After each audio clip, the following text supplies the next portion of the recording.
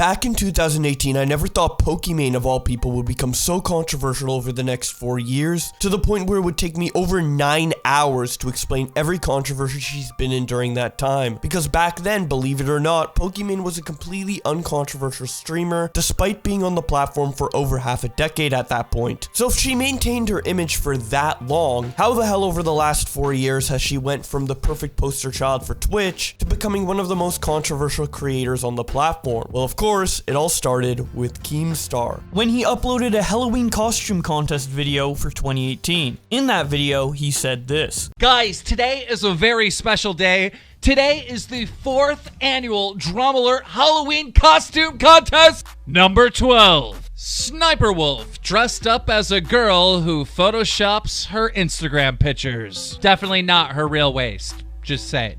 So one of Sniperwolf's fans on Twitter got really upset at this comment and replied to Keemstar on Twitter by saying, "Why are you always hating on Leah?" Keemstar then shares this tweet with the caption, "Alexa, what is a virgin?" while also showing his pinned tweet that says, "Happy 26th birthday to my favorite YouTuber in the whole wide world, Sniperwolf. She is so pretty, sweet, caring, funny, and such a good friend to her fans. She is amazing. The Wolfpack loves her so much. Have a fantastic day, Leah. Hashtag Wolfpack for life." And then Keemstar shows his profile picture, which indicates that he's a man probably within his late 20s or early 30s. In response, Luke changes his name to "Thank you, Keemstar, goodbye guys," blocks Keemstar, and locks his account. Keem shows this on his Twitter and says, "I feel bad. That Sniperwolf fan man I called virgin jokingly is kinda upset. Tell him it's just jokes." Zoto responds to Keemstar by saying, "But what if that guy actually takes his life now?" Keemstar responds, "That would be really sad. Who would want to die a virgin? Not me." Desposos responds to Keem by saying, "There's a limit, Keem." Keem responds, "I know. Never driving faster than 69 miles per hour again." Ty responds to Keem by saying, "You are the sick fuck who bullies kids then laughs when they commit suicide. You should be put down." Keemstar responds, "I think you got the lyrics wrong. It's, I'm a sick fuck, I like a quick fuck." Keem then says, "I have to delete my tweets. Feel free to screenshot now. 2018 is so dumb." Pokimane then responds to Keemstar by saying, "It's fine to dislike another content creator, but you prob shouldn't hate on innocent fans. Realize you have an audience that will also attack them, and most people aren't used to receiving hate like that. Do better, Keem. FYI, joking about a fan suiciding isn't cute either," shaking my head. Keemstar then responds to Pokimane with this Twitter video. "Pokey, this is like a man, a full-grown man, and I jokingly called him a virgin. And he's not suicidal. This whole overreaction thing is a bad look for you. Makes me think you're not legitimate. You're not a real person. You're a fraud. You're fake." I'm not gonna lie, I laughed pretty hard at the ending of your video because you say that I'm overreacting, yet you called me a fraud just for asking you to be nicer to other people's fans. Who's really overreacting in that situation? And I'm sorry, but I think I'm being very legitimate by not encouraging your kind of behavior, because imagine all content creators just ran around picking on and attacking other people's fans. Like, I understand that we can put up with a lot of shit, but most people don't know how to deal with that kind of thing, and you never really know what someone's going through or what they might do as a result of that. So, again, Keem, do better. Have a good day. Hi, Pokey. You're using words like, "We shouldn't attack each other's fans." Now, when I hear a word like attack, I'm thinking like, you run up to someone and smack them with a baseball bat. Or if we're talking, using words like, you say something like horrible. I mean, it's like harassment. Harassment is an attack. But calling somebody a virgin as a joke, that's not an attack. That's a joke. So when you use this overreactive tone with me and you're saying stuff like, we should do better and we should be nice to each other, and oh, these poor fans, they can't handle a joke, you come across like a goddamn fraud, like a phony, like fake, like not a real human, somebody that is up on their pedestal in front of social media. Guys, look at me, I am better than everyone. Well, let me just tell you right now, I saw right through it. You're a fake bitch. What's up, guys? I really hate to be in the middle of all this because, I really like you, Keemstar, and I really like Pokimane too. You're both great, content creators and etc. But I really have to putting my 2 cents into all this because I don't know, I just don't like seeing all this like sort of, you know. So basically, what I wanted to say was, Hello,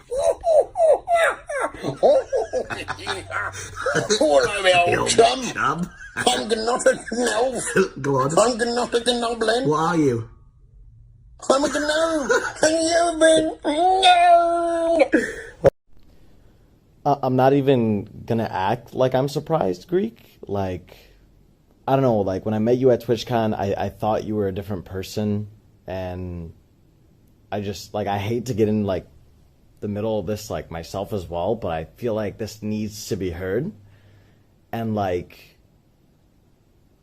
I just don't know what you're doing if you're not using supported creator code TSM_myth at Fortnite shop to buy the new skin.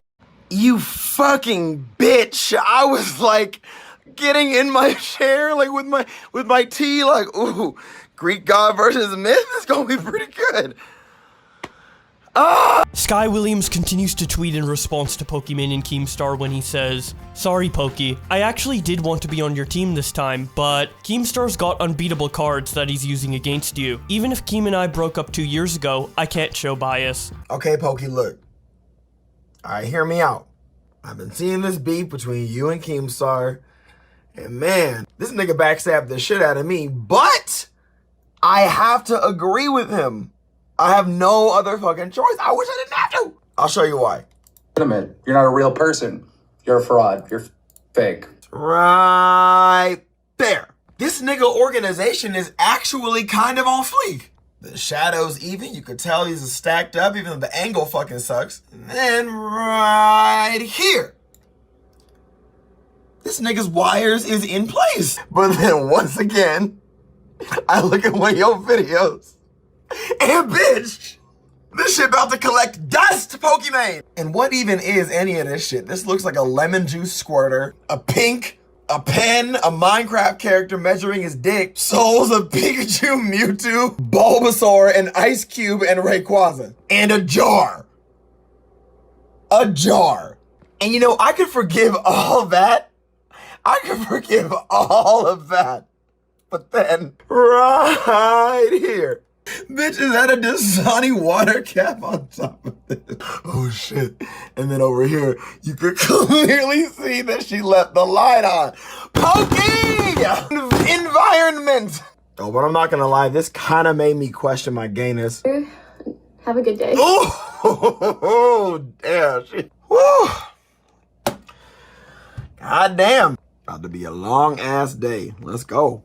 Keemstar continues tweeting about the situation when he says, "All of human history, calling someone jokingly a virgin equals jokes. 2018, calling someone jokingly a virgin equals you commit murder. Yes, they died due to your joke. Murder." NM Gaming responds to Keemstar by calling him a virgin multiple times, to which Keemstar responds, "I don't feel so well." Michael responds to Keemstar by saying, "In this case, you made a joke, nothing more or less. It was a joke. I'm critical of you at times, Keem. If calling someone a virgin is taboo in 2018, just wow, lol." Keemstar quote tweets him and says, "It struck a chord with Pokimane cause much like Sniperwolf, she can't pay rent without donations from virgins." Pokimane responds to Keemstar by saying, resorting to cheap shots for easy Twitter likes. A classic grown man's move. I'll just end by saying that the fact that you deleted your tweets is enough proof that even you think what you did was messed up. Or you can't stand by your own opinion, lol." Sky Williams then responds to Pokimane with a Twitter video captioned, "And Poki clutches the 1-3 over Keem and takes the victory and the world by storm." Laughing my fucking ass off. I need to shut the hell up. You right, but listen to my rap first.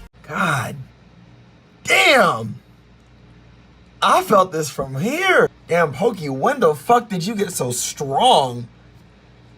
This hurt me reading it. Why the fuck is she tagged?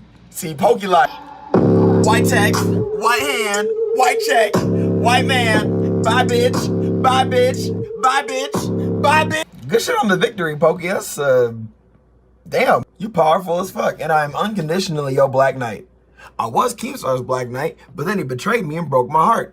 Anyway, see ya. Nah, but good on you for actually saying like rational and level-headed. I could never do that.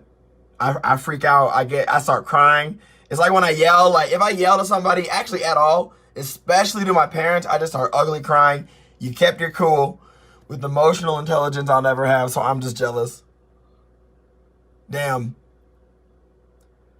Damn, bitch, when you get so strong? Fuck! Keemstar continues tweeting about the situation when he says, "My Twitter is positive vibes only." Lucid Willany responds to him by saying, "But is it really, Keem?" To which Keem responds, "Never question a person on a pedestal, silly." Keemstar then quote tweets Pokimane's response to him and says, "Nah, I deleted my tweets cause y'all on stream talking about false flagging. You took a big L, and I'll never look at you as a real person, just another puppet." Keemstar then shows a tweet where SSniperwolf called someone a virgin in 2012 and sends it to Pokimane. He shows more 2012 tweets of SSniperwolf saying virgin and captions them by saying, "When you delete all the old tweets but forget 2012. Keemstar then shows that Perry the Platypus called him a virgin and captions it by saying, "If only I had a fake outraged snarky SJW attention-seeking moral high ground female streamer to defend me right now, I wouldn't feel this sad. Anyone know a superhero like this that could help me out?" Keemstar then shows a tweet Poki made in 2015 where she says, "Kills self," and captions it by saying, "She falsely accused me of making jokes about suicide. Like I said, fake bitch." It's just like the Jeffree Star thing. All these fakes get on the high horse acting like they are better than everyone. Then it turns out they are human, not heroes. Just fake-ass bitches trying front. Keemstar then shows some tweets from Pokimane in 2015 where she uses the word gay as an insult and says, "Are you a homophobe, Pokimane? I mean, I would think you were joking here, but since jokes are attacks, I think you might hate gay people. I don't know." Colossal's crazy response to Keem by saying, "When you discovered Twitter Advanced Search for the first time." Voon responds to Keem by saying, "What's the point of taking something someone said years ago and using it against them? Yeah, of course you think you are proving a point, but you've done this with so many other people. It doesn't really prove anything considering people change all the time." Keemstar quote tweets him and says, "You don't get it? She tried to SJW me over a lighthearted joke, so I'm SJWing her career." Keemstar then makes a Twitter video with the caption, "A summary of what went down to people who are lost." A bunch of people are tweeting me asking for a summary of what the hell is going on, so I'm going to hurry up and try to get it to you in 2 minutes. Today on Drumler, we uploaded our annual Halloween costume contest. And when I got to SSniperwolf, who was dressed up like a Fortnite player, I said that SSniperwolf was actually dressed up like somebody that photoshops her Instagram, cause she does. One of SSniperwolf's fans tweeted at me saying, "Why are you always picking on Leah?" Now, I thought this was odd that he called SSniperwolf by her first name, so I clicked on his profile. Turns out this is a 30-year-old man, and his pinned tweet is wishing her a happy birthday and saying how beautiful she is and how great she is, and just, it was really weird. All his tweets were about SSniperwolf. So I took a screenshot of his tweet to me, a screenshot of the pinned tweet, and a screenshot of his face, and I posted on Twitter with a quote that said, "Alexa, what is a virgin?" Now, absolutely nobody was offended. The tweet went kind of viral, got 1,000 retweets. People liked it, enjoyed it, thought it was funny. But then, like an hour later, I noticed that the guy like privated his account and he changed his name to like, "I want to kill myself" or something. So I actually felt bad. So I took a screenshot of his privated Twitter and, you know, what he was saying. And I asked my fans to go tell him it was just a joke. But I shouldn't have done that because I showed weakness, and then these bitches jumped on my weakness.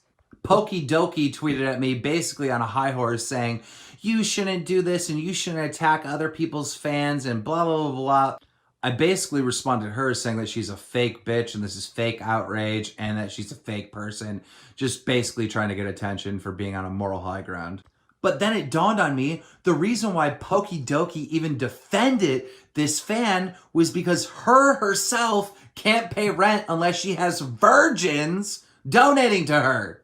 Anyhow, we went back and forth. She talked shit, I talked shit. I basically had to delete my original tweets of the joke about the guy because they were like threatening to flag it. They spun a joke into an attack and went all SJW. So now I'm going to go SJW on them.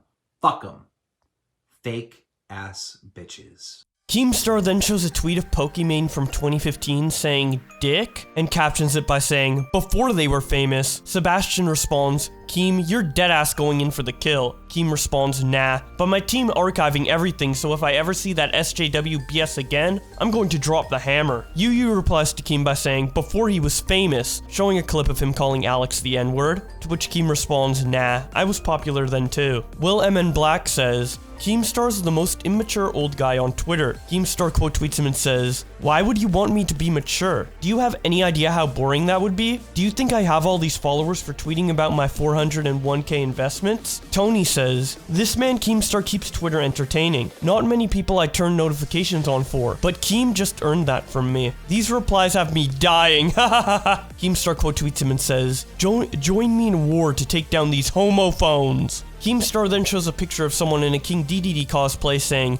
leave Pokimane alone, to which he responds, scared. Night. And that's about it for my very first video covering Pokimane drama. But as many of you guys already know, after that video was uploaded, things took a turn for the worst when Pokimane filed a false copyright takedown on that video. I'll show you the videos I made at the time talking about this situation, but before I do, I think it's important to note that at the time of uploading these videos, they actually got ratioed in dislikes and only got pushed over the 50% mark in later years. So if I over-explain myself or seem defensive in the videos I'm about to show you, it is because at the time the reception was negative and a lot of people didn't believe me that Pokimane was behind the video takedown. But with that being said, here's me in 2018 explaining the situation. So YouTubers on the internet usually have this certain personality that they love to portray, and it isn't always the same as how they act in real life. Let's say, for example, you're a very positive YouTuber. You're like, hey everybody, my name is YouTuber128, and welcome to my video. I'm so happy, I love all you guys. And then when the video is done, they just turn to the normal voice. They're just like, yeah, fuck these guys, dude. They're gonna eat that shit up, dude. Yeah, fuck that shit, dude. You want to go fucking punch some people? I don't know. It's not that extreme, but people usually tend to act more positive on YouTube and Twitch and all that in general. And that's generally fine. I think that is an okay thing to do, especially if people don't see that other side. But it is really irksome when something happens personally and you find out that that YouTuber is not as nice as they portray and just gets that weird feeling in your stomach. They're just a fake person. And that happened with me and Pokimane recently. So, as probably many of you guys know, since I got an influx of subscribers off the latest video that I came out with, I made a Twitter compilation of the fight Poki and Keemstar had, and it's re-uploaded now so you can watch it and see what it looked like. But the original video had about almost 800k views. I think it was at 780k before it got flagged and removed off YouTube. And basically, Omni Media, which is the company that is affiliated with Poki's YouTube channel, which is interesting because in the video, I only had one Twitter video from her and then 2 screenshots of her tweets, so none of them came from YouTube, so Omni Media doesn't have any control over Poki's Twitter, I'm pretty sure. So the only way they could have justifiably claimed this by like one of the employees is if Poki went directly to Omni Media and told them to specifically block and remove my video. And I also know almost for a fact that she did this and it wasn't of the company's own volition, which does happen a lot of the time, because other videos with the same clips in it with much less views and even re-uploads of my videos that people were trying to capitalize off once they saw my video blew up like 4 days after it was uploaded, they uploaded my video with like different background music, and it even has like the same visuals on it and the same editing mistakes and everything of my video. It's literally copy paste and it's still up on YouTube. The only video that got taken down was my video. So this pretty much proves that Poki just went specifically out of her way to get mine because it was blowing up on YouTube, going almost to like 1 million views. I did see it was like the 4th top video when you typed in Keem on YouTube, and I think it was on the front page when you typed in Poki as well, which I was actually really proud of. Like, I've been ecstatic over this whole thing just because, like, obviously the video that I made, it isn't mine, right? Like, I made it and I compiled it, but it was just me capitalizing on certain circumstances, right? Like, I always make these Twitter videos from other people for other situations, so it's not like I saw the Poki versus Keem one and I was like, oh, this one's gonna blow up in particular. It was just kind of random that this one in particular blew up, but, you know, it's not technically mine.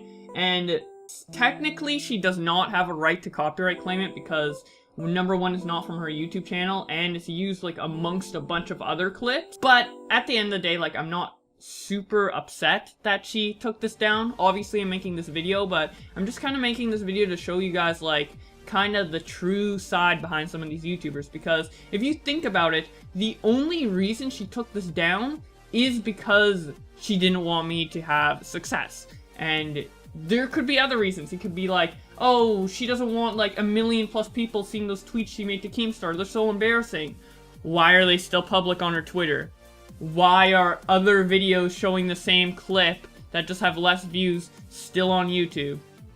If she really didn't want people to see it, why didn't she also claim all those other videos and delete her tweets? Something she has full control over. She can go to her Twitter and delete those tweets and nobody will see it. If that was the case, I would honestly be fine with this. But the fact that she went out of her way just to stop me from gaining from this is a bit petty. Like, honestly, you can say I don't really deserve the money I got from the video, which I'm probably not gonna get unless the video claim gets disputed, which I'm kind of iffy on. It's also a little weird that she'd choose to completely remove it rather than just demonetize it. Like, she just really didn't want me to get subscribers or something, because, like, if she demonetized it, yeah, I don't get the money, but at least, like, I get more exposure for my future videos and stuff like that. But no, she just took that whole outlet away from me, which is just a bit, like, petty and mean-spirited. Like, you can just tell that she's, like, not a kind person if she does something like that. And I'm sorry if I'm just complaining over nothing, because honestly, it is just like a stupid compilation video. It only took me like 2 hours to make. It's not a big deal, but it does leave a bad taste in my mouth and like kind of churns my stomach a bit to feel like this person is just out to just squash my success because she can. I don't know. She might have some better reasonings behind it, and I'd love to hear it if she were to respond in some way or talk to me directly. Like, if she talked to me directly and asked to take it down, I probably would have. I'm not an unreasonable person. It's just, I don't know. It's really disheartening. YouTubers are just scum. A lot of YouTubers are scum. There's some YouTubers that I've talked to behind the scenes through this channel that are super nice, and I'm super grateful for every real YouTuber I come across.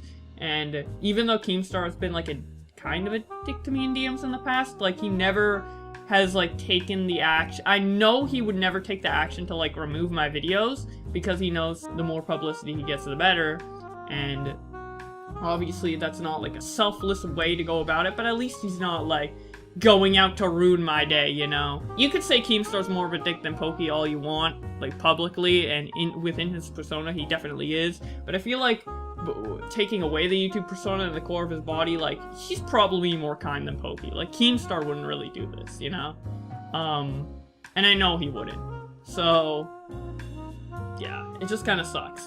Hello everybody, and yes, I am making one final video on the Pokimane copyright strike situation. Normally I wouldn't. Honestly, me personally, I'm tired of this whole situation, but a lot has happened over the last month since I uploaded the initial video on November 10th, and I've been getting a lot of questions in the comments that are pretty valid, and I just want to make this video to clarify everything and catch you guys up on what has happened since November 10th, and also try to explain to you guys why this is not just bad for me, but bad for any creator who tries to make a video on a bigger YouTuber, because a bigger YouTuber can come and take down the video and stop the momentum if it starts popping off on YouTube.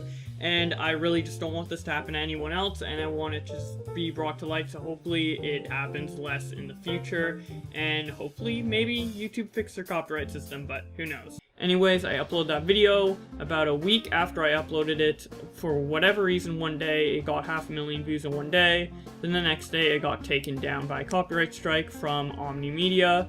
This copyright strike was manual. I know that for 100% of a fact, that it was manually taken down. It wasn't through their automated system, and it wasn't a regular copyright strike. Regularly, you would just lose the monetization on the video, and Omnimedia would take the monetization until you dispute it. But with this claim in particular, it was a straight takedown. This is a pretty extreme approach, the most extreme approach you can do, and typically a MCN, if they're doing this on behalf of the creator without like the creator's consent, they would normally just take away the monetization. This is what happened to Tipster Gaming with Pokimane, and there has been a whole situation regarding that, and Pokimane and Omnimedia reached out to him and fixed it because it was manually claimed, but it was just like a normal copyright strike. It wasn't a full-on takedown. I tried to dispute the takedown twice. They came back saying this is 100% manual. We meant to do this. We meant to take down the video, and we are gonna basically put a strike on your channel. When the situation with Tipster Gaming was happening, at the same time that the Omnimedia Twitter was active, trying to resolve the situation, I was sending tweets at them, trying to say if they could fix my situation. There was no response. I tried to email them directly. I got this email back saying they have done it on behalf of Pokimane, which makes me think even more that it was Pokimane that directly did it, just because I know how like the copyright system works and what types of copyrights happen. And if it's a straight up takedown, it's basically a request from the creator. I've also had this happen to another video that I agree should have been taken down. It was a re-upload of a video made by Elvis the Alien that he deleted on Leafy is Here. That situation happened 2 years ago. I don't try and upload deleted videos anymore, but at the time I did, and he took it down, and I 100% respect that because that was his content, and I was basically just re-uploading it for people to access it, but it was kind of stealing content as well, so I agree that that should have been taken down. That's the only other time I've dealt with a copyright strike like that. I have a gaming channel, I have this drama channel, I've had multiple copyright strikes in the past on maybe over 100 videos by now, probably, or maybe like 20 or 50, I don't know. I've had them before, I've disputed them before, I have not disputed them before. I know how this copyright system works, and if it's manually taken down, it's one of two times it's happened. It's usually from the creator's decision to take it down. So that is why I think Pokimane took it down. Also, when I discussed this on Twitter and tried to get a bunch of retweets for it to get kind of noticed in the same way Tipsters did, because I thought that could help get the strike resolved since I wasn't getting it resolved directly by Omnimedia. I also got tweets back from Sky Williams talking about the situation, saying he didn't think Pokimane would go out to just randomly claim videos and go on a claiming spree. Obviously, she doesn't have time for that. A lot of people in the comments of my video has also been mentioning that, but I did bring up the fact that it did pop off in the algorithm, got 500,000 views in one day, top of the search results. Sky Williams replied saying it's a fair point. Since he does know Pokimane personally, I don't know to what extent, but he does know Pokimane, I kind of take that as like, yeah, it's possible that Pokimane could have done that. I'm not like saying that she wouldn't do that. That's kind of how I take the tweet. Obviously, he didn't say that directly, but he basically said it was a fair point and didn't like dispute anything I said beyond that. So that basically in my mind proves like almost 100% that this was done by Pokimane. Obviously, there's like the slight chance that it was just done by Omnimedia, but it was confirmed by 2 Omnimedia employees that it was meant to be taken down. I did get the wording on behalf of Pokimane. Some people argue that that means they did it for Pokimane, but Pokimane didn't like ask them to do it. That is a possibility, but based off like all the stuff I know, me trying to contact Poki directly, no reply, but she replies to Tipster. The fact that it was straight up taken down and it wasn't just a regular copyright strike, similar to the one Tipster got, etc., etc. It really makes me think that she was the one who took it down. But at the end of the day, it really doesn't matter who was the one that took it down. You know, it was a false copyright strike. Either Omnimedia's in the wrong and Pokimane's in the wrong. If Pokimane's in the wrong, she needs to stop doing this shit. She needs to be held accountable, I feel. And if Omnimedia did it, I don't really think they're a partner worth being with because they would just go out of their way to do that. It's kind of scummy MCN. Personally, I don't believe in MCNs at all. I've worked with them a lot over my 7 years on YouTube, on this channel and my main channel, and I really feel like MCNs are just an unnecessary middleman. They usually just try and take as much ad revenue from everything you do as possible. They're only really useful to people who are super big. When you're like one of their top 5, top 3 creators, they prioritize you a lot, and they will do a lot of stuff for you on the legal side. and I feel like Pokimane is one of their top creators, so it's why they're like prioritizing Pokimane's wishes to take the video down rather than, you know, just the logic of this is a false copyright claim, it's transformative in nature, it's fair use, it's a 43-second clip from Twitter, it's not claimable. I know this through the legal system, I've looked it up, I know a lot about copyright, guys, so don't say in the comments that she was right to take this down. She can take this down because the YouTube copyright system prioritizes the claimant first and foremost until the full legal ramifications come into play. That has already happened. I'm in that stage of the copyright claim. The video will be back up by December 18th, but at that point the damage has already been done. The views have been taken off my video and the momentum I've gained has been cut off. To me, this doesn't really matter to me anymore. I know if I do want to become a successful YouTuber in the future, I can do it off of more creative ways. I can grow in more healthier ways than just the video that is Twitter compilation. I just was pretty bummed out at the time because it would have given me extra money for Christmas, and then it also would have helped me promote other videos because I was like linking my other original content in the end cards and in the description and stuff, and it was helping me get a bit more views and traction on other stuff I was making, so it was pretty disappointing at the time. But at the end of the day, I don't really care, but I'm just thinking about how this could happen to like any creator that does anything for fair use. Like for example, Gokunaru made a video about H3 recently, and that was pretty damning to his reputation. And I think it was a great video and it does deserve to be up on YouTube. Whether you're an H3 fan or not, I think you can agree with that, and it would have been hypocritical for H3 to take down the video, but just assuming that H3 didn't have like the whole reputation of advocating for fair use, he could have easily taken down that video for copyright strike and it would have been back up within like 2 months. But the damage would have already been done at that point, it wouldn't have gained as much traction as it did, and Gokunaru wouldn't have the current fan base he does now that I think he really deserves based off that video about another YouTuber. A lot of people grow on YouTube based off talking about other YouTubers, it's just a fact. It's been used as a criticism against me in the comments of my Glimpse of the Real Pokimane video that I'm just making content on other people.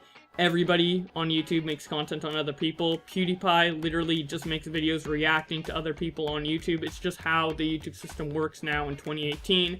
I don't think it's bad. You guys are willing to watch it. We're willing to make it. There's nothing bad about using other content creators to promote your videos. It's just not a big deal, in my opinion.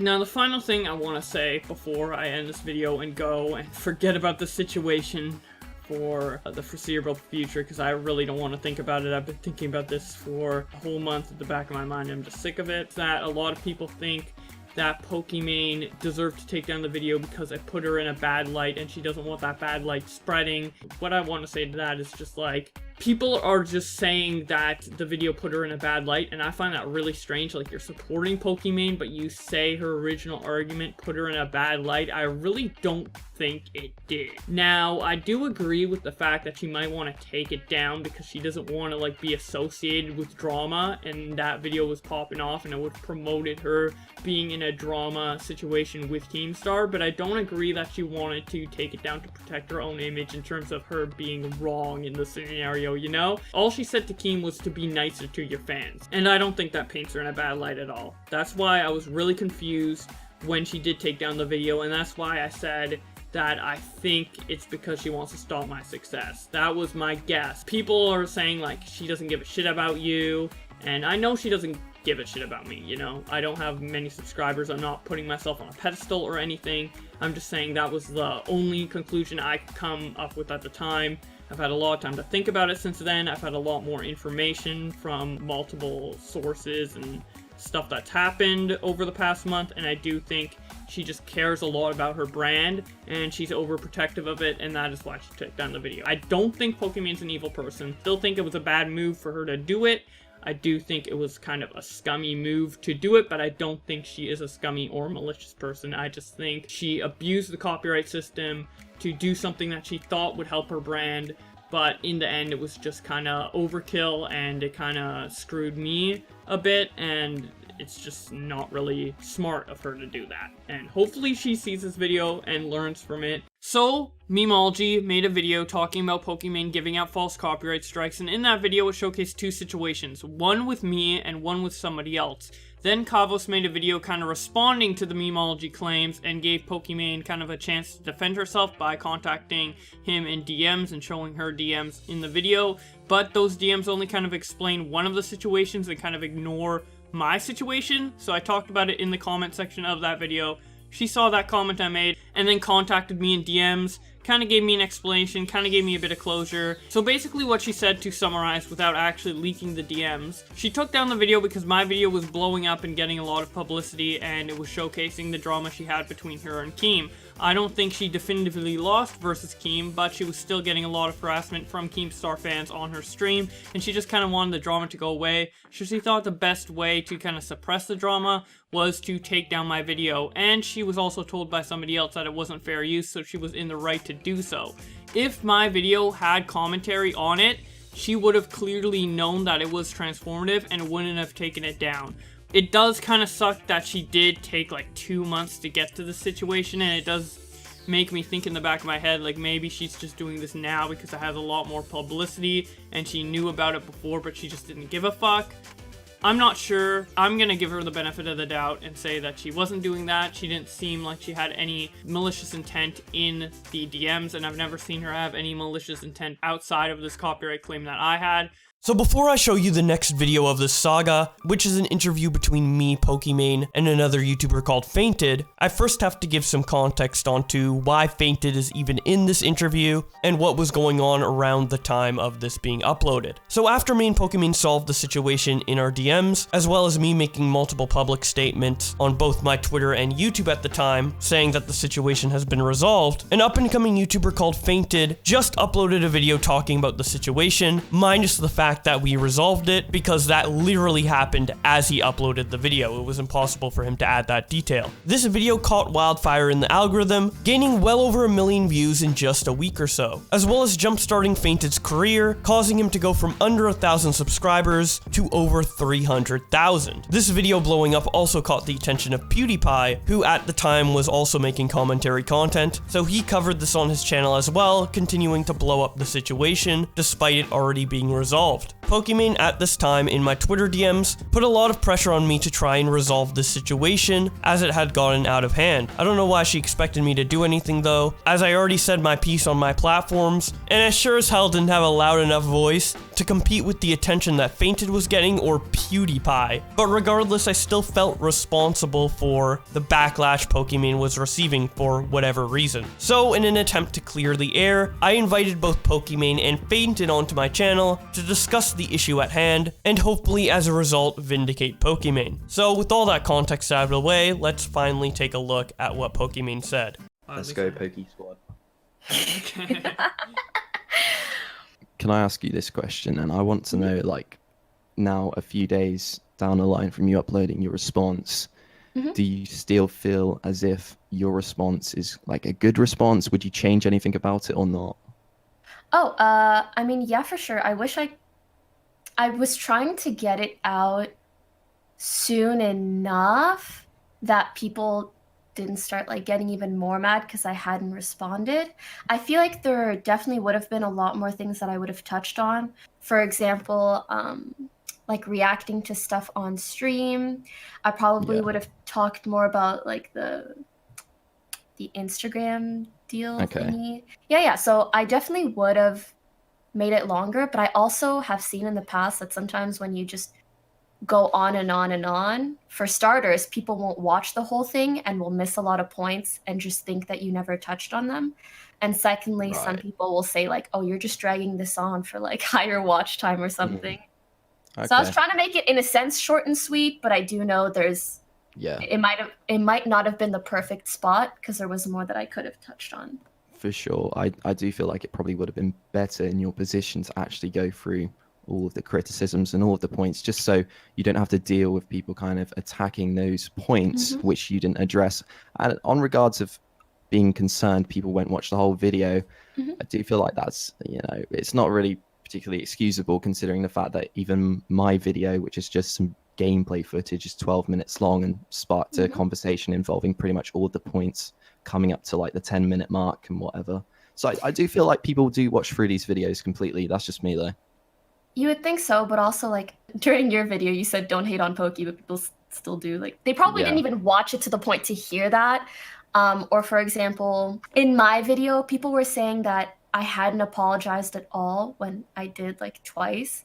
And if you literally watch a full video where I say, I apologize for that, and where I mention being sorry about things, and then you comment and say, she didn't even apologize, it's like, you must not have even watched the video. You get what I mean? So it's Sort definitely of, just like a hard in the thing to same balance. situation concerning your apologies, a lot of people are mentioning this as well, is it's kind of seemed like, yo, PewDiePie calls you out. Obviously, he's got so much power, so much status, and you kind of like really side with him. Oh, sorry, PewDiePie, all of that stuff. When it comes to Fainted, because I'm like small YouTuber kind of thing, it almost feels like you avoided some of my points and then cut up my reaction as well a little bit, which was kind of worrying. But I don't know how you feel about that. We can discuss it on like a topic by topic basis for sure.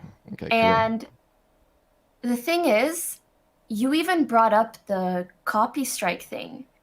And in that case, I was siding with you as well for that part of your video.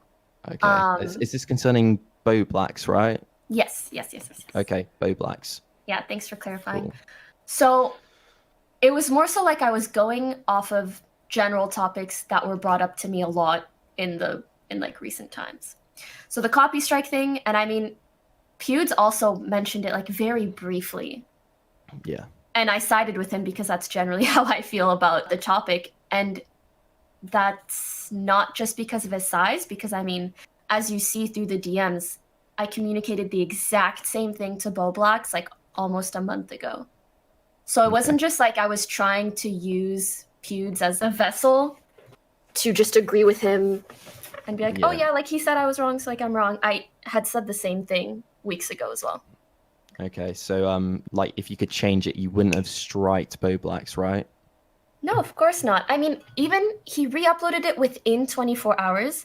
My MCN came to me and they're like, we can take it down again. And I was like, you know what? No, like, I don't want to. And even in that moment, 24 hours later, I said no. And this was, again, weeks and weeks and weeks ago. It was. And can I ask, though, in that situation, did you ever contact Bo Blacks before striking his video? No, like, she didn't. Like before I took it, before it was taken down? Yeah. No. Because I was suggesting to Bo Blacks, contact him for what?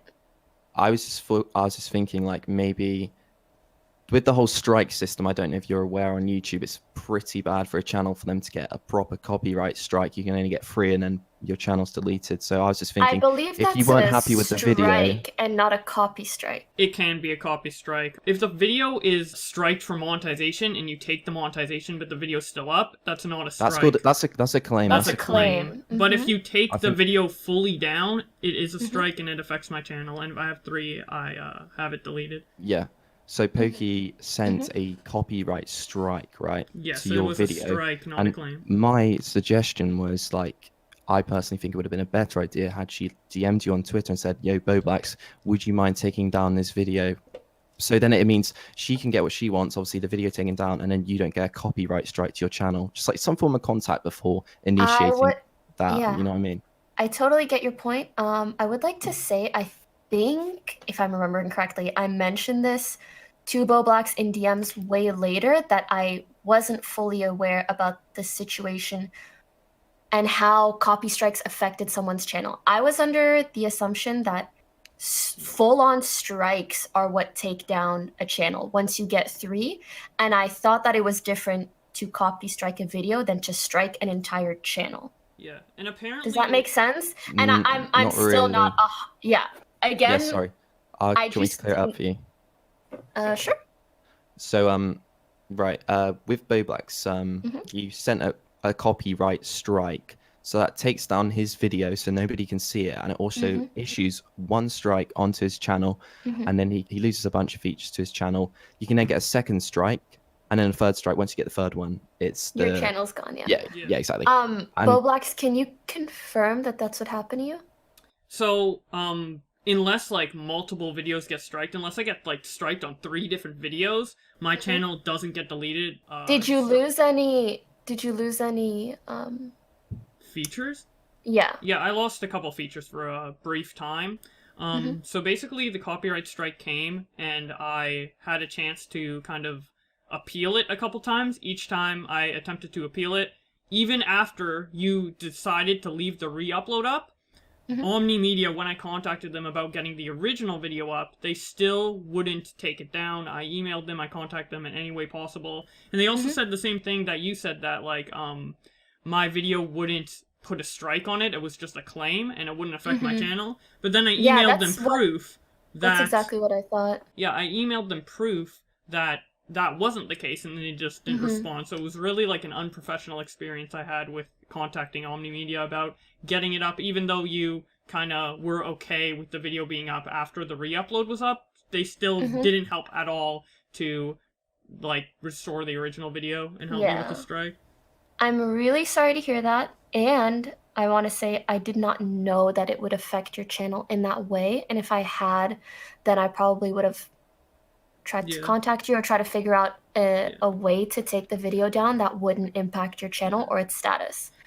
So yeah, I was generally just not aware that a copy strike did that. I thought it was an entire strike on the channel. Yo, but, Pokey, I really need to ask you. I really need to ask you. Yeah, what's up? At this point, what kind of conclusion are you guys coming to on the issue of fair use? Because of course, we can talk about the copyright strike for days, but was it actually legally fair for you to strike that video or not? So here's what we have come to. Basically, I have triple checked with my MCN, and they are very firm on the fact that it is not fair use. I've tried to get like 2 or 3 other third-party opinions. I'll show you, for example, like what some people have said. And did you see Keemstar's tweet? Yes, I don't know what case he's referring to, so I can't really speak on that. But this is, for example, something that a third party has said to me. But again, it basically comes down to, for example, Keemstar and Boblax, maybe they do define it as fair use. Me, my MCN, well, I'm not even sure about me. I'll explain a bit. My MCN and a lot of other third parties will say that it is not fair use or transformative. But at the end of the day, it's very hard for anyone to say definitively unless we like took it to court, which is something that neither me or Boblax are really interested in doing. So we can only really say what we think based on past experiences and based on like what YouTube allows and what MCNs have generally agreed upon. Okay, so are you saying? Can I give a quick example? Yeah, go for it. So, as a lot of people already know, streamers will claim videos that use their content very frequently, like the biggest streamers, Ninja, Shroud, Daquan, whoever else, right? And they will claim not only like full re-uploads, but also things where there's like compilations where it's just like partially their content. They will claim part of that video or the whole video, even if it's just like 1 to 2 minutes and a compilation, but it is using their content. That is a very common thing. Now, under that assumption, if that video is not fair use and they can claim it for revenue, even though it's a compilation, the same thing would apply to Boblax's video. So if compilations are fair use, then literally all the top streamers and what all of the MCNs are doing is incorrect. Yeah. So that's what pushed me to think a compilation like that with no heavy editing and no commentary is not fair use. Okay, but you didn't obviously claim it just for monetization. You striked it, which is a different situation. Yes, but at the end of the day, my point is just whether or not it's fair use. Okay, fair enough. Because you can't claim something that is fair use. I do. And you shouldn't you copy strike something that is fair use. On the YouTube copyright system, I'm sorry to say, is actually very broken. I mean, not just like you can, but you definitely shouldn't. Yeah, of course. Yeah. If you shouldn't claim something that isn't fair. Holy shit, this is so brain broke. Yeah, I just wanted to tell you that because I know you're not like 100% into the whole YouTube scene, but there has been a lot of controversy recently with the whole. I want to say that I completely understand that system gets abused and is abused, and it can affect channels really, really negatively. So I want to say on that front, I understand. So I understand where I went wrong with it. And in general, like, I want to stand up for videos that are transformative and are fair use. Yeah, so on the topic real quick of the video being fair use, I see my video pretty differently compared to like a Twitch compilation, because the thing about your Twitter videos is that you don't get, I'm pretty sure, you can correct me if I'm wrong, but I don't think you get any monetary gain off your tweets, and the whole point of the copyright system is trying to like... But Keem for sure does, I think. Okay, were you getting monetization off of your tweet to Keemstar though? I'm not gonna speak on whether or not I have Twitter monetized. Don't believe I do, but like I know Keem does, I'm pretty sure, and I know you can. Yeah. But basically what I was gonna say with that is like the intention of the copyright system is to like protect your property from like, you know, being stolen by other people and used for like monetary gain when you could make monetary gain off it. But with a tweet like that and the way it's compiled, I really don't think I was taking away like viewers from your stream or anything. I just thought like I was kind of making a cohesive video explaining a situation that isn't easily searchable by a lot of people or known about by again, a lot at the people. end of the day, although like according to everything I've been told, I'm legally within my right, like I still don't think it was really justifiable or a good thing to do to copy strike your video. And that's why in my video, I tried to make it clear that I now don't think that that's something that I should have done, and that I apologize for it and have apologized to you as well. Yeah. Cool. And can I just ask one question? Yeah, for sure. I wanted to know, at the point of when you did claim that video, did you claim it because of the issues like you were saying earlier with monetary gain, or was it simply because you were a little bit worried about your reputation with the whole drama and shit? Yeah, as I said in my response video, it was not for monetary reasons. It was really just because I wanted like that drama to die down. Yeah, no, that's about it. And some people were arguing that it almost seems like you wanted that drama to die down, so it felt like you abused the copyright system to get what you wanted. Again, in the moment, I was told, and I'm still told, that it was legally within my right. So Okay, I cool. didn't feel like I was trying to abuse the system or do something that is like illegal. That is definitely something I don't want to do. But regardless, in hindsight, it's not something I should have done. That's why even 24 hours later, I was like, let's not retake it down. Of course. And in the future, if you were to see a video on YouTube that you feel infringes your copyright and that you have issues against it, feeling as if it's not fair use and they use your content, I'd be interested to know what kind of process you'd go through this time, having, you know, experienced all of this and changed, you know?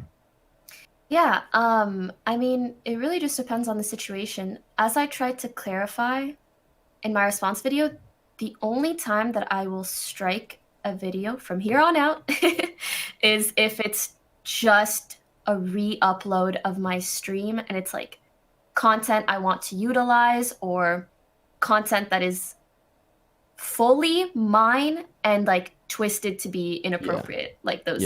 You guys know what kind of videos I mean. But even those, I'm not gonna claim for a while. I'm kind of just staying away from claiming or striking or whatever for quite a while. But in the future, if I ever do, I'll know for sure that it's 100% within my right. And I never have and never will take down a video just because it criticizes me. Okay. Like a transformative one, like for example, yours. Nice one. Yeah, and I hope you saw in my video, I did mention the fact that I actually supported the fact that if you were to choose to take down DavSev's videos, for example, I actually supported that in that case. Thank you. Yeah, I don't know. A lot of people, I mean, understandably, a lot of people are saying, like, why would you take down other people using your content? Which I think they're referring to those compilations when I watch stuff on my stream. And I don't know if you spoke about that in your videos. I don't recall, but I'm happy to touch on that as well. Was that the issue with you like walking out and playing YouTube Yeah, videos? yeah. Okay, cool. Yeah, I keep seeing that clip. Yeah, so in reference to that, I just want to say there definitely has been a couple times where like I leave a video running if like I gotta go pee or I want to grab something real quick. And I totally understand people's problem with that and how that can look hypocritical. So for that, I get it. I won't be doing that kind of thing. If anything, I would probably just play one of my videos. It was just a way to like keep my chat entertained. But that is the 1% of time that I'm watching a video, and the other 99% I am completely engaged and reacting, etc., etc. I rarely just like leave it on for long periods of time. So although I get why people are saying it, I feel like it gets blown a little bit out of proportion, considering how rare that has ever happened. No, I completely can sympathize with that, considering the fact that as a live streamer, you are literally going live and you can't change that for, say, 10 hours in a day. Mm-hmm. And then if someone takes a 1 minute clip, it's maybe Of me running out. Yeah, exactly. So I appreciate you understanding my side of things on that one. That's cool. Did you guys want to cover making fun of Davsev, or however you pronounce his name? I'm really bad at pronouncing his name. They're like, oh, I think they everybody is. Yeah, no, I think that would be a good thing to touch upon as well, because it's probably the biggest thing that you've brought up and that I've responded to, or the main thing. Yeah, people are getting pretty upset about that, I'm not gonna lie. So what I thought was quite a strong point I made in my video is that you pretty much make it come across as if it was like okay to go to his Instagram simply because he leaves the link to it in his description. I felt a little bit as if the fact that you'd previously said during that stream, maybe like 5 or 10 minutes ago, like, this guy is what's wrong with this world, and you really do push across the point that you aren't a big fan of this guy. Your chat's going crazy. You can actually see it in the replay of the video. Like the chat wants his head. Like they do not like this guy. Understandably, like, look, that's fair enough. But it, like for me, I did just feel like the fact that he used that link in his description didn't really make it okay necessarily to then bring it up on stream and like start going through his pics. It just felt a little bit weird for me. Yeah, I remember watching the segment in your video regarding that. I want to mention a couple things. For starters, the whole like, hear what's wrong in this world. I want to say that was a meme.jpg, and I said in my video, my response video, I was like, that was entirely a moment of frustration. I was like, hear what's wrong in this world, people that look up my butt. And that was like the joke that I was trying to make. And okay. Yeah, I feel like that's the biggest thing that you cut out of your video that I wish you didn't, but I understand why you did. You completely excluded the part of my response where I said I shouldn't have had that conversation at all, publicly especially, and it was entirely a moment of frustration. I'm sure you guys can, you know, I hopefully empathize. Like, it's someone that is like trying to sexually exploit me and create these weird titles and clickbait for just like a bazillion views, that kind of thing. Like, after it happens to you so much, it's understandable why I would be frustrated. But as I said in my response, I shouldn't have had that conversation at all. Yeah, and did you come to that conclusion by yourself, or was that because in my first video I mentioned that it wouldn't, like, I personally felt it was a mistake for you to do that, or was that just down to your own conclusion? I think it's something that I only really thought about after you started talking about it and other people started talking about it. So, as I said also in my response, like, I appreciate being called out for the stuff that I may mess up on, because at the end of the day, like, that's the only way that anybody ever grows from anything. So both like the copy strike and me saying I should not have had that conversation on stream, if at all. And I think I made it very clear that those are two things that I regret. Okay. But I felt like you kind of took it out of context by not including that part at all and saying like, Okay. oh, she didn't apologize or like didn't care or this is still wrong, when it's like, no, like I Yeah, know but it's you wrong. didn't like personally apologize to DavSev. It was just like, oh, I shouldn't have put that up on my stream. Yeah, it's pretty blatant that you shouldn't have live streamed that conversation, but it didn't really feel as if you gave a sincere apology towards DavSev, because whether we like it or not, unfortunately, in that case, thousands of people did come with ill intent towards DavSev after seeing your stream. That's not true at all. You also said that in your first video. You said she pulled up his stream, and I'm sure there were lots of people who are fans of her that are probably really toxic and commented on it, but nobody, as far as I know, I checked some of his pics and none of my viewers said anything to him. And that's because in general, I don't promote that kind of thing, nor would I allow that kind of thing. Okay, cool. So maybe that's why in the moment, I didn't think much of bringing up his Instagram. It's because like in general, I don't showcase people on my stream or like visit Instagrams and then find that a ton of my viewers go and hate on it, regardless of what I say. Okay, fair enough. I did notice that like a lot of the live stream chat was pretty aggressive, but in the future, do you think in the future after this situation that you probably will avoid, you know, going through people's profiles or not? I think, being completely honest, the way that I see it right now, and I'm open to discussion or being proven wrong, I feel like it's not harmful to visit people's Instagrams if it's not under a negative pretense. I know in that specific scenario, it was kind of under a negative pretense, but I think the way that I behave towards something is the most important thing, and that's what sets the standard for all of my viewers. Because all I did was scroll through and kind of giggle at a picture where his shorts looked funny, I don't think that my viewers would go there and do any different. Okay. So if I'm out here bashing someone, I'm probably not going to link their Instagram in my chat or show it on my stream. But as long as I'm not saying anything directly rude or offensive or promoting hate towards them, I don't think it should be seen as like the worst thing ever. But again, up to discussion if you'd like. I'd be interested to know what Bo Blacks thinks, but in the whole DavSev situation, there was just like maybe 5 or 10 minutes leading up to that where it was almost like you brought him into the conversation, right, on a Discord call to like expose him. It's like, what are you doing? Your content's awful. Like, I don't like these videos.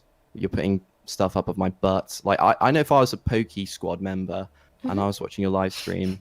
You don't gotta say it like that, man. And like, I saw this dude was disrespecting you, right? And you're saying he's what's wrong with this world. Like, fair enough, you reckon it's a meme. But, you know, people can come to conclusions. It did seem like you weren't a big fan of him.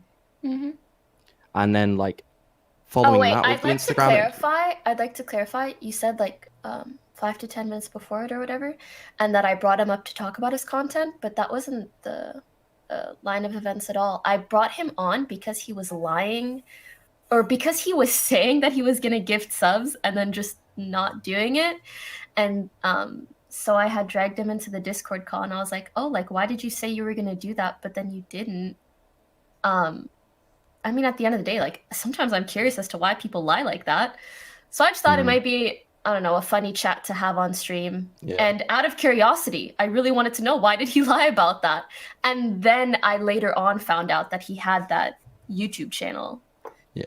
And et cetera, et cetera. It wasn't like I brought him on with the intention to talk about that stuff. It just ended up happening. Again, it's a situation where, of course, in the future, I'm going to be especially careful not to try to draw any type of hatred towards someone. And it also seems like my community didn't really bash on him, which I appreciate. Aside from, you know, stuff in the chat like, roast him, but they just want me to do that for entertainment. And obviously I didn't, because I think it would be wrong to pull up someone's Instagram and just roast them. I also think it clarifies the part where you say he's a liar, because a lot of people are like combining that clip with you just talking about like his content and the copyright strikes, and it kind of like puts it out of context, but it's clear that you were just calling him a liar because of the subs. Yeah. Epic. Okay. fainted. Like, you really don't have to hold back if there's something you just want to ask me, or if you think No, like that's cool. I think No, you've done a good explanation there, honestly. I hope so, because I don't want it to come off to you personally or anyone else publicly that like there's things that I refuse to be apologetic about. I think I hope I did a decent job, and I know I could have done a better job in my response video to very specifically say like I shouldn't have had that conversation with that guy on stream. Wasn't a good time, and I was very frustrated, and I hope that explains maybe my attitude during it. And also the copy strike thing and pointing out where I was wrong in that as well. Is there any other like misconceptions that we missed that people are saying in general, not even specifically fainted? Probably the streaming and YouTube thing, but... Oh, you mean like... the watching videos on stream. Oh, yeah. Oh, yeah. People see that as kind of like the same content as the content you're copy striking, so... I think it's fair if like you're reacting to it, and I think I shouldn't leave other people's content running. Even though I've only done that for like a couple minutes, I will avoid that in the future out of fairness. Well, have you ever copy striked a video where they're reacting to your stream with their face cam? Well, so... No, I think that's transformative if you're reacting to it. Yeah, so even that, like, you're not hypocritical. It's not like you're taking down videos of people that would be doing that to you. So. Of course not. I very much understand, like, reacting equals transformative. Okay. Or at least that's my opinion. And I think a lot of people also don't have that opinion. Like, they think if you're watching something and reacting to it, that it's not transformative. The reason for that is that, like, a couple of years ago on YouTube, there was this controversy with a YouTube channel called Jinx, where he would just pump out videos, and all he did was just stare at them with, like, barely any reaction. Sometimes. Yeah, and laugh sometimes, and... a lot of YouTubers got upset because he's basically a hub for their content, and he gets away with it by just staring at the camera. So everyone kind of saw that as like, you know, abusing the system and taking away views from these YouTubers. So that's kind of probably why there's that misconception with reacting, and people feel like you need a certain level of reaction to make it like warranted for transformative and fair use. Yeah, I understand some of the things that people bring up directly towards me is just issues that they have in general, whether it be with the system or past instances that don't even involve me. So I'm trying to just clarify my stance on them. Pokey, earlier you said about me cutting up some of your points, which I wanted to know, like, did you notice in your apology video you cut up my point as well? Which one? It was just like a 20, maybe 15 seconds of my content, and essentially it just went from one bit to the next. There was like a huge cut. Can I just ask, was that maybe down to your editor or something? Yes, I didn't edit every single little thing, but it's also just down to like, I was trying to give context on the situation. I don't think I or he was trying to exclude anything specifically, because I believe the part that we cut out was you saying that I laughed at something, that I was laughing at his Instagram, right? That's the part we cut out? And then there was the clip as well from the stream. Yeah, I think the reason that wasn't included was because I believe I said that verbally. I said like, oh, people think that I pulled up this guy's Instagram to like ridicule him or laugh at him, but all I laughed at was his shorts. The little clip I used for my point, it kind of made my point a bit dry without that footage included. That's just how I feel. Okay. Totally get where you're coming from. Don't think we did that super intentionally, but also same with you. Like, you totally excluded the part of me saying that I shouldn't have had that conversation and that it was out of frustration. And I think that what you excluded hurt me a lot more than what I excluded hurting your point, because you completely excluded my apology or my stance on that incident, and you made it sound like it was something that I wasn't apologetic for at all. Okay. Well, my viewers are always more than welcome to go and watch your full response.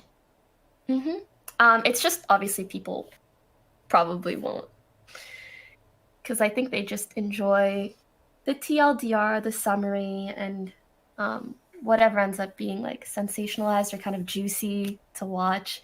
And you've done a good job of making your videos pretty juicy to watch. The dark side of Pokimane. Oh my god. Anyways, really just upfront from human to human, I want to say, like, I'm here to learn and am open to criticism, etc. So whatever points you think that I can learn from, like, I hope you've either gotten them out and feel good about it. If there's anything else, just let me know. No, I think we've done a pretty good discussion here, to be honest. Unless We both on the guys want to same talk a bit more. page? Yeah.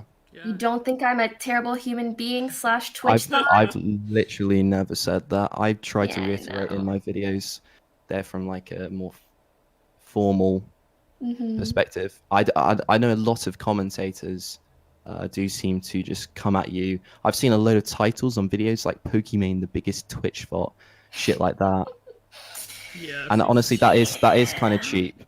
That is cheap. It is what it is.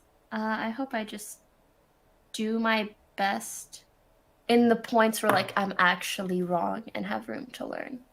I can't help being called a Twitch thought. Let's go. Yeah. Oh my god. Pokimane said the N-word? Damn. This nigga's getting cooked. Pokimane responds to this by saying, I said this Anivia sounded like this Nivea, aka a champion in League of Legends, shaking my head when you find out Keem is a fake gamer. On the real, stop baiting likes by spreading lies. Adam22 from No Jumper chimes in and says, oh, she's that type of Asian, to which Pokimane responds, not Asian, but come on Adam, you should know better than to believe anything Keem tweets, Lamau. Sky William replies to this by saying, damn, I actually thought you were medium key Asian.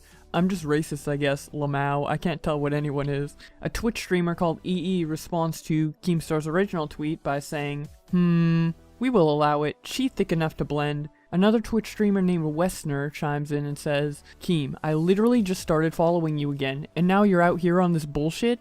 Niva, this Nivea is getting fucked? Literally heard it the first time. Pimp Master Yoda says, I'm not a Pokimane stan, but it's weird seeing people go after her hard as fuck. She hasn't blocked me at all, and was nothing but nice to me in DMs and removing a content ID claim from my video. Wanna guess how my interactions with SSSniperwolf and Alinity went? Keemstar then replies to Pokimane's explanation by saying, I heard hard G, just saying, like if you do too. And obviously this tweet got a lot of likes, but so did Pokimane, so there's a lot of discussion on whether she actually said the N-word or Nivea. Sky Williams tries to make sense of it by making this tweet. Laughing my ass off, At first I was like, welp, rip Poki, but then I noticed something about your camera when you were talking, and now I have a different perspective. Lol. Could be wrong, but this is what got me to actually, like, hear the V. I think even Keem might agree with this, though. Yo, this could be a stretch, Pokey, but look at your face when you say it. You can actually see your bottom lip affixing to your teeth to bring a V.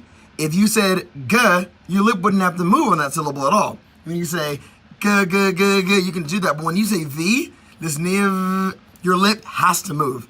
So when you say it, look. Yo. This nigga's getting... You can literally see your mouth form that letter. This nigga's getting... You can, like, your lip is moving. Right. There we go. Lip action. Oh, there it is. There it is. Lip. 5, 6, 7, 8. Hey! No, but look, that's like my point. This nigga's getting cooked. Then Keem actually responds to this by saying, I'm sorry Sky, but that does not make any sense. I'm not seeing any of the V's, dude. Your commentary does not match the video evidence. Not even a little? I'm not saying it's super obvious or anything, but I genuinely can hear both at the same time. It's only when I deadass stare at her, I just hear the V. But I don't think you're being malicious or drama hungry, because this is trippy as fuck. Then Keem says, as a 9% black man, I'm offended, Sky. And then Sky says, please don't hurt me, lol. Pokimane responds to Sky Williams' video tweet by saying, Sir Judge Sky Williams has officially ruled in my favor. Thank you, the court is adjourned. Then Sky says, bitch, you trying to get us both killed? Take the lowercase w and run. Keem will slaughter us if you don't stop playing. Lol. Then going back to when Keem says he only hears the hard G, Alindy responds by saying, Keemstar and Alex Jones duo please. But then Keem replies in a quote tweet saying, coming from the copy strike girls? Alinity then just tells him to do it, and Keem says, Nike stock just went down 10%. TK Breezy says, even if she did say it, it was so smooth that we're gonna allow it. Lamau? Cavo says, I can't lie, I hear the hard G, and I'm trying hard to hear Nivea. Now, going back to the very first tweet Keemstar made, actually saying that Pokimane said the N-word, we have a response here from TSM Daiquin, where he says, hear ye, I speak on the behalf of the African American Twitter Society and Thick Corporation. We deem this okay whether she said it or not. This decision is based on the fact that this young Thickums was born with the past just as I was. Please carry on.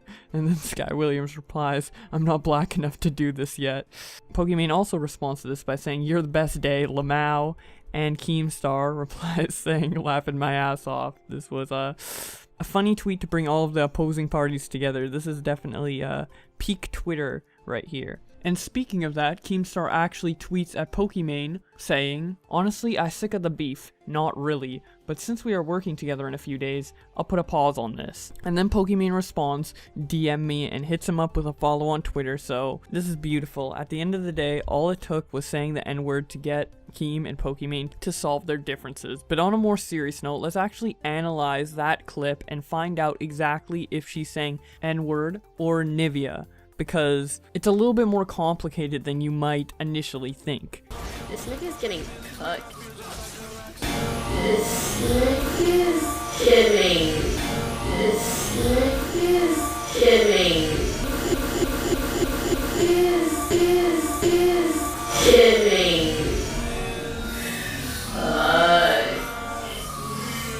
Now with this, I feel like there's good arguments to both sides, so let me kind of just present my thoughts on either one. So with Nivea, it makes sense in the context of the gameplay, because Nivea just died, and she's probably reacting to that. And also, in the footage, she very clearly says the V sound, even though it doesn't really kind of complete. The problem with that is that she tried to use the abbreviation of is, and did not like really separate Nivea and is properly. That plus the way she said it so fast made it really sound like the N-word, and I thought it was the N-word up until I actually edited the audio. So I actually posted the clip you watched onto my Twitter, and I got a response from someone named General Sam Sek, and honestly I think this is the most accurate answer to this predicament. Considering there's a dead Nivea right there on the fucking ground, and she got killed, I'd say she said Nivea. This type of scenario is exactly why I make sure my hate speech is enunciated and loud so that there's no question. Exactly. Next time you try to say the N-word, just say it straight up and stop trying to make it sound like a Nivea. That's exactly what I'm talking about in this scenario. Fucking hell, man. And the strangest part about this clip, her saying Nivea isn't even the only thing that can be misconstrued, because in this clip, she actually says fucked, but it sounds like cucked when it's played in real time. Damn. This nigga's getting cooked. I don't know how you can have a type of voice or vernacular or articulation to make words sound so extremely similar to one another, but I guess Pokimane can do it, so guess that's about it. Oh wait! No, we have someone new coming into the extremely intellectual conversation of whether someone meant to say a particular word or not. Kavos makes a new tweet saying, this time Pokimane definitely dropped the N-word, right? I know this clip is old. Nigga, you ain't funny. That's not true. Maybe you're just boring as fuck and lame as hell. Cause only lame niggas say that shit.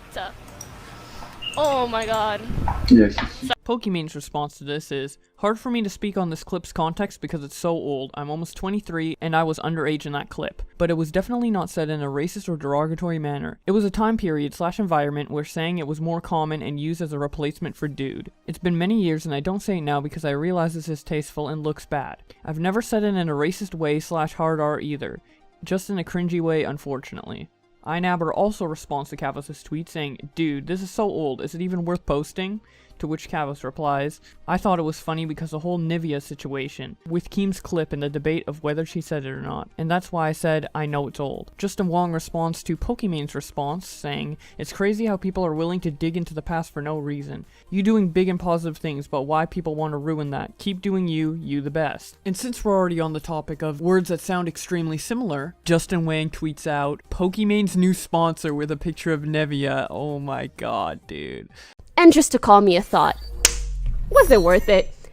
And then 17,000 people thought that that was a cool thing to do. Nice! Except it's really not. Holy shit, I have never seen someone so visibly and verbally triggered in a long time. Damn. What the fuck happened? You guys are so nice to me. If I ever saw someone being mean to you guys... On site! Yeah, he made fun of her simps. And this riled her up so much that she actually had to get them to write her comment for her. I am having a hard time being nice, Smiley. So if you guys can just... Thanks for 10 gifted subs. Can somebody finish this sentence for me? Wait till my freaking comment gets deleted. Omegi lol. Omegi lol. Omegi lol.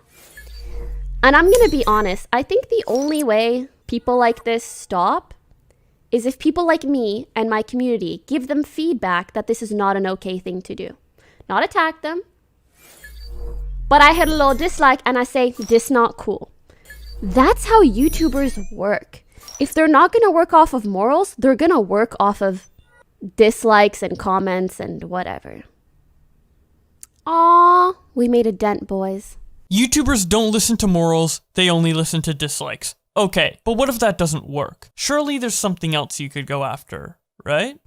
An insult about Mixer to me, something about Fortnite your track, or they plug their Twitch stream, and then throughout the game is... To be fair, I actually can't believe anyone would sponsor these shenanigans.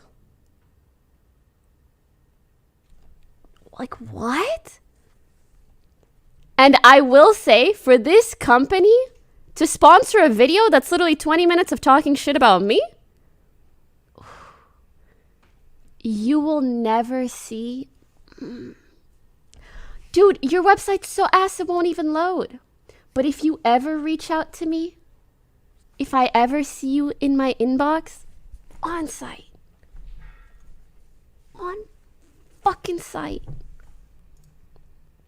Like, no company should do that just about ever.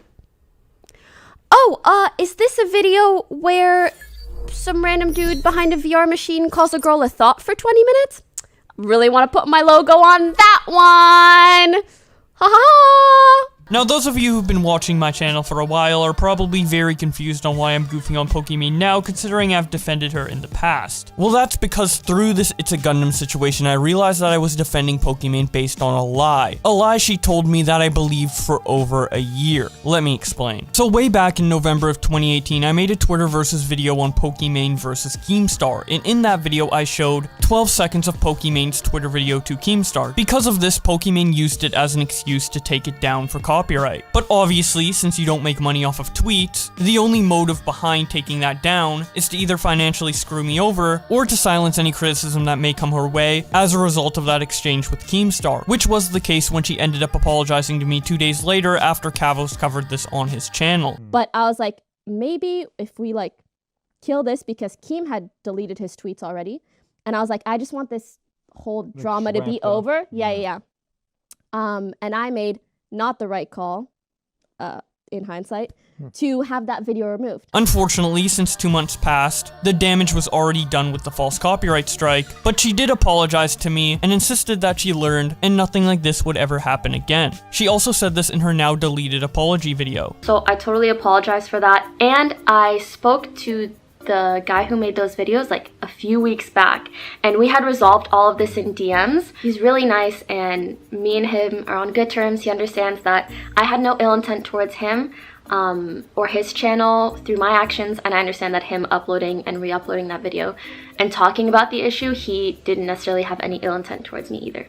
So we're good on that front. Also, I want to say that all in all, I think it's good that we're talking about this kind of stuff, whether it be copy striking or claiming videos or anything along those lines, because at the end of the day, it's better for the whole ecosystem of content creation if we talk about this kind of stuff open and honestly and talk about what's okay or what's not, even when we make mistakes. I appreciate being called out in that sense. Again, I'm only human, I make mistakes, I'm not perfect, I'm learning. Since then, I've had open contact with Pokimane, and whenever a drama scenario came up with Pokimane, instead of immediately doing a video on her, I elected to instead reach out to her in DMs and try and teach her how to navigate the situation in the proper way, as she expressed in her apology that she was looking to change. Again, I'm only human, I make mistakes, I'm not perfect, I'm learning. Every time I had these interactions with her, she would always make excuses and then try to pin it on me, saying like I'm a horrible person for talking about the situation on Twitter while also trying to resolve it with her in DMs. And these interactions always ended up going sour and resulted in her calling me morally corrupt. I can admit I made a mistake. I just wish like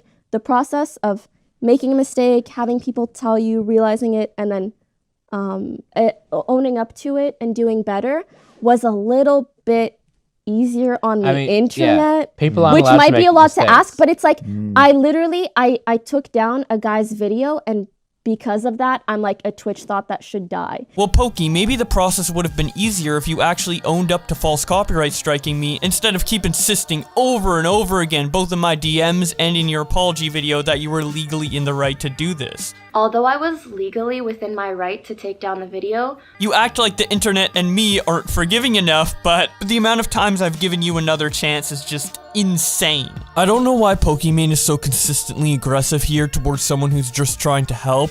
I guess my videos where I just read tweets fell below Pokimane's personal morality line. There's a line? I'm just asking you not to cross it. That's it. And now we have this situation with ItsAGundam, where she's doing the exact same thing she said she wouldn't do over a year ago in my DMs, but instead of going after ItsAGundam via a copyright strike, she obviously can't do that because of her previous controversy, so she goes after his sponsors instead, but the same principle is there. What this indicates to me is that Pokimane was never interested in legitimately changing, but rather just getting a get-out-of-jail-free card, and not having a video critical of her being up on YouTube, as is evident with her repeatedly asking me to delete my videos on her. Pokimane screwed me over, she expressed that she wanted to change, I gave her a chance to change, and she took that, threw it back in my face, and then did it again a year later. And what makes this worse is that her calling out ItsAGundam actually did have effects on his sponsors, not specifically Ridge Wallet, but an even bigger sponsor. And the sad thing is, I didn't walk away from this unscathed. I had a sponsorship kind of lined up with like a big video game company. Let's just say they're big enough that E3, they had their own press conference and special presentations. Yeah, that kind of went. So I hope you're happy, folks. Anyways, I just wanted to quickly get that out of the way to give people clarification on why I did defend her in the past and legitimately thought she would change. But that's enough about me. This video isn't about me. It's about the ItsAGundam situation and the people's Twitter reactions to it. This all started when Kavos posted the clip to his timeline and says, "Pokimane sounds so pathetic in this clip." Salty Glacion says, "Pokimane, I won't use my platform to silence creators again by abusing my power. Not even a year later. Oh yeah, and fuck that Gundam guy. I can't believe people would sponsor him. You can't make this shit up." Laughing my ass off. Upper Echelon Gaming says, "Pokimane getting ass backwards mad at ItsAGundam is the perfect example of why Gundam is doing the Lord's work. Love him or hate him, the man makes that good content." Nicholas Hong says, "Pokimane going after Gundam sponsors because he made a video making fun of people simping for her is the peak of entitlement." Twoon says, "Pokimane fans are trying to justify Pokimane going after ItsAGundam and the commentary community sponsors because what the simp said was a joke. Are you serious? Even if so, you seriously think going after someone's source of income and shaming the sponsors is okay? What the fuck?" Pokimane simp goes broke because he donated all his money. Instead of making this a learning moment for her simps, she shames sponsors from people who give her valid criticism, basically trying to take away part of their income. Says we are the bad guys. Fuck her. That's wild. Some Ordinary Gamer says, "The Pokimane simp memes are pretty funny." Optimus says, just want to let you know that you are not as important as you think you are. To a company who won't spend money to advertise to people simply because he dare joke about you is asinine. Chill your fucking ego, please. Turkey Tom says, I don't really like Pokimane, to be honest. Keemstar comments on the situation by saying, you and me got into a beef because I called one SSSniperwolf fans a virgin. You got so offended. Don't pick on our lonely simp fans. Now I see you attacking sponsors of small YouTuber that made fun of your simp fans, Pokimane. You're out of control. Tell the world about your boyfriend. Imagine having a boyfriend but acting like you were single online so sad lonely guys donate money to your Twitch stream. That's so fake and pathetic. Monka responds to Keem by saying, after all those gifted subs and thousands of bits donated, please don't tell me Pokimane has a BF. Keemstar quote tweets this and says, it really be like this. Chaos Bob says, Pokimane had a boyfriend this whole time?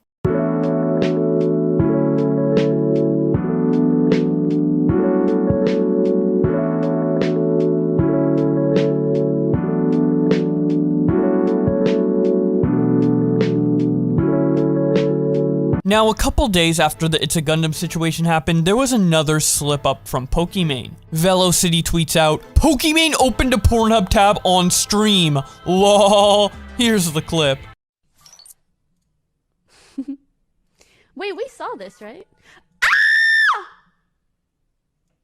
Cynical Reviews comments on this by saying, Pokimane accidentally showing porn on stream was such an amateur mistake, but obviously an accident, and doesn't deserve a ban. Plus, she's got good taste. But Twitch needs to start being consistent with how they enforce their rules on accidental nudity. Some Ordinary Gamers tweets out, Pokimane has some solid porn choices, not gonna lie. Lycan GTV says, Pokimane accidentally showed Pornhub on stream. She shouldn't get banned by common sense standards, but she should get banned by Twitch's bullshit standards. She won't get banned by Twitch's double standards. Scarce says, if Pokimane doesn't get banned, then no one on Twitch should get banned for accidentally showing nudity. I see streamers getting banned weekly for this though. Why is there such a blatant double standard? Just make it so streamers don't get banned if it's clearly an accident. Dr. Degenerate responds to Scarce by saying, I think it really depends on intent. It seems like in Poki's case, it was purely accidental, and doesn't really warrant a ban. It was there for a split second, and she probably didn't mean to open it up. But if someone is like genuinely showing nudity on purpose,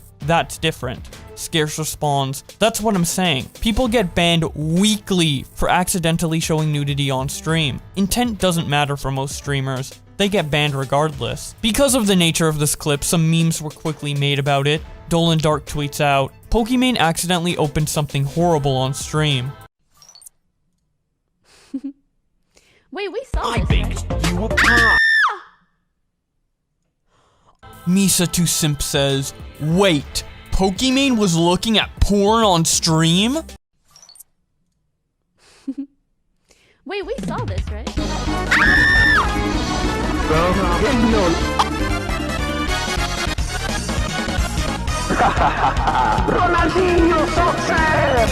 100 Thieves Frosty says, what the fuck, Pokimane?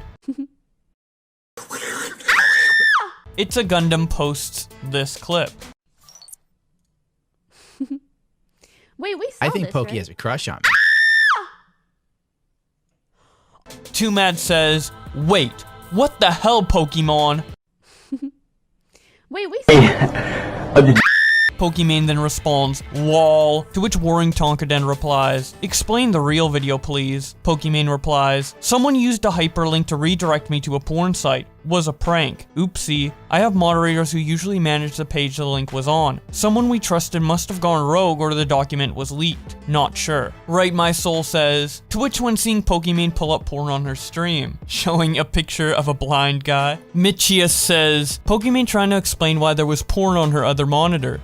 Nigga trying to cook a motherfucking, damn, ham, a fucking sandwich. Memalgia101 says, Pokimane simps on Suicide Watch. She is into pussy. ItsAGundam responds, I did some investigating. It's a point of view amateur porn video. It's a straight scene. The pay pigs can rest easy. Kavos tweets out, lol, Pokimane's old Pornhub tab popped up in her stream. Pokimane responds to him by saying, I clicked a hyperlink that opened that tab. AKA, it was obviously someone just trying to prank me. It's pretty fucking lame that you would blatantly lie like this. After tweeting this, Pokimane blocked blocked Kavos, and then Kavos tweeted out, "Unblock me please, Pokimane. I don't know how I will live without seeing you tweet simp bait every day." Pokimane then tweets out, "Good vibes only." Kavos reacts to that by saying, "Good vibes only, guys, but if you talk shit about me, I will try and destroy your income. Ooh." Right after making that good vibes tweet, Pokimane immediately goes to her alt account to tweet out, "It's funny to think I can just block someone who will then keep talking about being blocked and probably use several methods in order to check my page even though they are blocked, so they can keep talking about me. Why are you so obsessed with me? I'm literally a random 24-year-old girl on the internet.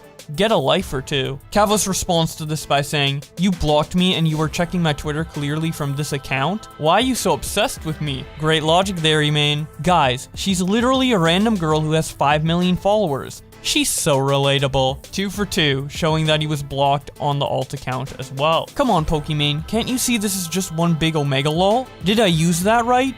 Ooh. Pokimane continues to subtweet Kavos on her alt by saying, "This Twitter/Insta/other things have made me realize that I have so many insanely nice fans that give no shits about drama. I really didn't need to worry about anything else. Lol. It sucks to know I've gotten to the point that misinformation will constantly be spread about me, but it is what it is." PokeSimp responds, "They're just jealous of what you have achieved." Aiden Projects comments on the situation by saying, "Laughing my ass off. Pokimane is claiming Kavos is obsessed with her when she is literally looking through his account after she blocked him. I love how all the talentless e-thoughts claim you are obsessed anytime you criticize them. Newsflash, we are not like your cuck fanbase." He then shows that he got blocked by Pokimane and says, "GG in the chat, boys." Pokimane then tweets out, "Nice thing about the internet is that when anything happens, as crazy as it all feels in the moment, it literally disappears after 48 hours later, and people are on to something new." So Pokimane made a tweet that has been one of the most controversial tweets I've seen on Twitter in a while. The reactions to it were very vitriolic, and I can kind of understand why, considering that her tweet was accusing men of being biased towards other men, which is an attack on half of the human population. She tweets out, "In this industry, a girl fucks up.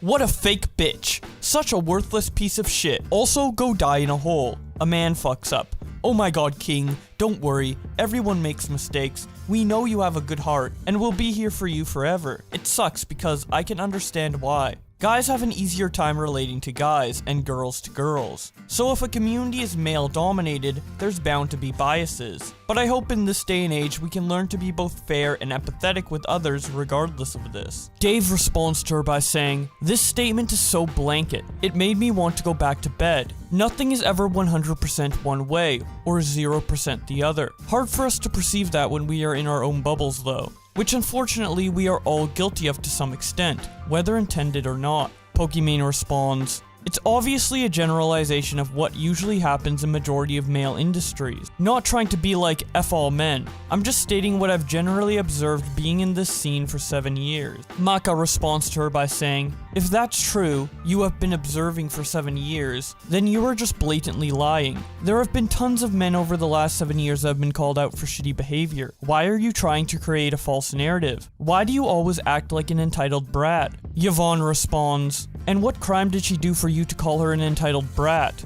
You are literally proving her point when she can't even state how she feels without getting shit on because most people hate on women so easily in this industry. The amount of hate a girl versus a guy receives is pretty different." Maka responds, "When she says things like this, she actively tries to act like we like to forgive and forget people who have done disgusting shit, like your boy Fed and Albert, when that is further from the truth. This world isn't as black and white as you like to convince yourselves it is." Post-Yule responds to Poki by saying, "Look, I hear you, but do not generalize this as if all people in this industry acts like this or thinks this okay. I will let you know I don't think like this for sure." Pokimane responds, "I'll add that it's not everyone. Plus, it's much better than it was years ago." Batman Samurai responds to Poki by saying, "Which guy fucked up and didn't get fired from his job? Mob cancelled, and or banned from Twitch? I'll wait. Which girl fucked up 4 times and didn't get banned? Tell me when Twitch finally bans a female for the same mistake a girl did as the guy. Cough, Pornhub, cough." Pokisage responds to Pokimane by saying, "I agree. Imagine if this happened to a guy. The reaction would have been 20 times different. Showing the dog putting his snout in a Lindy's ass." Internet Border Patrol responds, yeah, he would have been permabanned, fired from his actual job, and doxxed. The Twitch streamer Trainwreck's responds to Pokimane by saying, "This is not the way male-to-male interaction works. Males usually rip each other apart, whereas females support each other publicly. Us males are stupid. We eat each other." I feel like the last 2 years it's been the opposite of this post, but maybe we have different timelines, I don't know. Halsty responds, "You have a point on a normal day-to-day basis, but whenever a streamer does fuck up, men tend to get less shit in my opinion. Alindy got shit for years for throwing a cat, while some of the guys that had backed up rape claims brought up against them still have a supportive fan base." ASAP Kinger responds to Trainwrecks by saying, "No disrespect, so I can be disrespectful. She just gets involved with a bunch of middle school drama type shit, and people who actually care about that are toxic as fuck." Trainwrecks responds, "Yeah, I guess if demographics are like early teens or preteens, I can see her post being 100% true. I feel like boys back each other up, whereas men get territorial and insecure so they rip each other apart. So I can see where you are coming from." Rectalol responds to Pokimane by saying, "Exhibit A, Fitz got so much smoke from the community when he fucked up. Exhibit B, J-Station is literally out of commission now because of the community. Exhibit C, media cancelled PewDiePie when he said the N-word. Stop generalizing. Stop talking like all guys this or all girls that." Jackie responds to Pokimane by saying, "I've never seen a man get exposed for being rude or ungrateful to their subscribers, because usually people only bring light to the girls in the industry, and ignore when a man does it." Finn responds to Pokimane by saying, "Bruh, girls are just overdramatic." Gina replies to him by saying, "Guys start threatening to rape and kill women just cause they hear a girl's voice in a game. But yes, we are the dramatic ones, laughing my ass off." Miles Freeman responds to Pokimane by saying, "You are obviously talking about Fed. He was acting predatory towards many girls. And that's wrong, but when he's clearly trying to better himself, staying away from social media and streaming, and focusing on becoming a better person, it's something we are proud of seeing." Too Mad responds, "Gamers be like." Chaos Bender replies to Pokimane by saying, "In this industry, women show nudity for several seconds, flash their tits and pussy, say racial slurs, abuse animals, commit marriage fraud, lie about relationships for money, body paint their nude bodies, breastfeed, Twitch, we good bruh. A man does any of it?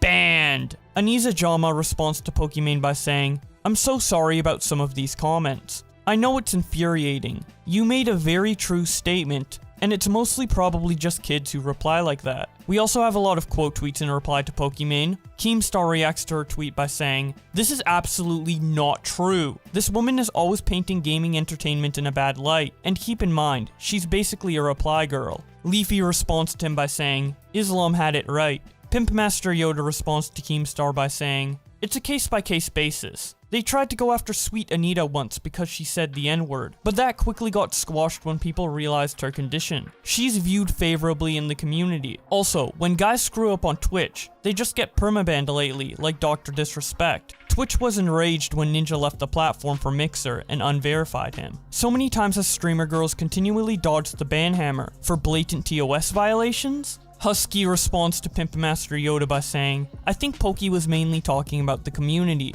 not the actual platforms themselves. Let's be honest here. Most of the time I see women get the most backlash from their respective communities, whether they deserve it or not, in comparison to their male counterparts." Pimpmaster Yoda responds, "Part of the reason that happens is punishments are often not equal. Poki shows accidental porn on her stream, which got her a warning while others got permabans. Community goes harder on her as a result despite it being an accident. She still gets a lot more support than negative." Turkey Tom quote tweets Pokimane and simply says, "Wrong." 8 Dots says, "Did CNN write this tweet? Because this is faker than most Twitch females' tits." Nicholas Diorio says, "I mean, if you just ignore 90% of the drama, lol." The Quartering responds, "Are you fucking kidding me? Name one fucking woman who's ever been cancelled, and I'll give you 100 men." Glink responds to Pokimane by saying, "This is just not true at all. The entire last month has been dedicated to exposing predominantly male streamers for their wrongdoing, while completely supporting the women calling them out." Brick responds to her by saying, "Laughing my ass off. Female streamers do a bunch of terrible shite and get off easy because they send nudes to skeevy pervert mods. Men fuck up even slightly and get tossed out the window. The bias is real. and the resentment is justified. Josh Pescator responds to Pokimane by saying, "What industry is that? You are a multi-millionaire, Twitch-endorsed streamer. Why must you always use the same tired argument? Like you weren't the one talking down to ItsAGundam. Here's an idea, Pokimane.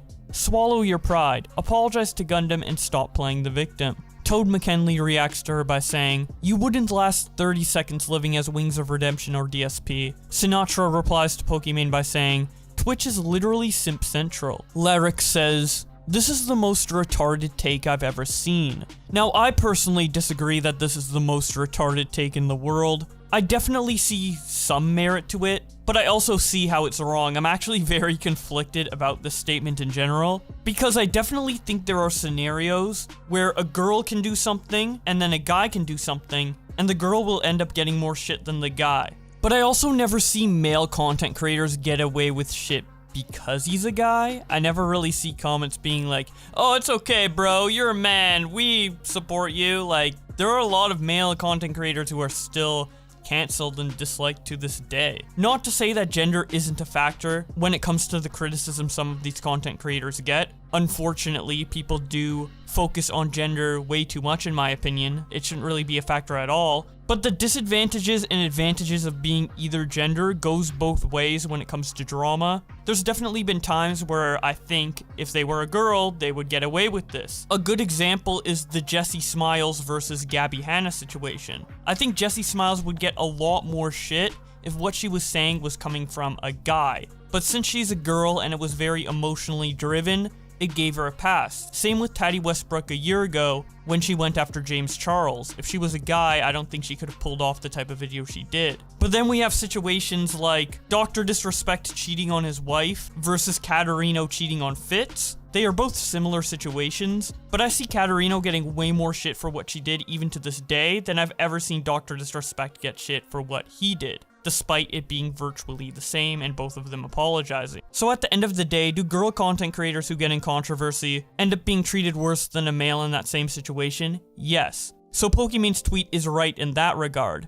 But is that the case for every single drama? No, of course it isn't. And I think that's where this tweet falls flat. But I would love to hear what you guys have to say about this in the comments section below. So last night, Keemstar made this tweet that says, "Pokimane 2 out of 10. Now, when I first saw this, I didn't really think much of it. Obviously, it's a dick move. It's something I would never tweet, but it's pretty par for the course in terms of what Keemstar tweets on his timeline. It's super common for him to take jabs at creators he doesn't like, and because it's so common, most people don't bat an eye when it happens. But for some reason, this one broke the mold to the point where it actually got Keemstar and Pokimane trending on Twitter. So let's see why this was the case, and what people's reactions to it were. 100 Thieves Frost responds to Keemstar by saying, "What was the point of tweeting this, dog?" Then Keemstar replies with a banner of a tweet Frost made that says, "Sex is temporary, gaming is forever." Lil Timmy then responds, "You are comparing an ironic, lighthearted, fun Frost tweet with cyberbullying. Lol, okay." Keemstar responds, "Cyberbullying?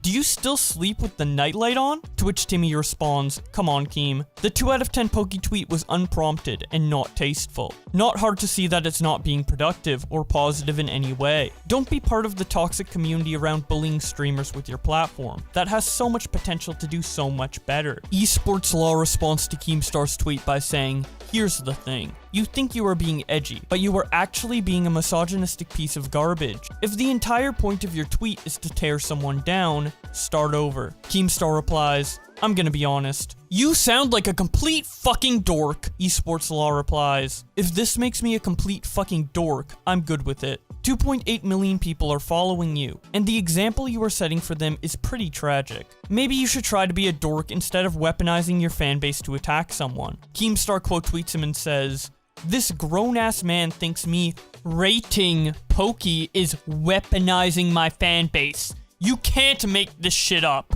Over the last 24 hours, I've had the most ridiculous reactions from these clowns. I'm going to drop a video on all of them. FaZe Ewok responds to Keemstar by saying, "Delete this." Ryan Watt also says, "Delete this," to which Keemstar responds, "No." Dino Nuggets responds to Keem by saying, "I don't think Pokimane cares about your opinion on her looks." To which 0987 responds, "Trust me, she does. She can't handle criticism. Lol. Dicey's response to Keem by saying, "You are the most toxic creator out there. All you do is break down others," shaking my head. Shameless plug if you enjoy Minecraft PvP content. Foskey responds, "Who the fuck are you to talk about a powerful woman like that? Learn some respect." Ollie responds, "Because she steals a living off people simping her." Landon responds to Keem by saying, "Why tweet this, Keem? Sad." To which Toei responds, "Pokimane takes no criticism and plays victim in many scenarios when she deserves criticism. She is pretty hot, but that does not excuse the things she's said and done." Brittany Venti responds to Keem by saying, "Would not watch again." To which Alexi responds, "Haha, let's belittle other women because she gets attention from men, and I don't like the game she plays. Ha ha ha ha. Yes, please men, like my post, I beg of you." Brittany Venti responds, "Poki panders to men as a girlfriend simulator for a living. And you are really about to implicate that I am the one who's a pick-me here?" Brittany Venti then quote tweets Keem and says, "It's not shocking when a man rates a woman's value based on what she made her entire career on. It's not about her being attractive. It's about her being uninteresting. And basing her entire career to pander to simps playing girlfriend simulator. Play superficial games, get shallow responses." A Pokimane stan account called Tommy Space Buns replies to Keemstar by saying, "Keemstar, 1 billion out of 10. Santos then replies, "That's crazy, but isn't this you?" Showing a picture of some guy wearing a shirt that says, "I love Poki." Greek God X responds by showing a short picture of Keemstar and saying, "Keemstar, 5'2". To which Keemstar responds, "You are fake news." Showing that Greek God X is indeed not a Greek god. Bamboni quote tweets Keem and says, "Posting my rating of a woman on the internet, completely unprovoked at my ripe age of 47. Oak Tree responds to Keem by saying, "Keemstar, attacks creators for no reason. Racist. Makes fake news claims that ruin people's lives. Promoted child porn. Swats people. Plays the victim. Keemstar, 0 out of 10. Twoon responds to Keem by saying, "Bro, fucking hell man. Didn't have to be so nice to her. A 0.5 out of 10 at best." IBS Rights responds to Keem by saying, "You talk mad shit for a garden gnome." Sydney says, "How does it feel knowing the only way you can make money is by saying stuff like this?" Night Blue responds to Keem by saying, "Imagine being a 38-year-old man and still acting like you just got home from middle school. What a cringe human being." Twoon quote tweets him and says, "It's so fucking cringy seeing these actual simps defend every single thing said about Pokimane, even when Keemstar was obviously trying to bait them out. Bro, we get it. You wanna fuck her. She's not the perfect queen you think she is, and that is 100% fine." Keemstar quote tweets Night Blue and says, "Your profile picture says it all, Mr. 3-tier sub." C9 Kala responds to Keem by saying, "Buddy, you're a goof." To which Keem responds, "Tier 3 sub spotted." Liv Bevan responds to Keem by saying, "Imagine using your platform to publicly judge and tear down women. What a horrible example you set. Would you want your daughter to be subjected to the same?" Lord Richard responds, "I could probably list down 5 women who use their platform to tear down men, but y'all only woke when it fits the virtue signaling checklist." Liv responds, "Yeah, and that's wrong too. And I have absolutely no insight into whatever his beef with Pokimane is. However, my point was that women having their worth boiled down to a rating to be publicly humiliated or ridiculed is wrong no matter what way you look at it." Gibby responds to Keem by saying, "Your attention-seeking methods are by far the saddest thing I've seen on the internet. I know you only do this for engagement, but fuck off." Keemstar responds, "Your attention-seeking methods are by far the saddest thing I've seen on the internet. I know you only do this for engagement, but fuck off." Gross Score responds to Keem with a Twitter video captioned, "Right, now I'm pissed off." Hey, why are people fucking taking the bait? He's clearly baiting all you fucking people replying with hate and defending Pokimane. He's trolling you. Keemstar would fucking would kill it, would die to fucking get close to Pokimane and sit and hold a hand. He's clearly trolling. He's clearly joking. No one give this guy a reaction. Everyone stop complaining and defending Pokimane because he's joking. It's the fucking Keemstar, mate. No drama on his shitty little channel, so he needs to whoop up drama for himself. So he's got to attack the most popular fucking girl person there is on the internet. So fuck Keemstar and stop giving this guy attention. Fuck this. Daniel responds to Keem by saying, "This man has a whole ass daughter at home. What a great example to set for her, Keem." Mr. Gravy says, "What an absolutely pathetic misogynistic asshole." Keemstar then responds with a picture of him in a diva costume from Overwatch and says, "Is this you?" He responds by saying, "This guy took my pinned tweet and thought I'd be self-conscious about it." Keemstar replies, "Sir, you are brave." To which McGravy responds, "Nah, it doesn't take any bravery to talk on the internet. If I'm brave, then you're a good father figure. And we all know that's not true." Oh my god, damn. Keemstar quote tweets him and says, "Another tier 3 sub attacks my daughter, lol. My child is winning awards in dance, sports, and science. She's 11 and making her own income as an online entertainer without any of my help promotion-wise. My kid will go much farther in life than all of you pathetic losers." Poutine responds to Keem's original tweet by saying, "I've supported you through thick and thin, Keemstar, but this is a step too far. I can forgive you for your racist rant on battle cams. I can forgive you for the mistaken pedo allegations, but this, I cannot. I'm sorry, Keem." Brittany Venti screenshots his response and says, "Apparently insulting Pokimane is where simps draw the line. Hard to tell what's real or satire anymore." Poutine then quote tweets her and says, "Why am I being attacked for standing up for what's right? Hashtag PokeSquad." Valkyrie responds to Keemstar's tweet by saying, "This tweet fucking sucks and is completely unnecessary." Lily Pichu responds, "Agreed." To which Keemstar replies, "This tweet fucking sucks and is completely unnecessary." Romeo then replies, "It's funny seeing a grown-ass man do this type of stuff." iPurple responds to him by saying, "If only you gave your daughter the same amount of attention you put into tearing down others on the internet, you might be a decent father figure." Cryptic No responds, "He," to which iPurple responds with confirmation that he got blocked by Keem. ItsWaddles then takes these responses and says, "I just witnessed murder on the timeline." Pokimane ended up liking this tweet. It's the only tweet she liked out of the entire situation. Amber responds to Lily Pichu's agreed tweet by saying, "How about help your friend take real criticism and jokes instead of bringing your simps here?" Lily responds, "What does attacking one's appearance have to do with helping your friend take real criticism? Let's be honest here. Most people, including you, don't have any real interest in actually helping her." Amber responds, "Keem has literally been a troll on Twitter for the longest time. It's not his first time going at Poki. And he said firstly 2 out of 10. How do you know that was at her looks? Let's be honest. How am I supposed to help someone from my position? You are the friend, not me.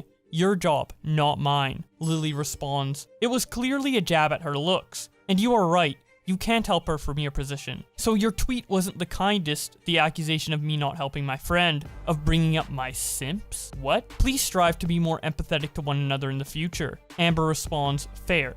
I shouldn't have said it like that. I said simps because I feel one can't say anything without immediately being flamed and attacked by their followers. The rating I thought was based on general likeness, since nothing else was said from what I can see." Lily responds, "I don't really condone attacking anyone for their opinion. It's impossible to control everyone on the internet, especially if you have a large audience. That goes for me, Keem, whoever. I've got nothing against you. I just hope we can all be a little kinder. Have a nice day." Starkiller reacts to the interaction between Valkyrie and Keemstar by saying, "Laughing my ass off." He's like an evil version of Michael Scott. Also, it's funny how you guys think I'm pissed off whenever I repost something like this. I am honestly cracking up at how fucking stupid he is. I know how Keem built his name, but I just don't find his trolling funny. H3 makes a comment about this by showing the tweet Keemstar made and then a picture of Keemstar and saying, "Imagine calling someone ugly when you look like this." Brittany Venti responds, "Don't you have a wife to simp for?" I'm just saying, if this were my husband going around fighting people over a girl being called ugly, I wouldn't be happy. Cape your own wife. Keemstar quote tweets himself and then says, "I'm being attacked by virgins. This is fun. You should try it too." Pokimane simps, showing a picture of 4 blind guys. So for anybody who had the theory that Keemstar was not talking about Pokimane's looks, I mean, here's the proof if you needed any. But then he did delete those tweets and replaced it with this quote tweet that says, "Oops, I was way off. Her birthday is May 14th, not February 10th. Starkiller reacts to this by saying, "I legit hear him giggling whenever he does the Keem slide. By the way, if the Keem slide meme ever takes off, remember, I'm the one who labeled it." Ethan Klein responds to him by saying, "Keemstar continuing to attack unobtainable women?" To which Starkiller responds, "I never said anything about her looks. I was talking about her birthday. What's wrong with that? Keemstar." Keemstar continues to meme about the situation on his timeline by tweeting out, "Keemstar, 10 out of 10. Poke tier 3 subs are probably the most toxic people on the internet. JK Sad responds to him by saying, pretty cringe to see a 38-year-old man trying to stay relevant by pandering to edgy kids. I don't even mean to say this as an insult, it's just genuinely sad. Hope it gets better, man. Colin responds to him by saying, once again, no one asked. You drive so much of the toxicity in the gaming community. And I hope this recent breakdown over insecurities that females can do well as content creators marks the end of your career. Dude, imagine if after all the controversy Keemstar's been in, this is the thing that ends his career.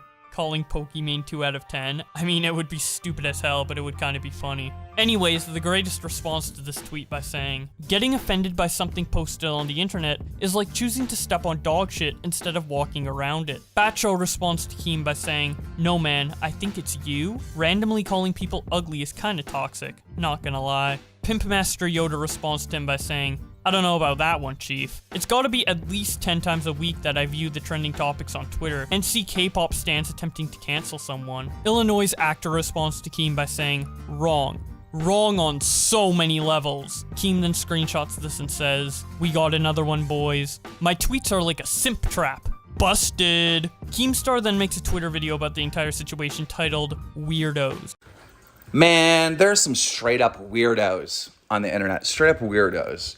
Over the last 24 hours, I've been getting this criticism of people saying that I'm a bad role model, that I'm setting a bad example for my followers, and all this type of stuff. And I understand that for many people, like in gaming entertainment and online entertainment, they view themselves as role models. They view themselves as out there showing people how to be the right thing and do the right thing and set a good example. I understand all that. That's totally fine. But this isn't church, okay? This is online entertainment, right? My objective is just to be entertaining, right? I want those kids, when they go to Twitter who are bored, I want them to go to my feed, and find something entertaining to read or to talk about or to have an opinion, right? That is my objective as a person in online entertainment. Your objective can go out there to be, you know, the teacher's pet. Your objective can be, you know, the Pope or whatever you're trying to be, you know, this big good guy figure that you're putting out there. That's all fine. But you live in a box. I don't live in your fucking box. I live in my own goddamn world. My own world is pretty dope, so go fuck yourself. Jake Lucky responds to Keem's video by saying, hi, I'm a grown man with wife and daughter, and I want to rate Twitch streamers out of 10, hee. I not weirdo. Keemstar responds, and there we go, Jake getting another story wrong. Embarrassing. Lucas responds, he actually just gave you a perfect description of what you are. The fact that you can't even realize it, so dangerous. I hope the mother to that daughter can make sure she comes out with none of your traits. You are the kind of people that make the world what it is. A toxic place. X Overrated responds to Keem by saying, you want to entertain people, but the only people being entertained are incels. Nice job, old man. Keemstar quote tweets this and says, it's a proven fact that my followers get more pussy than 3-tier subs. Mersalin responds, joke's on you, I'm gay. Keemstar responds, or dick. Someone replies to him by saying, I just lost my virginity yesterday. Thank you, Keemstar. Keemstar quote tweets him and says, no problem, I hope you wore a mask. Hashtag role model Keem. Jack Mayoff says, why does Keemstar have a platform? He fucking sucks. Keemstar quote tweets him and says, simp detector is going off. Geek Chick TV says, Keemstar is saying Pokimane is 2 out of 10. Meanwhile, he's out here being George of Fraggle Rock looking ass. After all of this discussion, Ricky Berwick announces what he rates Pokimane in this Twitter video. I rate Pokimane a 10 out of 10. Come here, babe. Optimus responds to him by saying, alright dog, no cap. Did not expect the pants to drop. Ricky responds with a wink emoji. Keemstar then tweets out, Keemstar and Keem fans, 10,000. Poke tier 3 subs, 0. This guy is in my DMs threatening to beat me up. Once again showing that picture of the guy wearing the I Love Poke shirt. This tier 3 sub is spamming his lame joke at me over and over. She's not gonna fuck you, dude. How does it feel that Keemstar gave you more attention than your queen ever will? Showing that someone named Neki keeps posting under his tweets. This fool Keemstar after he shaves that raggedy ass beard of his off. Showing a picture of Dr. Eggman at the end of the Sonic the Hedgehog movie. That's a great movie, you should check it out. I love it a lot. Anyways, Keemstar apologizes for all of this in a video titled, I'm sorry.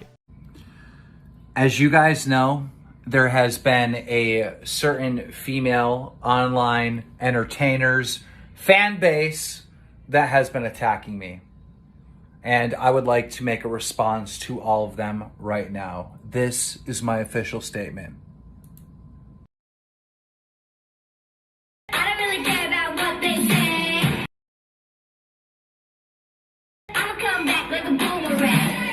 Keemstar then points out that Jojo Siwa liked his tweet and says, legend.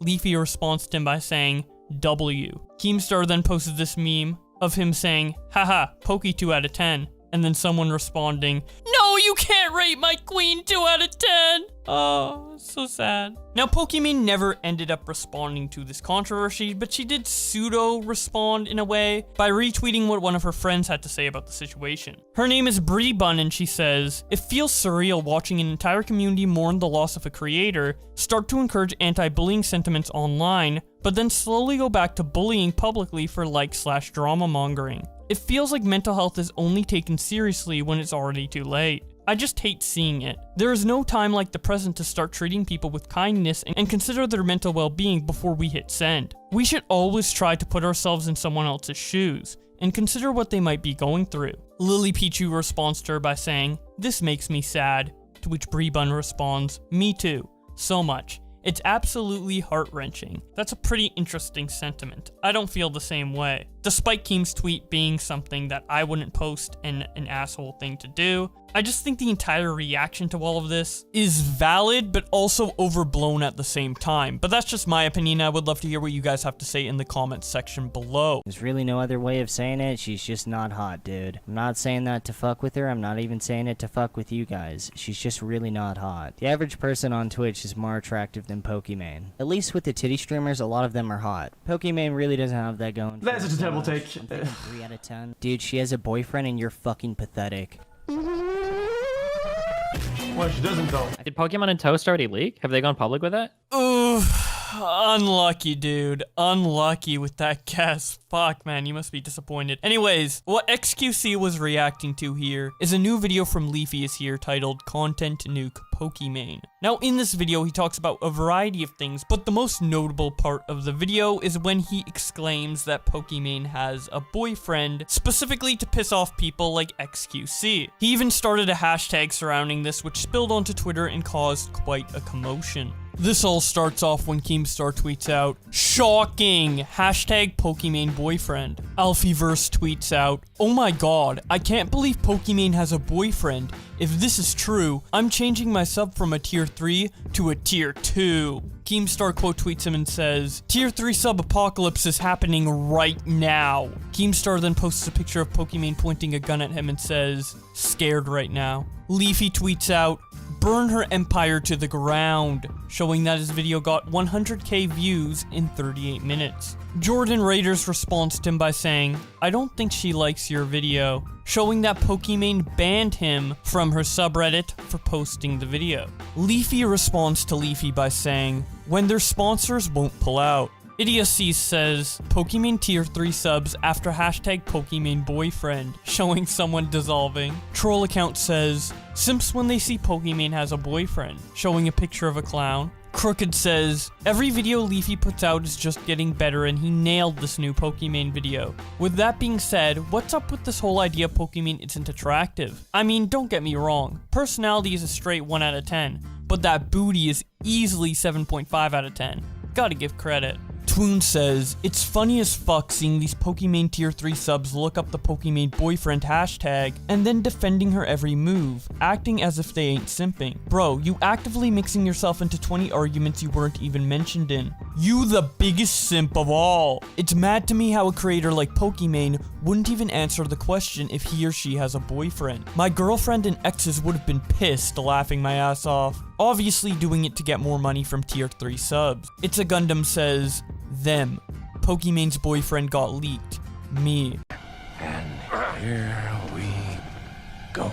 Doplex says, for anyone who is upset about this hashtag Pokimane boyfriend thing, I don't watch Twitch so I don't get it. I've attached some helpful information via JPEG that you can refer to if you need help getting through this. Showing the Google image search for boobs. Dennis says, Pokimane simps after giving her a 5k donation and going homeless. I respect women. I respect women. I respect women. I respect women. I respect women. I respect women. I respect women. I love my Ridge wallet. It's so durable.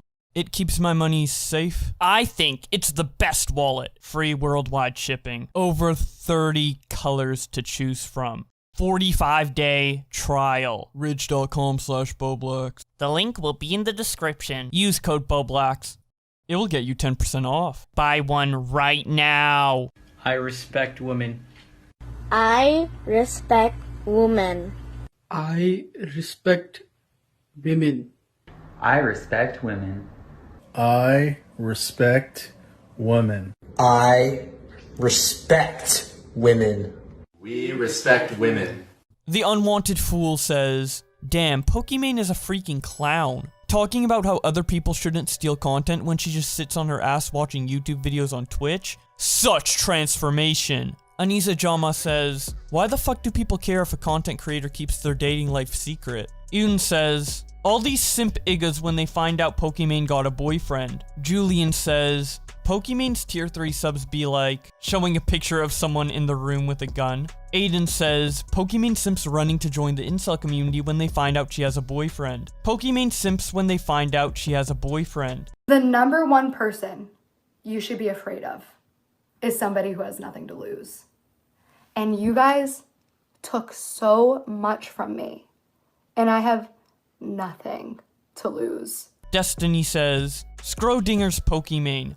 Ugly enough to be a 3 out of 10. Hot enough to only get views for her looks. Josh posts this meme of Nico Lol and Amaranth in a noose saying, first time, and then looking at Pokimane who's also in a noose where she says, huh? Obviously referencing the fact that once Amaranth and Nico Lol talked about their boyfriends, they did lose a bunch of followers. I'm Dat Iga Bro says, tier 3 Pokimane subs right now feeling different. An important lesson. You can't count on anyone, especially your hero. Useless Wing says, simps leaving the room after spending all their money on a girl that has a boyfriend.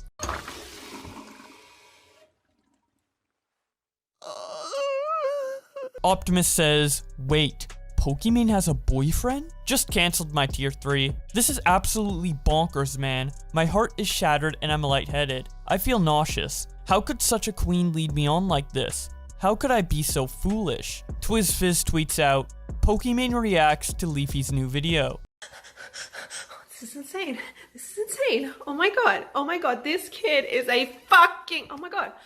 Oh my god. I need to keep watching it. Just keep playing it. Just keep playing it. This part is just for you guys, you tier 3 subs. She has a boyfriend. Let me say that one more time. I never said that! Oh my god! Oh my god! Oh my god!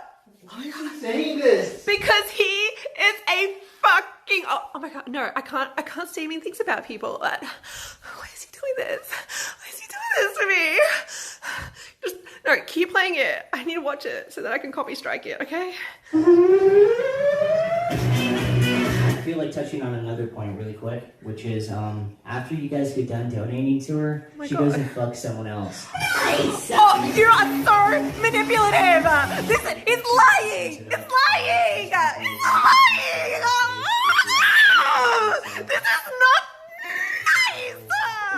Turn it off! Turn it off! Oh my god. Pokimane isn't hot. She censors the internet because she has to maintain an image that she... Oh my god, I'm getting sponsors on the phone right now! That is any other titty stream. For fans that worse than furries that have sex with each... Sam says, I have found Pokimane's boyfriend, showing a picture of someone who might be Dr. Disrespect. Lieutenant Cobra tweets out, Pokimane. Silence, wench. I do not wish to be horny anymore.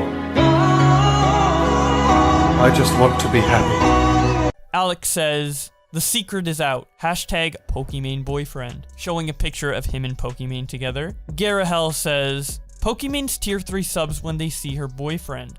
We tired of playing with your ass, nigga. Today your ass is gonna die, bitch. Say goodnight, motherfucker. Jade says, spoiler alert, her boyfriend is Yandere Dev. Hashtag Pokimane boyfriend. Mushi says, tier 3 subs when they hear Pokimane gets piped but not by them.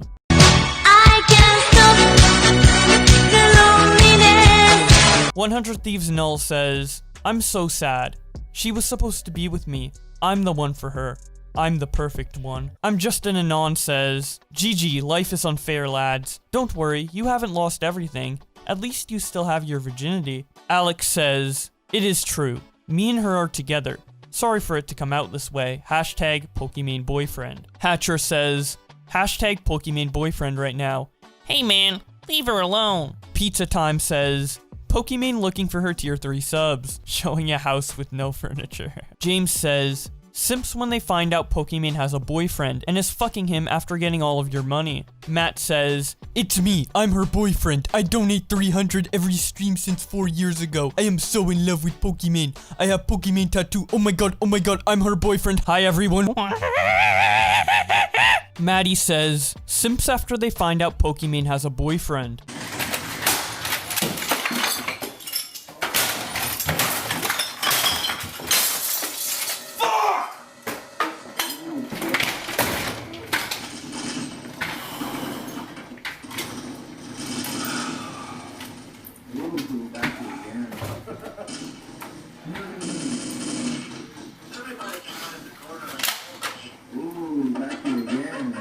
Brittany Venti says, I watch Pokimane, showing a meme of someone having a microscopic brain. TJ Brown says, it seems like people have realized that creating drama with Poki/offline TV generates a lot of clicks, and now they are just baiting. Lily Pichu responds, I feel like not long ago people were preaching about mental health and all that. Subjected to that much hate isn't good for anyone's mind. I don't know how she deals. Rob responds, she's honestly gotta be crazy strong to deal with this utter trash. It's sickening to see that people are all just about sticking with trends, not actually having compassion. Lily responds, for sure. The amount of hate I've received pales in comparison to hers, and even that was so difficult to weather through. It just sucks. Casey Tron tweets out, denormalize men who look like this, chastising women for how they look, showing a rather unflattering picture of Leafy. Call Me Carson tweets out, 13-month tier 3 sub, 56,980 channel points. Call Me Carson live reporting in. Just found out about hashtag Pokimane boyfriend. It's me. I have to come clean. Here's a picture of us making out. Connor Eats Pants says, crazy that I have to address this, but I am not hashtag Pokimane boyfriend. We are just friends. Crazy how rumors get out of hand. Taha, but really no, she made that really clear. Antke says, she blocked me because I said Leafy demolished her, laughing my ass off. Ali responds, you are lying, show proof. To which he then shows proof that Pokimane blocked him. Abab Tanhin says, Pokimane tier 3 subs after seeing her boyfriend. It should have been me, not him! It's not— Based Yuna says, you all must have forgot, showing a video made 2 years ago titled Pokimane's boyfriend joins the offline TV house. Pokimane responds to him by saying, the OG, to which he responds, the original simp. Pokimane herself then joins in on the situation when she tweets out, it's time to come clean, hashtag Pokimane boyfriend, showing a picture of her with Obama. Maya responds to her by saying, so excited for you, queen, but does Michelle know? Poki responds, don't worry about it. Valkyrie responds to her by saying, I thought we were keeping you and I a secret. All other photos are fake. Here's proof I'm 6'2" with my lady. Hashtag Pokimane boyfriend. Pokimane responds, okay, why does this one look so good? Valkyrie responds, because it's real. Jiao Mok, who has an Obama profile picture, says, oh my god, I didn't know we were going public. To which Pokimane responds, laughing my ass off. Coco Bars responds to Poki by saying, I can finally post this amazing photo of us, baby. We look so good together. Disguised Toast responds to Pokimane by saying, she's just trying to protect me, guys. I'm the real hashtag Pokimane boyfriend. Just look at that manly facial hair. Pokimane then responds with blushing emojis. I think I know why. Did Pokemon and Toast already leak? Some Ordinary Gamers responds to Pokimane with a very sad penguin. I Will Dominate responds to Poki by saying, fucking homewrecker. Michelle will not be taking this lightly. Greek God X responds to Pokimane with a picture of him in his TSM merchandise. Sony responds to him by saying, hey Greek, thanks for letting me borrow the Lambo and training me in the gym. I appreciate it, bro. I'll drop the car off later. Chica responds to Pokimane by saying, refunding my tier 3. Chaos responds to Poki by saying, first lady? Tommy responds to Poki by saying, oh my god. Miss Kiff says, gotta be real with you, Poki. Your boyfriend is as stiff as a board. Ricky responds to Poki by saying this. I knew it!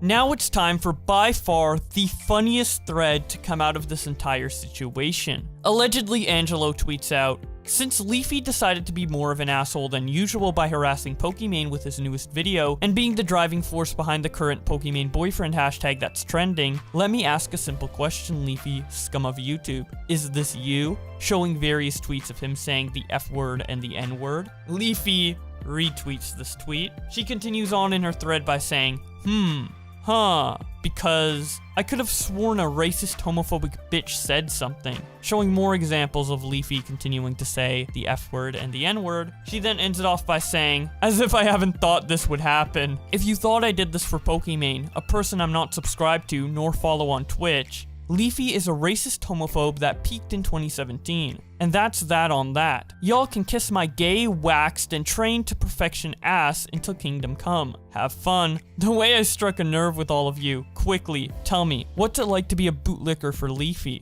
Leafy then tweets out, Pokimane subscribers did not enjoy the boyfriend portion of the video. Video age restricted. Good morning at Team YouTube. My video was recently false flag spammed by Twitch mobs. Is there anything I can do to get the age restriction removed? Daniel responds to him by saying, confirmed H3 is simping for Pokimane and is behind this. Leafy responds, possible. Not sure probability. Leafy adds to his tweet by saying, adding their other handles, at YouTube creators, at Susan Wojcicki, at H3H3. Thank you for your help, YouTube. Team YouTube then replies, thanks for sending our way. Mind sharing the video URL so we can have a look? Keep us posted. Daniel responds, unlucky Pokimane. To which Leafy replies, bro, they gonna deny it. I have no trust in YouTube. Leaf Me Lonelies responds, it's reverse psychology. To which Leafy responds, nah. I would put money on it someone set up a wager. Daniel responds, $5 say they fix it. Leafy responds, deal. The next day, Leafy tweets out, greetings tier 3 Pokimane subscribers. The video age restricted has been removed. Unlucky. And then he goes back to respond to Daniel by saying, send me your PayPal DM. Leafy then tweets out, come and get my sponsors. Keemstar responds to this by saying, look, for several hours now I've been told who Pokimane is dating, but due to the importance and simplicity around the subject, I have refrained from going on it. I don't feel comfortable with it currently. Obviously, that's a meme copy pasta from the infamous Slasher tweet about Dr. Disrespect, and speaking of that, someone named GT's parodies that tweet as well by saying, for several hours now I've been told from credible sources the identity of Pokimane's boyfriend. However, due to the importance and sensitivity around the subject, I've refrained from going on it. I don't feel comfortable with it currently. Pokimane responds, check DMs. Speaking of Slasher, he also tweets out about Leafy's new video by saying, Leafy attempt at an iDubbbz video, 2 out of 10. Raffi responds to him by saying, he made decent points though. I would 100% agree that it's hypocritical for Pokimane to copy strike other people's vids down while 90% of their stream is just reactions and they are doing the same thing, profiting off other people's vids. Slasher responds, you can absolutely criticize Poki and every major content creator, but the video was just bad bait. Nicholas Diorio responds to Slasher by saying, God, this is so cucked, lol. Take a few days off, laughing my ass off. Old Boy Red responds, Slasher is the king of cucks. Not surprised at all. iPurple responds to Slasher by saying, Leafy, the same guy that literally got bullied off the internet trying to roast someone for not taking criticism? Pokimane responds to Slasher's simp tweet to her by saying, look, for several hours now I've been told from credible sources the reason Dr. Disrespect has been banned. However, due to the importance and sensitivity around the subject, I have refrained from going on it. I don't feel comfortable with it currently. Slasher then responds, never mind, reported for targeted harassment. Internet Unwind quote tweets this and says, laughing my ass off, did she diss him after he kinda defended her? Is Slasher a simp? Kavos reacts to this by saying, no more Mr. Nice, Pokimane, obviously referencing a tweet that Pokimane made earlier where she said that exact thing. I don't know why she called herself Mr., but that's besides the point. Something that's been abundantly clear, especially in the past month, is that Pokimane cannot take criticism. But how far does this go? Well, luckily we were able to find out due to a tweet Keemstar shared from somebody on his payroll who mods Pokimane's Discord server. This person ended up leaking the banned words from her Discord server to Keemstar, and he tweeted it out. These are all the terms that will get you immediately banned from Pokimane's server no matter what context you say them in. If you type in these words in her server at all, you are immediately banned by a bot. It's so ridiculous that people have actually done speed runs trying to get banned from Pokimane's server. So let's check out what these words are. First, we have the N-word, pretty simple. Next, we have simp. It makes sense for Pokimane's server, but still a little ridiculous. Next, we have diesel, which could be used in any context. Obviously, it's banned because of the YouTuber Diesel Patches, who made a video on Pokimane, but the word diesel is just a general word, so kind of ridiculous that that's banned. Someone could accidentally type it in another context and get immediately banned. Next, we have content nuke. That's usually only going to be used in the context of either H3 Keemstar or Pokimane and Leafy, so honestly, I do think that's a reasonable term to ban. Next, we have Diesel Patches, which makes a little more sense than Diesel because that's actually what his username is. Next, we have a Pokimane YouTube video URL, makes sense. Next, we have hypocrite, so you can't even call someone else a hypocrite in chat. You can't even use that term whatsoever, despite it being just a normal word that could be used in multiple contexts. We have ItsAGundam being banned, that makes sense. Pokimane is ugly. For this term, I'm just imagining like a white knight in the server saying like, oh, Diesel Patches or Leafy said Pokimane is ugly and I heavily disagree. I love Pokimane. Immediately banned. Just immediately gone. Oh my god. That has probably happened to someone. I feel bad for that guy. One of the banned terms is Ridge Wallet. What? Why would you ban such a great product from your Discord? I guess she's just really mad that ItsAGundam made a video negative about her with Ridge Wallet sponsoring it. But I don't get why, because Ridge Wallet is just such a great product. It holds up to 12 cards plus room for cash, and has over 30 colors and styles to choose from. With a free lifetime warranty, and a 45-day money-back guarantee, I don't see how anyone, including Pokimane, would dislike a wallet like this enough to ban it from her Discord server. Especially when you can go to ridgewallet.com and use code Bublax for 10% off. Damn, like, I don't understand that one. She also banned 2 out of 10, so you can't rate anything 2 out of 10, not even the new Fortnite update. If you say the new Fortnite update is 2 out of 10 in your opinion, you're getting banned. We have simp with a 1, we have another version of the N-word, another version of the N-word,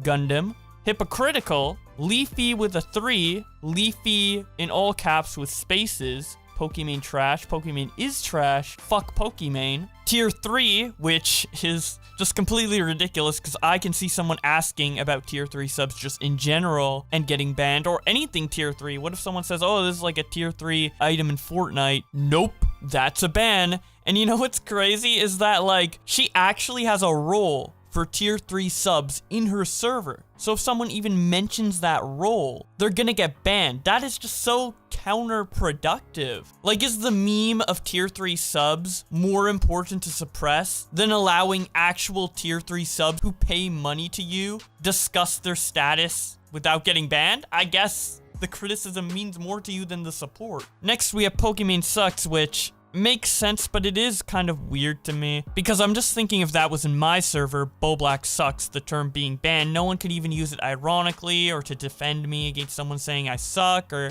anything like that. And I guess it makes sense for Poki in the context of all these other things, but I could just never see myself banning a term like that. But then again, I can't really imagine myself doing anything Pokimane does, to be frank, so whatever. And then we have the F word. Now, what's funny is that these aren't in alphabetical order. These are in order of either the mods or Pokimane herself typing them in as a term. Obviously, you can tell by the N-word being the first one. That's usually the first thing that comes to mind. But I think it's funny that the terms leafy and hypocritical came up before the F word. It's like she's thinking of all these terms that offend her, and then she's like, oh yeah, that's an offensive term, the F F word. Yeah, that's, yeah, that one. Ridiculous. Okay, then we have normal Leafy. I'm surprised that came after the variations of Leafy. Then we have another YouTube URL, content fallout, another YouTube URL, Keemstar, criticism. You can't even say the word criticism. Pokimane literally has banned criticism from her server. The word criticism. All right, we have another YouTube URL. We have has a boyfriend. So you can't even say that in any context. You can't say, oh, a Lindy has a boyfriend. You can't say,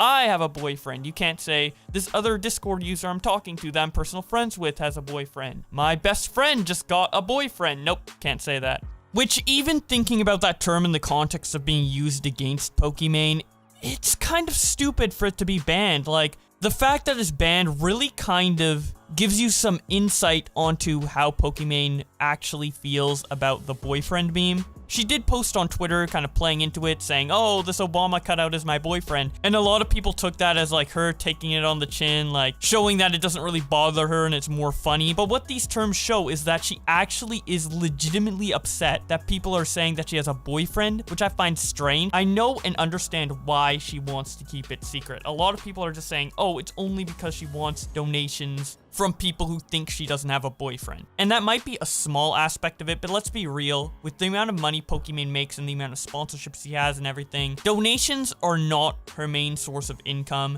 If tier 3 subs legitimately leave because they think she has a boyfriend, I don't think that's gonna affect her bottom line that much. And I understand not wanting to reveal you have a boyfriend from the perspective of keeping your personal life private. A lot of people are making the argument that her status could be public and she could just not mention who the boyfriend is, but knowing how rabid Pokimane's fan base is, both haters and lovers, people are going to like dig around through personal information, dox people and stuff to find out who Pokimane's boyfriend is. And it's just so much of a hassle. I honestly understand her not revealing who her boyfriend is, but the fact that she's legitimately upset about it, proven by these banned terms, just makes me feel like the fact that she's not saying she has a boyfriend is more malicious than I initially thought. That, or she's just extremely sensitive, which both could be the case. Next, we have content fallout again. I guess they really don't want content fallout to be said because they put it in twice. A little sporadic. We have Leafy with bold.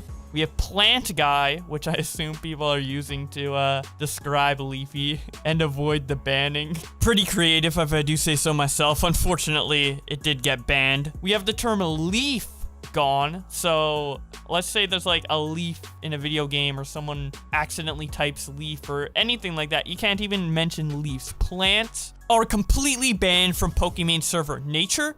Fuck that shit, dude. I only play Fortnite. I only play video games. Fuck leaves. Fuck plants. Like, dude, I know leaf is not like a super common term. Like, people aren't just gonna casually say leaf multiple times in a Discord server. But what if someone actually is talking about like leaves or something based on plants? They get banned. Like, with the amount of banned terms I'm seeing in this server, it really feels like it's almost impossible to communicate period in that server, because a lot of these terms are things you would say even if you have no knowledge of the drama at all. Now, this is my favorite one. Play Pokimane fart compilation. 4K HDR Dolby Digital. So this is obviously a bot command of people playing a YouTube video of Pokimane farting in VC. Apparently people like to do that a lot. I didn't even know there was a fart compilation of Pokimane. So this is insane to me on so many levels. So number one, someone had to watch enough Pokimane to clip out multiple farts, enough for like a decently length video. And then number two, that video had to be popular enough to where it became common to play it as a bot command in voice chats for Pokimane's Discord server. And then it had to happen often enough for that term to get banned. Just the amount of like circumstances that needed to happen in order for this to even exist is just crazy to me. And what's worrying about it is I don't know if someone made the Pokimane fart compilation as a meme or as like some sort of fetish, because something I've learned very recently, like I've always known that Pokimane had like this subsect of like very horny, like simpy fans, and I always kind of assumed that it was like 10% of her fan base or less. But recently I found out that her Pokimane Hot subreddit, where these type of fans reside, is actually bigger than the subreddit where people talk about her content normally by a pretty significant margin. Someone sent me this subreddit and oh my god, it really seems like someone who is a fan of this subreddit would end up making the fart compilation, because there's stuff like people swooning over Pokimane's feet and other various like weird things. Like, this just blows my mind, because Pokimane, obviously she's attractive, right? And she does showcase that in like pretty normal ways, like doing makeup or trying to make cute photos like any girl would. But she doesn't go like above and beyond in terms of like Alinity or Amaranth or like some type of OnlyFans girl or like Belle Delphine or anything like that. She's just like existing, and people are trying to like sexualize and find and take screenshots of like completely clothed normal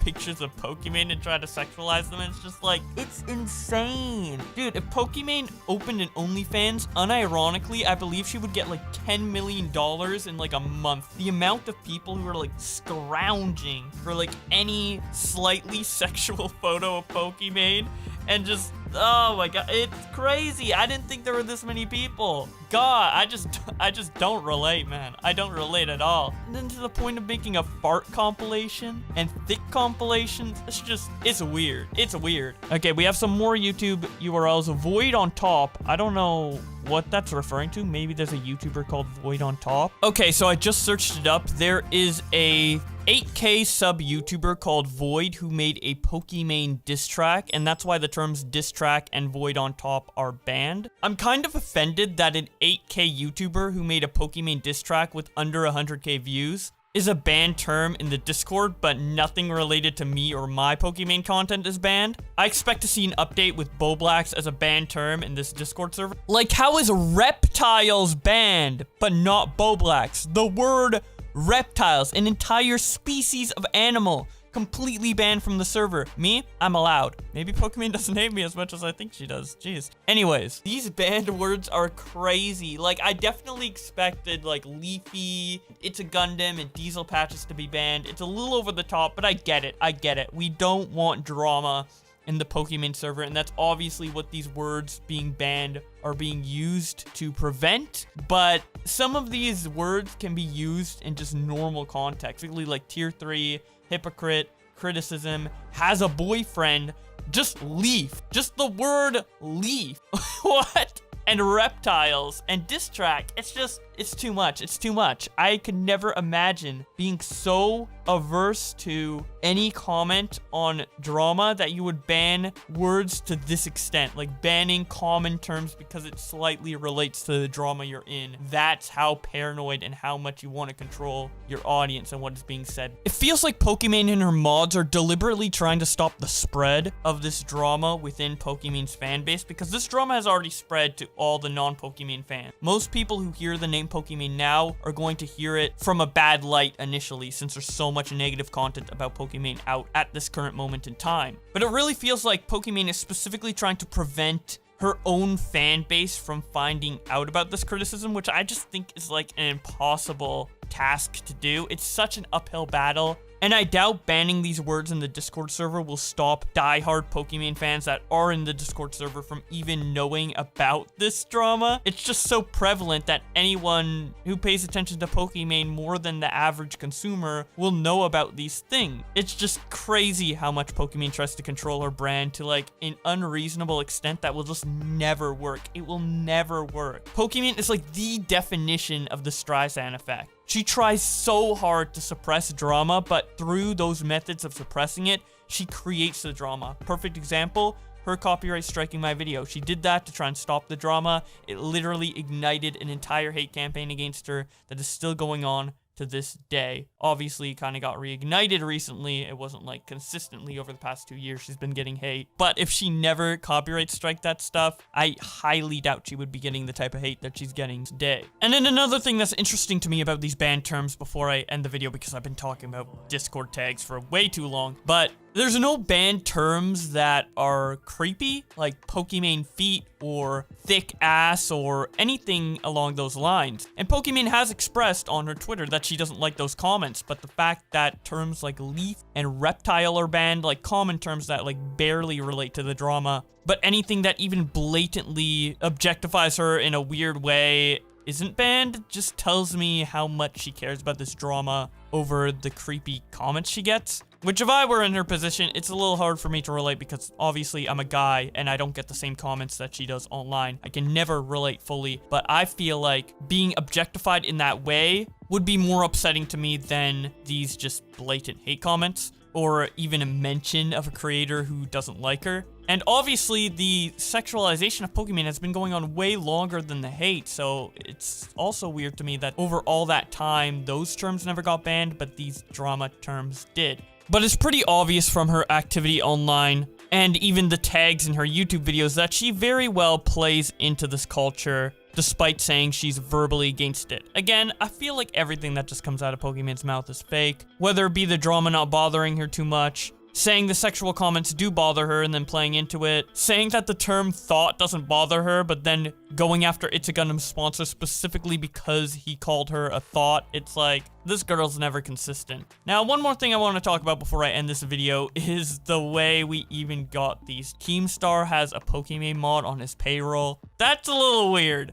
That's a little creepy. I do think it's funny that these terms did get leaked, and I'm glad to an extent Keemstar did leak them. But having someone on your payroll that's supposed to be a loyal mod of Pokimane, it is a little weird and it is concerning. Like, does Keemstar have a mod that's on payroll in my server? Like, what the hell is going on with that guy? Anyways, my conclusion here is that Pokimane cares way too much about controlling the narrative around her and protecting her brand. These banned Discord terms are proof of that, and her overprotection of her brand is exactly what got her in this drama in the first place. So a lot has happened since my last video on this topic. Leafy dropped multiple follow-up videos on Pokimane, an entire war started between Twitch streamers and YouTubers over copyright, and due to all the pressure, Pokimane decided to leave for a month. Let's start off with that. She tweets out, AFK. Hi friends. Since quarantine began, it's been hard for me to find the same joys and motivation for making content. The things I look forward to the most, like visiting my family, traveling, going to conventions, and meeting some of you, aren't possible right now. This has led me to feeling burnt out for quite some time, and because of that, I've been planning to take a month off. I recognize that I'm very lucky to be able to work during a pandemic.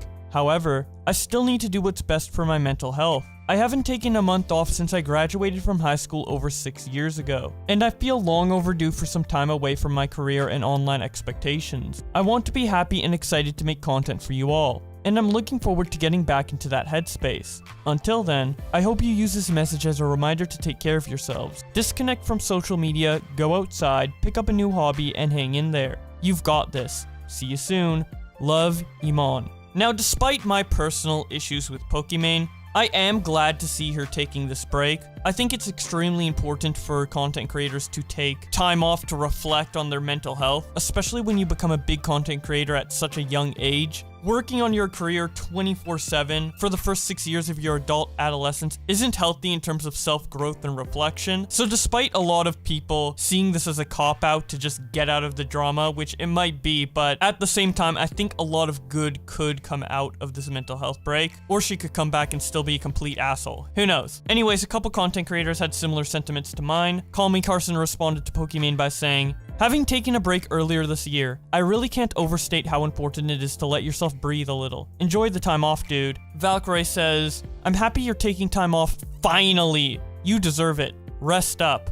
Voyboy says, it's hard to always put your best self out there for everyone else if you can't make time for yourself first. Have fun and enjoy your well-deserved break. Ovally May says, enjoy your time off. You definitely deserve it. Yasuo says, enjoy your deserved break. Courage says, happy you are doing this for yourself. I think so many creators are struggling without have those opportunities to see each other, travel to events, and engage with our fans. Enjoy your break. Darshell Stevens says, I took a month off in June, and it was exactly what my brain needed. Mental health breaks are important. Take care and stay safe. And Munition says, I'm in the middle of a few days off that I basically had to force myself into. I think more streamers should do this sort of thing, and I'm glad you are. Have a good time. Take care of yourself. Also, side note, I love this person's username. Have no idea who they are, but it's just very clever. Skara says, the crown will wait for you to get back. Have a nice break. There were also some not so positive responses. Dog responds to Pokimane by saying, I wish I got paid to sit there for 8 hours and watch videos and eat food and play Valorant getting carried by simps. You have the easiest job in the world,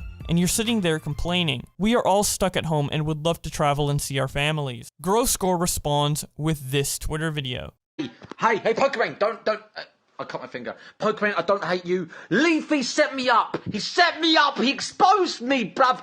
I don't hate you. I like you. Leafy, that was a private video. I respect Leafy for being really open. I don't hate you. Please don't get me banned on Twitch. I love you. Pokimane, I love you. I do. You're amazing. You're amazing. I love you. Please, it was nothing. I just said I respect Leafy for not giving a fuck. I love you, Pokimane. You know I like you. Don't unfollow me. Ricky Berwick responds to him by saying this. Groscore!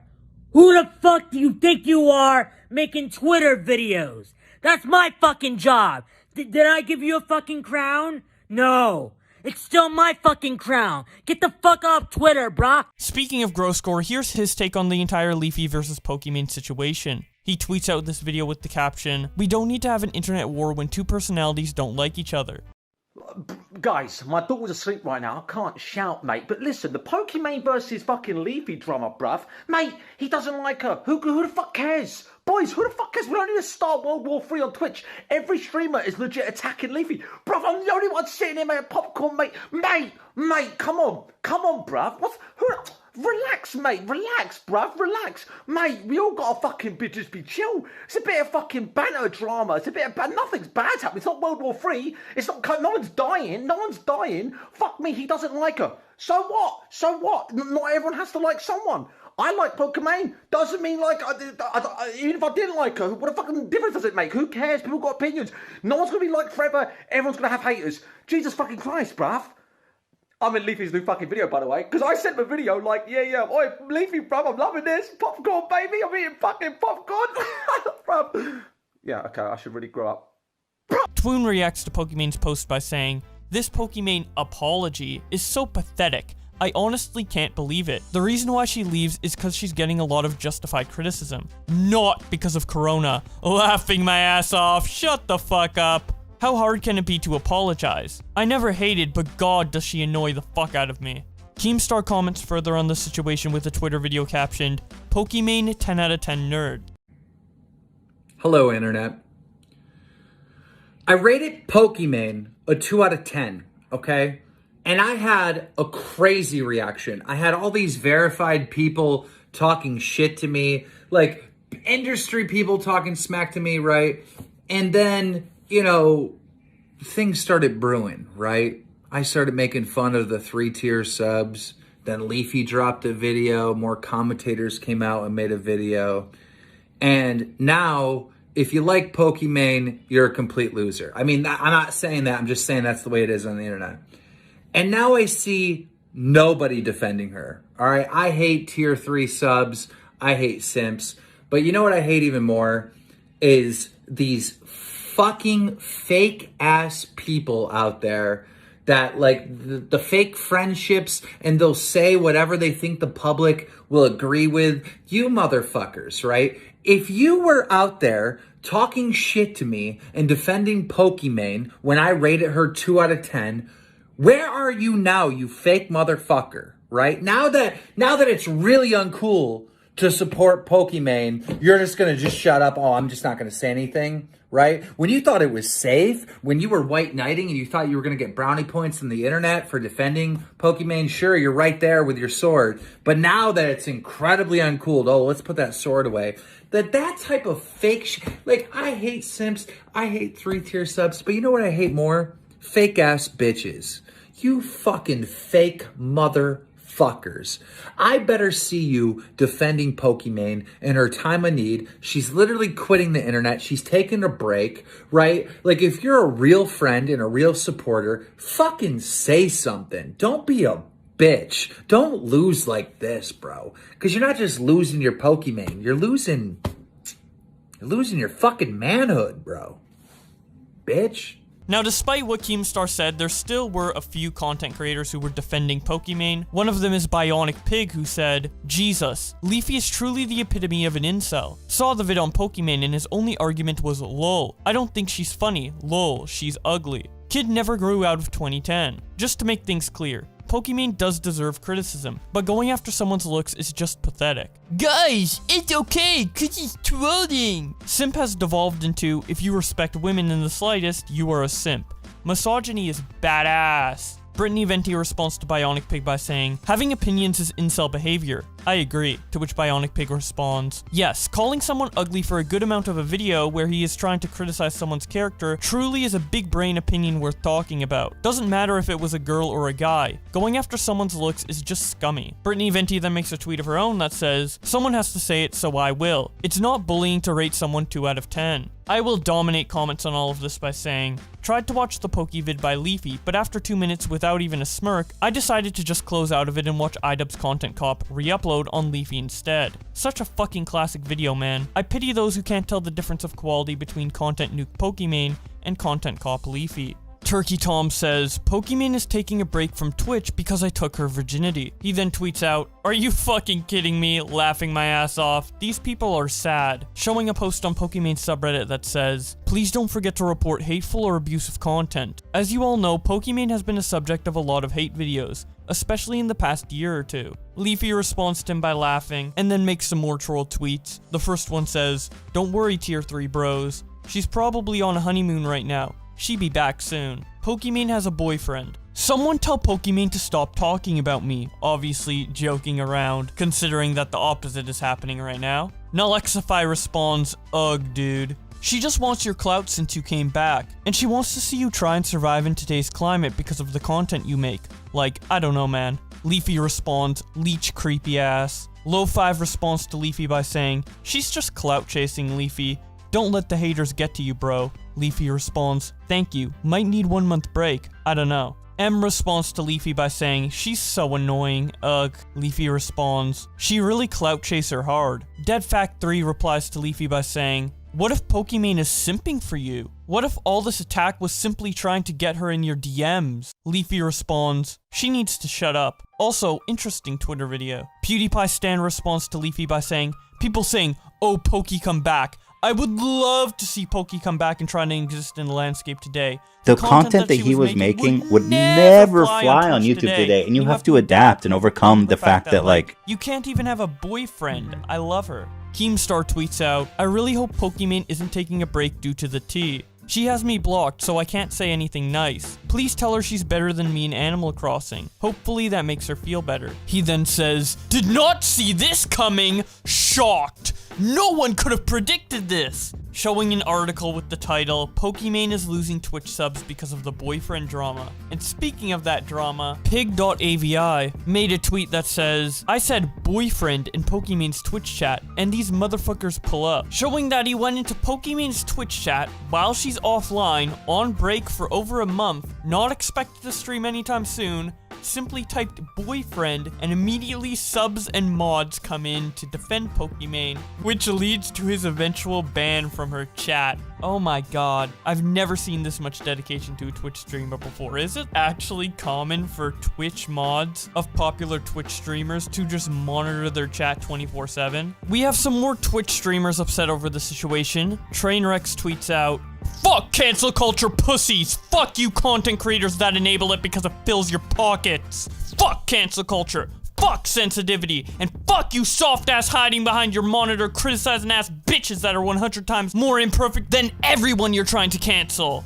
Svenos responds with a bunch of 100 emojis. And TSM Gale says, say it louder, let's go! Destiny tweets out a Discord DM screenshot and says, always fun to have Leafy fans come out of the woodwork to drop by with some constructive criticism. The Discord messages are from someone called Asexual, and he says, yo, fuck you, you stupid ass simp for Pokimane, you dumb white trash. Fuck you dirty ass bitch. Leafy Nation on top, simp cuck. Kill yourself. Actually, go to Miami Beach and have a good time and actually live life. Then catch corona and slowly die and not beat it, bitch. Hoot. Whore. He then sends the link for Google search gay porn and then follows it up by saying, enjoy. Leafy responds to this by laughing. Willie Mac Show tweets out, Destiny and all these streamers are so salty. Leafy's still best commentator. 12 minutes, GG no re unlucky. No analytical breakdown needed. As these tweets of YouTubers and Twitch streamers arguing with each other roll in, Keemstar decides to comment on it in a Twitter video titled, YouTubers versus Twitch streamer. War has started. Ladies and gentlemen, the war has started. That's right, you read the title. Twitch streamers versus YouTubers. A giant war is going on, right? And it all started by me, rating Pokimane 2 out of 10. Now, obviously, I was talking about her content, but a lot of these people out there that, immediately assumed I was talking about their looks, well, that says more about them than it does about me, right? But anyhow, regardless, this joke started, right? The tier 3 sub joke. And of course I participated in it, making fun of the tier 3 subs of Pokimane. But when these jokes came out, the Twitch streamers like your Destiny, like your XQC, they came out defending Pokimane. And then Leafy made a video exposing Pokimane. And again, you've seen the Destiny, you've seen the XQC out there talking smack about Leafy. You've seen the esports reporter, Slasher, talking smack about Leafy. So what you're seeing right now is you're seeing this Twitch community fighting back at the YouTube commentators. The YouTube commentators aren't having it. They're exposing these Twitch streamers. Like literally a war has happened. Now, why are they defending? Why are they defending Pokimane so much? Are they simps themselves? No, I think a lot of it has to do with if you make the tier 3 sub like the new cuck word or the new simp word or whatever, right? They have their own tier 3 subs, right? You're fucking with their money. That's why they're so mad. And these Twitch streamers, they have like a cult-like following. I mean, one day everybody hated Alinity, hated what she did throwing your cats. Then XQC is like, you know what? I forgive her. And now if you make fun of Alinity, you get a bunch of hate. I mean, it's ridiculous. The mindless sheep that are over in this Twitch community, and we have that on YouTube as well. So you're seeing big, massive armies about to fight each other. And I just want to let you guys know let you know about this because it's happening. It's YouTube versus Twitch, and I got to be on Team YouTube side. Ricky Berwick responds to Keem by saying this. I never thought we would get another Avengers. XQC ended up uploading a YouTube video reacting to Keemstar's Twitter video. Here is what he said. This is bad enough, but what is this exposing, dude? Because the word exposing is lost its value so bad that YouTubers use it in such a weird, like expose, like it's like ultra public info. And one of them is literally, it's a speculative lie, dude. You can only stretch a lie so wide, dude. That 2 out of 10, I meant it was for the content, dude. Okay, dude. No, guys, does anybody actually believe this? Nobody believes this shit. And people weren't rooted in like reason. Yeah, somebody passed away. Like people want to have like a wave of positivity, dude. I don't know, dude. That's so weird to me, dude. Guys, for some reason, you would expect the edgelords to literally just chill for like about 1 day or a couple of hours when somebody passes away. But these like YouTube commentators, it's like they have to be maxed out edgy as soon as it happens. And they can't even wait like 2 minutes. Like they can't. That is too much moral stability. They just have to be absolute cocklords, dude. And that's not the first time that this has happened with them. Isn't that like the second time? That's fucking weird, champ. Commentator is a bad of a term as influencer now. Guys, and I have to be honest, chat. Listen. I'm not gonna go against YouTubers, okay? But listen, guys, why would people compare like the ethics of people on YouTube and on Twitch? When I say this all the time, Twitch streamers are like 10, 12, 14 hours live talking all the time without getting caught saying something really bad. But YouTubers sometimes, they're so bad that they literally upload things manually and still get caught saying bad stuff. And when they stream, they literally can't for more than an hour before just fucking losing it, dude. And like, yeah, let's not get into that. Let's not compare, dude. It's because it's not comparable. It's like a free win. Nicholas Diorio shares a clip from Twitch streamer Hassan and says, "Real talk. YouTube versus Twitch is literally the battle of first world problems. Twitch streamers are trying to argue that their dream job is harder than a YouTuber's dream job. These people are such losers." Laughing my ass off. This is the most frustrating thing because I'm a fucking React Andy myself. Like, I get so mad at this when YouTubers literally fucking sit around, okay, and they make one fucking video. They make one fucking video a month and get like Patreon money, or they make like 2 fucking videos a week max, okay? And then they cash out with like a 6-figure check because they have a sea of simps. And then they turn around and shit on streamers who literally fucking go live for 6 to 8 hours every day. Like, that's nuts, dude. Of course there's gonna be dead space in between, you stupid fuck. This shit genuinely tilts me, dude. It genuinely tilts me. You could make a compilation of me sitting around, not even on camera, with a fucking video playing in the background. You could, when you're live for 13 hours a fucking day, of course there's gonna be fucking dead space in between. Dead air in between. It's so dumb. Boogie2988 responds to Nick by saying, "Fucking cringe." Nick continues his thread by saying, "I stream 24 hours a day and 7 days a week. My wife is divorcing me and I haven't seen my child in 3 years. These YouTubers like The Right Opinion can succeed with one measly video.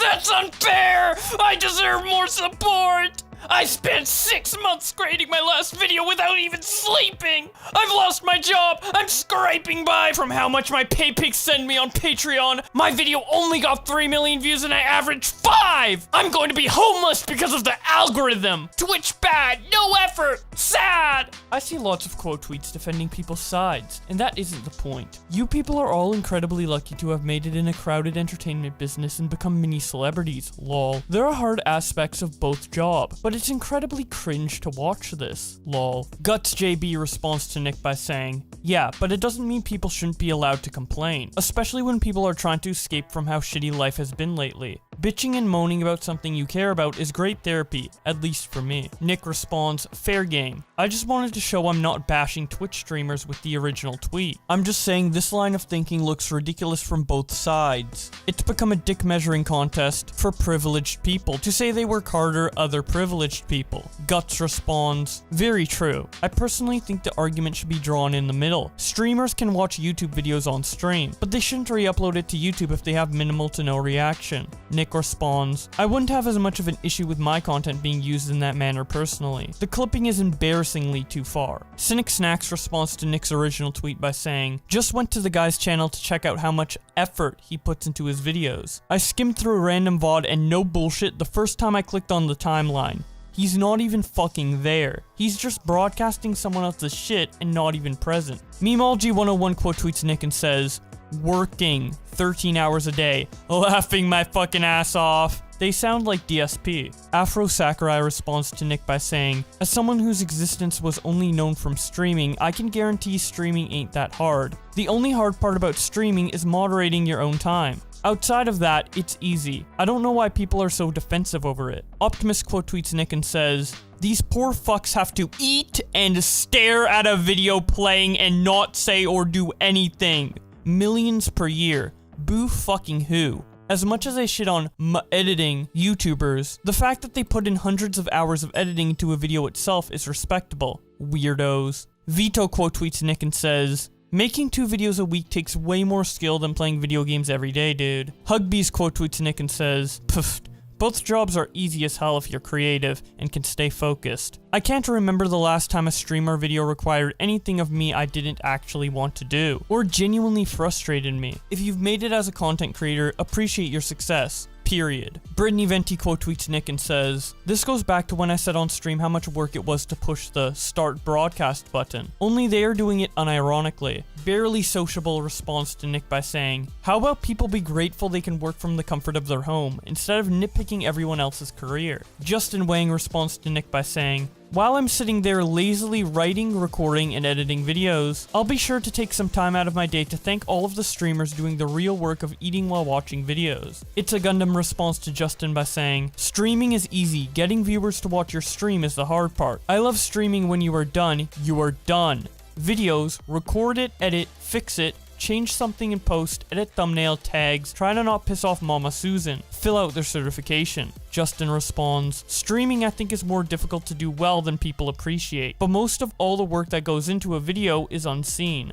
Gundam responds, I agree. I've been on stages half my life, as I know you have, so for me, it's no different than a bar in New York with angry drunks. Gotta win the people over. Saker responds to Justin by saying, as someone who started streaming recently, it is harder to get viewers than a lot of people think. Justin responds, Twitch in general needs better discovery features. Wavy Websurf responds to Justin Wang by saying, dog, it's hard to leech off content for 12 hours straight. Give streamers a break. They deserve to unenthusiastically leech for at least a few of those hours. It's only fair. Freakrat responds to Justin by saying, isn't his point that when someone streams multiple hours a day, they are always going to be like moments where they are not being actively entertaining? Justin responds, that's true, but he makes it sound like we are all doing nothing between videos. Slush TV reacts to Nick's tweet by saying, pretty insulting to hear this considering I've put so much work into some of my videos. Literally spent 9 months making one that consumed my life at the time. I have like 8 patrons, and probably made less in my entire 2.5 years on YouTube than Hassan makes in 2 months. And I don't want this to come off as me complaining about money, cause that's not my point. It's just frustrating to hear his complete lack of recognition for how many YouTubers work hard on their content and his backwards view on our income. Just gotta add that I know streaming is difficult to do. The point is that being a good streamer or being a good YouTuber is hard work. He then posts a clip of various Twitch streamers with the caption,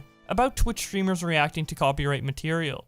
At any given time on Twitch, a simple scroll through the Just Chatting section will reveal streamers reacting to full episodes of TV shows with pretty much no transformative content involved. One of the most egregious examples of this that I can think of is the streamer Trainwrecks TV, who will stream himself watching back-to-back episodes of shows like South Park or MasterChef. What makes this so insane to me is that on YouTube there has been a community-wide crusade against this exact type of content for years. To put it into perspective, in 2020, a certain YouTuber got into a lot of hot water for doing this exact same thing. The YouTuber Suzy Liu built an audience off of doing reaction videos to full episodes of various animes such as Naruto, and when YouTube's commentary community became aware of this, it turned into a giant scandal. Her Patreon was removed, she was threatened with litigation, and many videos on her channel were outright deleted. Yet this exact same behavior is happening with tens of thousands of viewers watching every single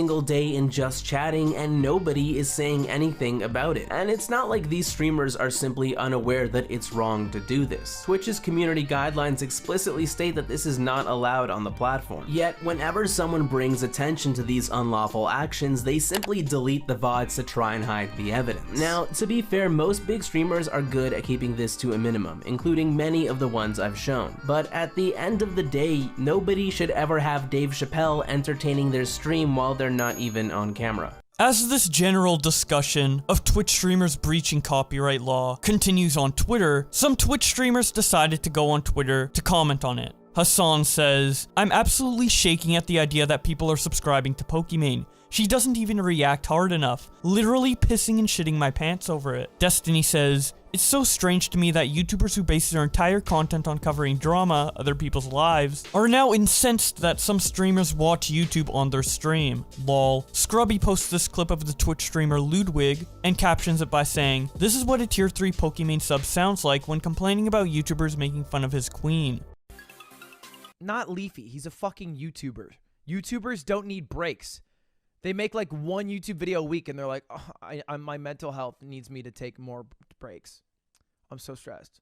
It's a fucking YouTube video. It's 10 minutes long. What are you doing? Out here live like 200 hours a month. Keemstar posts the same clip and captions it by saying, Twitch streamers are the dumbest people in online entertainment. He then follows it up by saying, what a loser, and showing that one of Ludwig's YouTube videos was edited by somebody else. Someone who I can't pronounce their name, I'm just gonna call them DDN instead. He says, laughing my ass off, like this guy, but this is a brain dead moment from him. Omreka responds, who is he? Such a clown-ass perspective. Both streaming and YouTube videos take a lot of work, and your feedback/performance is so much different on the YouTube side. I have respect for any creator on any platform that puts in the time. Very few have it easy. Lotus responds to him by saying, he's a streamer slash YouTuber, Ludwig. He makes pretty great content. The worst part about the clip is that it's taken out of context. Seems much worse than it is, as he clarifies what he means after. It's not the best perspective, but it is more than Ungo Bungo YouTube easy. Omreka responds, ah, okay. First I've seen anything from him. Just saw his YouTube channel, and he links an editor, so that makes the whole YouTube thing a lot easier. No one is immune to burnout, and it's easy to ignore when you're riding high, but he'll probably experience it himself at some point. DDN responds to him by saying, yeah, it's only a matter of time, hahaha. It comes to everyone in my opinion. Dude talks in this like he never took a holiday, ha, JK. Caffey responds, why JK though? It's facts. DDN responds, just in case he sees this and gets butthurt. I like the guy. He is def successful because of his good personality, etc. But this stance he has is just a bit, Going over to Ludwig's Twitter, someone called Swales responds to him by saying, after the clip that's circulating around right now, I'm glad you gave credit to your editors. Ludwig responds, lol, YouTubers mauled for a 20-second clip without any context. Soft as fuck. TLDR. Talking about commentary YouTubers. Think a lot of people feel invalidated about their job when it's literally also my job. And I've also worked as an editor for a YouTube channel. Honestly, people just ready for a streamer slash YouTuber's war. And speaking of that, Keemstar tweets out, in the epic battle of YouTube versus Twitch, I declare the winner Team YouTube. The Twitch crybabies have quit the internet, or stopped talking about it due to being bullied non-stop. And we stole Dr. Disrespect. Team YouTube has won. So Pokimane made an apology video, and I accept it. But not for the reasons you may think. In the first minute, she talked about my situation with the copyright strike, and essentially reiterated the exact same thing she said in her initial apology video in 2019, minus the fact that she said she was in the legal right. I already forgave her for the copyright strike back then. The reason I accept this new apology is not because of anything she said specifically about me, but is because at the very end, she admitted she felt guilt. I need to be better in facing things head on and just doing better in general. There was a lot of guilt during my time off, and it helped me better reflect on things. I have, of course, a responsibility to myself to take care of my mental health, but I also have a responsibility to all of you to improve and to just be a better example. So overall, I really do feel like I let some things get to me that I shouldn't have. And this is the primary issue I've had with her since the copyright strike situation. Because my biggest issue with her has never been directly the action she takes necessarily, but more so her response to them and how she treats the people that she has harmed. It's been pretty clear that through her various comments online in regards to her controversies, she victimizes herself to the point where she thinks of people like me as being the villain in the scenario. I talked about this when I did a guest segment on Turkey Tom's video about Pokimane, so I'm gonna take part of that video in order to explain what I mean here. As many of you guys know, a big part of Pokimane's brand is over positivity. Everything is good vibes, everything is positive and nice, and if there's even a hint of negativity in the air, we gotta crush it down and bring justice to those who are being bullied. It's what she did against ItsAGundam when he made fun of her simps, and it's what she did against Keemstar when he made fun of SSSniperwolf simps, and I covered it on my channel, and then she false copyright striked it to, admittedly, sweep any negativity surrounding the situation under the rug. Let's take a look at her response to this tweet to Kavos. Kavos is someone who's always been pretty charitable to Pokimane. Back in late 2018, he even directly invited her onto his channel in order to explain her drama with Davsev. So everything Pokimane is saying right there is absolutely fine. I think she's well within her rights. If someone's re-uploading her content onto their channel getting views, if you want to copyright it, if you want to get monetization off it, that is fine. And during this time in private conversations with me, she's always cited Kavos as one of the good drama channels. Yet Kavos makes a simple tweet saying, Pokimane's old Pornhub tab popped up in her stream, and this has caused her to say it's pretty fucking lame that you would blatantly lie like this, and then proceed to block him on both of her Twitters. If you want to see my full segment and the whole Turkey Tom video in general, I will link it in the description below. It's a really good video, and I highly recommend you check it out. So these comments Pokimane has made about various creators in order to defend herself in an extremely aggressive way is the main issue I've had with Pokimane. And the reason for that is because of how much I know I tried to help her during the initial controversy back in late 2018, early 2019. In her apology video, she did mention that we had a conversation in early 2018 to resolve this entire situation, and then it got brought back into the public eye via Fainted's video. Once I saw his tweets and comments regarding the situation and how he felt, I messaged him privately and we tried to resolve things in DMs. Later on, in January of 2019, other people had heard of the situation without knowing that I had approached Boblox privately and that we had spoken about it.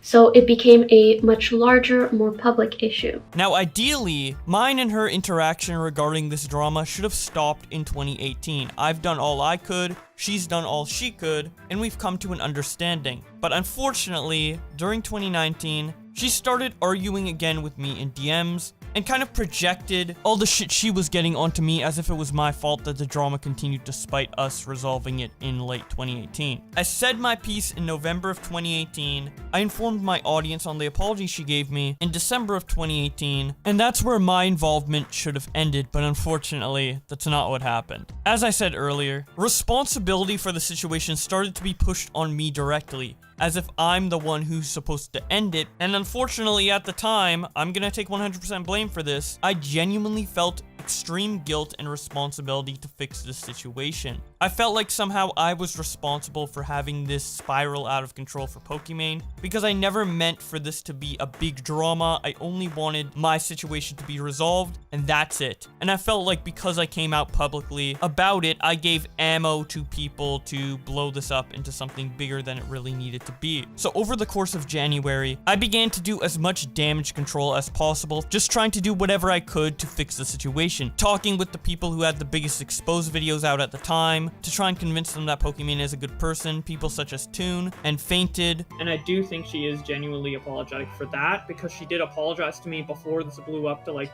extreme proportions.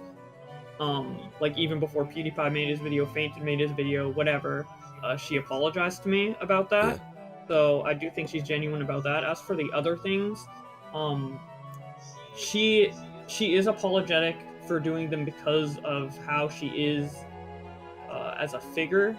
Both of which resulted in content from both of those creators. Now with hindsight in mind, I definitely regret putting so much pressure on myself to try and resolve this. And through these actions, I ended up putting such a sour taste in the commentary community's mouth for not being able to stand up for myself and essentially helping the person who screwed me over. So many people decided to help speak out about this despite me being a very small creator at the time, and I essentially swatted them down saying I don't want your help. So I don't blame anyone for having a sour taste in their mouth about me at the time or even up until this day, because admittedly, I did fuck up. And that's all on me. Pokimane may be the catalyst to why I made those decisions, but it's 100% on me that I made those mistakes, and I will never make a mistake like that again. So I genuinely apologize to everybody who tried to help me during the Pokimane situation in 2019, people such as Keemstar, Fainted, Twoon, and anyone else who made a video during that time. But the reason I'm bringing this up is despite doing all of that for her, she continued to vilify me through victimizing herself. And I don't think this is a conscious decision for her to like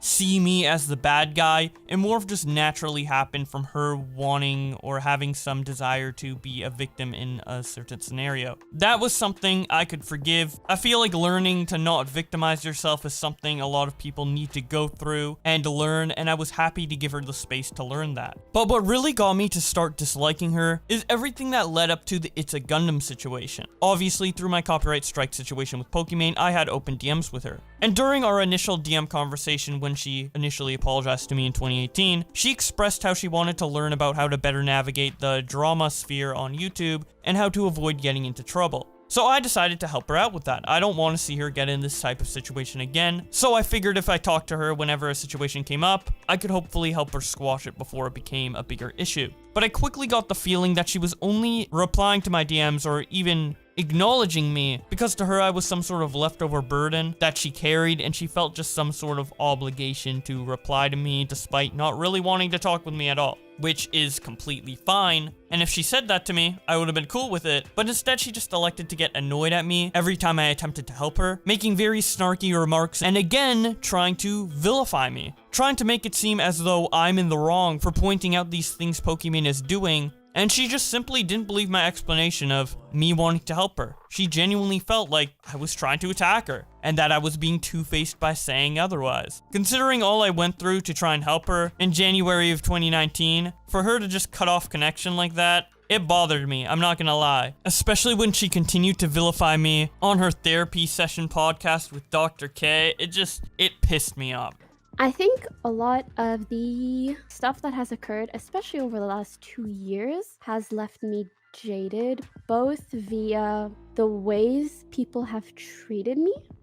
I just feel so like used and abused. The amount of people that will like be so nice to me and then ask me for help, but then like at any given opportunity will throw my name under the bus or make me the butt of a joke, or will appeal to or take advantage of the mountains of people that are ready to hate me at any moment. And then I think it also makes me really jaded to know that regardless of like how someone will treat me privately, the public aspect of that is so different because there's business involved. People where I feel it's like manipulative in the sense that like they want to be on my good side privately, but then publicly they want to appeal to the people that hate me as well. So to be 100% honest here, I don't know if this clip is about me. I assume at least some of it is about me. It seems like she's talking about multiple people here. Look, I'm sorry that people are treating you that way, but I wasn't trying to do that, even though it could be easily misconstrued as me trying to do that. And I wish you were just willing to give me the same benefit of the doubt with my explanation as I do with your explanations for things. But anyways, that happened, and then the ItsAGundam situation happened, and I was like, fuck it. I've been avoiding calling Pokimane out on my channel, but now I'm gonna treat her just like I do any other creator. And then you saw what happened from there. The situation blew up even more, and I've made a lot of videos talking about it, showing the tweets that people make in regards to it. And now we have this new apology video. So when she says in her apology video that she actually felt guilt, it means a lot more to me than what she said at the beginning of the video about my copyright strike, because it's her finally acknowledging that she did something wrong, and it's not simply a case of everybody else being out to get her. Now, as for my honest opinion on if she has changed, I think she might be in the process of changing, but she definitely hasn't changed fully yet, because just a week ago she blocked me on Twitter and then unblocked me as soon as she uploaded this apology video. So either she had a change of heart very recently,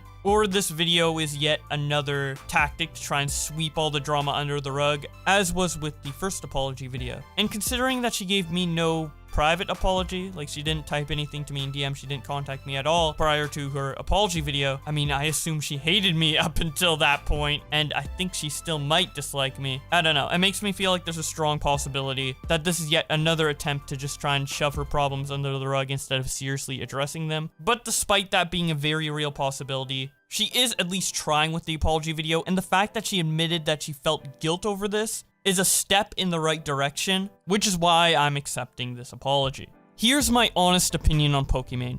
I don't think she's an evil person. I don't think she's out here trying to attack people on purpose. I just think she's extremely over-defensive of her own brand, to the point of becoming paranoid and preemptively striking against people that she might see as potentially hostile. I think it's a case of over-defensiveness rather than actually being a malicious person. I don't think Pokimane's a bad person, despite me having a lot of reason to believe she is a bad person. I don't know, that just might be a case of me being over-optimistic. I've been way too optimistic when it comes to so many creators, and so many times it has screwed me over, so I'm willing to be right or wrong on this guess of Pokimane as a person. Only time will tell whether my optimism is well placed or not. Also, I think it would be really fucked up for me to just assume the apology is fake. Like, I'd have to be a very bitter person and unforgiving asshole to just dismiss her entire apology based on a hunch I have. Anyways, the most important thing I wanted to personally express in this video, and pretty much the reason I made it, is simply, I just don't want to feel like the bad guy for getting copyright striked by Pokimane and defending myself. I really don't want to feel like the bad guy anymore. I felt like the bad guy for not defending myself. I feel like the bad guy for defending myself. I felt like the bad guy for forgiving Pokimane. I felt like the bad guy for trying to help Pokimane in DMs while also being critical of her on Twitter.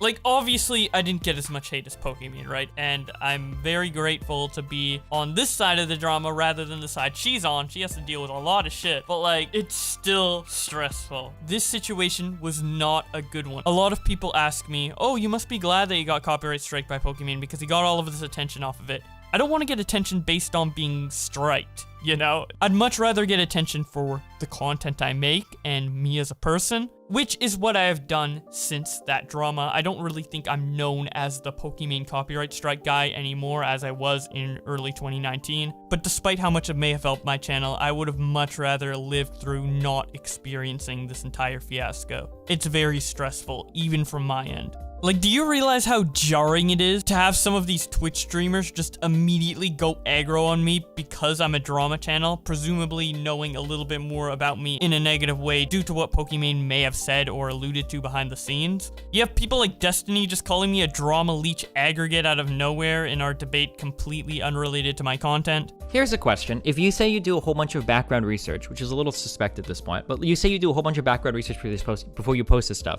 do you ever reach out to the person in question for comment? And why not? Because I know you don't. So why don't you? I don't, because basically what I do is I just take tweets of what people are saying and just post them and read them out. And I try to give the clips the most benefit of the doubt. And then if they make a statement on their Twitter, they're already getting a lot of backlash. If they make a statement on their Twitter, I will include that as well. Okay, so you're literally so you're like a viewer content leech aggregate. We have people like XQC saying I should stick to drama in an extremely rude way. This might just be paranoia, which is pretty ironic considering what I just criticized Pokimane for. But I genuinely do think that this entire Pokimane situation has reflected negatively on me amongst commentary creators in 2019 and Twitch streamers today. With how much of a sore spot this has been for Pokimane over the last few years, I doubt people like Valkyrae, The Sky's Toast, Skara, Lily Pichu, Michael Reeves, etc. think very highly of me, which does upset me. I genuinely care about the entire community and just people as a whole, and to have that perception of me just shattered right out the gate, it sucks. It really does. Which is why I do feel sympathy for people who think Pokimane's a horrible person based off these exposed videos, because again, I don't think she's a horrible person, so I have sympathy for her there. I don't mean to make the vibe of this video feel all doom and gloom.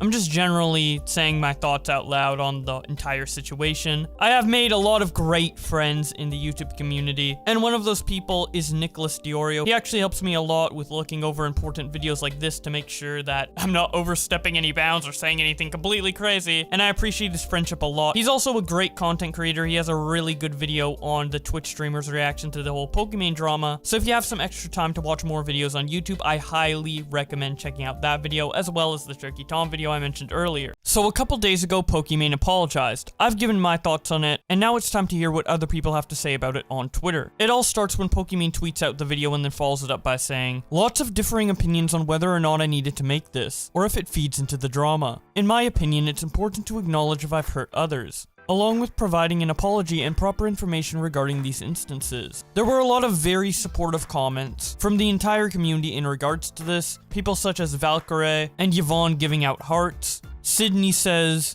"I am constantly inspired by how well-spoken, well-thought-out, mature, and eloquent, I could list 100 things, you are. The way you handle yourself in difficult positions is so admirable." Fuzzly responds to Poki by saying, "Always here for you. You are so unbelievably well-spoken. And I'm sorry you even felt the need to apologize for some of these things. You are a queen for being able to handle all of this. Sending you big virtual hug, and please enjoy the rest of your break." Susu says, "It's basically become a meme to hate on Poki at this point. People will not watch this but come and say the same things over and over, even though it's all addressed in her video. Growth can happen at any stage of life." J Swag Jerry asks, "Wait, what is she apologizing for?" To which Kaden responds, "Not being able to take criticism to the point where she literally banned the word in her server. She also made a dude lose all his sponsorships for no reason whatsoever." Lily Pichu responds to him by saying, "There were literal races to see who could get banned in her server fastest. People threw around the word criticism so loosely, but what she received was largely harassment and never-ending insults."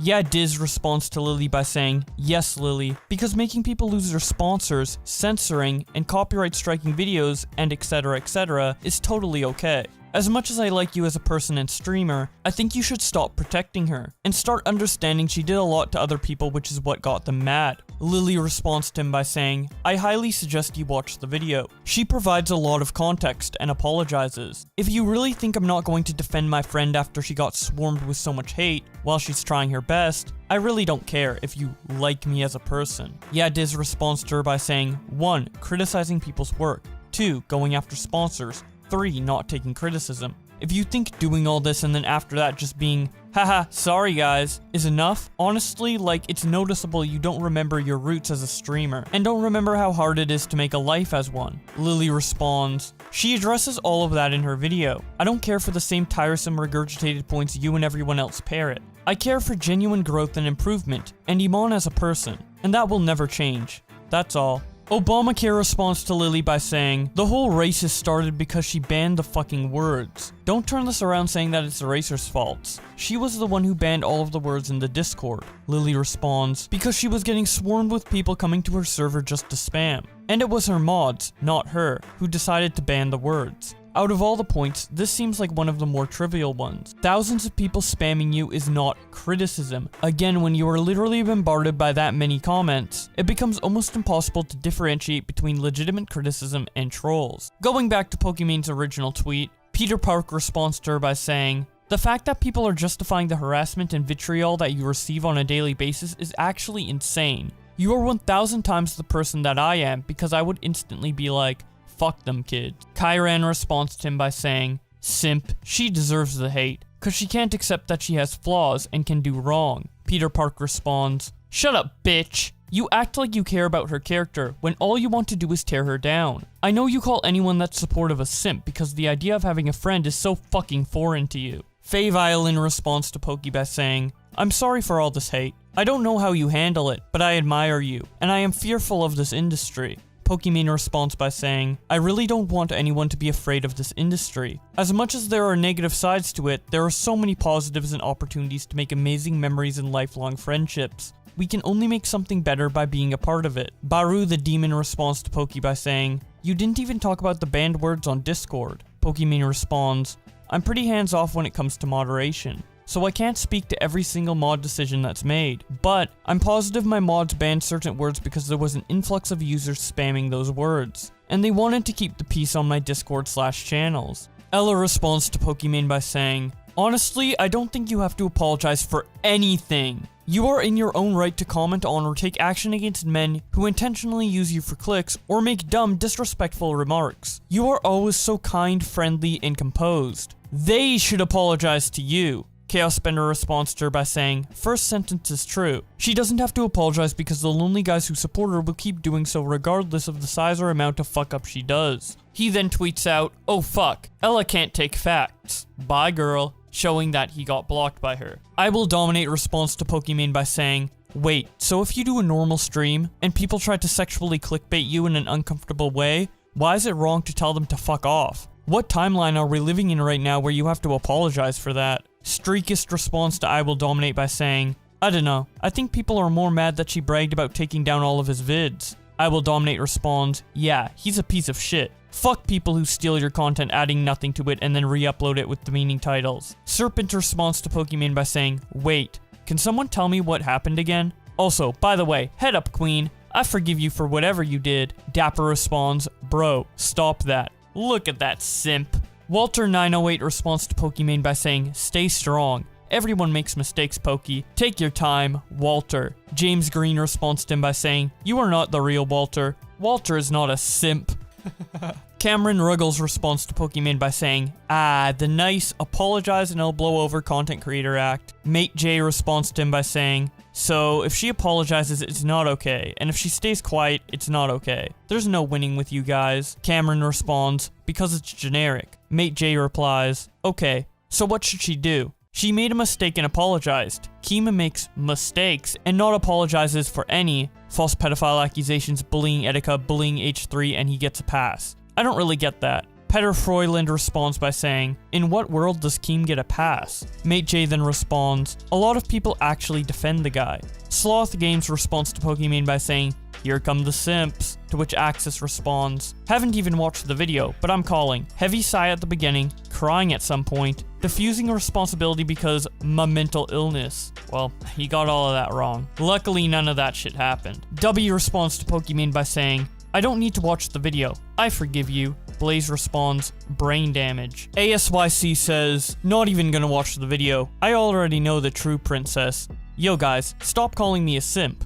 I'm a woman respecter. Peak responds to Pokimane by saying, Who else watched all the way through? Like if you did, I know for sure I didn't watch that boring ass shit. Mr. Ringo responds, see, this is weird, won't watch it, but will still shit on her saying she hasn't apologized or some shit. Peak responds, it was a joke if you couldn't tell, but she isn't gonna fuck you. Sizzymon responds to Pokey by saying, sending all the love, thank you to people who will call me a simp. Simp is not an insult for me. Quagmire Toilet responds to him by saying, shut the fuck up, you are literally 12. To which he responds, thanks. I'm not, but thank you for saying I look that young. Trust me, I'm way older than 12. I can't then responds, way older than 12. That makes it worse. Ramen responds to Pokey by saying, I ain't reading all that. I'm happy for you though. Or sorry that happened. Kyuko responds to Pokimane by saying, I feel like your job is really hard. Your personal reactions to ridiculous events are hand in hand with your business/livelihood. Everyone is going to have an opinion/belief of how you should act. I think this video shows amazing growth.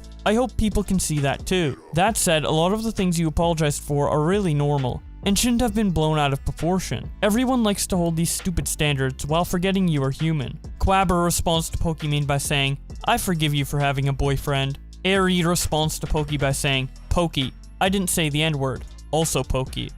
Nigga, you funny. That's not true. Maybe you're just boring as fuck and lame as hell.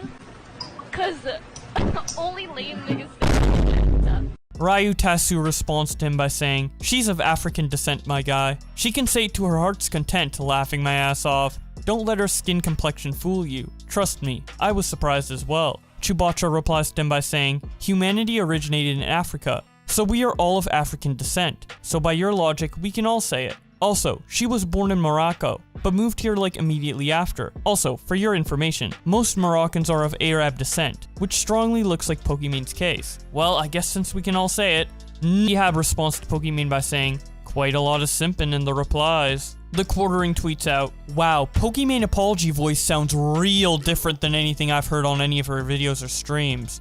Willie Mactro tweets out, Pokimane's apology is trash! She didn't even break up with her boyfriend! Twoon says, you know what's so annoying about this Pokimane apology? Her tone. Bro, stop sounding so sad. Jesus. Sound confident in what you are saying. I like what she says, but I can understand why you all might find it half-arsed. 8 Thoughts responds to the apology by saying, my wife listened to this for 1 minute and said, okay, you can turn that off. It's fake. Turkey Tom responds to all of this by saying, watched Pokimane's new apology video. Honestly, I thought it was pretty good. Props to her for talking about her mistakes openly. The biggest issue for me was her targeting of sponsors. She addressed it in full here. Nice move, Spokey. Keep it up. Vito responds to the apology by saying, when a brand sponsors a creator, they are endorsing the content and the opinions of that creator. It is totally inbounds to question the types of content a brand is aligning themselves with. If your content isn't brand friendly, that's your issue. She shouldn't have apologized. You can say this will start some sort of YouTube war with everyone attacking sponsors, but these people all made the conscious decision to participate in this drama sphere. They shouldn't pretend their business partners who directly fund their drama should be immune. This opinion only extends to one aspect of her apology, not all of it. Speaking of sponsors, this video was sponsored by Ridge Wallet. They love my content, I love their wallet. It's a mutual partnership that they are very happy with and I am very happy with because I love my Ridge Wallet. It's very durable, very compact, holds up to 12 cards plus room for cash, and there are so many colors and styles to choose from on the website. And with a 45-day money-back guarantee, with free worldwide shipping and returns, I honestly don't see a reason to not try out this wallet if you are in the market for one. So if you want to get one, be sure to go to ridgewallet.com/Boblax and use code Boblax to get 10% off. Thank you so much to Ridge Wallet for sponsoring this video. Nicholas Diorio responds to Vito by saying, a creator's Ridge Wallet should be the focus when acknowledging criticism and not the actual critiques? Imagine if streamers reacted to critical videos by naming each individual sponsor or creator supported by using their clout to cripple income. What a fucking horrendous take. Lol. The dude had a Ridge sponsorship in a video he talked about Pokimane, and she bitched about how long the website took to load. Lol. A completely different unrelated company dropped them. Anyone can theoretically make loud enough noise to destroy the sponsorship ecosystem. Nicholas Diorio continues tweeting about the situation by saying, Pokimane just issued a full apology to Boblax. Mission accomplished, boys. FaZe Karen responds to him by saying, does anyone remember when she apologized last year? She showed PewDiePie's video and cut it up, lol. It was pure manipulation. Nicholas responds by saying, Last year, she said, legally I was in my right to take it down, still taking a swing at Boblax. This one she corrected that. Pokey Thought responds to Nick by saying, and you didn't read the undertones in this video either. She's legit only sorry she got the heat from fucking up too many times recently. It saddens me that you all fall for this shit. She won't change as a person. Nicholas quote tweets him and says, guys, I didn't read the undertone of the Pokimane apology, lol. My bad, dudes. Let's keep relentlessly thrashing until she makes a better apology, guys. Sarcasm. Make Twitter have an IQ threshold, please. He continues by saying, to people saying Pokey bad, apology fake, you know drama YouTubers can't like stomp someone out forever, right? At some point we need to let them attempt to change their behavior. Laughing my ass off. Like we can reassess something later, lol, but you can't just keep bashing someone.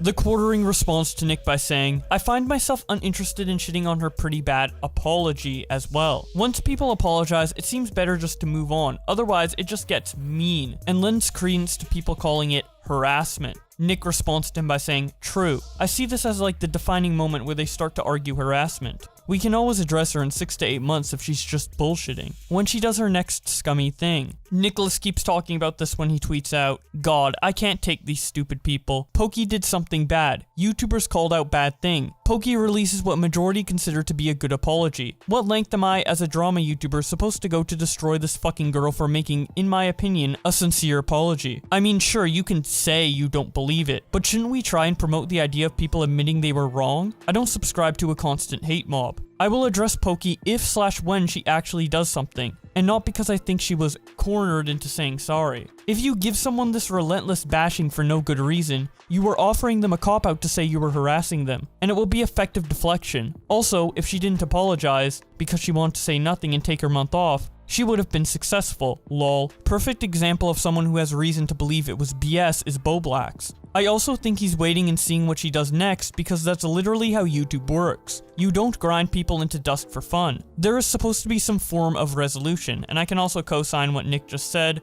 Of course, I'm skeptical of the words she said in her apology, but I'm choosing to believe them, and if she doesn't do something similar in the future, well then, the words in her apology were sincere. As I said in my response video, you gotta give people room to improve. Turkey Tom responds to Nick by saying, there are some people who will literally never be convinced of one way or another. Just how it is. Nick responds, it's okay to be skeptical, lol, but it's crazy how people try to weaponize drama YouTubers. BWC reacts to the entire situation by saying, Pokimane addressed everything that needed addressing, and made sure that it didn't come across in a way to encourage more conflict. Anything else is just noise, and bored, angry people wanting scalps. Call Me Carson says, people making a big deal out of Pokimane. Wait until they find out about my secret boyfriend. Leafy says, Pokimane is a clout chaser. I think Pokimane is obsessed with me. Pukums says, Leafy really left YouTube for 4 years, came back just to spite H3H3, and bullied Pokimane, the #1 female streamer on Twitch, into apologizing for being such an asshole. American hero.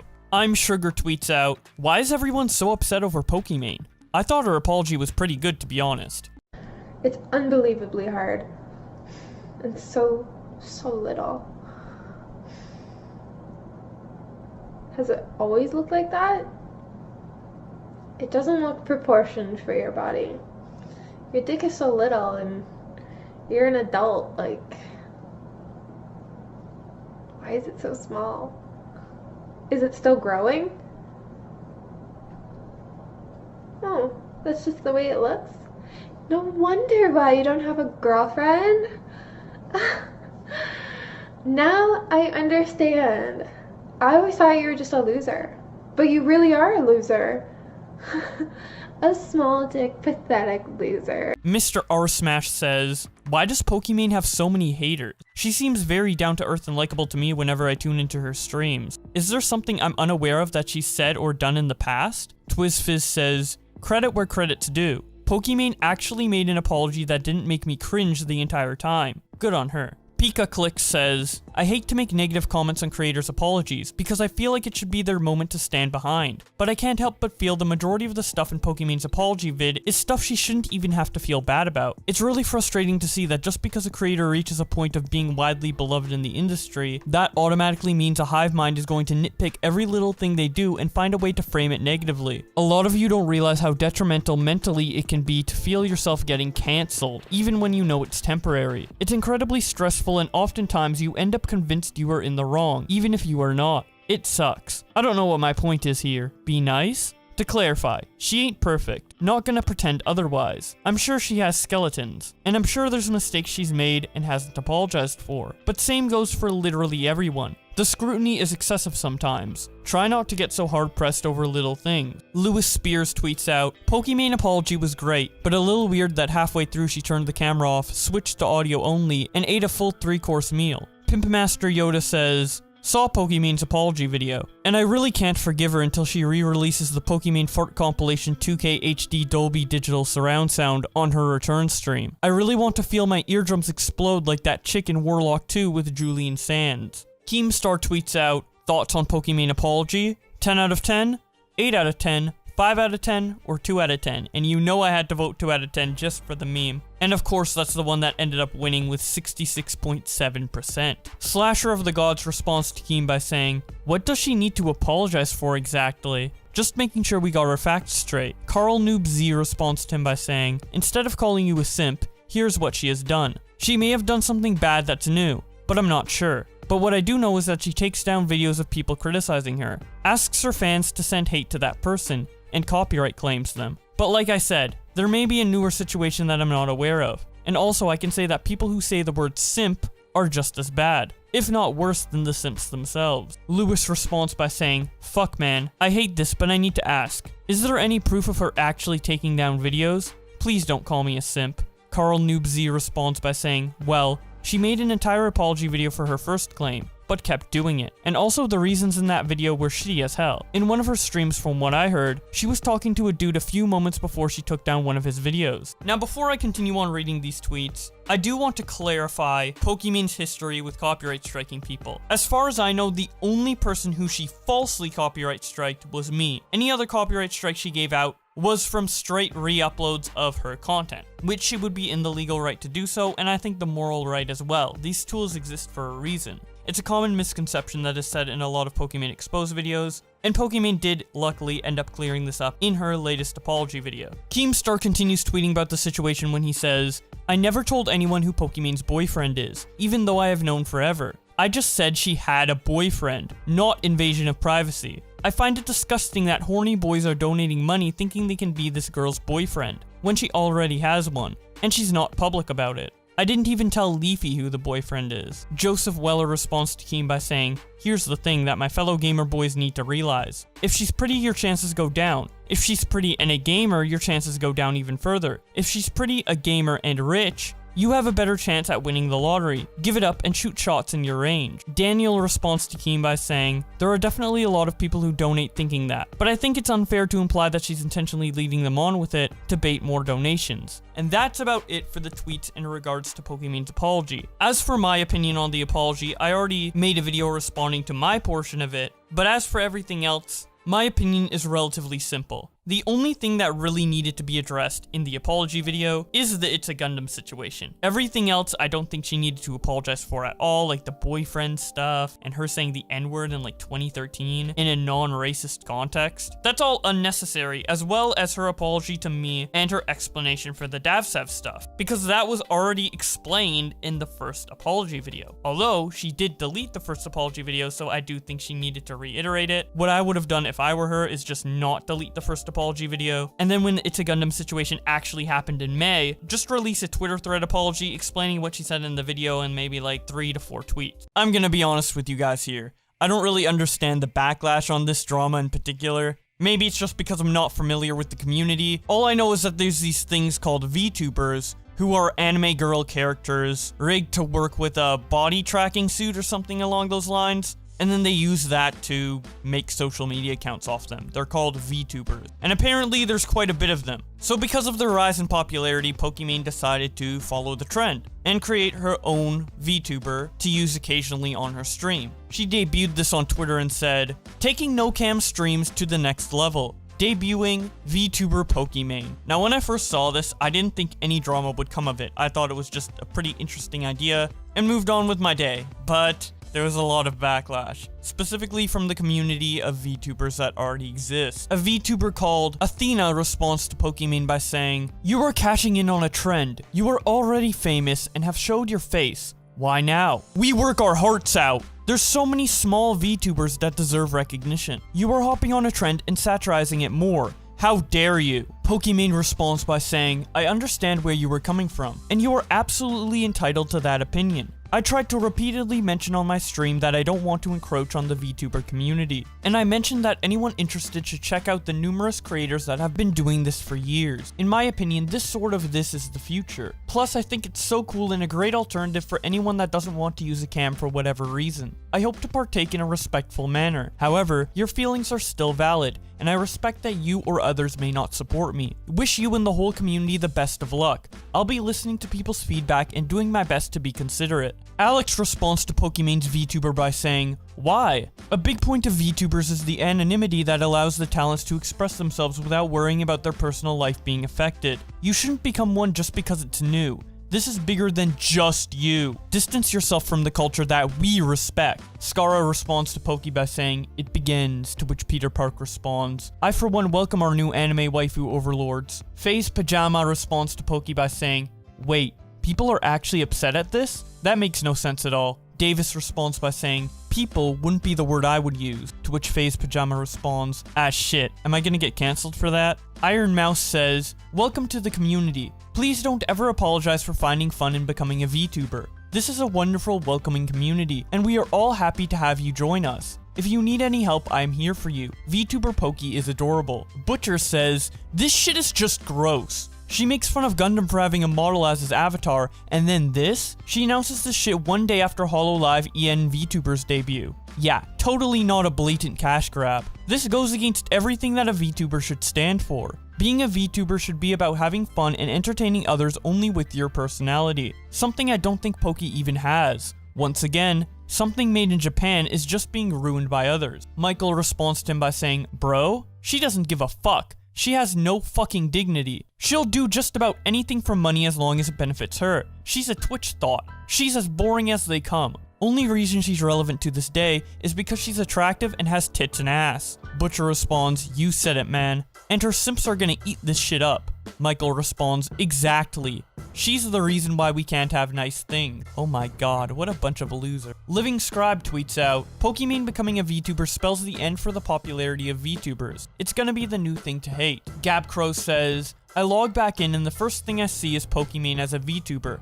I'm deactivating on God. Trash Queen says, the more I look at the Pokimane VTuber thing, the more I realize her design looks like something you'd make in one of those free Anime Me apps. It looked so bland compared to the VTuber designs I've seen, like the dog and the puppy one. Christina says, Pokimane coming in to ruin the VTuber trend like. Tyler says, the VTuber move was truly a 2 out of 10 Pokimane, showing that he blocked her.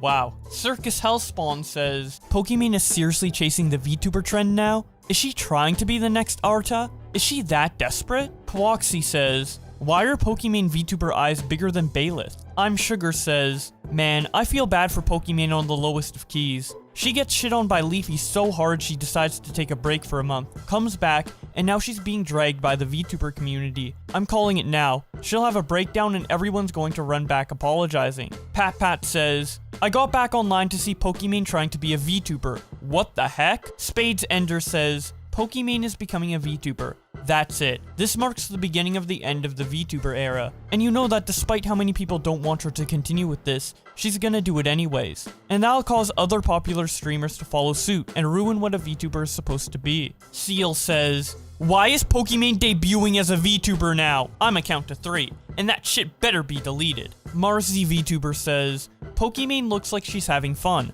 I'm happy. She's not stealing views. She's very established already. If anything, her becoming a VTuber opens the door for more people to find out about us. That's tons of people who now know what term to search for if they enjoy it. Harris Heller says, the most noteworthy thing Pokimane's latest announcement did was expose how toxic the VTuber community is. Yikes. Mugandeo says, as much as I joke about the VTuber thing, I really do not know how to feel about the recent Pokimane announcement. LOL. On one hand, cool, good for her. On the other, I wonder how this will affect the actual VTuber community, cause the response has been overwhelmingly negative. As far as I've seen, the VTuber creators have been a close-knit community that help each other out, whether that be for a fresh start or translation stuff from the community. I entirely understand how this may come off as a bandwagon thing, and I hope it isn't. That's all. Ryan says, I think Pokimane becoming a VTuber will positively change Twitch. Making this an option for any streamer to do by normalizing it is a good thing in my opinion. If you were too uncomfortable to show your face on stream,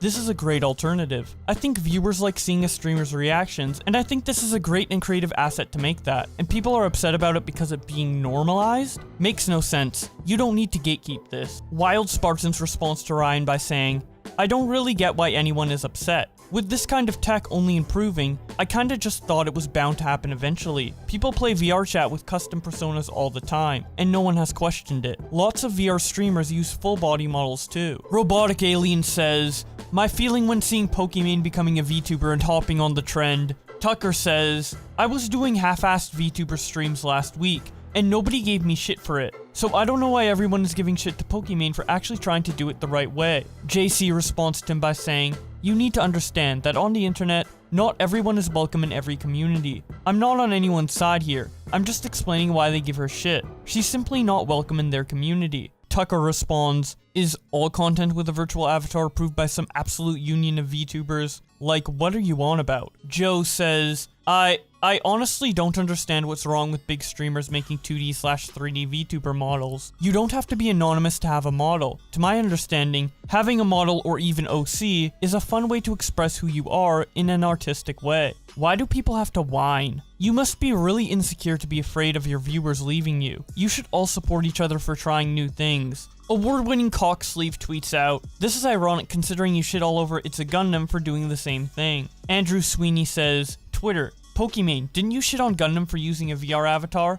Pokimane, and then showing a picture of a monkey with shifting eyes. ItsAGundam himself tweets out the picture of the VTuber and says, totally has a crush on me. Van Puffin responds to him by saying, some crappy YouTuber behind a VR machine? How the turntables. Super Rider responds to Gundam with a picture he made of both of their VTubers kissing and saying, after all this time, we finally understand each other. ItsAGundam responds to this by saying, laughing my ass way off. Christina Tasty says, people gonna be crazy mad when they finally realize Pokimane has the personality of a dry brick. Now she can't show her face. Games Cage says, welp, it's over. VTubers now mainstream. Pack it up, laughing my ass off. Soul Regent says, I told you this would happen. I told you when no one listened. One misstep in VTubers as a whole will crumble. Gatekeeping is the only solution. Was I not clear? Now look what has happened. Look at it. Look at what you've created. Casey Shady says, I kinda get trying new shit or whatever, but this just kind of misses the whole point of VTubers. When you were already one of the biggest streamers out there, and everyone knows everything about you, you just hopping on a bandwagon for the sake of clout. Ron Kulu says, and with that, VTube went out with a whimper. Pob says, don't you have enough attention already? Chenpai says, here comes the blazing cash grab. Tier 3 subs will defend this. The Hindu Dindu says, VTubers are officially cancelled. Johnny says, it's only a matter of time Twitch makes a category for VTubers. Bag Bread says, taking no cam streams to the next level. Debuting VTuber Pokimane, showing the default female me. Big Fat Witch Hat says, well, I'm pulling that $400 I was gonna put towards art and rigging towards like anything else now. JDay6 says, caught a part of the live and this blew my mind. Technology has come so far. Reb says, seeing VTubers mad at Poki for making an avatar is the most gatekeepy thing I've ever seen. Why wouldn't you be happy that your hobby is getting more exposure and encouraging more people to try it out? Everyone should be allowed to be an anime girl if they want to. That's like me getting upset for Sneaky making a Patreon to do lewd anime cosplay, just because he has a huge platform. So silly, honestly. Ayla says, I literally woke up to hear some people in the virtual community are upset that Pokimane wants to be a VTuber. If you were going to gatekeep this community based on fear of your own success, that is more of a you problem than hers. I feel so sad that this is the first impression of a community that was meant to be so welcoming and loving, that was meant to help and support those who wanted to give it a try, and instead was met with negativity and jealousy. What some of the comments say make me feel so embarrassed and ashamed. Do better. MP says, no Pokimane, don't say the gamer word, showing her VTuber next to the scene in GTA where one of the characters says the N-word. And the reason this is a meme is because many foreign VTubers who don't know the English language mimicked him saying the N-word, which obviously became a meme because N-word funny. Optimus says, people genuinely mad about Pokimane doing VTubing are essentially those fucking idiots who comment under mainstream artists' songs, things like, only insert names real fans are here. Like, bro, you were not fucking sweet because you were first to it. Shut the fuck up. Strippin says, the irony of VTuber fans talking about how wholesome their community is, and then straight up lynching Poki for trying it, is a juicy fucking burger. 60 says, so Pokimane is now apparently a VTuber, and people are going absolutely fucking wild about it. I don't think there's a reason to worry, because being a VTuber requires a personality. Jessica Blevins says, y'all leave Pokimane the fuck alone. Jojo says, I finally looked into why people were shitting on Pokimane for making a VTuber model for her off-cam streams. Are you joking? People in the VTuber community are pissed off because they want to gatekeep. Imagine actually gatekeeping in 2020. So fucking toxic, laughing my ass off. Brittany Venti tweets out, how Pokimane sees herself versus reality, comparing her VTuber to herself. Memeology101 says, Rule 34 is already spamming Pokimane's avatar and chat icons everywhere. She really wanted those tier 3 subs back, huh? Because it is working. Jackson says, really cool to see someone as prominent as Pokimane experimenting with this. I expect a huge percentage of streamers will use some kind of avatar/virtual identity as part of what they do in 5 years. Flexibility, IP creation, pseudonymity possibilities. Pokimane responds to him by saying, big agree. Pokebra tweets out, to all the haters. Fuck you! Pokimane responds to him by saying, you need a chill, lol. Pokimane then tweets out on her personal account, I think I've gotten used to doing things that others find weird. Streaming really wasn't that cool or normalized 7 years ago. And look at it now. As long as I'm enjoying myself and not hurting anyone, I think it's okay. And now for the final tweet. Skosh says, people are mad at Pokimane for making a VTuber? Laughing my fucking ass off! And the reason I want to end with that tweet is because it's my exact opinion. Who cares? At worst, it's a failed experiment. At best, it can bring a lot of recognition to the genre of VTubers and encourage the community to expand and grow in popularity, which is always a good thing. Personally, I knew about VTubers before Pokimane did it, but I didn't actually know what the term was. I just said they were like avatar, social media people, or whatever. I didn't actually know the term was VTuber. And if you guys were introduced to a new aspect of this like I was, be sure to tell me in the comment section below. Because if there's a decent amount of people who are introduced to VTubing or learn something new about it through this controversy, I think it's a net positive for the VTuber community, as well as the streaming community as a whole. Pokimane and FedMyster are two Twitch streamers that from the outside looking in seem to have an unbreakable bond in terms of friendship, frequently appearing on each other's streams, and even living in the same house together, that being the content creator house known as Offline TV. Originally, FedMyster moved into the house to be the editor for the group, but he was so well liked by Poki and his other peers that he was promoted to a full-time content creator for the group, which is why it was such a big shock to everyone when he was suddenly completely removed from the organization in June of 2020. The reason behind this removal stems from this twitlonger made by one of the Offline TV staff members, Yvonne. Her twitlonger is titled My Truth. It reads out, I want to start this off by saying, Fed was the first friend I felt like I made at Offline TV. He was very welcoming and I spent the most time with him out of everyone. We got along really well and quickly became really good friends. We would go on late night food runs and watched movies together in my room since I had a TV. He fell asleep frequently there and it became a pretty normal thing. We always stayed on our sides of the bed,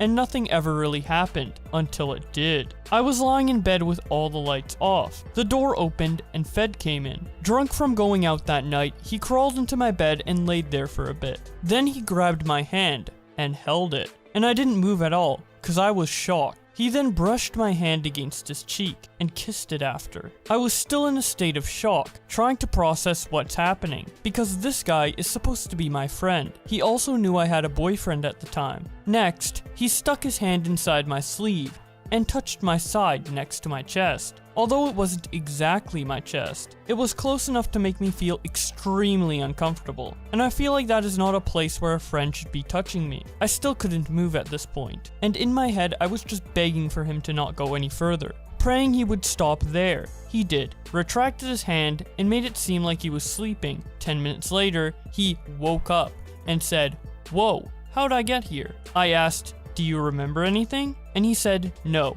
and left my room. The next day I went up to his room and asked if he remembered what happened last night. He said no. I told myself that if he forgot, then maybe he didn't know what he was doing because he was drunk, and I didn't want to bring it up because I didn't want to make it weird between us. A few weeks later, I was lying in bed again, and he came in drunk again. He laid down next to me and told me he was sorry for what happened last time, and that he overstepped boundaries. So then I thought to myself, did he remember this whole time and lied about it? I didn't say anything, and 10 minutes later, he did it again, minus the t-shirt part. Again, I'm scared to say anything, and he fell asleep next to me. The next day, he also acted like nothing ever happened, and I asked him at some point if he remembered anything, and he said no, again. I kept this secret to myself for a very, very long time. The only people I could tell were my boyfriend at the time and a close friend of mine. And out of respect for me, he didn't tell anyone. I felt like if I told anyone at offline TV, the world would come crashing down, and that offline TV would die/cease to exist.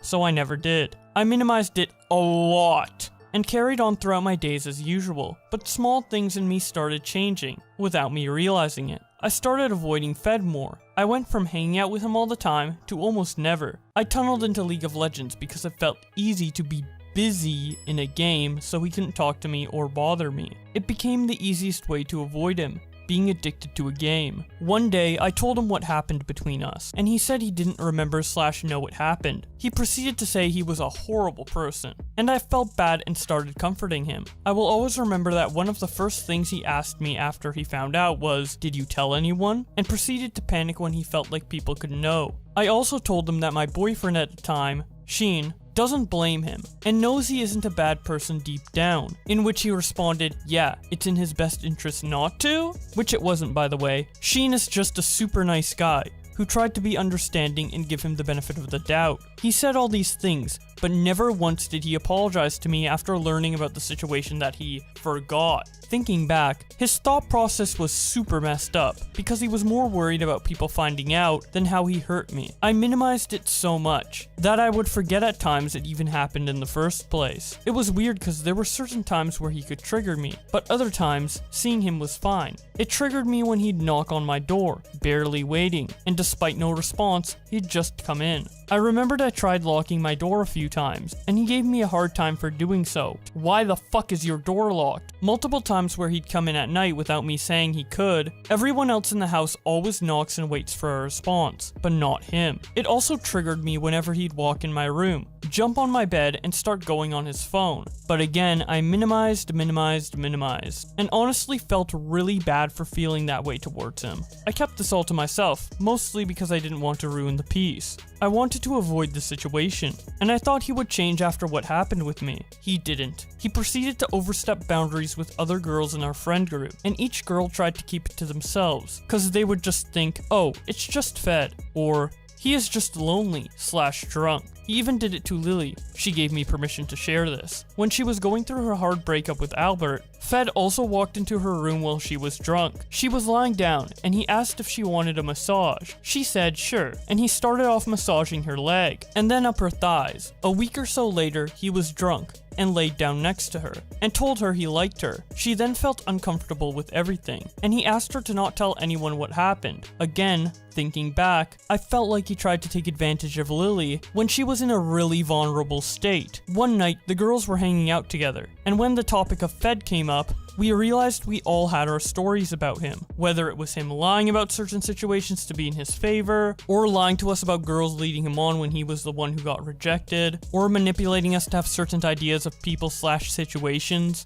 Poki especially suffered a lot from this, and I'll let her explain if she chooses to do so. The stories shared were mainly Fed overstepping boundaries, being overly touchy, in which we all thought were just Fed things. We thought it was fine because we told ourselves, that's just who he is. As we shared each other's stories, we realized it was not fine. When all the sexual harassment/abuse stories started coming out on Twitter, my coping mechanism just broke. I couldn't minimize it anymore, and I suddenly felt everything that happened crashing down on me all at once. I couldn't ignore it any longer, and I realized what happened was not okay. It couldn't be swept under the rug. I didn't want to see him, talk to him, or work with him. The pattern of problematic behavior led us to decide that we needed to have an intervention with him, to get him to realize he needs to change for the better. So we all sat down together as a group, and everyone started sharing with Fed how he once hurt them. It was extremely emotional, with a lot of crying, and at the end of it, he seemed very apologetic, and understanding what he had done wrong. This was the first time he apologized to me about everything, and it did feel really nice to hear. I genuinely felt super happy that it seemed like Fed was very accepting of everything and willing to be better. I wasn't planning on releasing any statement from my end, but unfortunately, his behavior since then made me feel like he wasn't really sorry. His actions and words showed he was still avoiding responsibility, that his priority was still himself and his career, versus being a better person and resolving the hurt he caused us. My intention for the statement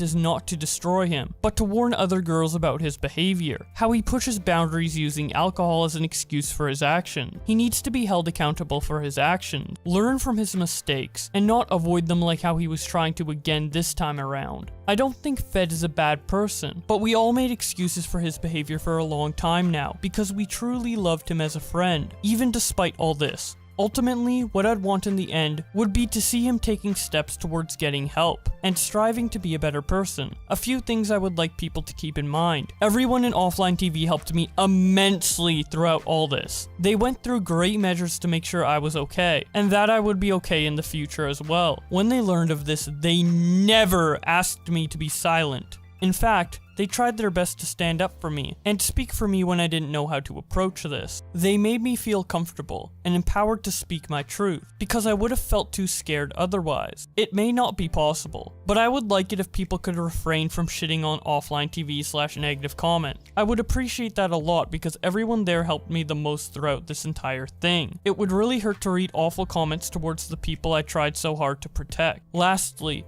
please remember that Fed is human, and refrain from extremely hurtful comments that I know he's going to receive. Words can have a very scary impact, and again, I want to emphasize my intention with this statement is not to destroy him. I just felt a strong need to speak my truth, and put a warning out there to other women until he does get better. I don't believe he's a bad person deep down. He is someone that even to this day I can't help but care about, and things would honestly be a lot better if I didn't. Wow, that was a pretty hefty statement from Yvonne. Pokimane shows her support by sending a heart emoji. The Offline TV Twitter account quote tweets Yvonne and says, "We strive to be a place where everyone can feel comfortable and safe. With that in mind, Fed has been removed from Offline TV. He will also no longer be living with us. We wholeheartedly support Yvonne, her statement, and anyone else who has the courage to share their story." Valkyrie responds to this by saying, "Sending all my love to each and every one of you." Fed commented on this whole situation by saying, "I want to start off this statement by apologizing for my absence the past few days. Earlier this week, some of my friends sat me down and expressed that I had on several occasions made them feel uncomfortable or uneasy.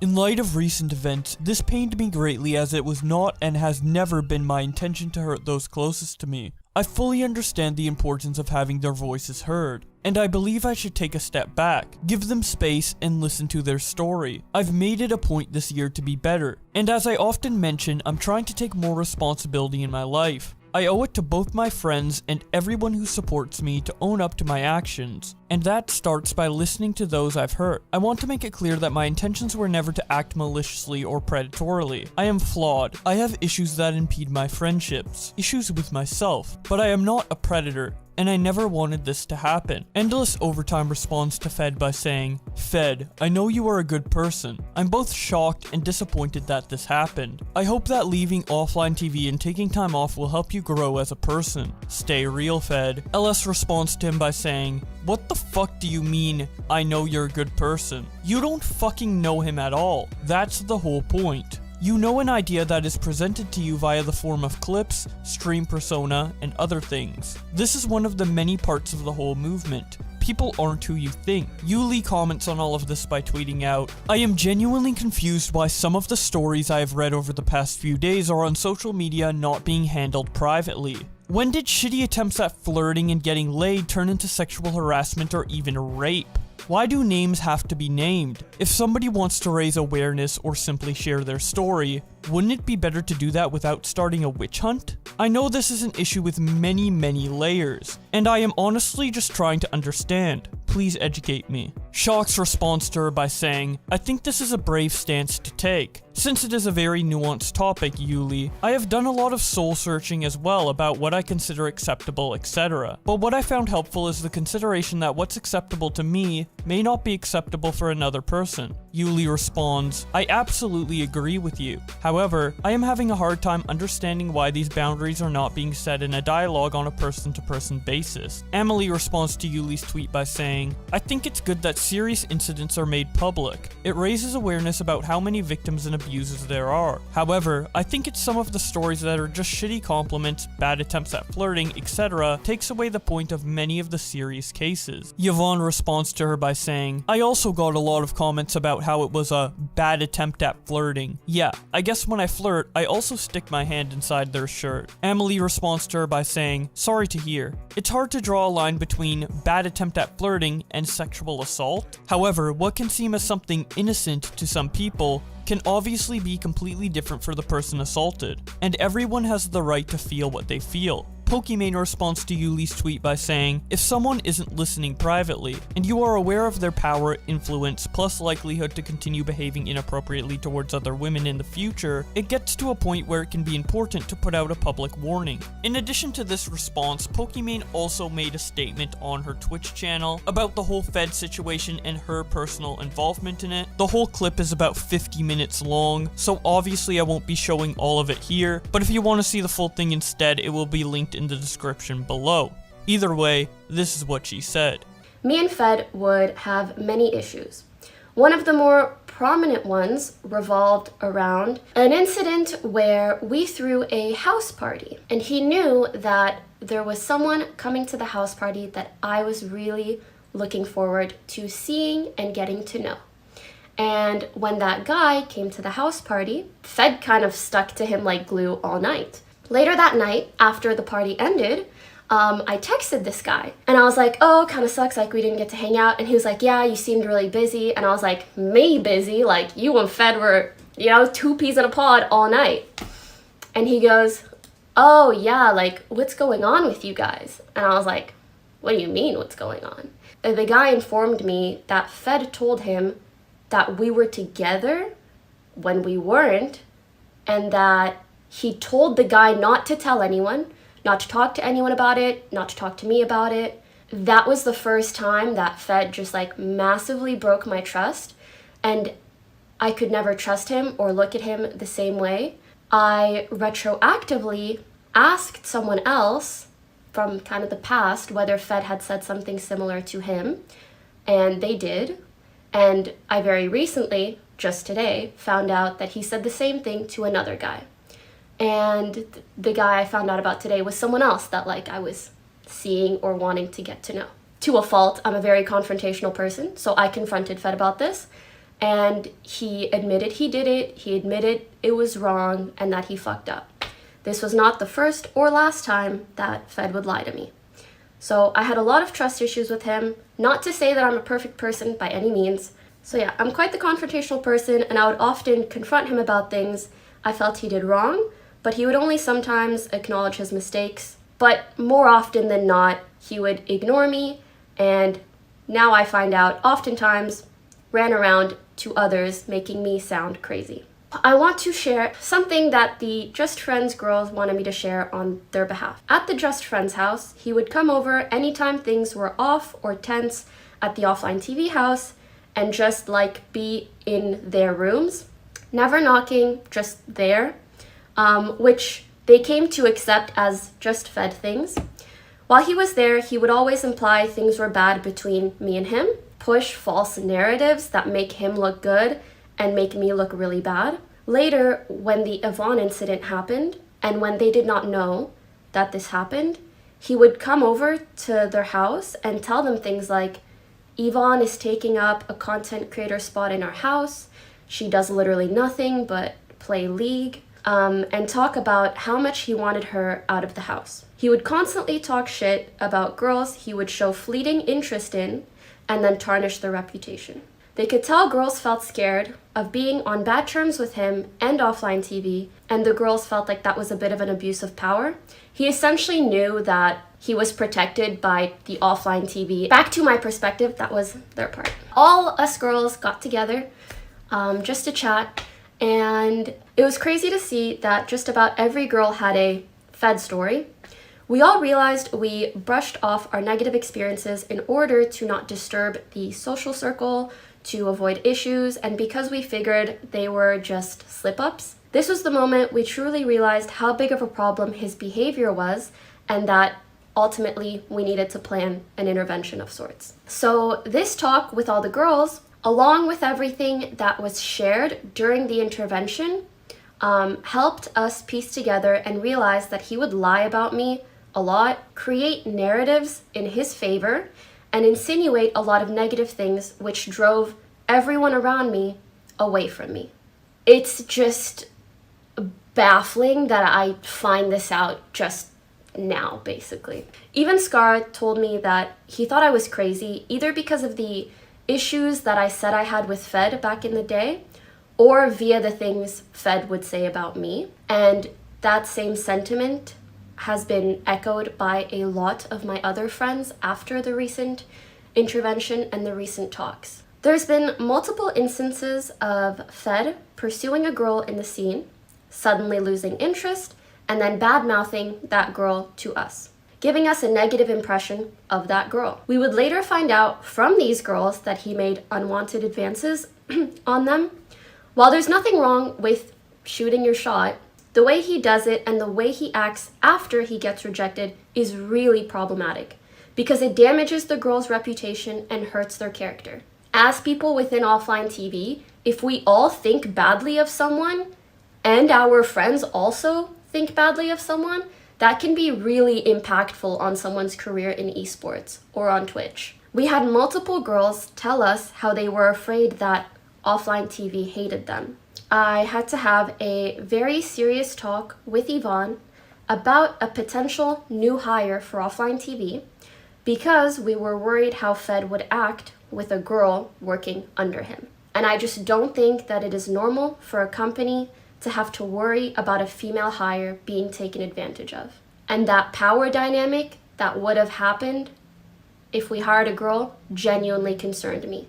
And this was prior to me knowing a lot of the stuff that I know now.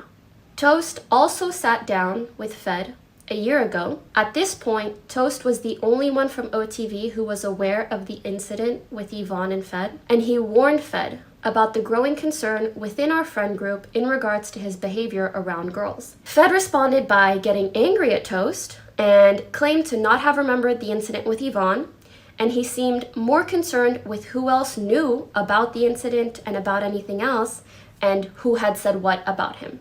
I want to put a huge emphasis on this. The way he shit-talked Yvonne and Lily to me and others, particularly, I will just recount my experience, is so frustrating knowing what happened between them. The Yvonne incident happened, and Fed would start talking to me. I'm so sorry for being emotional. He would talk to me about how Yvonne was lazy and not working enough and playing League all the time. And I was concerned. And he would say, oh, she won't work on OTV stuff with me or brainstorm and blah, blah, blah. And this discussion got to the point of us almost letting Yvonne go from the company because we thought she just wasn't interested enough in working with us. When in reality, her behavior was entirely because of the incident that happened between them two. And so it just blows my mind that he would try to manipulate the narrative in that way. And kind of aggressively, if that makes sense. He was really not wanting her there anymore.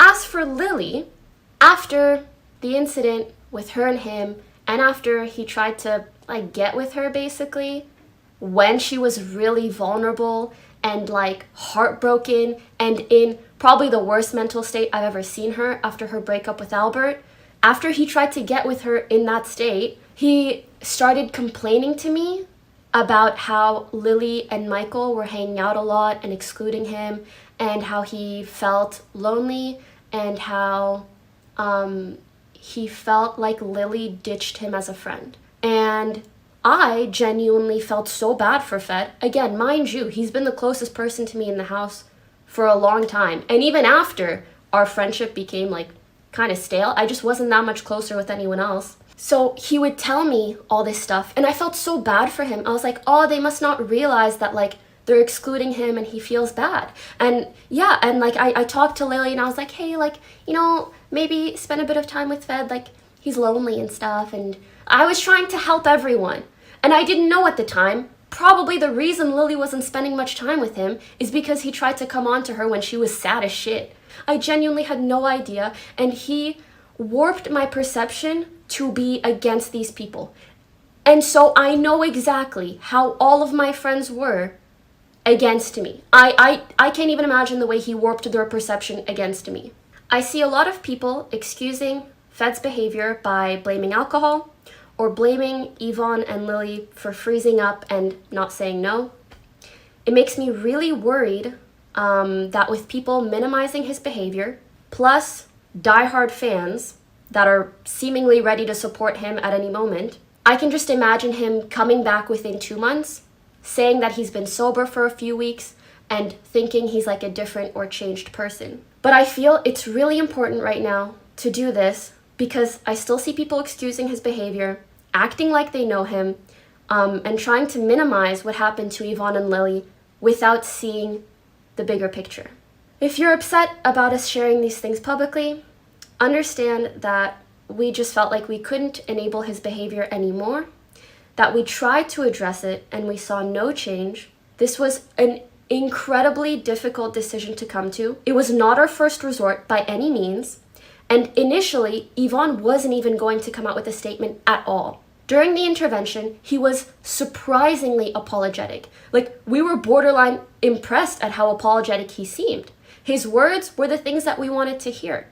However, after the intervention, via his actions and his words to other people, it was made very clear to us that his priorities did not lie with his victims, but with his public image. His priority was not to make things better or to be a better person, but instead it felt like it was to salvage his career and figure out his next move. Within a day or two after the intervention, he was already running to our mutual friends and trying to seem like the victim in this situation for being let go from OTV. That's about it from Pokimane. There's also video statements I'm going to share from Skara, the founder of Offline TV, and Yasuo, FedMyster's former best friend. But before we go into those statements, I'd like to show something that's a bit more contrasting to what we just listened to. And of course, the person to give that contrasting statement is Keemstar. He tweets out this Twitter video with the caption, "I'm mad." I'm going to have a little bit of a rant, and I haven't researched everything, so I don't have all the details. So maybe there's something extra to this story that I just don't know about, right? But I just read a Me Too movement, or Me Too statement about these gamers. They live in a gamer house. One's a guy, one's a girl. The guy's drunk. He jumps into her bed. He's like putting his hand up against her chin. He like grabs her hand, kisses it. He grazes his hand across her chest. And the girl says, "I was so shocked by all these three things that I just didn't even react. I just was froze. I didn't say anything." It's your responsibility to say something.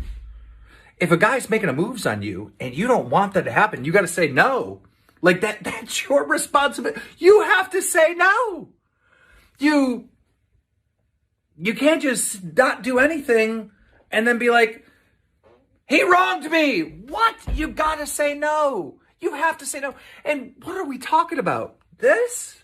We're talking about kissing a hand? That's what we're talking about?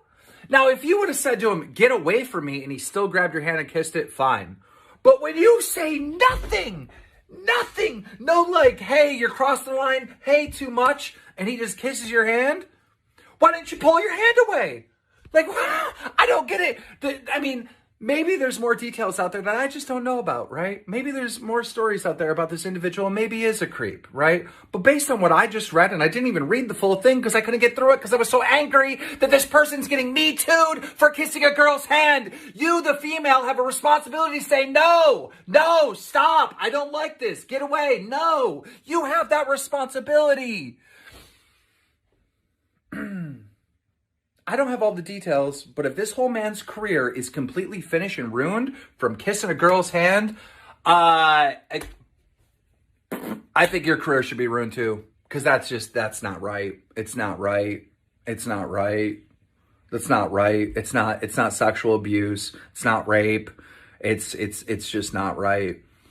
If he crossed the line, you need to tell him right away, you're crossing the line. And if he doesn't back off, then expose. He continues to talk about this by saying, based on these responses from Twitter, stand corrected. Kissing a girl's hand is sexual harassment, borderline rape. Even if the girl gives no verbal or physical signs that she's uncomfortable, that the man is crossing boundaries, it's still rape.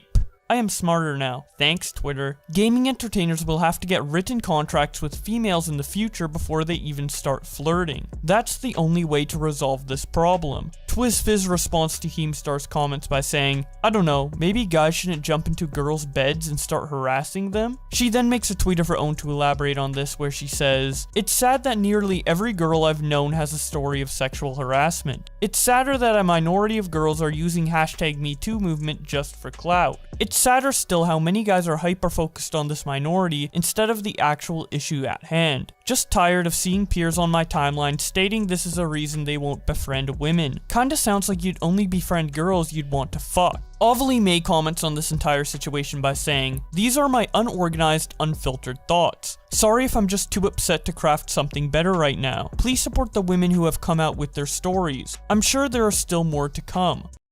Couldn't get my thoughts out onto text, so I'm going to try it in video. It's unorganized. Sorry.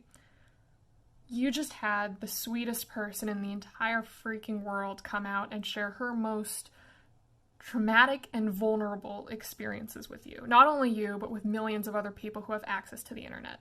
This is stuff that she may not have told anyone. She may have kept it to herself for years. She may have been living with the disgusting feeling inside herself or trying to lie to herself and tell her, forget that it ever happened. If after reading that, you come out and respond to it by trying to invalidate her trauma, invalidate her experience, by asking, why didn't you come out and say something sooner? Or why didn't you say something in that moment? You're part of the fucking problem. It is not that simple. When you have someone who is overpowering you, on top of you, next to you, pressuring you, you're incapacitated, that is not always an option. Especially for a girl. There is always a fear, whether it's in terms of power of strength or just terms of power of fucking, I don't know, employment or some shit like that. That is not always an option. And the fact that she was still able to come out years later and finally share her story after finding the strength, after finding the courage to speak her truth, to try to help other women out there and make sure that nothing of this sort happens to them from this individual ever again. You're incredibly insensitive to try to invalidate that.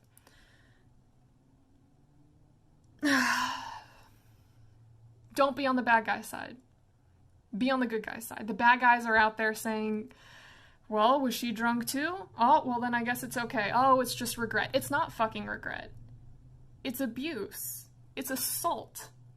Be on the good guy's side. Support these women who are coming out and sharing their stories.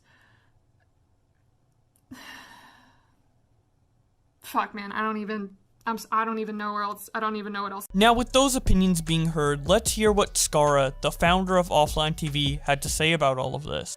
I will say, in general, it is not just an alcohol problem that made him do what he did. He ends up always kind of manipulating the truth to make himself look better.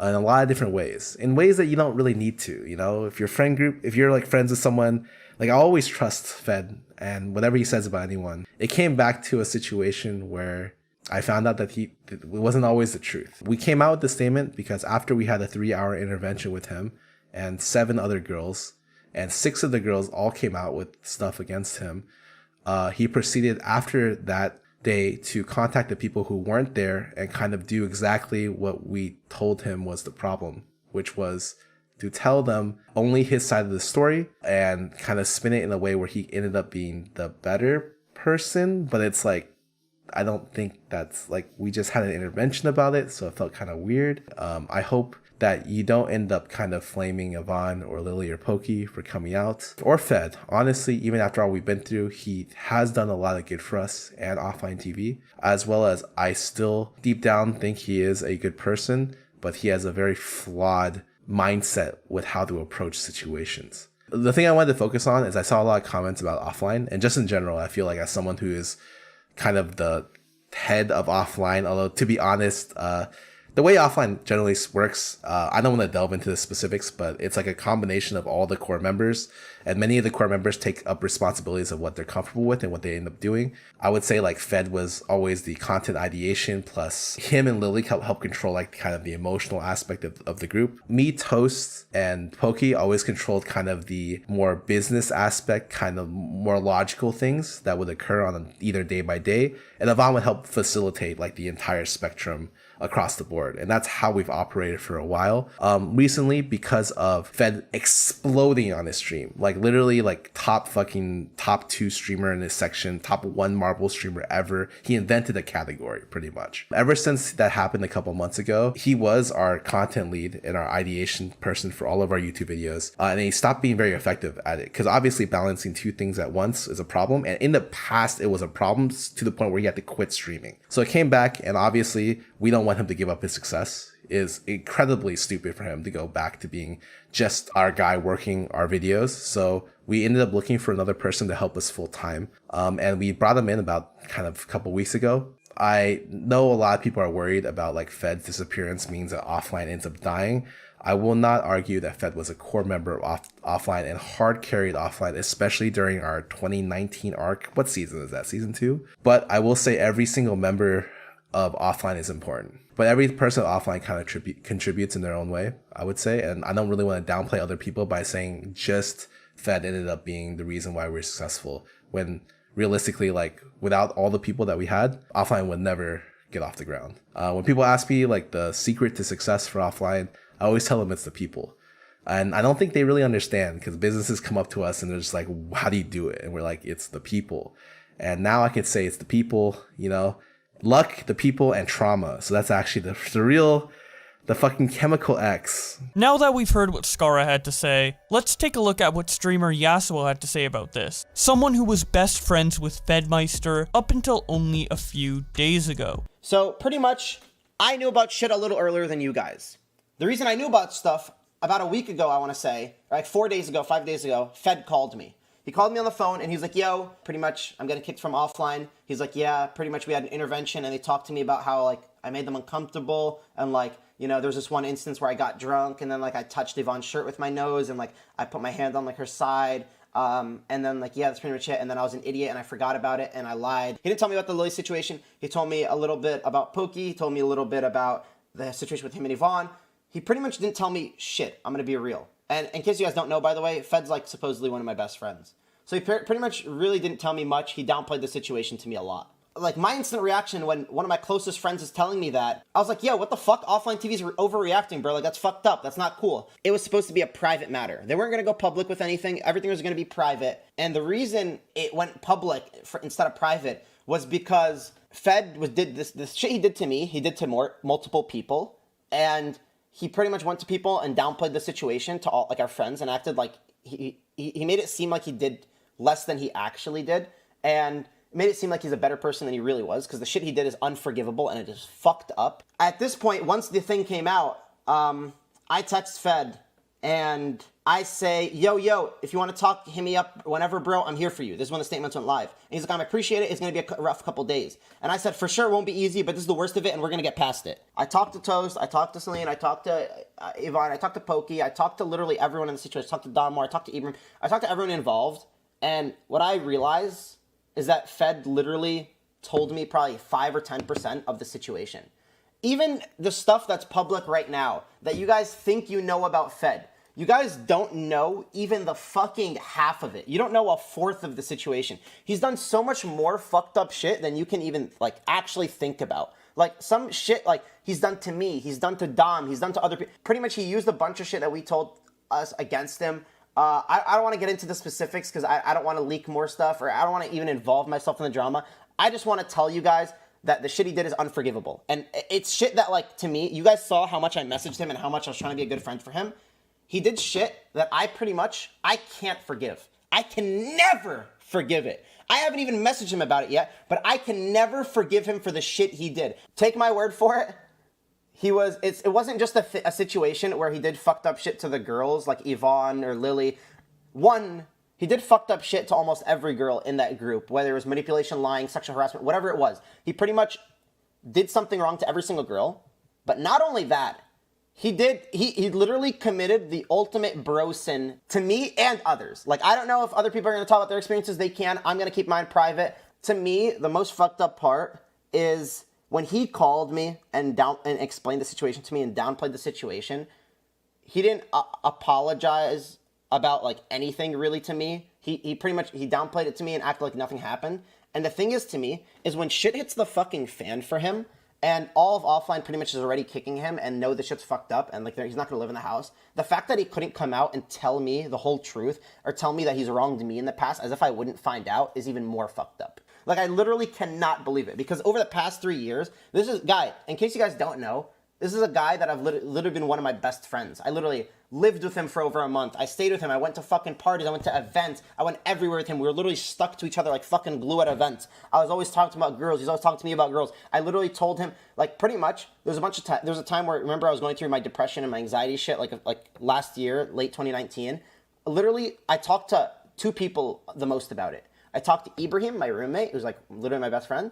And then I also talked to Fed about it. Those are the only 2 people that I talked to about it. So that should show you how much I trusted him, pretty much. But the stuff that I told him while I was depressed and anxious, and, like, him helping me, the fact that he used the shit I told him against me, and did shit that, like, made me more sad.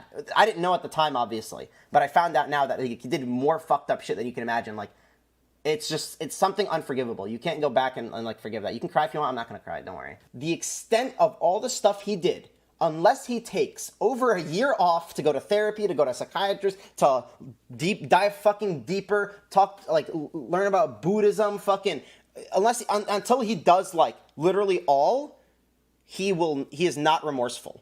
And I am telling you that. I am telling you that because I literally thought of him as a brother before. I still think, in general, he's done a lot of good. I think he was a great friend from what I knew. But all this behind the scenes shit and all the manipulation and all the lying and all the fucking hiding of the truth he did is unforgivable. Yvonne, Lily, Pokey, they all were nice about the situation too. People are giving them hate right now online to, like, all of them, like, hey, why'd you cancel Fed? This is fucked up. It should have been a private matter. Why? No, it should not have been. He's literally a public figure. People think of him as this fucking idol. If people didn't know about this and it was fucking private, trust me, he would have been back to streaming next week. He would have acted like nothing happened, and he probably would have still done this shit to other people. This is shit that's literally, like, it's deeper than streaming. It had to be public. I'll read Fed's statement just to show you guys, like, why I'm so disappointed nowadays. Is because all that he really says is, like, I'm sorry for not being here. I'm not a predator. I didn't want to be a predator. It's not about being a fucking predator. The shit he did is unforgivable. The shit he did to me, he wasn't, well, actually, in a way, kind of was a predator. But the shit he did, it wasn't about just assault. It wasn't just about sexual harassment. It was about him just being a fucked up person and lying to everyone close around him, manipulating everyone close around him, taking what he hears from a private conversation, for example, between me and him, and using that against me to make, like, whatever I said seem more invalid to the person he's talking to and making him seem better in that position. That's the problem. And he deserves to be in his position, but he's going to be okay on his own, mental and mentally wise. I don't know, and I don't think it's any of my business at this point. I think after the shit I found out and the shit, like, that he's done, I don't think I want to be a part of his life. So, Mo, you're saying if he told you the whole truth, you'd stay friends with him? No. No.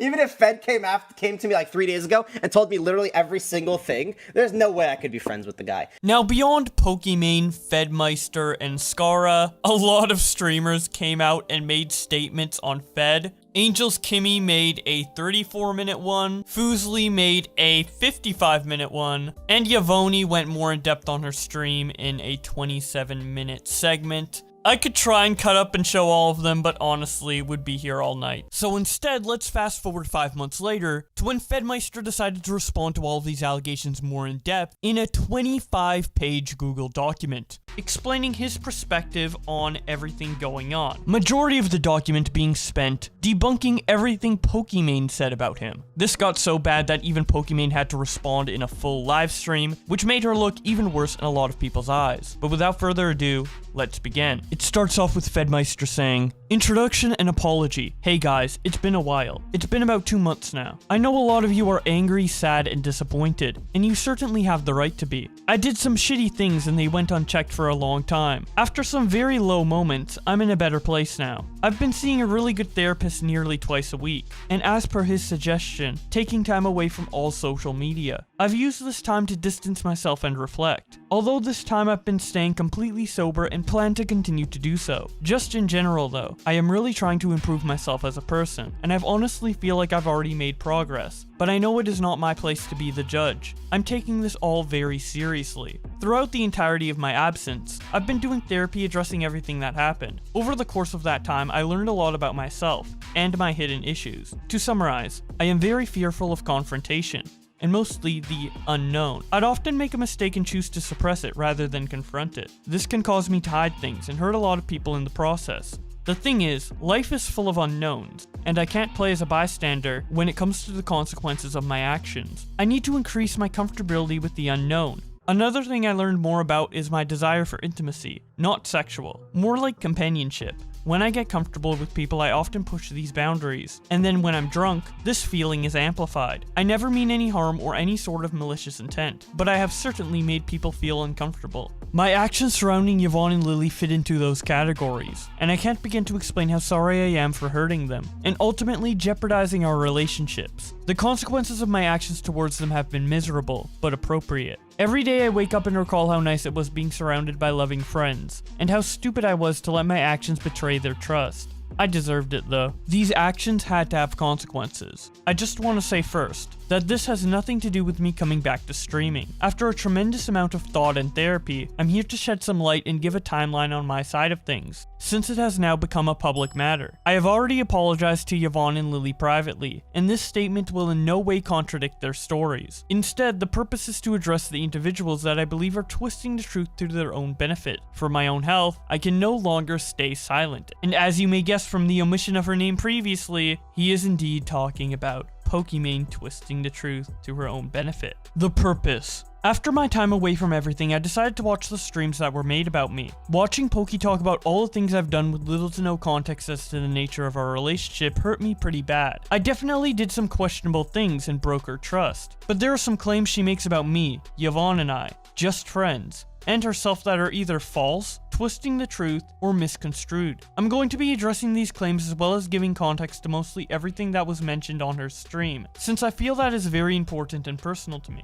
My relationship with Poki. This Foki thing all started as a joke. When I made a picture of Poki and me my phone background, she had sarcastically suggested that I do it, and see what kind of reaction from the community we'd get. I laughed and did it anyway just for fun. Obviously the public started picking up on it more and more, and then this all escalated when the Taiwan trip happened.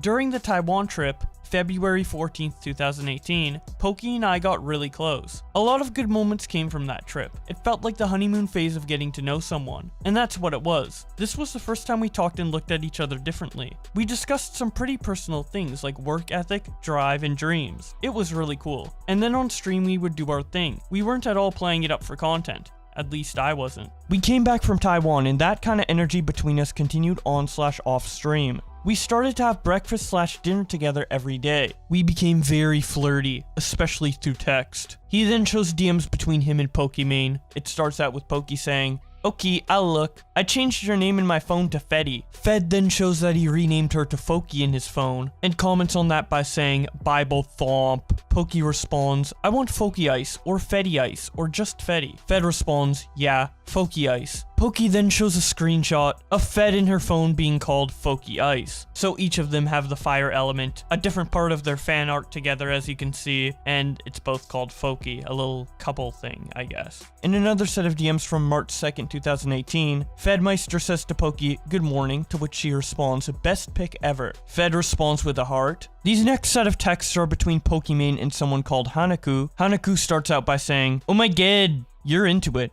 You're feeling it."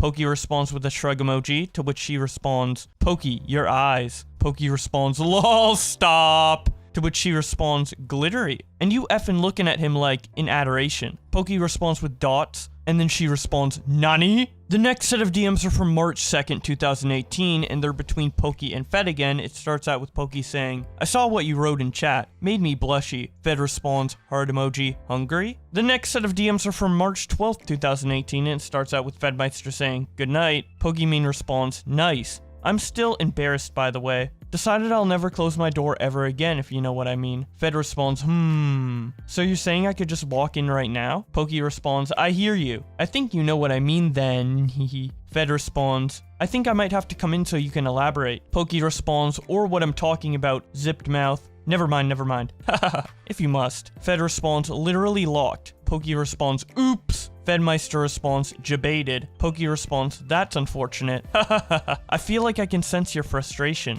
Check again." In another set of DMs, Fed says, "Good night. So quiet over there." Poki responds, "Lol, I got lost in thought. Can you legit hear everything?" Fed responds, "Ah," to which Poki responds, "Oh my god." Fed then says, "Lost in thought?" Poki responds, Yeah. Haven't started, taking care of myself, you know." Fed responds, "I will commence shortly," with a smiling face and 2 fingers emoji. Poki responds, "Fingers? More like fist." Fed responds, "Lol," to which Poki responds with a tongue emoji. Fed then responds with a sweating emoji, and Pokimane responds, "Ha, have fun." Fed responds, "You too." I'm sorry to all the Pokimane simps out there. I know that was a very traumatic reading for you. Either way, moving on with the document, Fed also mentions how they had occasional sleepovers, and that is also accompanied by some screenshots of text. This one is from March 6th, 2018, and it starts out with Pokimane saying, "I tried to wait for you, but I have an interview at 11 AM, so I gotta go to sleep soon. We watch another time. Rip hummus." Fed responds, "Wanna watch one right now real quick? Sorry, I promised Lily I'll play a little Fortnite." Poki responds, "It's okay, I don't want to interrupt." FedMyster responds with a frowning face, to which Poki responds, "FML, fuck you, Timmy. Sorry she woke you. I just woke up, I'm too hot. Gonna sleep in my room." Fed responds, "Was gonna ask if I could come with, but is okay. Good night, sorry." Pokimane responds, "Night, you can come with next time." Fed responds, "Okay." Continuing on with the document, Fed says, "Just in general, we're definitely heading in a romantic direction. It was pretty obvious to our friends and roommates something was going on, but no one really asked about it. There was the occasional ex-roommate walking in without knocking and seeing us cuddling in bed, watching Law & Order on my laptop. I would think to myself, man, this is the dream. Really connecting with someone that understands the world I'm a part of. And she's super ambitious, hilarious, and meticulous about so many things in her life. She's a very inspiring person. To this day, and despite everything, I still hold true to those beliefs. So I tried everything in my power to not fuck it up. Spoiler, I did." The texts shown throughout are obviously just small glimpses into our relationship, only chosen to show specific context that was never given. Of course, the majority of interactions were in person, and a lot were FaceTime. In March 2018, we had an honest discussion about the direction we were heading, and she brought up some notable problems. A, that we live together, and could be a problem if things don't work out. 2, we are board members / own equity of the company that we work for. This could be a conflict of interest and could get nasty if things don't work out between us. It was perfectly legal, but it's more of something that could be a future problem. The conclusion we came to was to slow down and not spend as much time together, because things were escalating very fast. And if we're going to say, fuck it, let's just date, we needed to be sure. Not gonna lie, I was a little disappointed, but agreed that we definitely spent way too much time together. And it's a little dangerous, especially for something that could cause major future issues. Well, things changed for maybe a couple days, but then we started talking again, except things were slightly toned down. April/May 2018, pretty much the same as March, except she was traveling a lot. We texted and FaceTimed a lot. She would send messages like, I miss you, and refer to me as honey bun, or randomly call me cute, and we would still have sleepovers. That last sentence was clickable, and it links to texts where Pokimane Pokimane starts by saying, "Thanks for always taking care of me, by the way." Fed responds, "Yeah, apparently he was gonna IRL and chill at McDonald's overnight, then got on his flight. He's too troll, and I always will. What time is your flight?" Poki responds, "In 25 minutes. Fed responds, "Sorry if I'm super extra, just really love making you feel good / happy." Poki then responds with a disappointed face and says, "Why do you like that?" Fed responds, "I just do. You are often stressing about things, and even if you aren't, I love helping you in any way I can, because I know it puts less weight on you. It just feels right." Poki responds, "Heart, heart, heart. Thanks, Fed. I'm lucky to have you in my life. I hope I can help you as well. We're taking off. Talk to you later." Fed responds, "Have a nice flight, okay? Don't sleep on some random shoulder. Drink water." These next set of DMs are from May 4th, 2018, and it starts out with Pokimane saying, "Fed." He responds, "Yes." She says, "Fed." He responds, "Yes." She says, "You cute." Fed says, "No, you." And then she sends a smiling face. We have some more DMs from April 19th, 2018. Fed sends a heart emoji. Poki responds with a heart. She then asks Fed to respond. Fed responds, "I'm here," heart emoji. We made it. These DMs start out with Fed saying, "Hope your flight is going well. Miss you. Phone died, lol, on my laptop." Poki responds, "Aw, honey bun. I'll miss you too, Feddy. I'll be back soon, don't worry." In this one, Fed says, "You have your passport?" To which Poki responds, "Yeah." "Do you miss me already?" Oh. Fed responds, "Yes." Poki then responds with a hugging and 3 heart emojis. In these sets of texts, Fed starts out by saying, "Honey wants to sleep over. That cool with you?" Poki responds, "Sorry, but not tonight. Tomorrow's a big day. As much as I want to sleep over with both honeys." FedMyster responds, "Wah." To which Poki responds with a heart emoji. Continuing on with the document, Fed says, "Like we're obviously acting coupley here, and whenever we're apart, we FaceTime. I super felt like we were disregarding the conversation we had in March, and kinda just going with the flow. Obviously, I'm excited about this because at this time, I liked her enough that I want to try and be serious / exclusive. So EDC 2018, it's a large music festival in May, came around, and I was roommates with Josh. This isn't his name, but for anonymity, I'll just call him Josh, at our Airbnb. Of course, it was pretty obvious to him I was texting Poki a lot, as well as FaceTiming her. He hadn't said a single thing about it yet, and it certainly already looked like something might have been going on to him. At some point, he asked me about us, and I said, there's something going on, yeah. And he didn't believe it, I think. So I asked our manager. Me, Poki, Josh all shared the same manager at the time, and she was well aware of how close me and Poki were.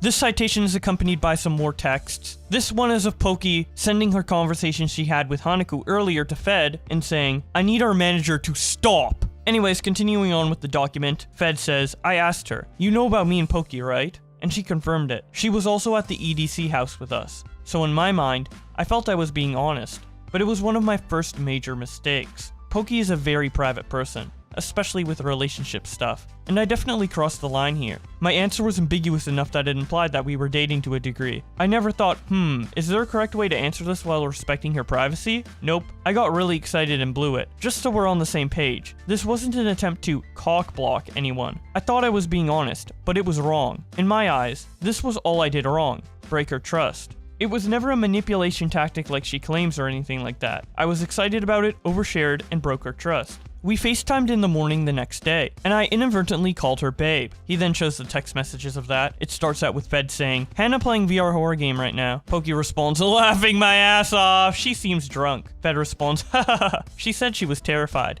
Heading home. Poki responds, "Okie dokie. I don't even want to talk to you. I'm FOMOing too hard." Sad emoji. And for those of you who don't know, FOMO means fear of missing out. Fed responds by saying, "Honestly, I'd give up a lot to be back there with you right now. That's just me though. This is cool, but not anything crazy." Poki responds with a heart emoji and then says, "Foki Jost squads right now without Fed. Anyways, don't say that. You know you want to be there and you'll have fun." Fed responds with sad face, "I wish I could join. Yeah, I want to be here, but I'm just being honest when I say if I had to choose between going to EDC versus cuddling with you, easiest decision of my life. Watching part 1. Poki responds, "Waiting," to which Fed replies, "Hey, I'm ready." Poki responds, "Yay!" And then Fed responds, "Yay, you won!" Poki says, "I wonder if I can call you and watch at the same time." Fed responds, "I think so. Just get on Wi-Fi." Poki responds, "Fed, quick question." Fed responds, "Yes, what's up?" Poki responds, "Are you calling me baby in front of others?" Fed responds, "No." "I'm surprised you're calling me baby at all." Fed responds, "Sorry if it bothers you." Poki responds, "That's my fave pet name, and it is boyfriend restricted. It's cute, but..." Fed responds, "Just feels right." Poki responds, "I worry if we be acting too gay." Laughing my ass off, "You're cute." Fed responds, "Sorry, I'll stop." Pokey responds, it's okay, just, you're only allowed like 2 a week, like an allowance. Fed responds, I'm going to go into a fat debt. Pokey responds with a happy face emoji. I'm lucky to have you. Someone who accepts me as a whole. Fed responds, all of you, every little bit. Pokey then responds with an unimpressed face. Fed responds with a shut up face, and then says, I'm gonna try and stay up till 4. I don't know how possible this will be. I'm already so tired. She responds, why? He says, EDC is 9 p.m. to 6 a.m., Monka S. She responds, I'm sorry, but I'ma be asleep real soon. Fed responds, hahaha. I know, hun. I could pass out in like 5 seconds right now. Pokey responds with ZZZZZ. Fed responds, good night. Pokey responds, I'm here. Why is romance so complicated? Sigh. Boys suck. Fed responds, what's so complicated? Pokey responds, everything. Fed responds, if you'd like me to give you space, I can do that. Pokey responds, lol, you're fine. Only thing I'm worried about with you is seeming too coupley in front of others, before we actually are. It's a delicate and gossip-ridden scene, you feel me? Fed responds, yeah, outside the house I always try to be discreet/private. About that, Pokey responds, but even to our friends, it's even more confusing to them. I don't know how to manage that, or how I feel about that. Fed responds, yeah, I'm not too sure how to handle all of that. Depends on how private you want to be. You tired? I don't know how much you want to talk about this stuff. Pokey responds, oh sorry hun, didn't see. But yeah, I want to try to be very private until we make the jump, then I don't give a fuck. But I feel like that's not decided, so things get awkward sometimes. Fed responds, yeah, I know what you mean. Gonna be honest. And maybe I don't see the whole picture. The whole Will situation makes me Monka S hard. Pokey responds, go on. Fed responds, from what I can tell, he obviously wants, and then it just cuts off there. He then continues showing DMs, where Pokey says to him, I do feel like I need to understand the boy scene a little more before being ready to commit. Maybe date around or something. I don't know. Chillin' for now. I do think you are wonderful though. But you know how I feel about it all. Fed responds, you still want to date around? Just so I understand correctly. Pokey responds, I feel like I should. Fed responds, damn, alright. She responds, don't you think you should too? As much as I enjoy being with you and as comforting as it is, seems a little rushed after our pasts. Maybe you've gotten to date around more than me, with Shelby and whoever else. But for me, I don't know. And again, taking that step with you is a big deal. With work and living sitch, it's really hard for me to figure out what the right move is. But I don't know, we can sit on it some more. Fed responds, I'm too weak for this convo right now, sad face. Pokey responds, got the week to figure it out? Lol. Weak? Fed responds, I don't know. I care about you a lot. So yeah, this hurts to hear. I'm not interested in anyone else. I feel like at home with you, sad face. Pokey responds, I feel that way with you too. But I want to make sure it's an honest feeling and not a feeling of habit, if that makes sense. Either way, don't worry about it. We'll talk more tomorrow. Don't need to figure everything out immediately. I really gotta sleep though. I'll talk to you sometime tomorrow. Really, don't worry, heart. These next set of DMs are from April 4th, 2018, and it starts out with them saying goodnight to each other. And then Pokimane says, some of my subs said they are banned in your chat, just for knowing Fist Me. His name is Counter Magic. I don't know about the rest. Just FYI. Fed responds, KK. Pokey responds, happy 100k subs on YouTube! Is everything okay? You never text me like that. FedMyster responds, you see my tweet? Lol. Everything is fine, heart, heart, heart. Just immediately went to talk to Seisira about it. And thank you. You inspire me every day. Pokey responds, no. I was gonna thank you earlier, but you were home. Shut up, Fed. You're too nice. Fed responds, I'm honest. Pokey responds, thank you, heart. No problem. Let me know if you need anything. Fed. The next set of DMs are from April 2nd, 2018, and it starts with Pokimane saying, why are you lying about calling me? FedMyster responds, I tried to call you earlier. Use the warm pads and drink water. Take care of yourself. Pokey responds, yeah, I am. Will's gonna come over to watch shows too. Legit right as I needed anyone, everyone was streaming, lol. Was a little unlucky, but I'll be okay. Thank you for always caring. Fed responds, have fun, always will. He then says, are you awake? To which Pokey responds, yes. Are you even home? Fed responds, no, miss you. Pokey responds, lol, aww. What you doing? Going back to the document, Fed talks about inadvertently calling Pokimane babe while he was around people in the Airbnb. He then says, she called me out on using language like that in front of people, saying that she'd be worried about seeming too coupley in front of others, before we actually were, and that we were part of a delicate and gossip-ridden scene. She would say things like, I feel like I need to understand the boy scene a little more before being ready to commit, and that we should date around. For me then, this kinda came out of left field, and I felt pretty stupid. I was hurt by it this time around, because I wasn't even remotely interested in anyone else. and I was investing so much time and energy into her in general. I was trying to be understanding, but it brought up a lot of insecurities and notions of not being good enough. For both of us, emotions always made things so complicated. I wish I was better at navigating them earlier. After taking time to understand her concerns, I came around to her unease. She wanted to be sure our feelings were legit, and not just there because we were accessible to each other. By now, you can tell there's this cycle of talking again and then, oh wait, there's a problem. This cycle continued throughout the years, and every time it didn't work out, I think I lost a part of myself. More and more I started to realize maybe I'm not good enough. The things the cycle did to me were fucked. I became more and more frustrated. I started to become jealous, insecure at times. I would act out sometimes, lock myself in my room all day and stream Pokemon for the entire day to try and avoid her. I would go over to Just Friends, disbanded streamer house, and vent about my frustrations. Since we're on that subject, in her stream she mentioned I would try to manipulate Just Friends to hate her / not be her friend. That's unfoundedly slanderous. My intention was always that I wanted a friend to talk to.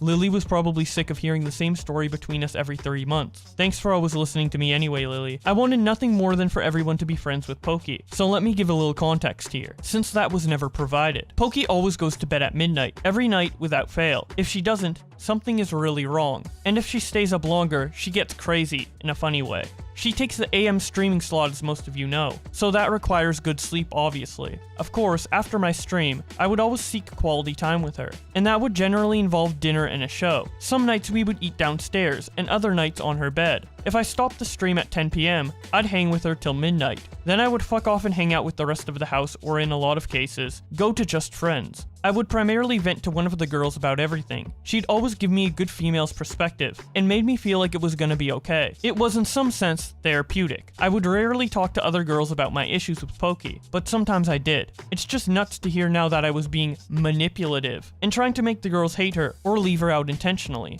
He then links to a clip where Pokimane called him manipulative. And the person that I would share how badly I wanted these friendships with was the same person that was actually isolating me and sabotaging these friendships for me. I don't even really know if that was his intention or not. I'd like to think it was more of an inconsiderate or careless thing, but ultimately, he drove everyone around me away from me. And I started freaking crying at the intervention and after, just out of like mourning the years of friendship that I lost with these people because of him.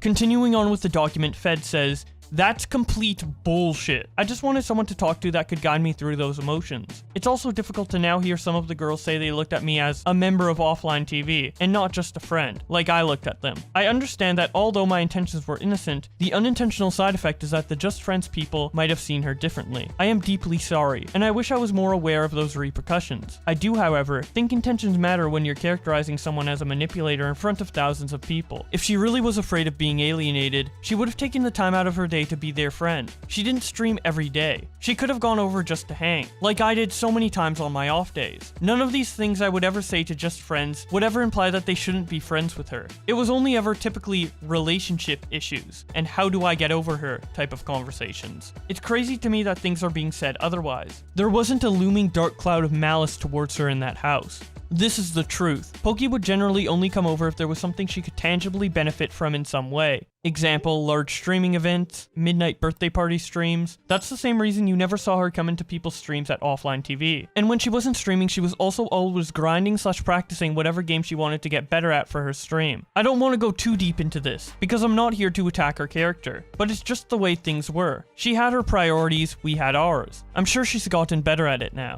Midnight hangout sesh at Just Friends? Lol, why? She applied this kind of philosophy to so many things in her life. It truly disappointed me, because I and people in the house wanted her more in our lives. I get it, she was driven by her business and stream. It's just wild that I'm being the scapegoat now for her not wanting to make sacrifices to go over to Just Friends. I don't feel like that is at all fair. I found out pretty early on in my friendship with Poki that she wasn't down to do last minute or after midnight type things. Generally, I wouldn't invite her over because she was already in bed. Early on, I had invited her a few times, and she would say things like no, but have fun, or too last minute for me, thank you though. So after a while, I just stopped asking. I was in the dark about her feeling left out, until one time she called me out after a few of us went to a late night movie. She and another guy were shut in her room, and I didn't invite them. 1, I didn't want to interrupt, and 2, I still felt conflicted about her. I thought if I invited them, it would have been awkward for both of us. She got pretty pissed I didn't invite her. Meanwhile, I wasn't at all feeling responsible. I was just trying to get over her, and sometimes meant distancing myself from her.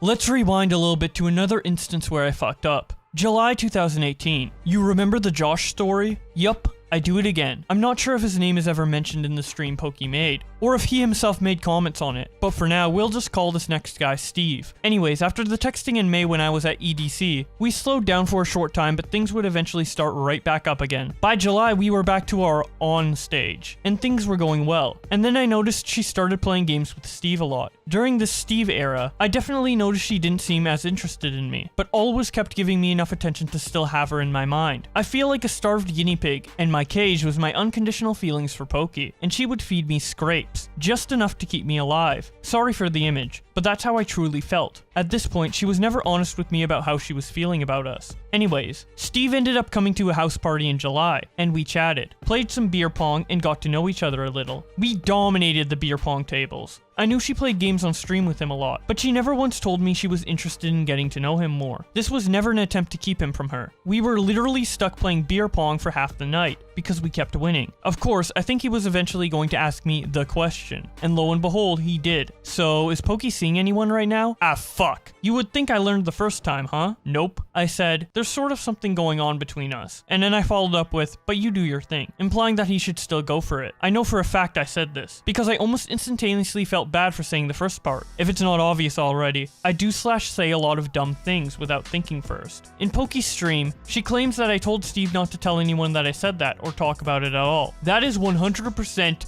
false. He then shows the clip of her saying that. Me busy, like you and Fed were, you know, 2 peas in a pod all night. And he goes, oh yeah, like what's going on with you guys? And I was like, what do you mean what's going on?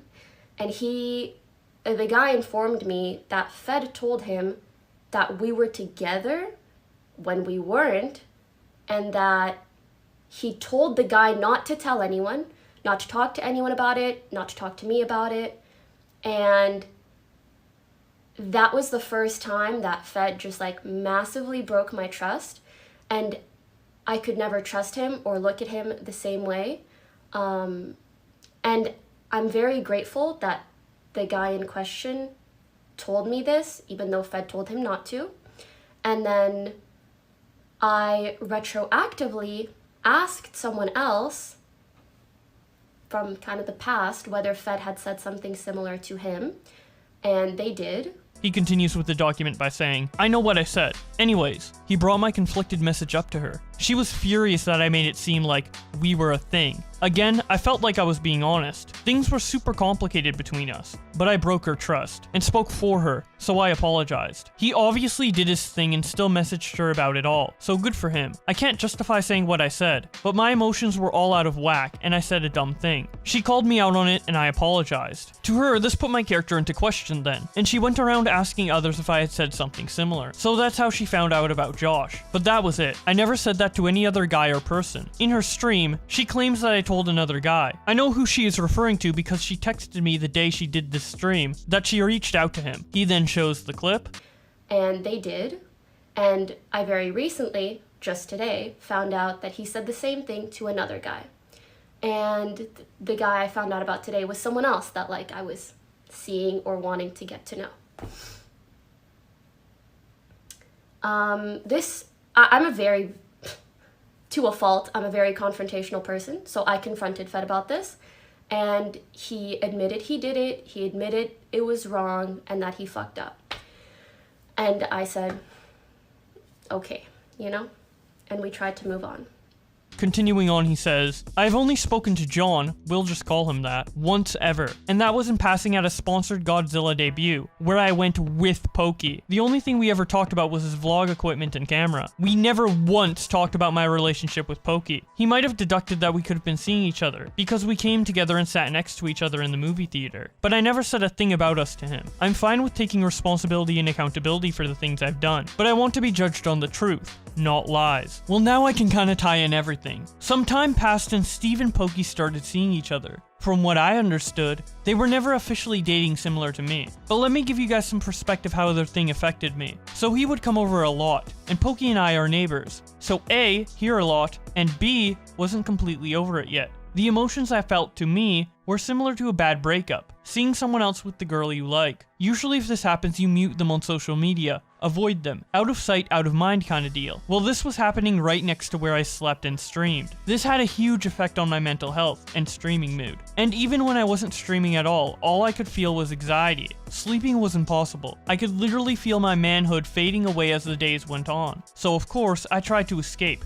Where did I go? Yup, just friends. It was a hard pill to swallow, but after a while, I got used to not seeing her as much in my life, and with someone else. He would come over sometimes and she'd go to his place sometimes. I started to move on, thank the fuck. Of course, my absence in her life left somewhat of a void, because Steve wasn't over at night, and she wasn't at his place all the time either. My guess is my absence gave her a lot of FOMO, as I would always show up on Just Friends streams. Like I said before though, if she really wanted to go over to Just Friends, and be friends with them, she could have just gone over. We lived 10 minutes away. Looking back, I can certainly empathize with her. I could have invited her over more, and when she later brought up to me that she was feeling left out, I made it a point to start inviting her more, although she rarely accepted. So the claim that I was the primary reason she was isolated and that I ruined her chances with a friendship with them is a dramatic stretch. He then shows the clip of her saying that. And the person that I would share how badly I wanted these friendships with was the same person that was actually isolating me and sabotaging these friendships for me. I don't even really know if that was his intention or not. I'd like to think it was more of an inconsiderate or careless thing, but ultimately, he drove everyone around me away from me. And I started freaking crying at the intervention and after, just out of like mourning the years of friendship that I lost with these people because of him.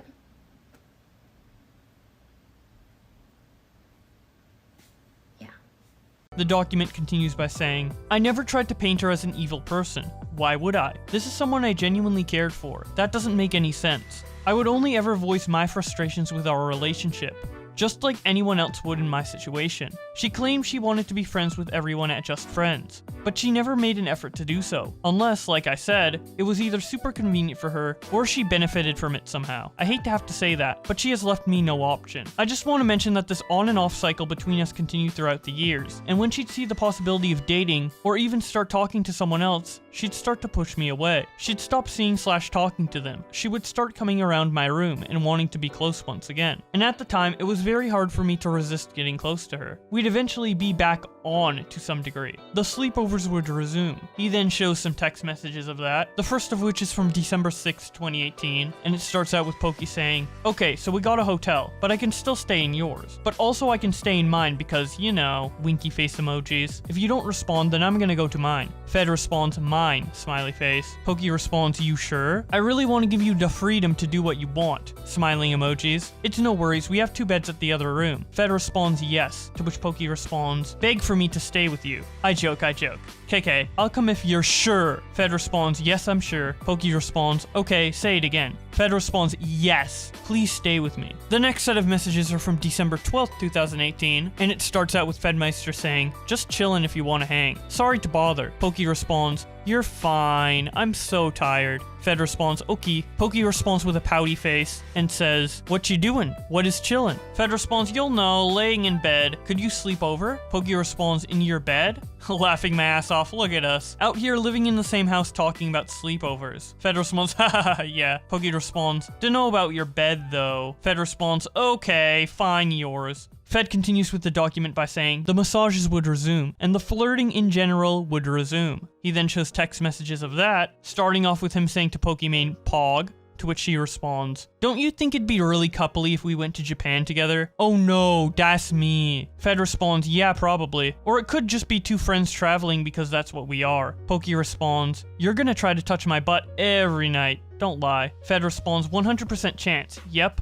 No, but for real, we can make it look however we want. Wingman me. Poki responds, look however we want. So do you want me to wingman you or nah? Fed responds, nah, I just want to explore, have fun, and eat yummy foods. To be honest. The next message is from December 15th, 2018, and it starts with Fed saying, you still streaming? Poki responds, just finished, to which Fed responds, come to Toko Madrea, next to the Beverly Center. Poki then shows a screenshot of a story on FedMyster's Instagram, where the two of them are posing together to promote new merch. She captions it by saying, this is such a cute pic, why was it deleted? Fed responds, because I wanted to save it. I wanted Flair to delete it, because it's a big deal to me. I love this pic so much. Vieja? Come, I'm crying in the club right now. Poki responds, why? Fed then says, Estoy pensando en ti. Translate that, please. Poki responds, I didn't need to, lol. You're saying you're thinking of me, right? Fed responds, yes. Poki responds with smiling faces and then says, okay, sorry I wrote it out, lol. Miss you too, honey bunny. How is it? Also, I still don't understand why the pic was deleted. Fed responds, I deleted it because it means a great deal to me. Don't want it posted randomly. You mean so much to me. Poki responds, okay. You mean a lot to me too. Feel like maybe it was something you wanted to hide. I don't know. Fed responds, not at all. It just means a great deal to me. I feel like sometimes you want to hide me, and I don't want you to ruin that. I love you so much. Poki responds, I'm not trying to hide you either. I would be happy if you posted it. It was a super cute pic. Love you too, Feddy. You know this. When you coming home? I want to watch the docu, lol. Fed continues to document by saying, there were times when she would get in my head and act possessive. When she saw me interacting and giving attention to another girl. He then shows DMs of her acting possessive. It starts out with her saying, Fed, Jody on stream right now talking about you. Makes me wanna... Fed responds, yeah, just told my stream to stop talking about her. Poki responds, she's drunk, but acting way drunker than she actually is. And saying shit like, oh my god you guys, Fed wasn't on my stream today, but you guys are still watching. That means so much to me. Ruffle! I don't know, it sounds so fakey. She's using like this baby voice. Hearing that criticism come from Pokimane is just interesting. But regardless, she continues by saying, yikes yikes, sounding like this emoji. I don't know, I can't stand people obviously acting more drunk than they are, or saying fake pity shit to chat. Makes me gag. Anyways, that's my event of the day, love. You have a good stream, lol. Sorry for spam while you're streaming, lols. Tongue out emoji. I legit tuned in for not even 3 minutes, and she spoke about you twice. I was like, gotta go, bye. Continuing with the document, Fed says, all these things made me and Poki's relationship very volatile, weird, and strenuous because we live with each other. And it wasn't so simple for me to turn off my feelings when things were off. FedMyster then shows another set of DMs. This one starts out with Fed showing a picture of him and Poki, and then Poki responds, hee heart emoji. What's the second one from? Fed responds, one of my streams, a screenshot. Poki responds, yeah. I mean, did you save the screenshot or something? Fed responds, I thought it was cute. Poki responds, so cute. You know, even through everything, you still make me feel really comfy. Not entirely sure why, but yeah. He continues the document by saying, she was very aware of my feelings for her, but also aware of my pain, and how hurt I'd be when she pushed me aside. She never really acknowledged my pain, but I knew it might have bothered her to see me with other girls, so I always tried my best to see them out of the house, something she never even considered doing for me. Watching her stream about me breaks my heart, because I know I had to sit there and watch her lie about the true nature of our relationship to thousands of people when it's obvious to me now she never acknowledged my feelings and cared more about eliciting sympathy from the public, while attributing her noble cause as a defense against the backlash Yvonne and Lily were getting. I will say that her speaking up definitely took a lot of heat off Yvonne and Lily, and I'm happy about that. For them, I'm okay with taking the hate, but only from where it's deserved. He then shows messages between himself and Lily Pichu. I assume they happened around August 2020, considering the video mentioned in the text. By the way, I was actually animated in that video. Very cool. Thank you so much, Andre. Either way, the message starts out with Fed saying, did you see the one video, the animated one? Lily responds, OMG yee. He then links it, and then Lily Pichu responds, dude, I feel so bad. Fed responds, I mean, you reap what you sow. I don't know if I spelled any of that right. She was deaf coming off not so cool. Lily responds, there are a lot of details and context missing though. No one says that though. They just latch on to whatever they hear. I don't know. Fed responds, I can say the same about the entire stream she made about me. Lily responds, true, but two wrongs don't make a right. Fed responds, the entire thing is missing context and the nature of our friendship. Yeah, and before we move on, I will say that the distinct difference between Andre potentially getting anything wrong is that he would have done it out of lack of information on the situation. Meanwhile, Poki knew exactly what her relationship with Fed was like before she made that live stream. So one is malicious, one isn't, and that's assuming that Andre even got anything wrong. I think the only thing said in the video that might have been inaccurate is saying that she copyright strikes multiple people when it was just me, but I digress. Let's continue on with the document. FedMyster titles this section, I never wanted Yvonne fired. In her stream, Poki says that I tried to get Yvonne fired because of the incident between us. This is 100% false. I never tried to get her fired. I always wanted her a part of offline TV. Just for reference, the incident between me and Yvonne was in December of 2018. We were all talking about having her move in with other League streamers in October of 2019, while she continued to work for offline TV. Poki claims she hadn't known about the incident between me and Yvonne, but she did. She found out in May/June of 2019, 2 months before we all started to discuss Yvonne possibly moving out. I'll go into more details later, but let me give context. Originally, Yvonne moved into the house in mid-2018 to be Poki's personal assistant and the offline TV house manager. Things were good at first, but over time, Poki would complain about Yvonne in private to me, about how little effort she's showing when it comes to helping her. She would call her lazy and not creative. Poki really wanted someone that could give 110% plus, and it was made clear to her that she was doing the bare minimum. She would complain about how much she's playing League, or that she's starting to stream. At one point, Yvonne made a YouTube channel with one video, and this made Poki very concerned to the point where she called her for a private meeting. In that meeting, Yvonne was honest and said she wasn't super interested in being a content creator, also claiming the video on her YouTube channel at the time was just for her personal memories, but that she wanted the option to do it in her free time. I'm not sure what other details were discussed, but Yvonne stopped posting YouTube videos for a long time. With this, I want to establish that Poki felt Yvonne had work ethic issues, and that Poki brought this to my awareness. Me working with Yvonne. Poki found out the incident between me and Yvonne somewhere around May/June 2019, as it was something Yvonne brought up to her. I remember being in Poki's room, and I was crying trying to explain how horrible I felt that I put Yvonne through that, and how ashamed I was.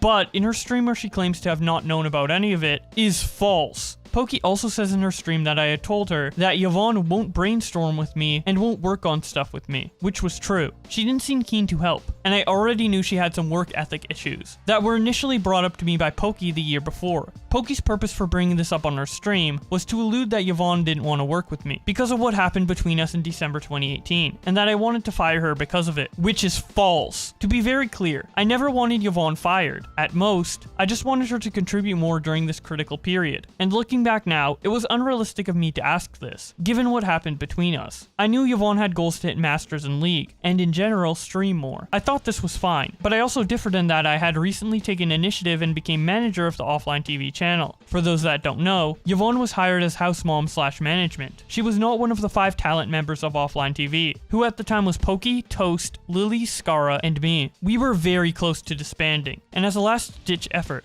I quit streaming to focus on offline TV content, to try and keep us together. That started with attempting to make us more efficient, just like any leader in a business whose goals are to be successful. I personally never brought up the idea that Yvonne should get kicked out of offline TV, ever. What I did do is bring up my concerns to people in the house. We all talked extensively about our options, and what we can do to motivate her, and fix what we currently have, and save moving out as a last resort, but still remain in her position as management. I naively thought my relationship with Yvonne was still good. In my head, I thought we moved on from the incident that happened a year earlier. I hadn't thought about it for months, until she brought it up on Dr. K. I should point out, just because I hadn't thought about it, doesn't mean that Yvonne hadn't. She said she had minimized the incident in her mind a lot, to protect us in offline TV, and that it was a brave thing that she should have never had to do. The point I'm making is to show that Poki claiming I tried to get Yvonne fired because of what happened is wildly inaccurate. I cared very much for my friendship with Yvonne. Some people in the house and I had really deep personal talks with Yvonne, and we all started to feel a lot better about her staying. She mentioned that it was hard for her to imagine a world without being in the house,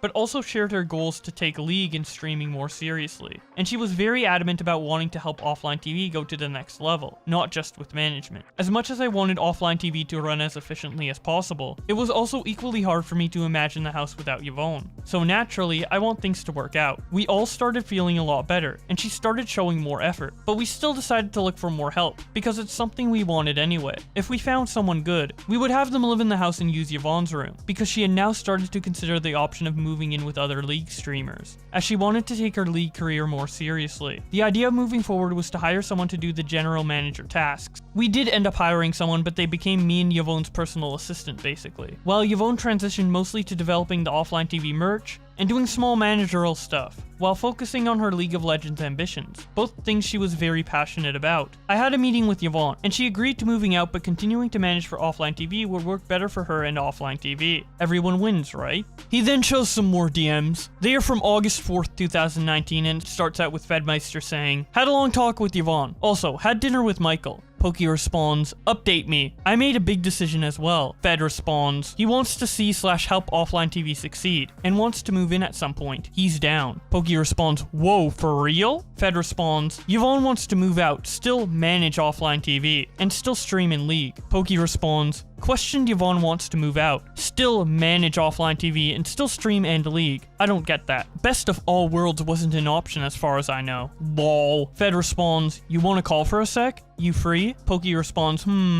Fed then says, "What do you think?" To which Poki responds, "I'm okay with that, sorta. I don't know, just rubs me the wrong way. She got lazy, so she's gonna move out and just take care of the offline TV stuff she wants to do, lol. It's like we are working around her." Fed responds, "That's a perspective I didn't see. I hear ya." Poki responds, "For me it's like, okay, but let's look for better people. If a biz dev comes in and wants to do what Yvonne does on top of everything else, I'ma say yes. That's my ideal." Fed responds, "Hard agree." To which Poki responds, "I'm not gonna say no to that setup though, and I think that can be the transitional stage." Fed continues the document by saying, "That was the plan, but it didn't come to fruition. After Japan losing Albert, a lot of things changed and we both, Yvonne and I, started putting a lot more energy into offline TV business. We ultimately forgot about whatever plans we once had, when it seemed pointless. She was putting in the work like we had always wanted, so Yvonne moved into the next house with us. Poki wanted Yvonne fired." Poki's claim in her stream. A huge emphasis on this.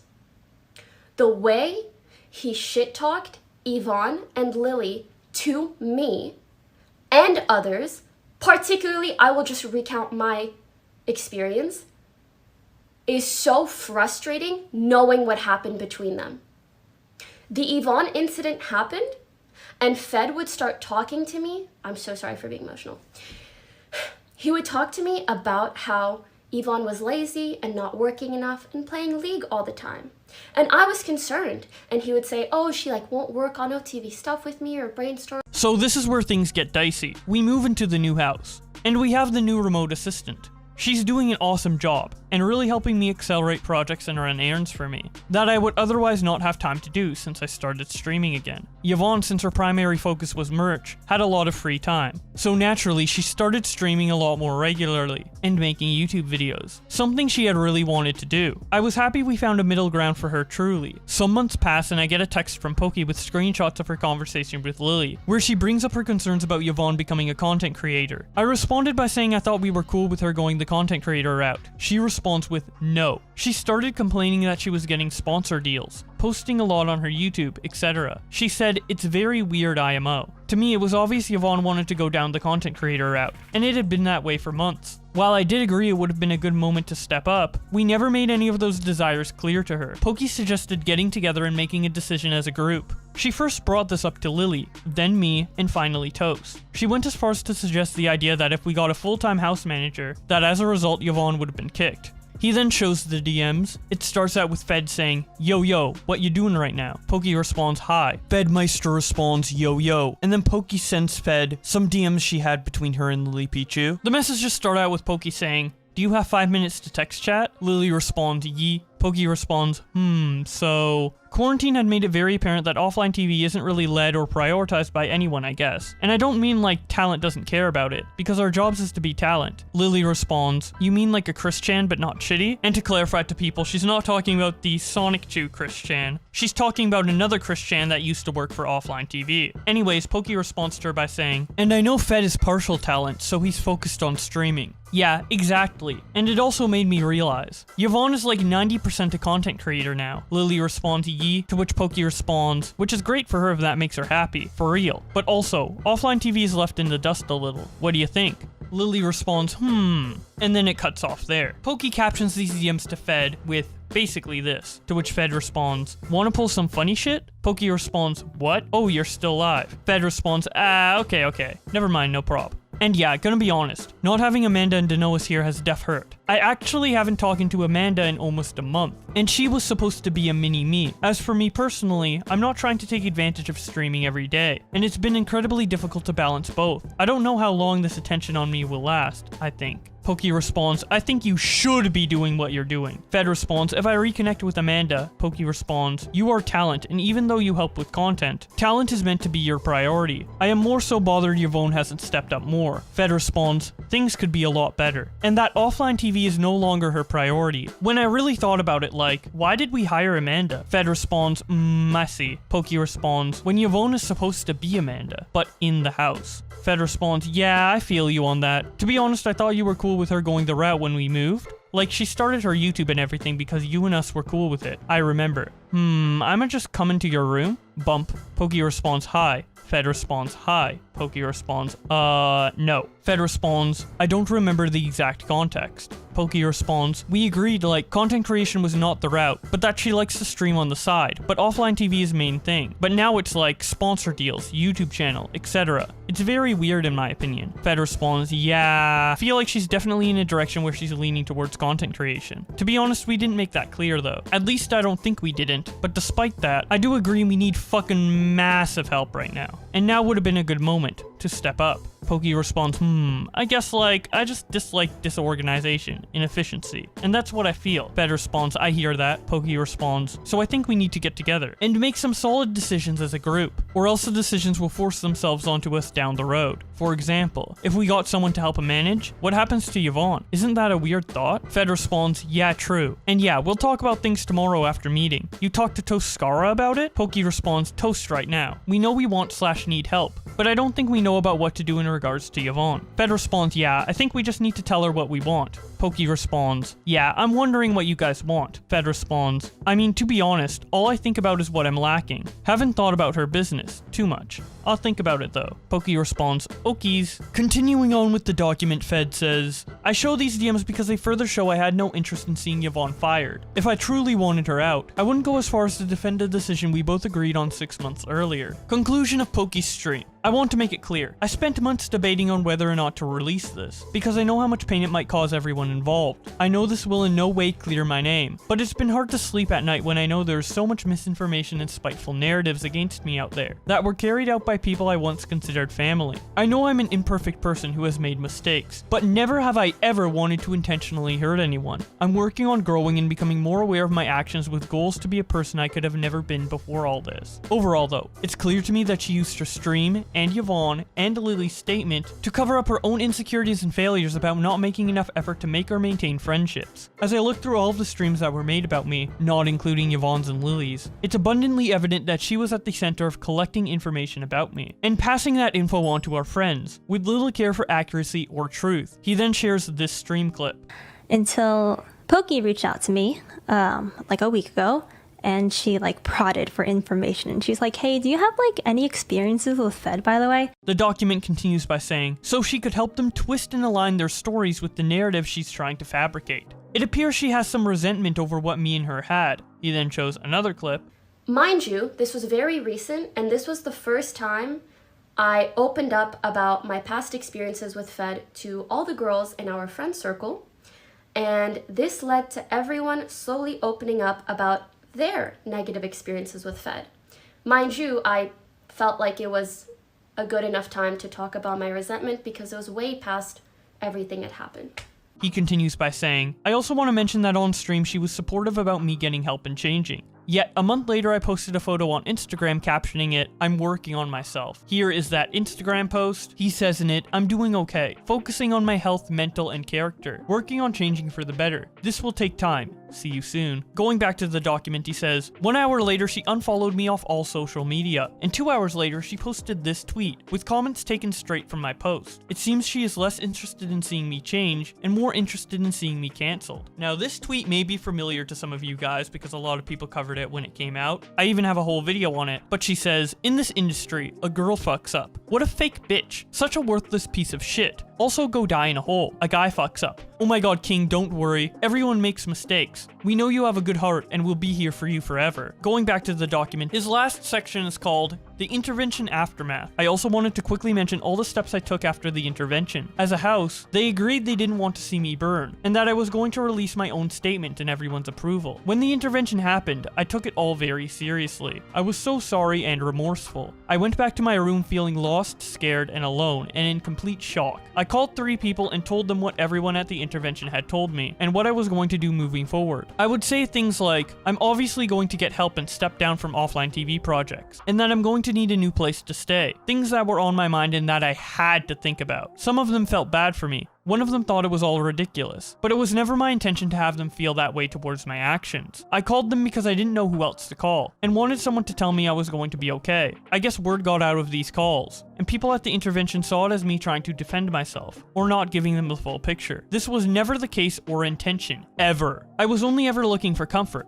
and they gave me that. From what I can tell, they deduced from those calls that I wasn't trying to change or take things seriously. It hurts to know how quickly they came to this conclusion, knowing full well the gravity of the situation, and how little effort there was to talk directly to me. All the while, I was writing my statement. I had 6 or 7 drafts going back and forth with offline TV. I scheduled therapy and told them about it. I also temporarily left the house to stay at my brother's place, so Yvonne would feel more comfortable. From what I understood, the more they talked to people I called, the more they began to think that I wasn't changing, and only cared about my image. About 3 days later, as I'm preparing my 7th draft statement, I get a message from offline TV that Yvonne is going to release her own statement in 15 minutes. My own statement was deemed worthless, and I had 15 minutes to chalk up a tweet response to her statement. It's really sad looking back now. I really wanted to work on a statement everyone was good with, but because to them it looked like I was trying to defend myself, not giving the full picture, and not taking things seriously, based on other people's phone calls, it all came down to this. A really bad game of telephone. End. Overall, it's clear Poki and I had a very volatile relationship, and I'm certainly guilty of being inconsiderate, oversharing, and breaking her trust. But I hope this new information sheds a light on my side of things, and gives a lot of much needed context that wasn't initially provided. Never at any point was I trying to be manipulative or keep Poki from making friends. I never wanted Yvonne fired. It horrifies me for how much and for how long misinformation about me and my character has been out there. Like I said, there are some issues I'm working on, and I feel like I've already made a lot of progress. I hope one day that I could be the man I could have never been before all of this. I really wish I didn't have to show text/DMs, as this is something I'm profoundly against, but this was an important person in my life for years, and for her to manipulate the narrative the way she did to the public leaves me no choice because I am not the person she described. TLDR, I want to defend myself where possible, just giving context to things I felt were necessary for my peace.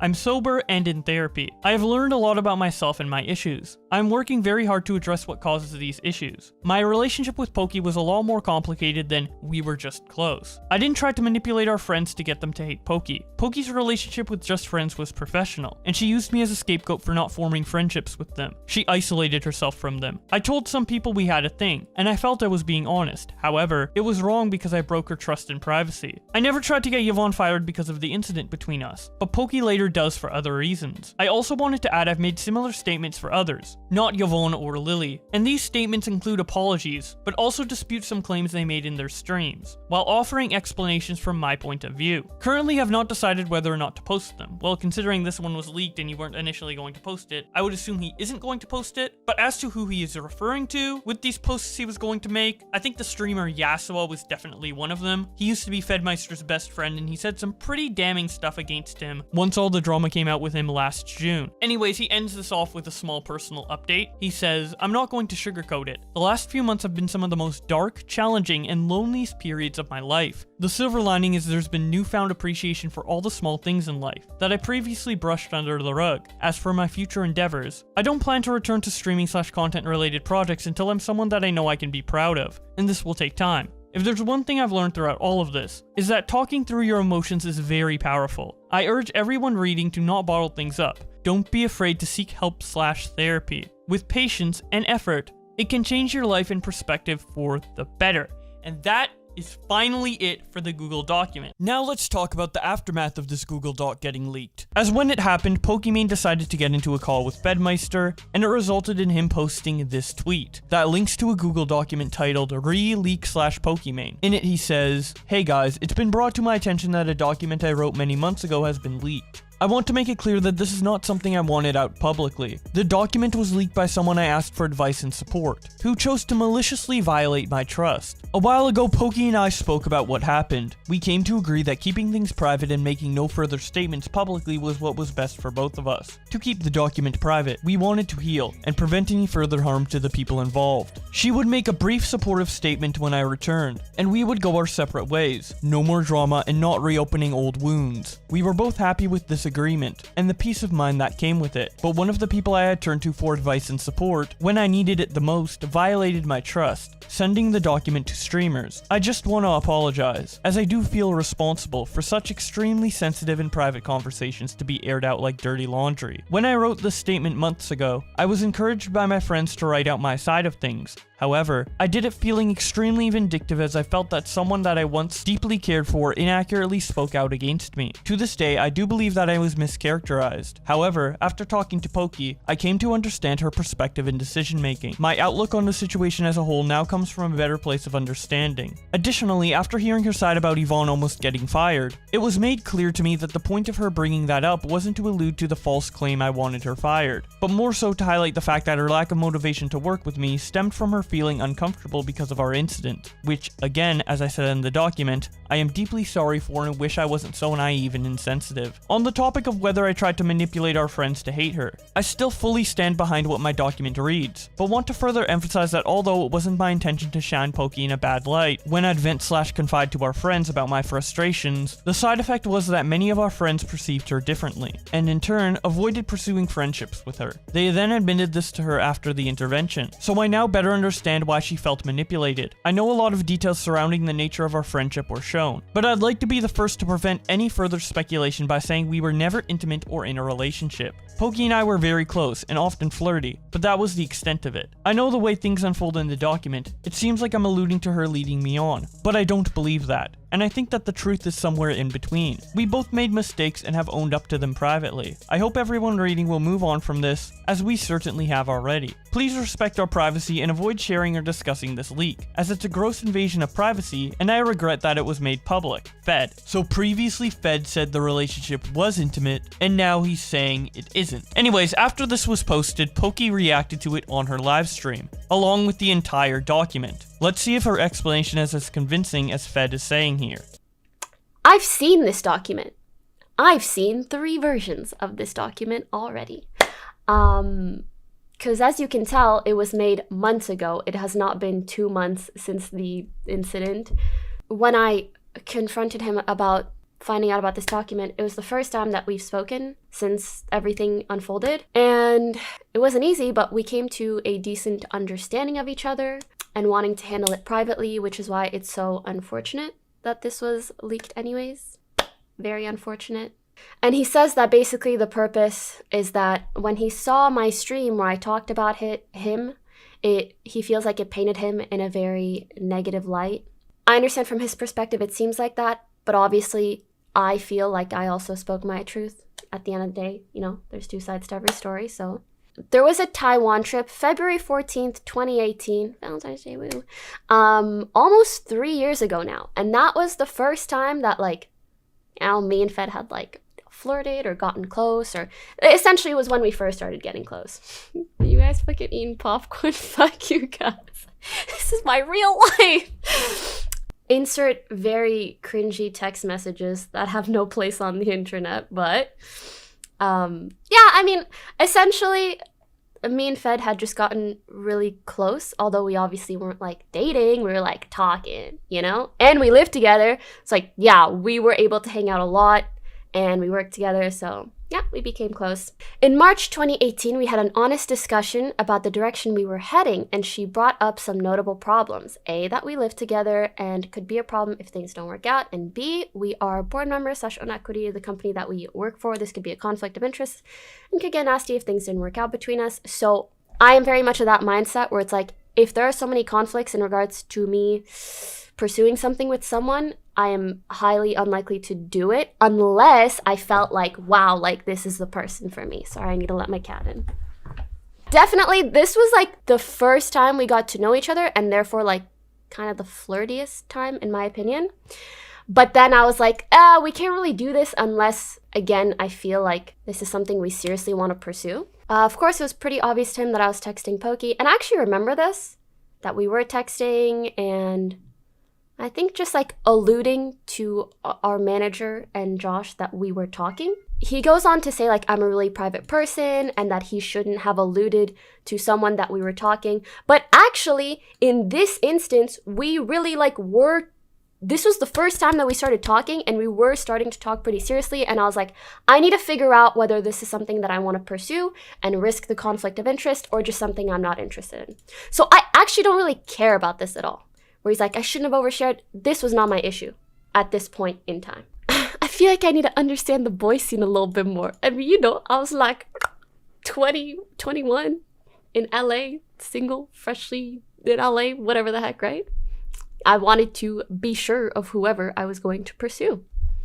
And also for Fed, as I said here, also he should date around, because like I also didn't like the online pressure of people shipping us, and I don't like the idea of like falling into it just because there's pressure. I think it is much healthier to like get a good lay of the land and pursue someone because you genuinely like them, not just because there's like internet attention around your names. For me then, this came out of left field and I felt pretty stupid. I was hurt.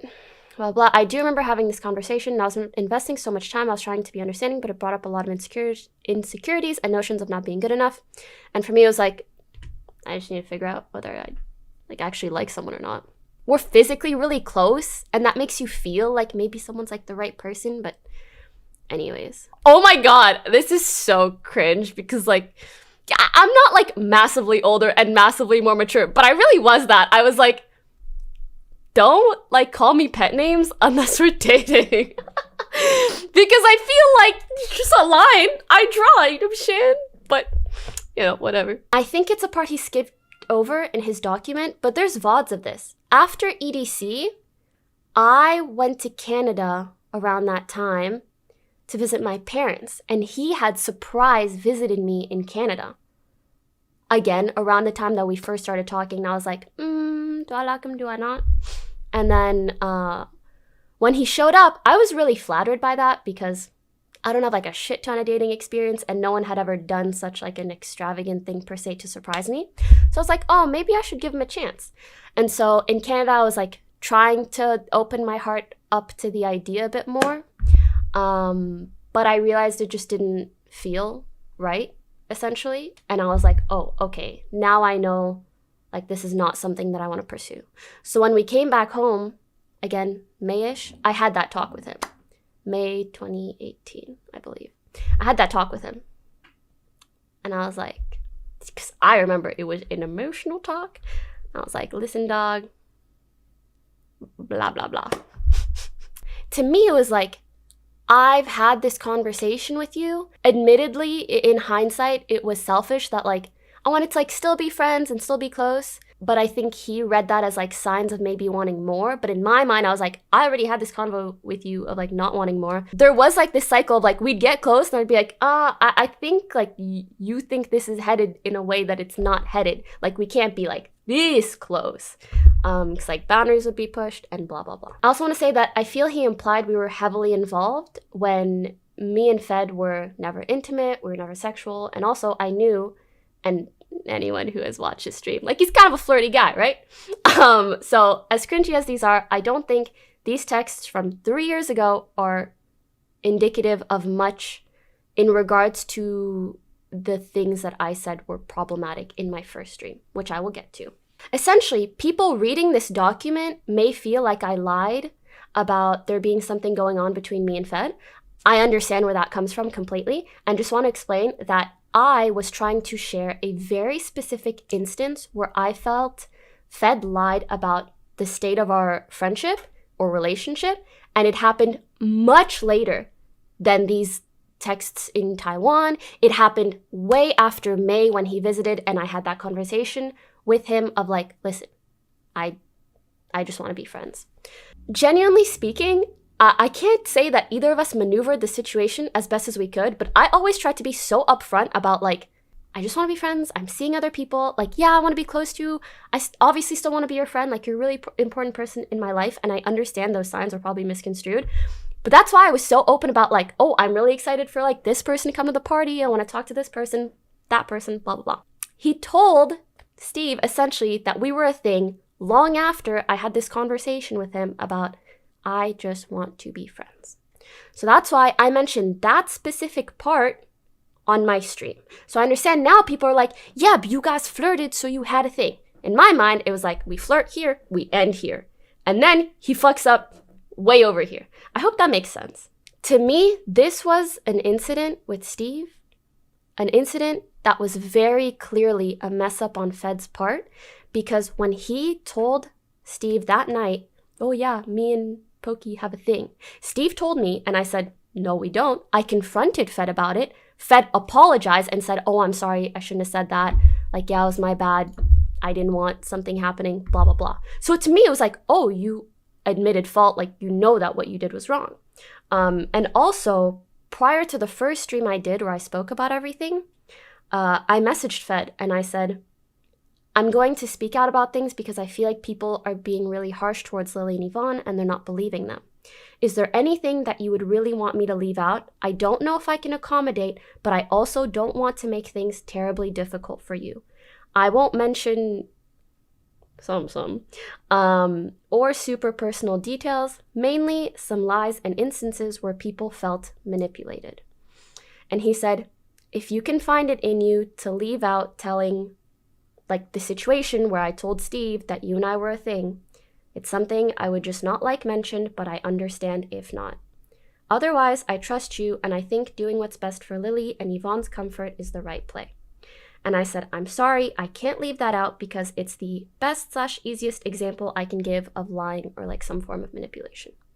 So again, this is the only thing I am willing to include, like just as an actual fact check of like, he asked me not to mention this thing, which to me is like an admission of guilt, essentially. But now, months later, he's saying, oh no, that's not how it went down. And you know what? It's his prerogative to say that. But obviously, I have been told and have been believing what I've been told for however long. So that was my truth in regards to this happening. It really bothered me that in this document, he tried so hard to paint me as the bad guy or like leading him on when I felt I was always honest. And I know there are parts in here where he's like, yeah, and sometimes she would like hang out with guys at the house and it was like, it felt really bad for me. And you know what? I get that, but I hope you guys can also see from my perspective, that was me trying to be upfront about like, I am dating, I am seeing people, like, again, I am not pursuing a future between the two of us. But anyways, looking back, I should have been more aware and careful of how I acted around him, so there are no signals to misread, but you know, hindsight 2020. And I learned a lot from the situation. To me, in all honesty, all of this is really not all that important. It's regular 20-year-old relationship bullshit. He said, she said, blah, blah, blah. You know, nothing that important happened, in my opinion. What I shared about the Steve situation is my honest truth. And I feel like it is just really irrelevant in comparison to the incident that actually triggered all of this. That's unfoundedly slanderous. I'm so sorry, that wording makes me laugh a bit. As much as me and Fed like kind of got along, we just are such different people and we see things so differently. So the way he sees it is like, oh, I'm just like venting to my friends because I need to let my emotions out. For me, I tried really hard not to vent to people within or very close to OTV about Fed because I knew that essentially it's kind of like shit talking him and then they're gonna see him differently and it's just gonna fuck with the dynamic. But I don't think he realized that aspect of things.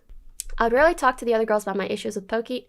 From my perspective and from what I've heard, that doesn't seem true. He also mentions talking to Lily. He mentions talking to another girl at Just Friends, and again, just not what I really heard. He was very frustrated by the fact that I was saying, all of these people around me have come to me and told me that they essentially avoided being my friend because of things you had told them.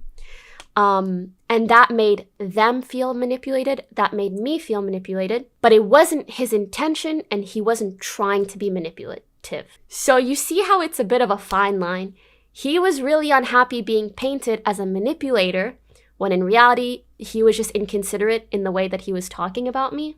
But to us, it just felt manipulative because we're like, oh, we just missed out on friendships we could have had all along, essentially. This is the truth. Poki would generally only come over if there was something she could tangibly benefit from in some way.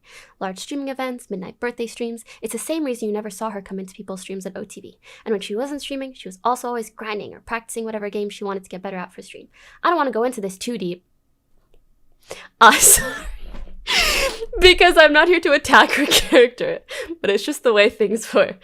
My side. Hello, it is me, Poki, the actual person doing these things. It is so weird to, like, by a friend try to be painted as, like, this, like, ruthless businesswoman. Like, yeah, I mean, streaming is such a cool career. Of course, it's something that I care about a lot, that I was especially really interested in then. I've learned to balance my life a bit better. But I just want to say, these are none of the reasons why it was sometimes difficult for me to hang out with other people. It wasn't because I wanted something out of them. I mean, I can't even recall anything that I could gain from, like, streaming events at other people's houses, midnight birthday streams. I'm like one head in the back of like 20.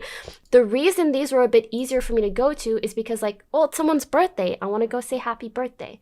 But when it comes to, like, oh, let me just Uber over to their house at a point in time where I didn't have solid friendships with these people, essentially, like, the things that he had said to people, I could tell that there were just bad vibes. You know what I mean? I think you guys know what I mean. Like, sometimes you get that sentiment that someone just sees you differently, or, like, isn't really open to wanting to be your friend.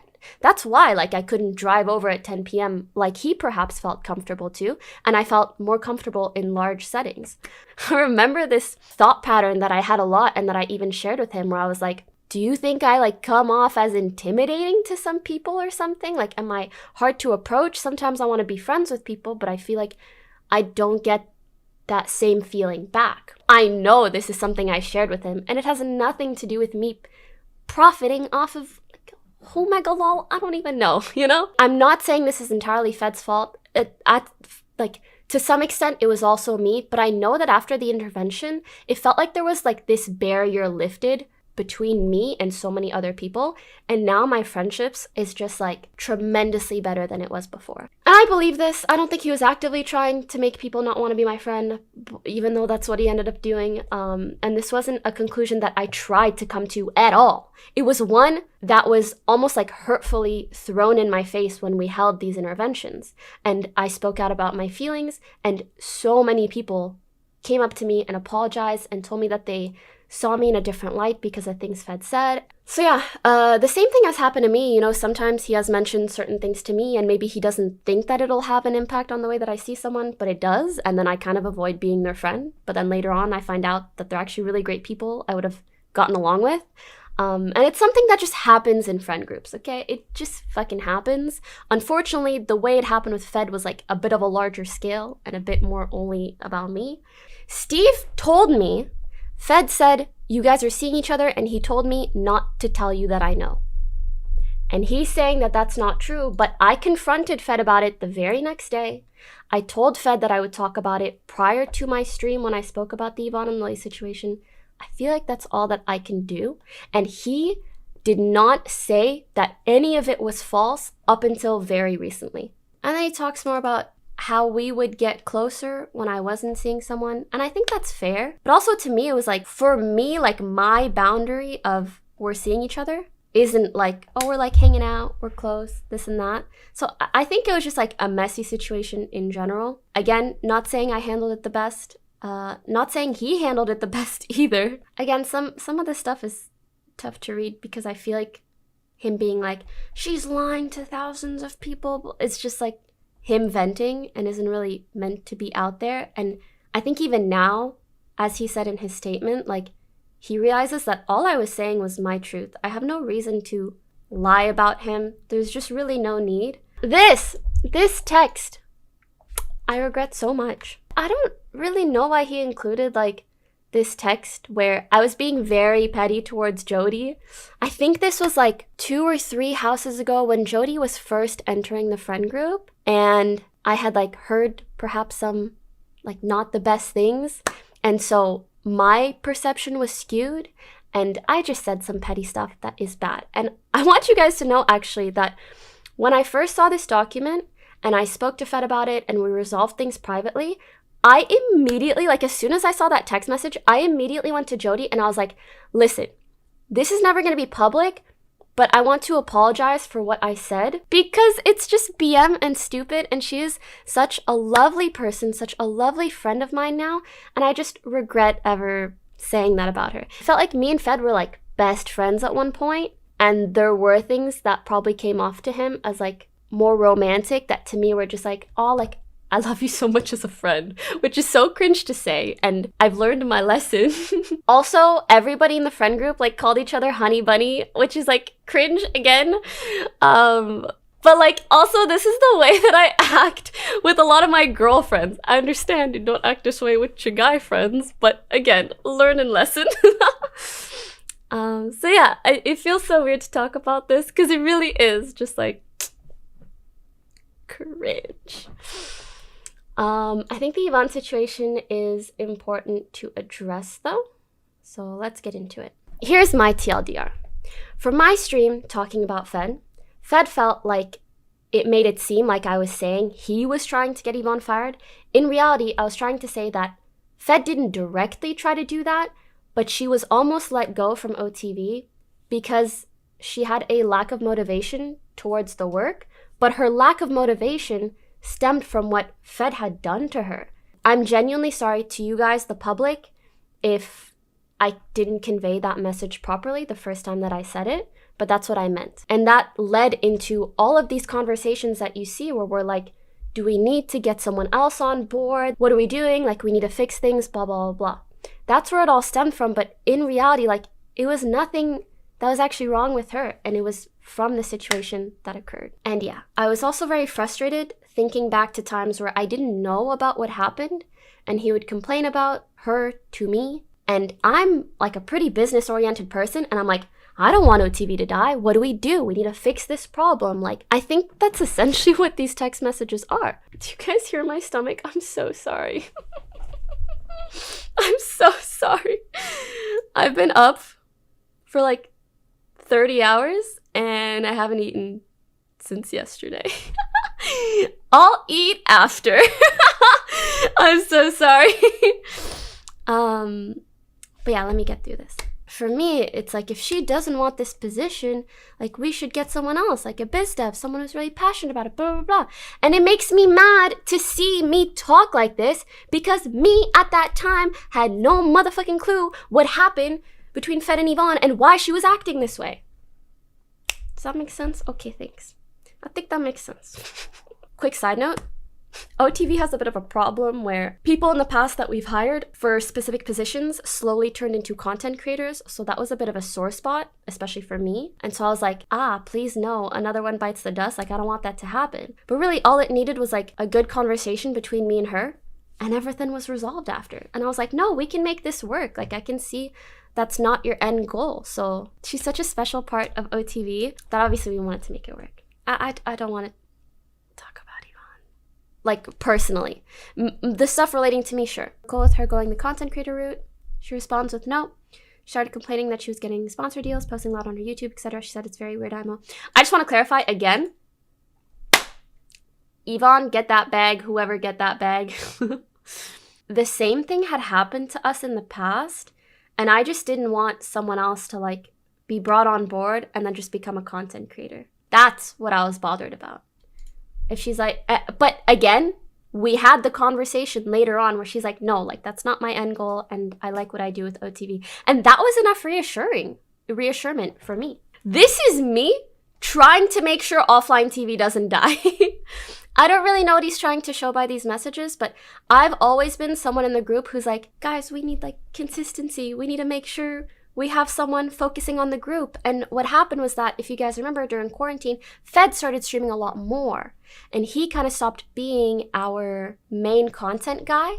And can I just say, at this point, none of this matters because OTV has been fucking great for like half a year. Because we now have like a decent amount of employees doing an amazing job, and I no longer have conversations like this because things are running smoothly, and I'm so happy about it. It's so sad to have these random one-off out of context screenshots leaked to try to make me look bad, when in reality I'm just saying, like, I care about this thing. I want to make sure it works. What do we do if Yvonne does want to be a full-time creator? What do we do now that we don't have someone working on this, on that? Like, that's really all that I'm trying to do. I hope you guys can see that. I show these DMs because they further show that I had no interest in seeing Yvonne fired. But they're DMs of me. It doesn't even have anything to do with him, in my opinion.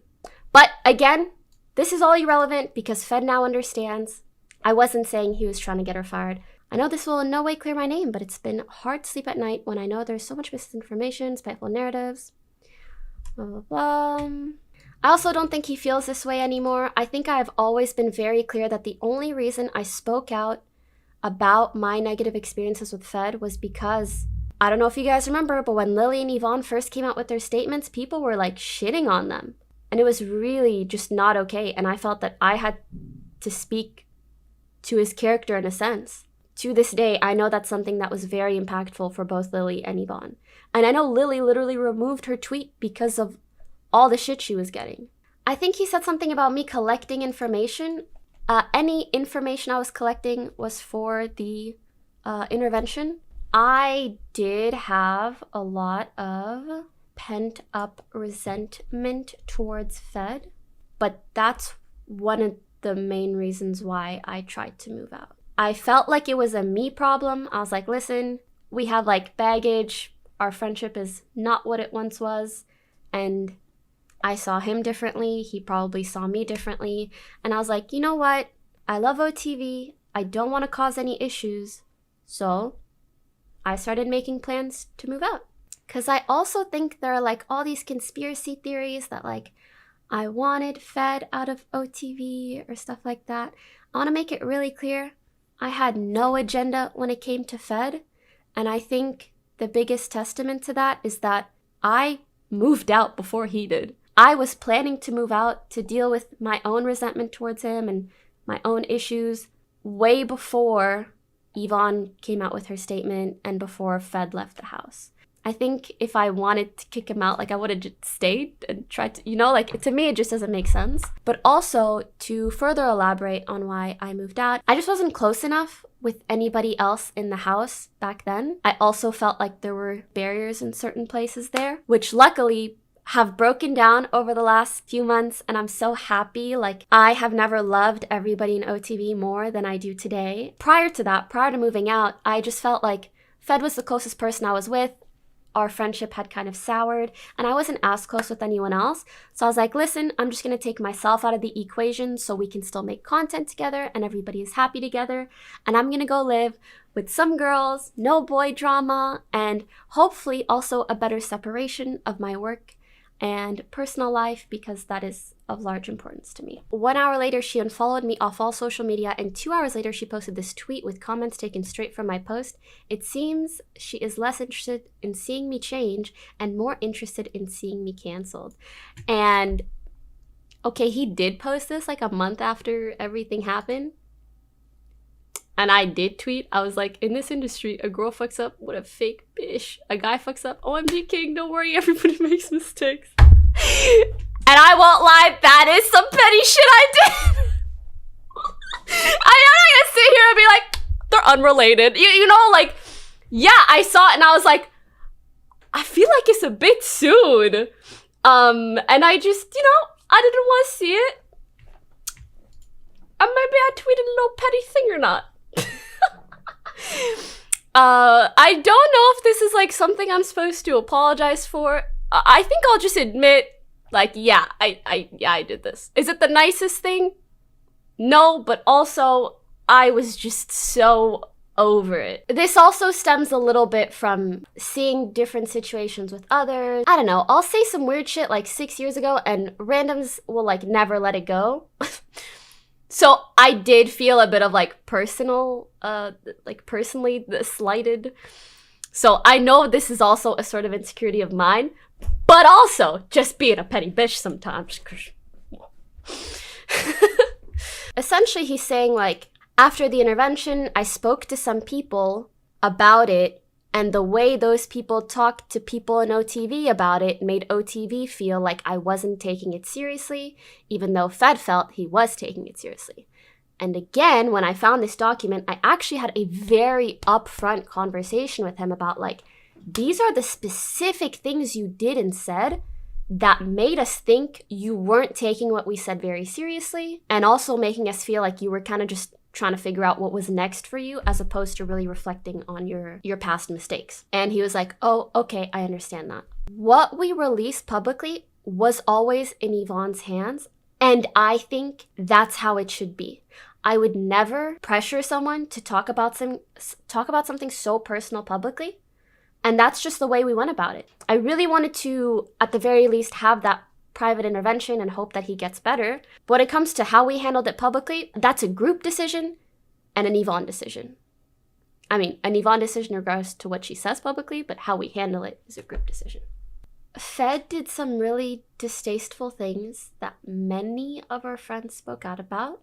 It just feels like an unnecessary diversion from the more important things. I do understand he feels that he was made to look worse than he is, but two wrongs don't make a right. And this document is just so wrong on so many levels. He was close to me for 2+ years. Sure, he has a lot of text that could make me look sus, especially out of context. I'd like to think that I've grown since then, but also, if the worst what I've said or done is like some small petty stuff, I feel like it's still pretty far from the incident that triggered all of this. It doesn't change what he did. Also, I understand the conspiracy theories are enticing, but there is no big bad ruthless businesswoman decisions being made here. We've always told Yvonne that when it comes to this very delicate matter, it is entirely up to her. And OTV is like fucking 23 people. I'm just kidding, like 5, 6, 7, something like that. And I don't control it. I just really don't. Of course, I have a say, and I'm always trying to do what is best. I'm not always perfect, but yeah. Ultimately, I think it's fair to say that there's my truth, there's his truth, and the actual truth is probably somewhere in between. I'm not perfect. I'm far from. Same with Fed. I am really sad that what was once such a close friendship of mine has turned into all of this. Like, it genuinely feels like surreal. I don't know how the fuck I'm gonna mentally process that. And I really hope to never have a public feud like this ever again. I'm genuinely trying not to be involved in drama, hence why I spoke to him about this document weeks ago privately, and we came to an agreement on how to handle the situation. It is unlucky that he shared it with someone who then leaked it.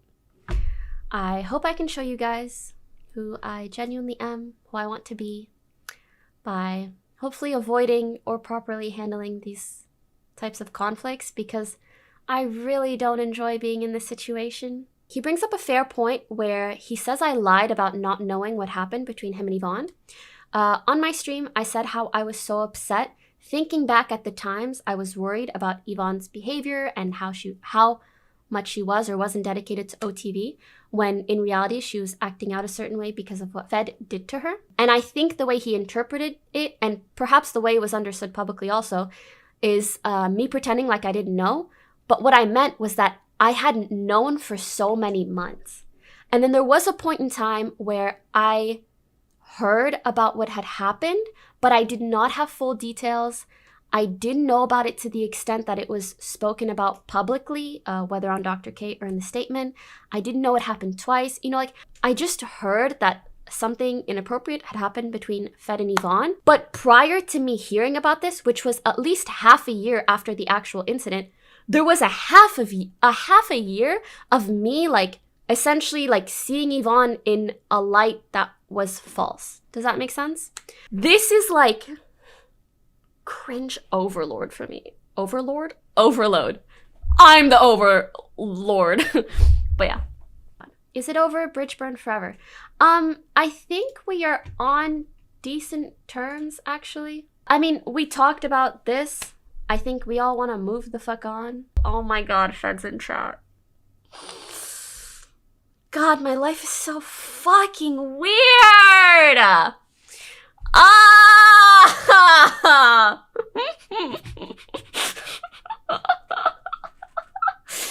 I'm gonna cry. Does Fed know you're talking about it now? Well, yeah, seems like it. Alright, sorry, back to the questions. What's up? Why did you say that Fed shit-talked Yvonne when he wanted Yvonne to stay and you in reality wanted Yvonne fired? Seems like you're changing your first story. I never wanted Yvonne fired. I wanted OTV to always be working and consistent. And because of that, we did have to have conversations about Yvonne's position and role within the company. Fed did complain about Yvonne to people, not just to me, and that is what I'm referring to. Why would you say two wrongs don't make a right when Fed didn't even want the document to be public? It was good for Fed to write out his feelings and then get a better understanding, which he admitted. Because the document is still out there, and it was still created, and until we had come to a private agreement, it was going to be released. Genuine question, I don't have any particular side, but do you think nobody will notice how deliberately vague you're being while skipping over every screenshot from Fed that contradicts what you're saying about the sexual/romance talk? You repeatedly push and pull him away whilst being occasionally so possessive of him that you're spiteful over Jody simply mentioning him on stream. Thought maybe. That's fair. I think I skip over some of the texts that I feel don't really add much value. Like, yeah, we flirted. I don't know what else there is really for me to say. The Jody thing was just like an unfortunate petty thing. I actually wasn't trying to be possessive of him at the time. Also, all of these screenshots are from like wildly different times. So if you see screenshots from like when we were talking and then when we weren't, and then from back then later on, you're gonna think that it's like a constant push and pull. But that was never my intention. And yep, clock. If a girl flirts, OMG, you let him on. If a guy fucks up and sexually harasses someone, OMG, stop. I shouldn't have read that one. But that's true. Sorry, not the whole thing. I just mean like, I don't know why people want me to go into text where I'm like, you're cute. Like, who the fuck cares? Like, this shit should not be out there anyways. What do you want me to say? That's what I'm confused about. Is the drama over? Me hope so.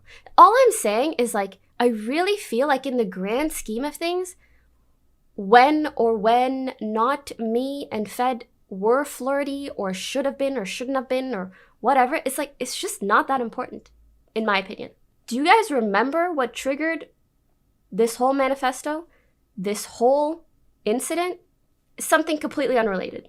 So again, I'm sorry. It's not that I'm trying to like intentionally be vague or pretend like I did nothing wrong. It's just like, it's just a personal situation. I didn't handle it perfectly and he didn't either. And that's really just that. That's really just that. And I feel like further like reading into every word isn't going to make a difference. Also, people keep bringing up the sleepovers. I don't know if you guys remember, but Fed slept in like everybody's room. That was like an active meme. He slept in Yvonne's room. He slept in Lily's room. He slept in all the girls' rooms, which we later find out probably wasn't the best thing. But when you're in that situation, you're like, oh, well, like, I guess this seems normal. Like, nothing's really happening. So it like becomes normal.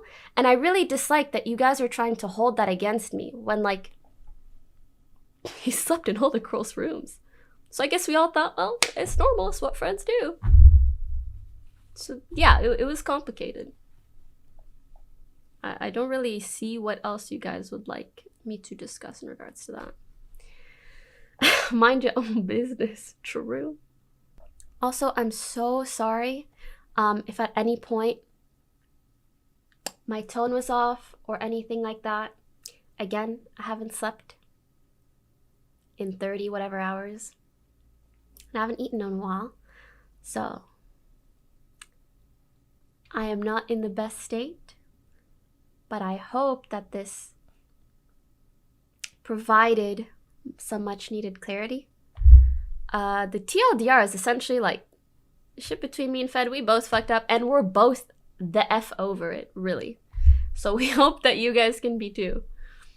And everything else is up to you guys to judge, because he put his side there, I put mine, and I just ask you guys be reasonable, respectful, and try to perhaps compare it to situations in your life, you know?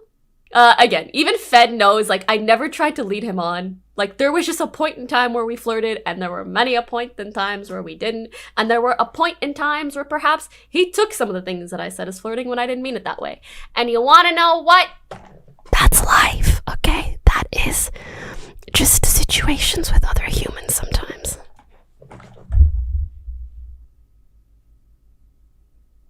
You said that you didn't leave the house because of anyone in your room tour video, but now you're saying that you left because of tension between him and you. Yeah, I specifically remember talking about my room tour and being like, there's no issues, but like, that's just what you do because you love the company you're at and you don't want to cause problems.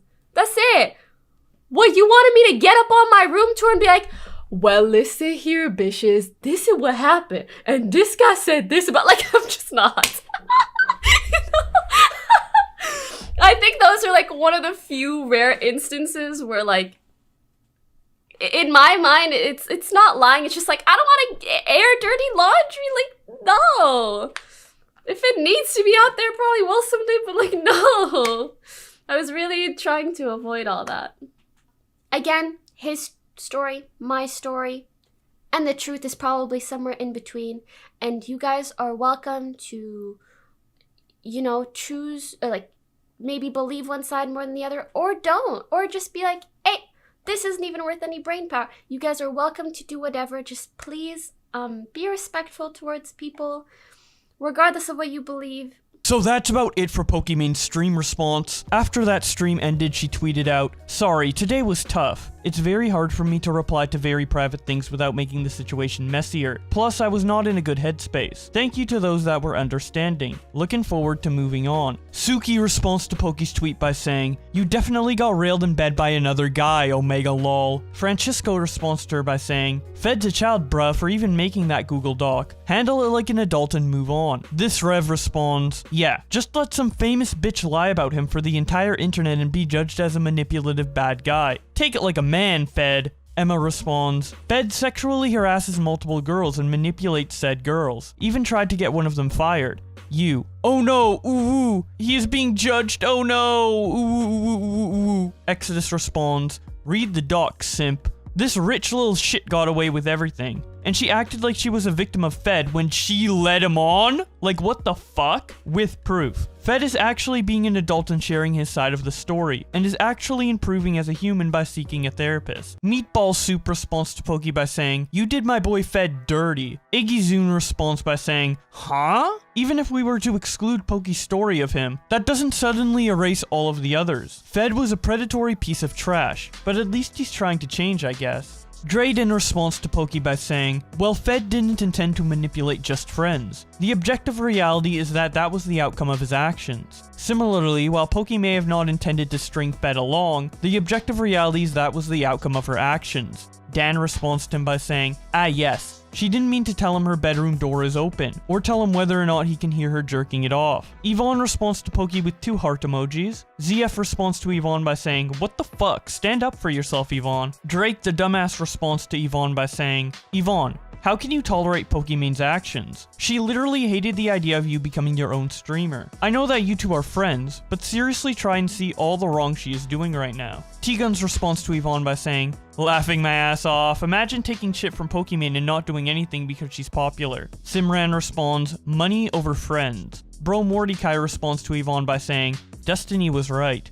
everyone is too afraid. Nicholas Diorio responds to Poki by saying, I was not in a good headspace, I was not in a good headspace, I was not in a good headspace, I was not in a... Matt Jarbo responds to this by saying, hey Pokimane, take it from me. This is not a good excuse. Take the L and get help. Kavos responds to Poki by saying, it was at this moment she knew. Pokimane belongs to the streets. Man, Pokimane is lying through her teeth on this stream, and consistently changing the narrative. If my channel didn't have a strike, my video on this would be live right now. Light Pulse says, reading 25 pages of FedMyster Pokimane drama versus reading 25 pages of any book ever published, showing the icon for clarity and exhaust. Twoon says, funniest comment regarding this Pokimane stuff, laughing my ass off, showing a YouTube comment that says, somewhere in $1 million house, Leafy is laughing. Number 1 Poppy hater says, Pokimane when the Fed doc got leaked.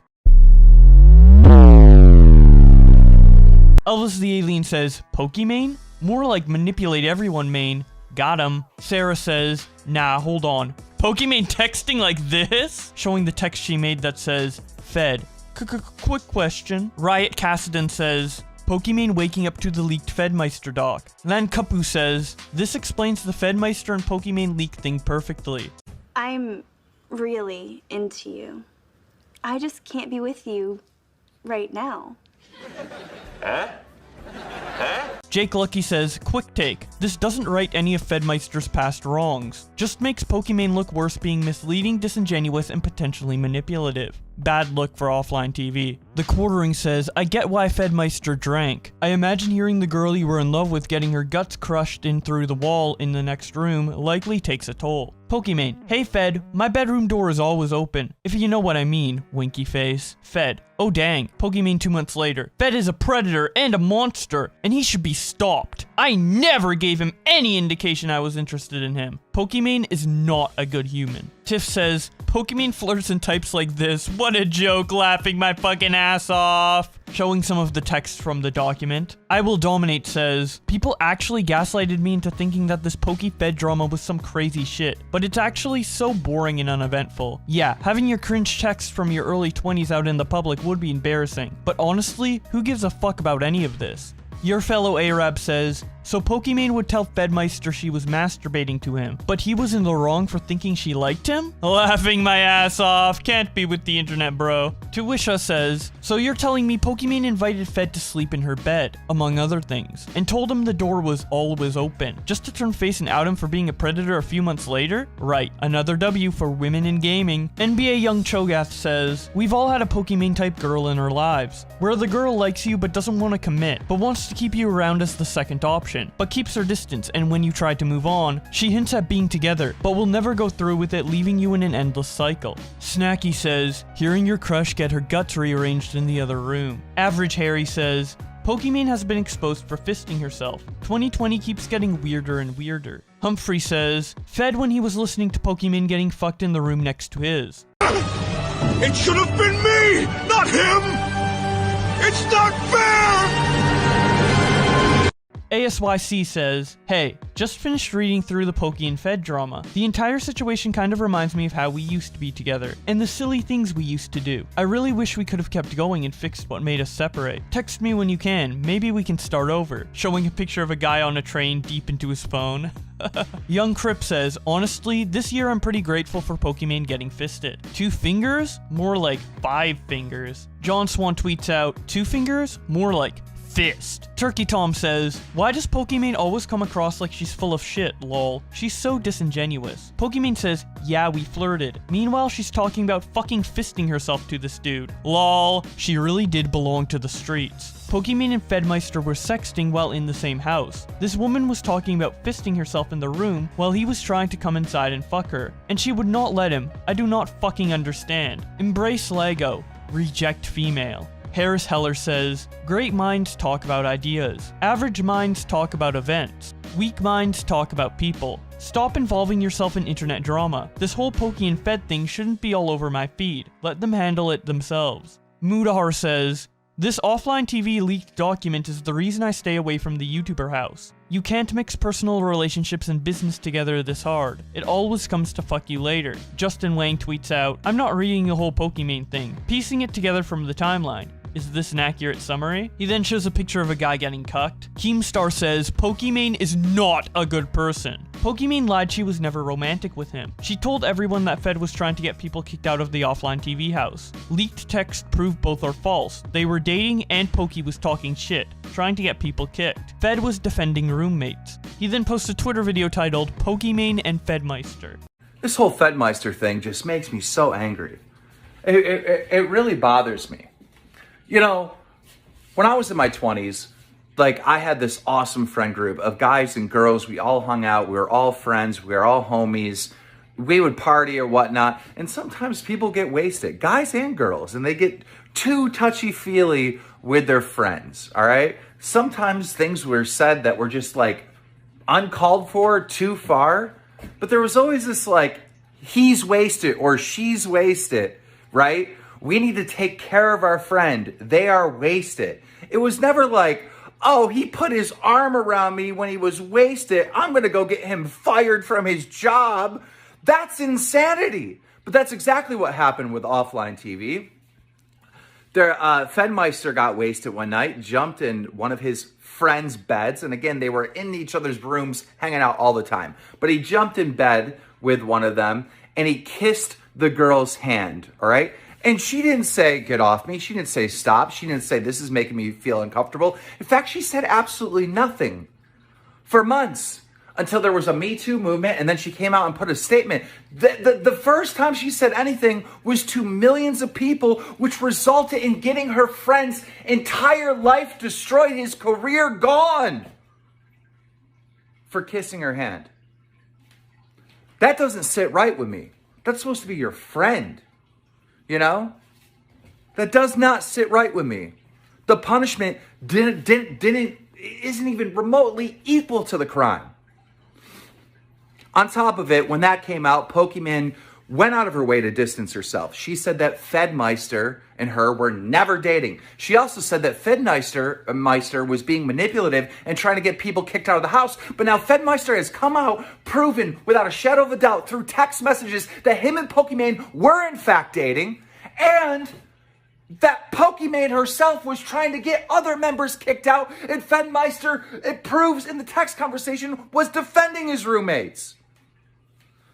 You're all scumbags for this. Horrible friends, evil people, jealous. Keemstar then shows an old tweet from Pokimane that says, it's insane how the best of people can turn out to be massive snakes. Keemstar captions that by saying, it's really not that insane. All you fake motherfuckers can only fool children and simps. Chi Woody responds to Keem by saying, dude, stop fucking hating on Poki. If you keep hating on her, she'll not like you. And if you ask her out, she'll reject you. Keemstar responds by saying, her fans are actually this stupid. I can't even tell if this is a joke or not. And that's about it for the drama with Pokimane on Twitter. Until Pokimane decided to make another response to the controversy. This time in the form of a Google document just like Fed. Although this time it's 11 pages, not 25, so it won't be nearly as long. Either way, let's get into it. She posts it on her second Twitter account and it's titled, Re-Fed. It starts out with her saying, Intro. I've talked about my experience with Fed in the past, and I'm really disappointed that leaked and misleading messages made it necessary for me to respond once again. I feel forced to share my side of the story, now with evidence and context, to hopefully close this chapter once and for all. Knowing how much it hurts to have private convos leaked, I didn't want to have it to come to sharing more info that is also private to Fed and my friends involved. Out of respect to their privacy, I'll only be talking about some things that were already shared, and what my friends are comfortable with. The leak. I found out about this document weeks ago because one of Fed's viewers DM'd one of the offline TV members with a link to it, technically a prior version to it. There was no update at the bottom, and certain private texts were not in the document I saw. I was horrified that a viewer of his had such private messages of mine, and I immediately contacted Fed. We spent a couple days talking things through and coming to an understanding on how to handle things. I also informed him how the document was shared with me, so he was well aware of the specific person who was doing this. Over the next few weeks, I would have my close friends and other streamers message me and tell me they were also sent this document, sometimes from Fed, sometimes from Fed's viewer. Every time my privacy was further violated, I would tell Fed, and he would tell me he'd speak to his viewer and have the Google Docs deleted. It kept happening multiple times afterwards, making it hard for me to believe that he didn't want this to be shared. Yvonne/offline TV. I'd like to give context to the messages he included of me talking about Yvonne, since the leaked document attempts to imply that I was plotting against her when this was not the case at all. I'm really disappointed that he would try to publicly pit us against each other, especially since he knows us personally and the reality of the situation, on top of what he's already put Yvonne through. This situation is also heavily impacted by the fact that Fed touched Yvonne inappropriately, which is something that the offline TV members weren't aware of until later. Please keep this in mind when reading screenshots involving other house members, because they didn't know and have done everything in their power to help Yvonne since they found out. Because I was so close to Fed, he would rant or vent to me about others a lot. Yvonne was a sore topic for him, where he would continuously complain about her. He would complain that he was taking on her workload, and that she would deny his attempts to get her to do work on offline TV, and stream instead. Looking back on this now, no one can blame Yvonne for wanting to avoid him, but no one knew what Fed did at the time. I've included an example of this below. She then shows screenshots between her and Fed. It starts out with FedMyster saying, goes into Yvonne's room. Yo, let's think of a prank/content idea since Lily I'll be out. Immediately gets into a game of League, smiley face. Pokey responds with an annoyed face. Fed responds by saying, I leave, and she says, hey, you gonna think of something, right?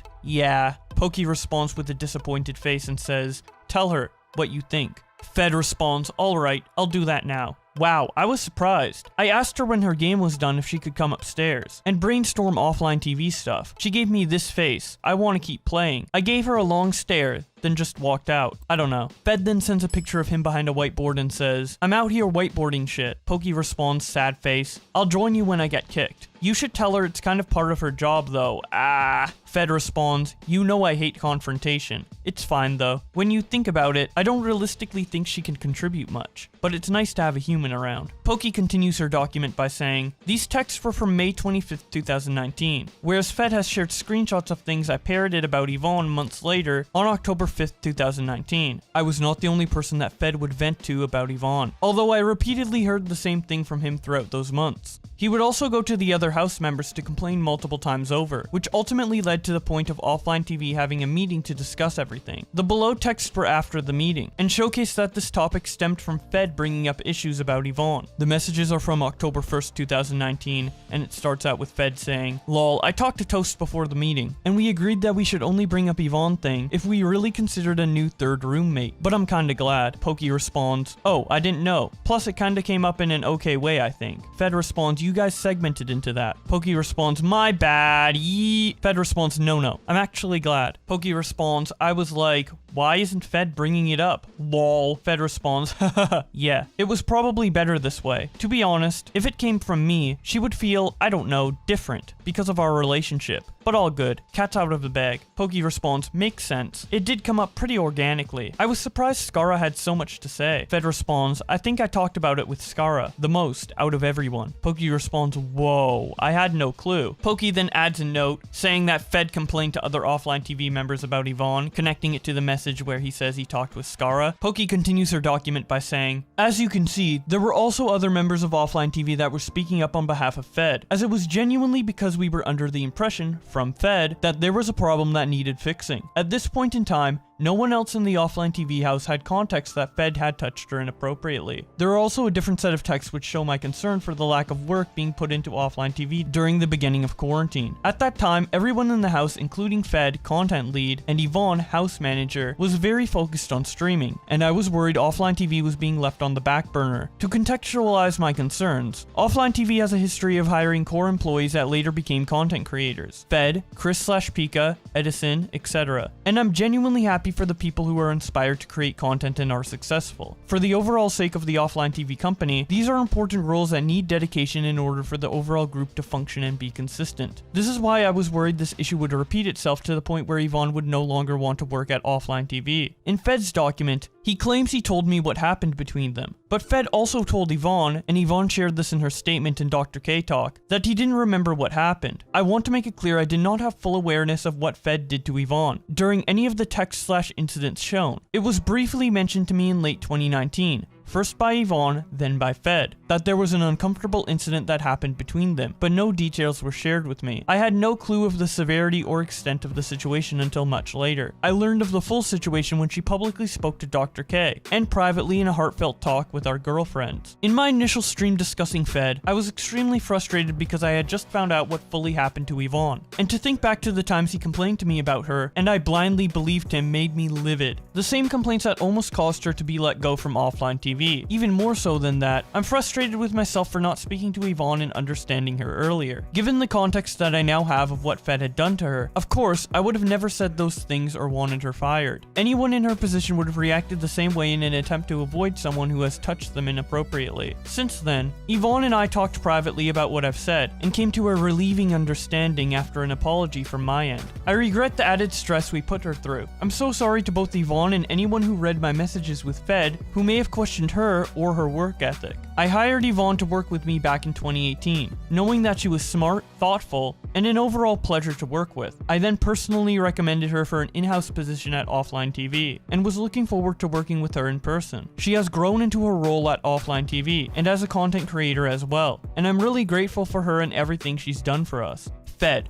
Fed was my closest friend for a long time. During the Offline TV Taiwan trip in February 2018, we became closer and considered pursuing a relationship. This is where a lot of the flirty texts shown in Fed's document are from. A couple months later, after he visited me in Canada and when we traveled back home together, I told him I didn't want to be more than friends, around May 2018. Weeks later, Offline TV held a party where I expressed interest in meeting a specific person, later referred to as Steve. After the party, Steve confided in me that Fed told him that Fed and I currently had a thing, and asked Fed to not tell anyone. This really upset me and felt like a massive breach of trust, especially since it happened after I told Fed that I only wanted to be friends. I confronted Fed about this immediately and he apologized. Also, prior to my stream where I spoke about Yvonne and Lily's situations with Fed, I messaged him to give him a heads up, and he specifically asked me to not bring it up to the public. He also admitted to this mistake when speaking to my best friend Janet after the intervention. She then shows text messages to back that up. The first one is from Pokimane who says, "Thanks, I really appreciate that. Is there anything that you would really want me to leave out? I don't know if I can accommodate, but I also don't want to make things terribly difficult for you. I won't mention the blank super personal details, mainly some lies and inconsistencies where people felt manipulated." Fed responds, "If you could find it in you to leave out telling blank that you and we were a thing, it's something I would just not like mentioned, but I understand if not. Otherwise I trust you, and I think doing what's best for Lily and Yvonne's comfort is the right play." Poki responds, "I'm sorry, I can't leave that out, because it's the best/easiest example I can give of lying." The next set of DMs shown are from Poki's friend Janet. It starts out with her saying, "Hi Fed, yeah, a little bit. Don't know the details, just that there was an intervention. How are you doing?" And he said, "Well, pretty bad. Got a minute to talk? I can give you all the details." So then we called, and he told me about what I thought was everything. He told me about him and the Steve situation with you. He said he lied a lot. Poki then adds a little note that says, he admitted to Janet that he lied to Steve. Continuing on with Pokimane's document, she says, "This is why it's so difficult for me to believe him when he just now, years after the incident, and months after it became public, attempts to deny it. Fed has been known to be a serial flirt. This was brought up several times in an intervention we held for Fed, where several girls in our close friend circle spoke on situations where he crossed boundaries, or made them uncomfortable. The girls at the intervention were all okay with this info being shared. For a long time, we all thought his flirtatious tendencies were just an innocent and natural part of who he was. I admit and take responsibility for the times I later reciprocated, and the ways in which this could have complicated our friendship. I would also consistently hear of the ways in which he flirted with other girls, and his ships,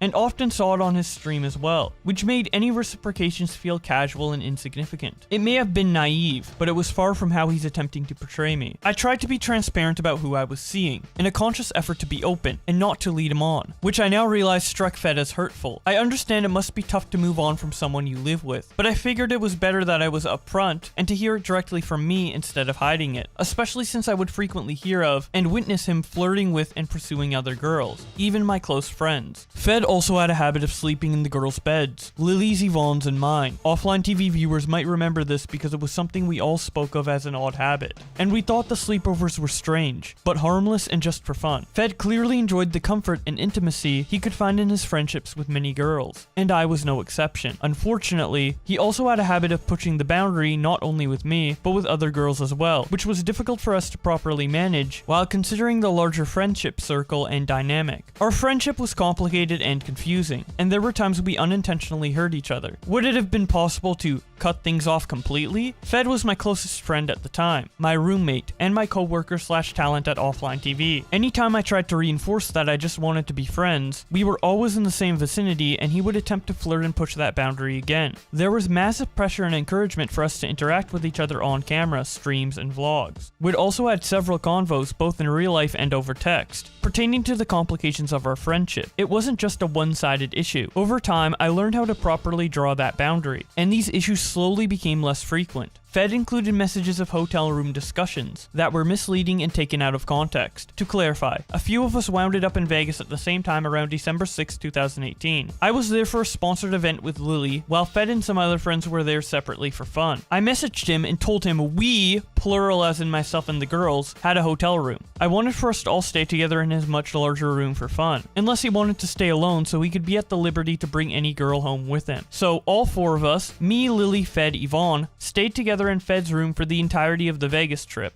To reiterate, Fed and I never stayed alone. There's photo plus video proof of this, and this interaction was not meant to be romantic or suggestive, nor did anything happen between us. If anything, I feel it shows that I was encouraging him to see other people, and wanted to make sure I gave him enough space to comfortably do so, referencing the text where I say, but I can also stay in mine because, you know. Poki then shows the text between her and Fed that was shown in FedMyster's document, but this time with some added commentary. The text started out with Pokimane saying, okay, so we got a hotel, but I can still stay in yours. But also, I can stay in mine because, you know, if you don't respond, then I'ma go home. She points out that the we is her and Lily, and then she points out that her mentioning that she can stay in her hotel is referencing that she's good to stay in the other room if he needs privacy to bring someone back to his room. Fed responds, mine, smiley face, to which Poki responds, you sure? I really want to give you the freedom to do what you want. Poki captions this by saying, again, not wanting to get in the way of him bringing back other girls. Poki continues in the text by saying, it's no worries, we have 2 beds at the other room. We, of course, referring to her and Lily. Fed responds, yes. Poki responds, beg for me to stay with you. I joke. KK, I'll come over for sure. Poki points out that joke was cringe. Fed responds, yes, I'm sure, to which Poki says, okay, say it again. And then Fed responds, yes, please stay with me. And then Poki also shows an image from that same trip where she is with Lily and Yvonne. She then says Fed wasn't in this group shot, but Yvonne and Lily can also confirm that we all collectively stayed together in his hotel room for this trip. It's extremely frustrating to see so many private and old incidents misrepresented to intentionally favor him. It's also difficult to properly show my perspective without further invading Fed's privacy or other girls' privacy. I hope that everyone reading this can try to be understanding of that. In summary, I hear a lot of hurt feelings in Fed's statement when it comes to our friendship. I cared about Fed a lot, and wouldn't have wanted to hurt him. His feelings are valid, and a good reminder to me that what one person thinks may be going on in a friendship doesn't always match up with the other person's expectations. Looking back, I would have done a lot of things differently, and I know for a fact that neither of us handled the situation perfectly. However, our private convos heavily lacked context, and I'm not okay with how they are being misrepresented. Jody. The way Fed framed my conversation with him regarding Jody is extremely one-sided. This is something that Jody and I talked about privately weeks ago, where I've owned up to and apologized for the messages. Looking back at these texts, I'm ashamed that I wrote them, and I feel terrible about the things I've said. The 2 pieces of context I'd like to provide are that 1, earlier that day I was under the impression that they were going on a date, and I was being supportive. And 2, the things I said about Jody are essentially parroting Fed's opinion of her, which he also shared with me earlier that day. They were also a result of my perception of her being skewed and negative because of the info he gave me about how he felt exploited by her, and my poor choice to believe a rumor. Below I've included the conversation I had with Fed prior to what I said about Jody for more context. Please note that some of the text/names have been removed out of respect for my friend's privacy. Some text messages have been blocked in order to not rehash unnecessary drama that has been resolved and is unrelated to me. The text start out with Poki saying, also, let me know how your date with Jody goes. Fed responds, geez, this year year has been unreal for you. Haha, not going on any date with her, lol. Poki responds, oh stop. You'd be down if she was in town. Just let me know how it goes. I like the stories. Fed responds, okay sure, we'll let you know. Poki responds, I like the honesty. Fed responds, no, but for real, not remotely interested in her. In all honesty. Me, Leslie, and Yvonne talked about this. I feel hella exploited. And when we hang out in, let's say, Minecraft, she ignores Leslie and all the girls. Big yikes. Poki responds, huh? That doesn't sound normal. Isn't she really close with Leslie? Fed responds, you can really tell she's trying to push the Fody thing, poop emoji. And according to Leslie, not no note. And then he corrects it to more. I don't know which part of the message is corrected to more, but regardless, the conversation continues by Fed saying, lots of bad drama. Poki responds, what? Fed responds, so like, Poki says, what kind of drama? And then all of the drama is redacted. Poki responds, aw, followed by more redacted messages, and then she says, maybe she's not the most considerate person. But also, you saying shit like, let's talk about going on a date, if that's not really how you feel, is a bit hypocritical because of course, that pushes the Fody thing. Fed responds, then with the Minecraft stuff, Leslie refuses to play with her now. We all think trying to push the Fody thing for views, and it's so obvious when we are all hanging out, and she's memeing crazy tongue out emojis, and everyone else feels hella left out. Poki then responds, but most of the messages are cut out. Fed responds by saying, yeah. Poki responds, but I guess long term it'll show that they aren't friends anymore. Wow, wow, wow, my brain boom. Fed responds, it's pretty bad. Had a group call with blank about it all. Must protect my friend's feelings. I think I'm forgetting other stuff she did too. What time yo thing today, by the way? Poki responds, 4 to 6 I believe, and I feel ya. I never would have guessed. Poki continues in the document by saying, he told me much more, but I felt there's no use sharing more texts of past drama, and I want to avoid doing so out of privacy and respect for my friends. The conversation ended with me being very surprised, last text shown, and my perspective of Jody being very skewed and negative out of concern for Fed, saying he felt exploited. Furthermore, as the morning texts show, I was trying to be supportive and foster a friendship where we could be more open with each other and be able to talk about the people we are seeing. Later that same day, I heard Jody speaking about Fed on her stream, and having heard all these negative things about her from him, I had a very skewed perception of everything she said. Here is his reply he intentionally left out of the screenshot, showcasing this wasn't a one-sided exchange and that he was encouraging it. She then shows the text that Fed showed in his document where he claimed Poki was being jealous of Jody, but now with the added context of Fed replying, ha ha ha, please continue. I love it. And then she shows proof that the conversation of Fed saying he was exploited and the text messages of Poki talking shit about Jody happened on the exact same day. Poki continues the document by saying, this was a very familiar pattern for Fed that I and many other friends spoke out about. It's something I specifically called him out for in my first stream, and directly to him at the intervention. He would spread doubt and rumors, egging people on to think negatively of each other and dividing people up. I don't know if this was intentional, but it kept others apart and Fed as their main confidant. She then shows a stream clip of people talking about Fed as an example. Come to our house all the time, always in a bad mood, and it was always because it was like, oh, Fed's over. Stuff with Poki or OTV is like not good right now. Like that was it. He would run away. He would run away constantly, and then while he's there, he's like just spreading bad vibes about OTV, which would slowly start to push us away from them. I'd start to have these really negative thoughts about Poki. Like I really thought like, wow, like she's driving him crazy, poor guy, like, man, like, you know, I had all these negative thoughts about her, and I apologized to her directly about like not talking to her in the moment, instead just believing everything Fed was saying, because at the moment, Fed is my close friend, you know? And so he like, yeah, and so if you're wondering why a lot of this stuff had to be aired publicly, and it's because that was the only way we'd see Fed change, because we had tried to address things publicly. And instantly with the intervention, he went running to all the people who weren't at the intervention, victimizing himself.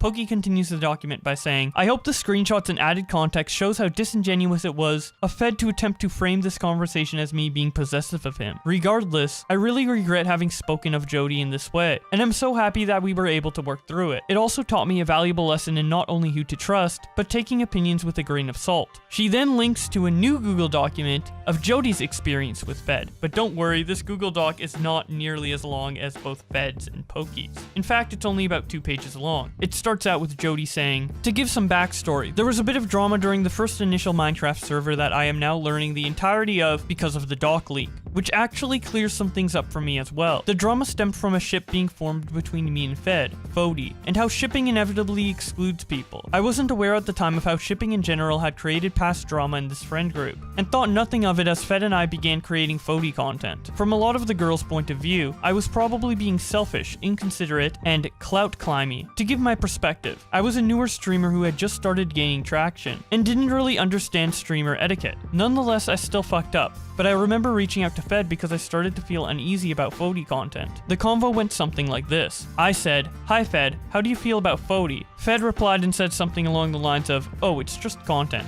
whatever." This convo was so long ago that I don't remember exactly what I said, and I deleted our Twitter DMs when Ray's Twitter got hacked. I went through most of my DMs and deleted the ones with addresses, phone numbers, etc. But I 100% know we had this conversation, where I wanted to make sure that he was comfortable and that everything was okay, and he never said otherwise. I remember looking to Fed during this situation, because I wasn't comfortable reaching out to any of the other streamers in this circle of friends, and Fed was the one that initially reached out to me. I didn't reach out to others because I didn't want to come off as clout climby, and so I would never message anyone and ask them to play games, or how they were doing. In hindsight, I now know better and completely understand how my actions were perceived the way that they were, but it didn't help my situation when I looked to Fed for guidance and he answered so nonchalantly, while knowing how Fody made others feel. So you can imagine my surprise when I see the text exchange between Iman and Fed, where Fed is talking poorly about my character, saying he feels exploited for views. Fed was the one guy who would consistently reach out to me, and who I felt comfortable doing the same with. He would call me all the time on stream, and we would play games together, and ironically, he was the one reassuring me about the Fody/Minecraft drama situation. I remember we met at Starbucks once I moved to California, and I told him how much guilt I still felt, and how it's hard to approach the others because I didn't want them to think I'm using them. His response was, "Jody, you are not an unlikable person. Just be around more and they'll get to know you." Referring back to the screenshotted texts, Fed talks about how he tried to come up with a neutral response to me asking him on a date, a prompt made by my community for marbles. This is where he states I exploited him for views. Now reading back on these texts, I know wholeheartedly that Fed was just lying because 1. Fed was a well-known popular streamer and I was a nobody. He could have just cut me out and no one would blink twice. 2. It didn't make sense for Fed to be constantly messaging me, playing games with me, or calling me on stream, and inviting me to events/parties if he had felt like I was exploiting him for views. Okay.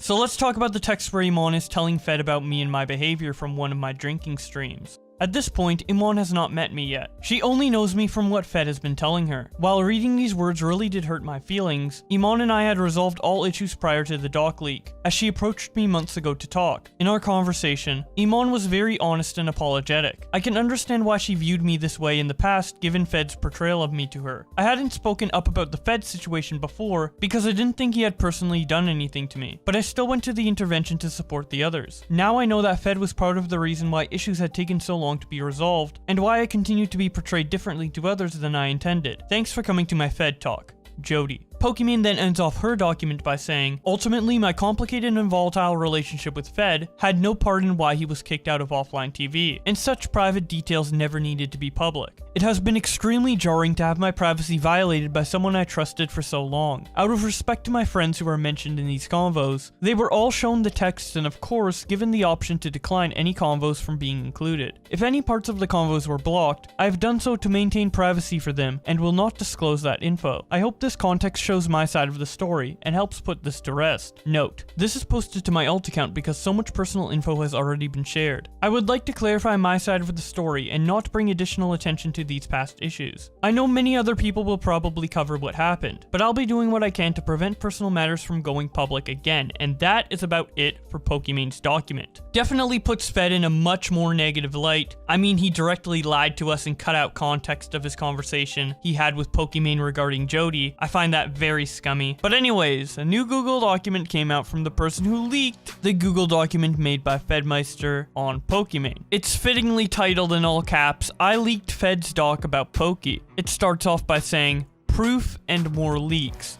The word proof links to an image proving that this person did indeed have access to Fed's document before it released, and more leaks links to a bunch of DMs between this person and FedMyster. Reading them in chronological order, the first one comes from July 1st, 2020, and it starts out with Fed saying, "Hey man, just letting you know, I'm disconnecting from all social media." They respond, "Even here?" Fed responds, "Yeah." They respond, "Fuck. I really wanted to help be there for you." Fed then sends his phone number and says, "If you text, but I'm trying to move forward, not think about everything right now. The next messages are from July 19th, and it starts out with Fed saying, right now I'm just focusing on myself. I have therapy 3 times a week.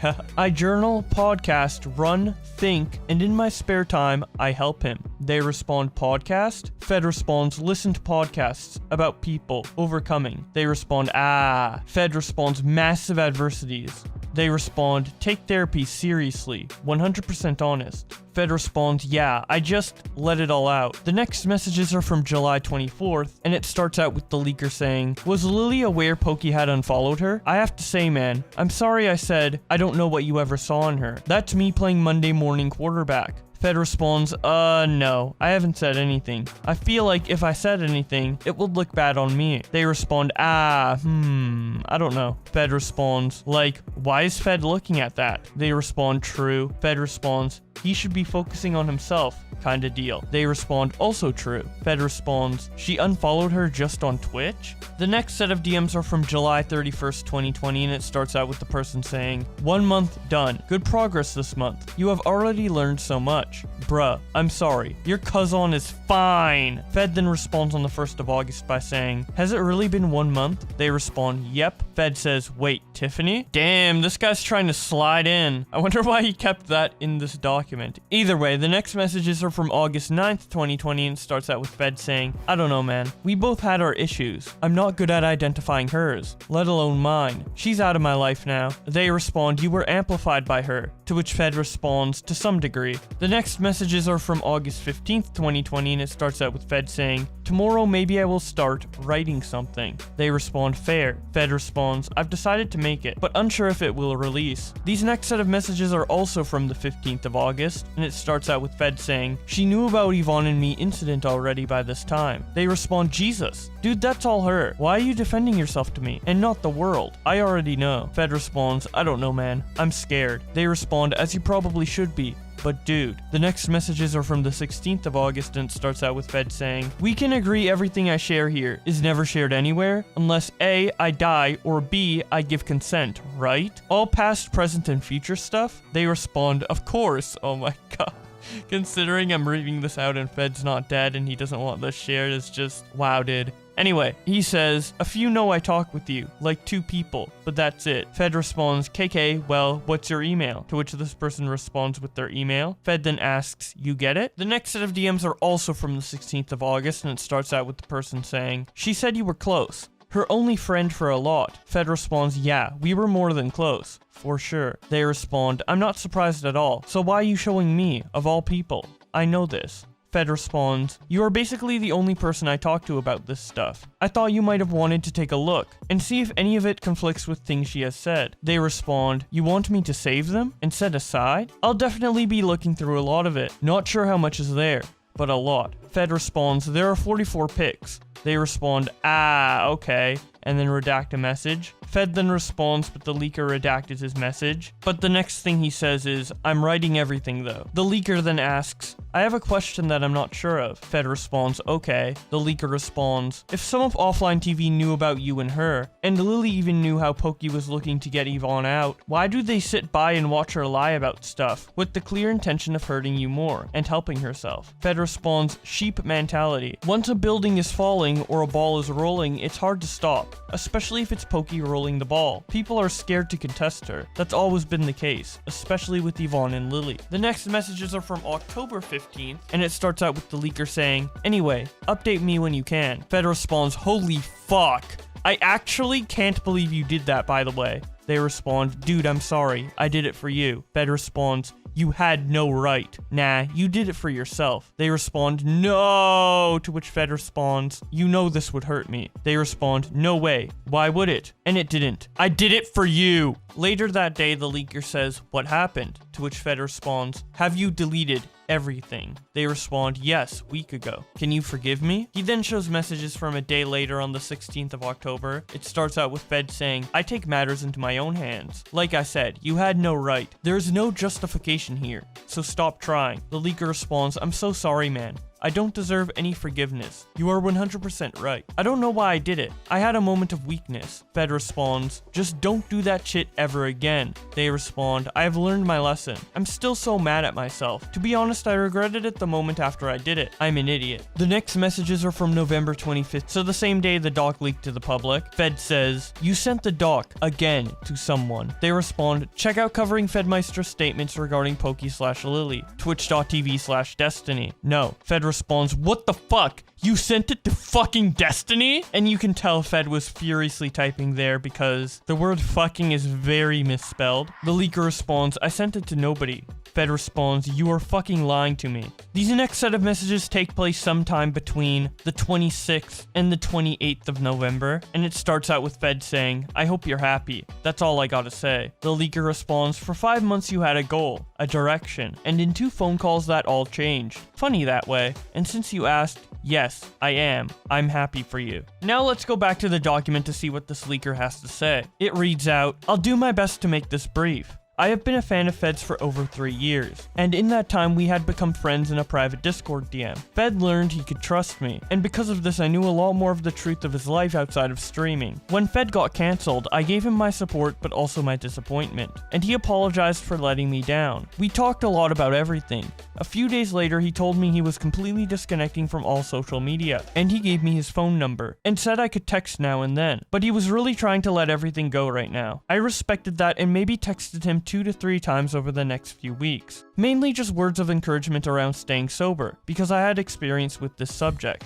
After traveling and decompressing from the situation he was now in, he started to get caught up on everything that was said about him from his friends. He was shocked. He asked me to give him my word, and I did. And at the time, I 100% meant it. He was trusting me. He started to share things with me. Most of the text from him and Poki did not surprise me. But when he started to show me more, just like Destiny slowly started to see, I started to understand more and more, and I was now also in shock. I started to have sympathy for him, but also started to get angry. To put it lightly, what was shown and discussed in the Poki doc is 30 to 40% of what could have been included. I know 25 pages is a lot, but understand he was coming from a place of complete mistrust by everyone. As time went on, Fed opened a doc and started writing. He let me into the doc and I would help with dates, grammar, and layout, but the words are 100% Fed's. As time passed, he made a few docs. The Poki doc was not the only one. All were written in a form to appear as though they were speaking to the public, but he made them all to give to the specific people they were about, not the public. They were only to show his side of things, with the intention of opening up discussions with them and attempting to move toward healing these friendships that clearly had a lot of misunderstandings with both sides. I'm not here to go over everything that he said in his own words, or point out the obvious. If you have ever been in love with someone, then the Poki doc speaks for itself. I'm writing this because I have seen a lot of speculation, not just from comments, but from streamers and even from Fed's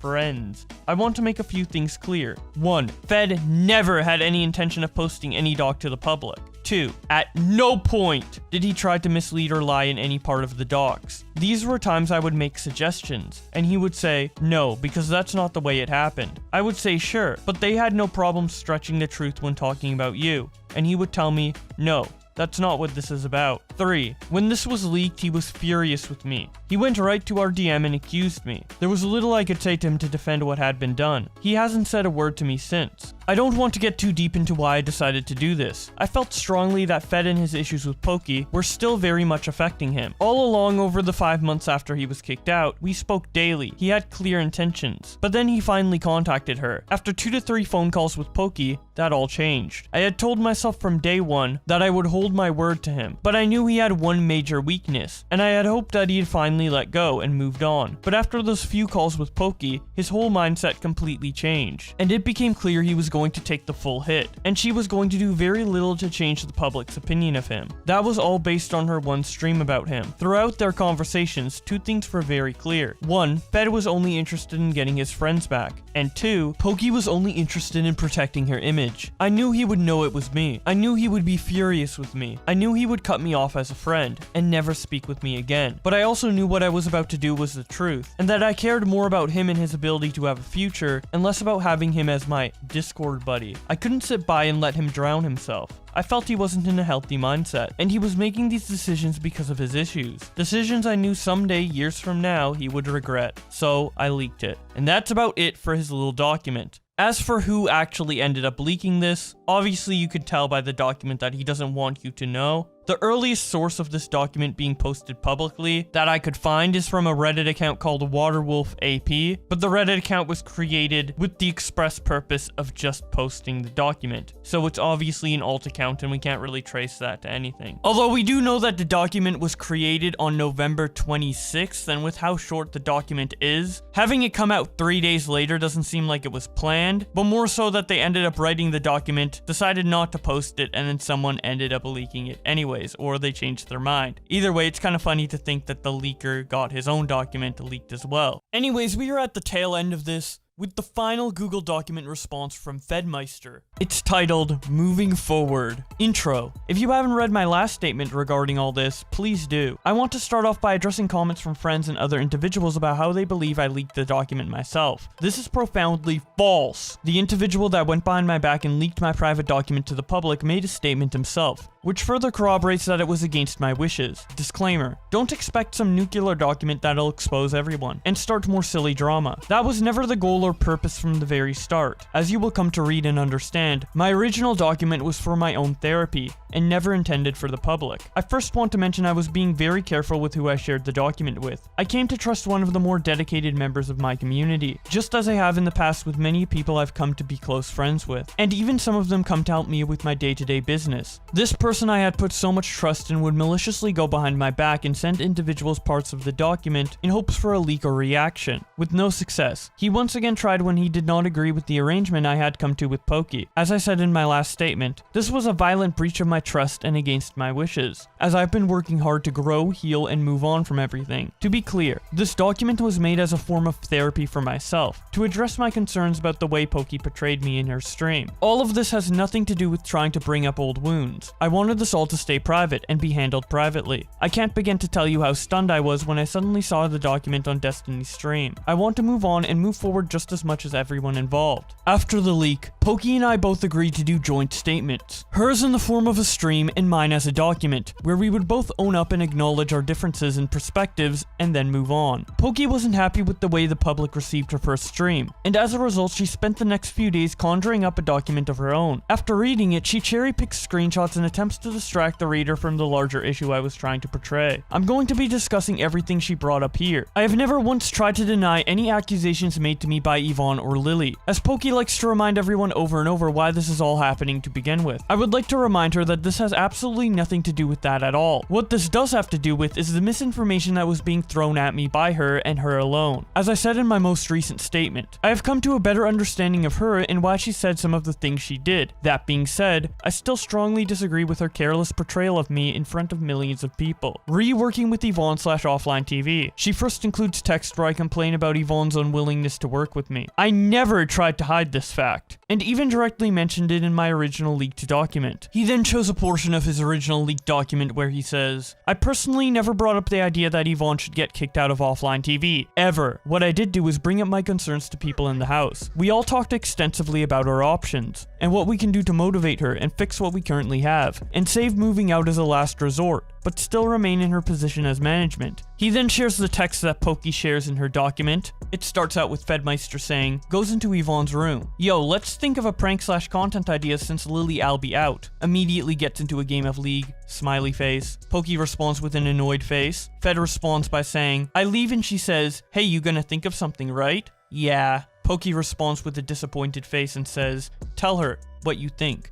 Fed responds, alright, I'll do that now. Wow, I was surprised. I asked her when her game was done if she could come upstairs and brainstorm Offline TV stuff. She gave me this face. I want to keep playing. I gave her a long stare, then just walked out. I don't know. Fed then sends a picture of him behind a whiteboard and says, I'm out here whiteboarding shit. Poki responds, sad face. I'll join you when I get kicked. You should tell her it's kind of part of her job though. Ah. Fed responds, you know I hate confrontation. It's fine though. When you think about it, I don't realistically think she can contribute much, but it's nice to have a human around. Lol, I talked to Toast before the meeting, and we agreed that we should only bring up Yvonne thing if we really considered a new third roommate, but I'm kinda glad. Poki responds, oh, I didn't know. Plus, it kinda came up in an okay way, I think. Fed responds, you guys segmented into that. Pokey responds, my bad, yee. Fed responds, no, I'm actually glad. Pokey responds, I was like, why isn't Fed bringing it up? Lol. Fed responds, haha, yeah, it was probably better this way. To be honest, if it came from me, she would feel, I don't know, different because of our relationship.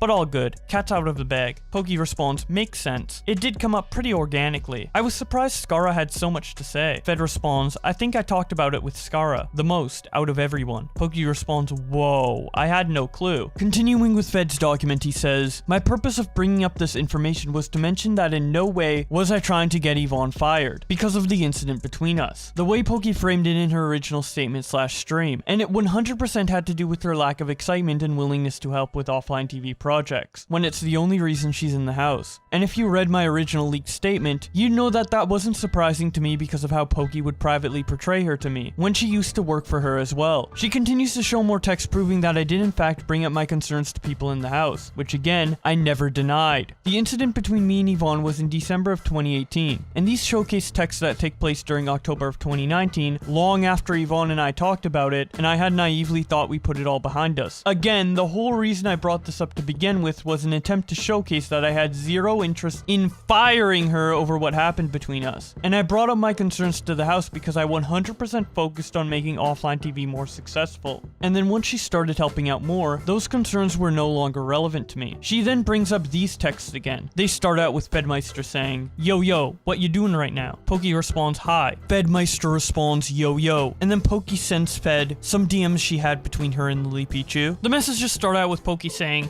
do you have 5 minutes to text chat? Lily responds, yee. Pokey responds, so... Quarantine had made it very apparent that offline TV isn't really led or prioritized by anyone, I guess. And I don't mean like talent doesn't care about it, because our jobs is to be talent. Lily responds, you mean like a Chris Chan but not shitty? And to clarify to people, she's not talking about the Sonic Chew Chris Chan. She's talking about another Chris Chan that used to work for offline TV. Anyways, Pokey responds to her by saying, and I know Fed is partial talent, so he's focused on streaming. Yeah, exactly. And it also made me realize, Yvonne is like 90% a content creator now. Lily responds, yee, to which Pokey responds, which is great for her if that makes her happy, for real. But also, offline TV is left in the dust a little. What do you think?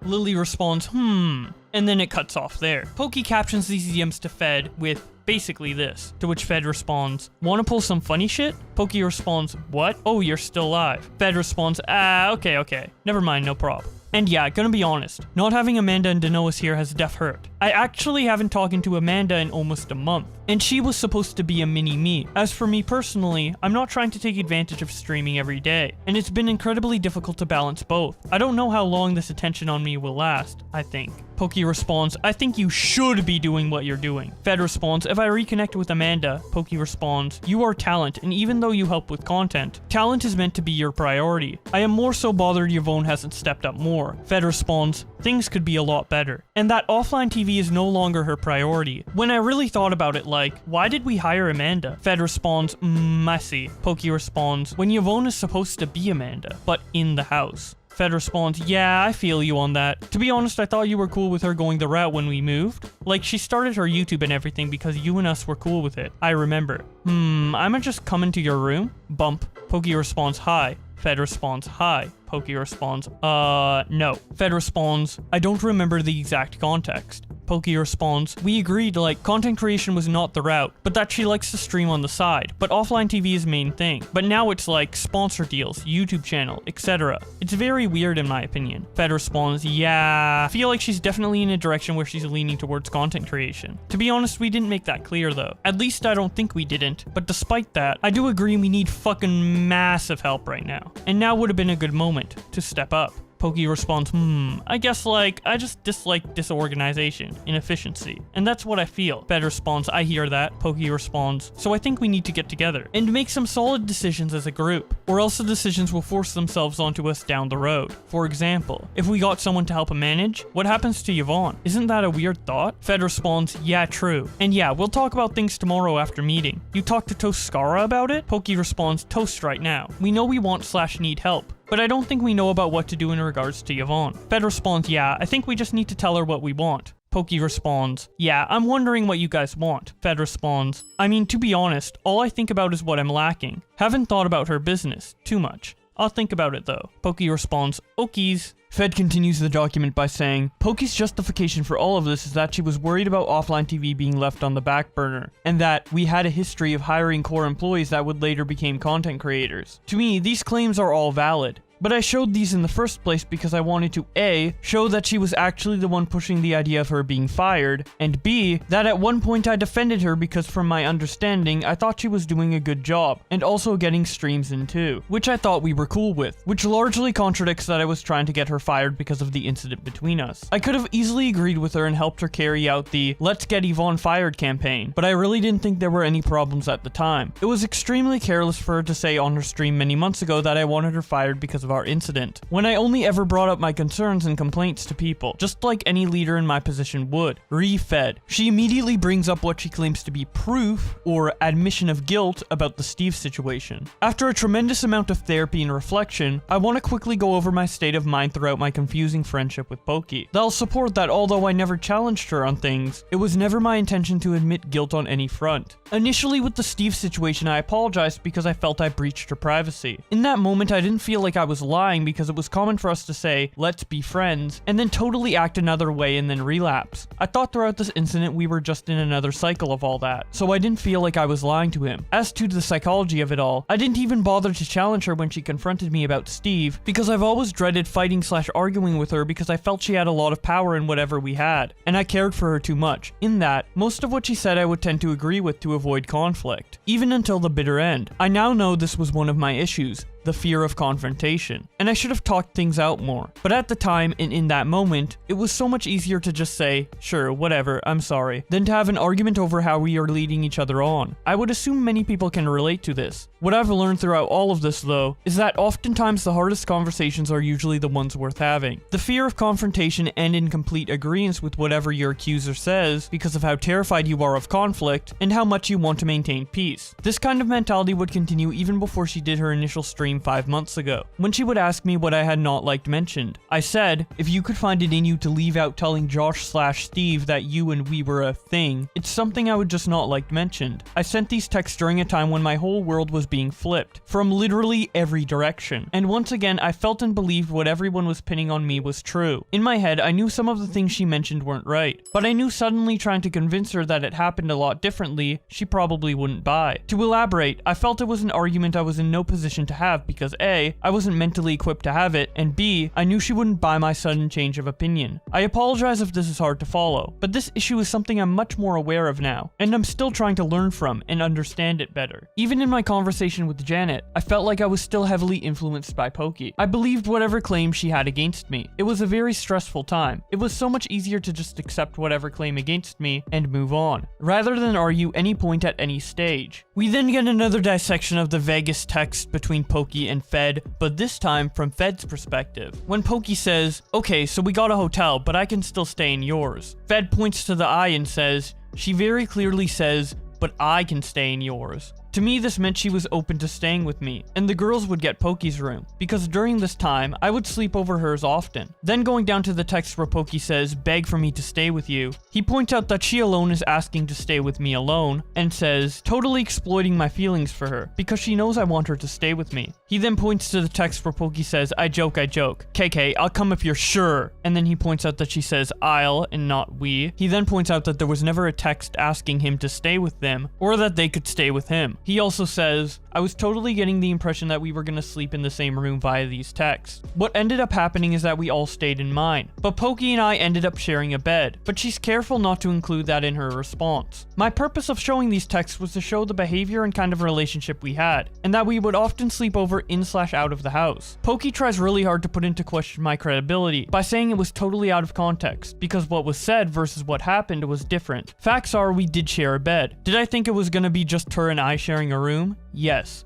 Why? Because sleeping over with her wasn't uncommon at the house. She later in her statement tries to imply that my sleepover with her and other people in the house had the same tone, when in reality the ones with others weren't romantic, but the ones with her were. Look at her other texts that take place 6 days later, that she chooses to ignore in her most recent statement. He then shows the text between them that takes place 6 days after the Vegas sleepover. It starts out with Fed saying, just chillin' if you wanna hang. Sorry to bother. Poki responds, you're fine, I'm so tired. Fed responds, okay. Pokey responds with a pouty face and says, what you doing? What is chillin'? Fed responds, you'll know, laying in bed. Could you sleep over? Pokey responds, in your bed? Laughing my ass off, look at us. Out here living in the same house talking about sleepovers. Fed responds, haha, yeah. Pokey responds, dunno about your bed though. Fed responds, okay, fine, yours. Fed responds, I know. Can you hurry up? I want to cuddle, Angry emoji. Pokey responds, lol, far from done. Fed responds, okay, just let me know. Pokey responds, yeet. Fed responds, you really weren't joking. Pokey responds, just finished, zzz. He responds, can I comes in? Pokey responds, yeet. And then he adds context below saying, waiting for her to finish her League of Legends game so I can sleep over. She tries to debunk a singular screenshot by explicitly providing context to it. She tries to frame this in a way that makes it seem like I purposefully withheld proper context. But a lot of the facts still remain, and she continues to ignore the second sleepover DM from December 12th, 2018, which further reinforces that sleepovers were a regular thing, which was my entire argument. As detailed in the image, I explained that, to me, she alone is very clearly asking to stay at my hotel room. We were not exclusives, so she uses phrases like, I want to give you the freedom to do what you want. I thought she was just testing me here, to see if I was seeing/interested in anyone while in Vegas that weekend. I was quick to respond, and then she hits me with the beg for me to stay with you, which I interpreted as teasing, because she knows how much I would want her to stay with me. So the impression I got from these texts, as I'm sure many of you do, is that she alone is going to stay in my room with me. This is what was supposed to happen,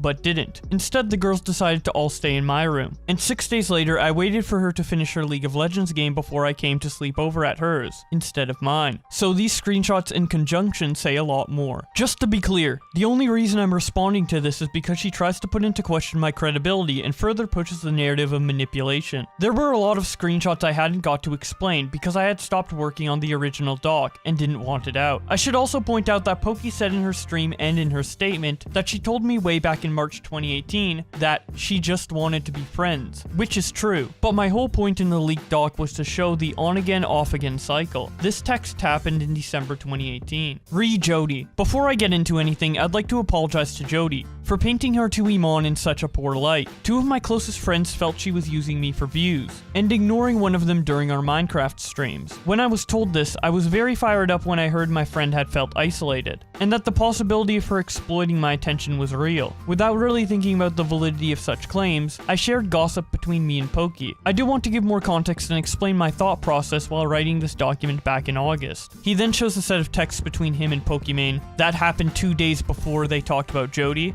The first one starts out with Fed showing a picture of her cat, and Pokimane responds, my moo-moo! To which Fed responds, she goes meow, meow, meow, meow, meow, meow. She's so sweet.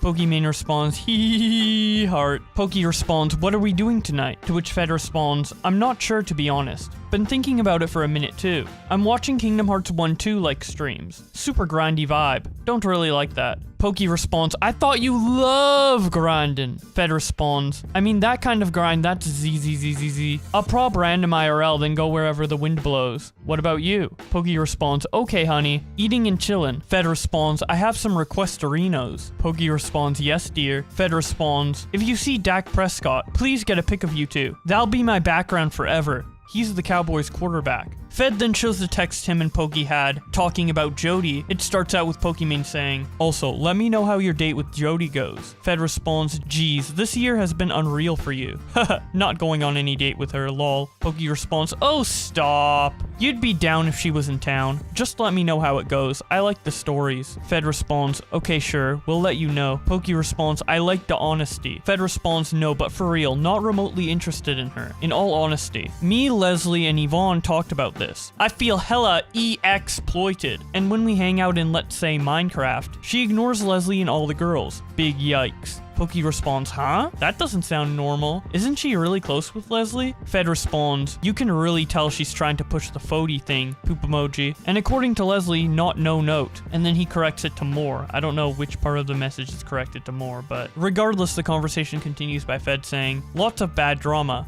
Pokey responds, what? Fed responds, so like, Poki says, what kind of drama? And then all of the drama is redacted. Poki responds, aw, followed by more redacted messages, and then she says, maybe she's not the most considerate person, but also you saying shit like, let's talk about going on a date, if that's not really how you feel, is a bit hypocritical because of course, that pushes the Fody thing. Fed responds, then with the Minecraft stuff, Leslie refuses to play with her now. We all think trying to push the Fody thing for views, and it's so obvious when we are all hanging out, and she's memeing crazy tongue out emojis, and everyone else feels hella left out. Poki then responds, but most of the messages are cut out. Fed responds by saying, yeah. Poki responds, but I guess long term it'll show that they aren't friends anymore. Wow, wow, wow, my brain boom. Fed responds, it's pretty bad. Had a group call with blank about it all. Must protect my friend's feelings. I think I'm forgetting other stuff she did too. What time yo thing today, by the way? Poki responds, 4 to 6 I believe, and I feel ya. I never would have guessed. Fed then shows a text where Pokimane was talking bad about Jody to Fed. It starts out with Poki saying, Jody on stream right now talking about you. Makes me wanna... Fed responds, yeah, just told my stream to stop talking about her. Poki responds, she's drunk, but acting way drunker than she actually is. And saying shit like, oh my god you guys, Fed wasn't on my stream today, but you guys are still watching. That means so much to me. Ruffle! I don't know, it sounds so fakey. She's using like this baby voice. Hearing that criticism come from Pokimane is just interesting. But regardless, she continues by saying, yikes yikes, sounding like this emoji. I don't know, I can't stand people obviously acting more drunk than they are, or saying fake pity shit to chat. Makes me gag. Anyways, that's my event of the day, love. You have a good stream, lol. Sorry for spam while you're streaming, lols. Tongue out emoji. I legit tuned in for not even 3 minutes, and she spoke about you twice. I was like, gotta go, bye. FedMyster elaborates on this in his document by saying, from the previous text, you know me and Poki were having occasional sleepovers in mid-December. These above texts happened in January. On stream, Jody was jokingly trying to set up a date. Poki was watching my stream, and then later texted me, let me know how your date with Jody goes. Fed then shows that clip from Jody's stream. You wanna go on a date? Wait, what? Yeah. Wait, sorry, I didn't hear that. You wanna go on a date? Did you say... Wait, can you say it slower? Do you want to go on a date? I mean, you're not here, so we can't. Oh, okay. Sounds good. Alright, well, when you're here, let's talk about it. Guys, please stop talking about Jody. I'm playing a game. I just want a good chat experience. No more shipping. Please. Continuing with the document, he says, now that we have the additional context, that I feel like she's still keeping me interested, with her use of words in conjunction with the text she provided, we get a better picture. When I see her try and tease or test me like she has in the past, it makes me feel like when she's bad-mouthing the girl in front of me, she's to some extent being possessive. That was my original argument. When she suggested the idea that we should go on a date, I tried to act like I was annoyed that she would even say that, when she knows damn well I only care about her. As we've seen on previous pages, her teasing me when we're in this non-exclusive unknown state makes me feel like she's to some degree testing me. That's how I interpreted it. With her added perspective, I can see now that she might have been just parroting what I was saying. You can choose who to believe, but with the larger context at hand, I stand by how I felt, and I see it now, which was that she was teasing/testing me, intended or not, and then ultimately to me being possessive. I'd like to reiterate, when I wrote this document, it was initially for therapy as a suggestion by friends. So I was writing how I felt, and I felt in this moment she was being possessive, because she has a history of teasing/testing me about other girls, regardless of what I had said about Jody earlier in the texts. Ultimately, I don't think the added context from her changes much because we were still in a weird spot based on how we were talking to each other, and when she texted that to me, I felt she was being somewhat possessive by teasing me about dating Jody, and then talking about her the way she did to me in the texts. Poki likes to point out the time she told me she just wanted to be friends. This happened a few times. I would eventually accept this and start to see and meet other girls, hang out with them outside of offline TV, and then inevitably always return to her grasps when she showed me signs of hope.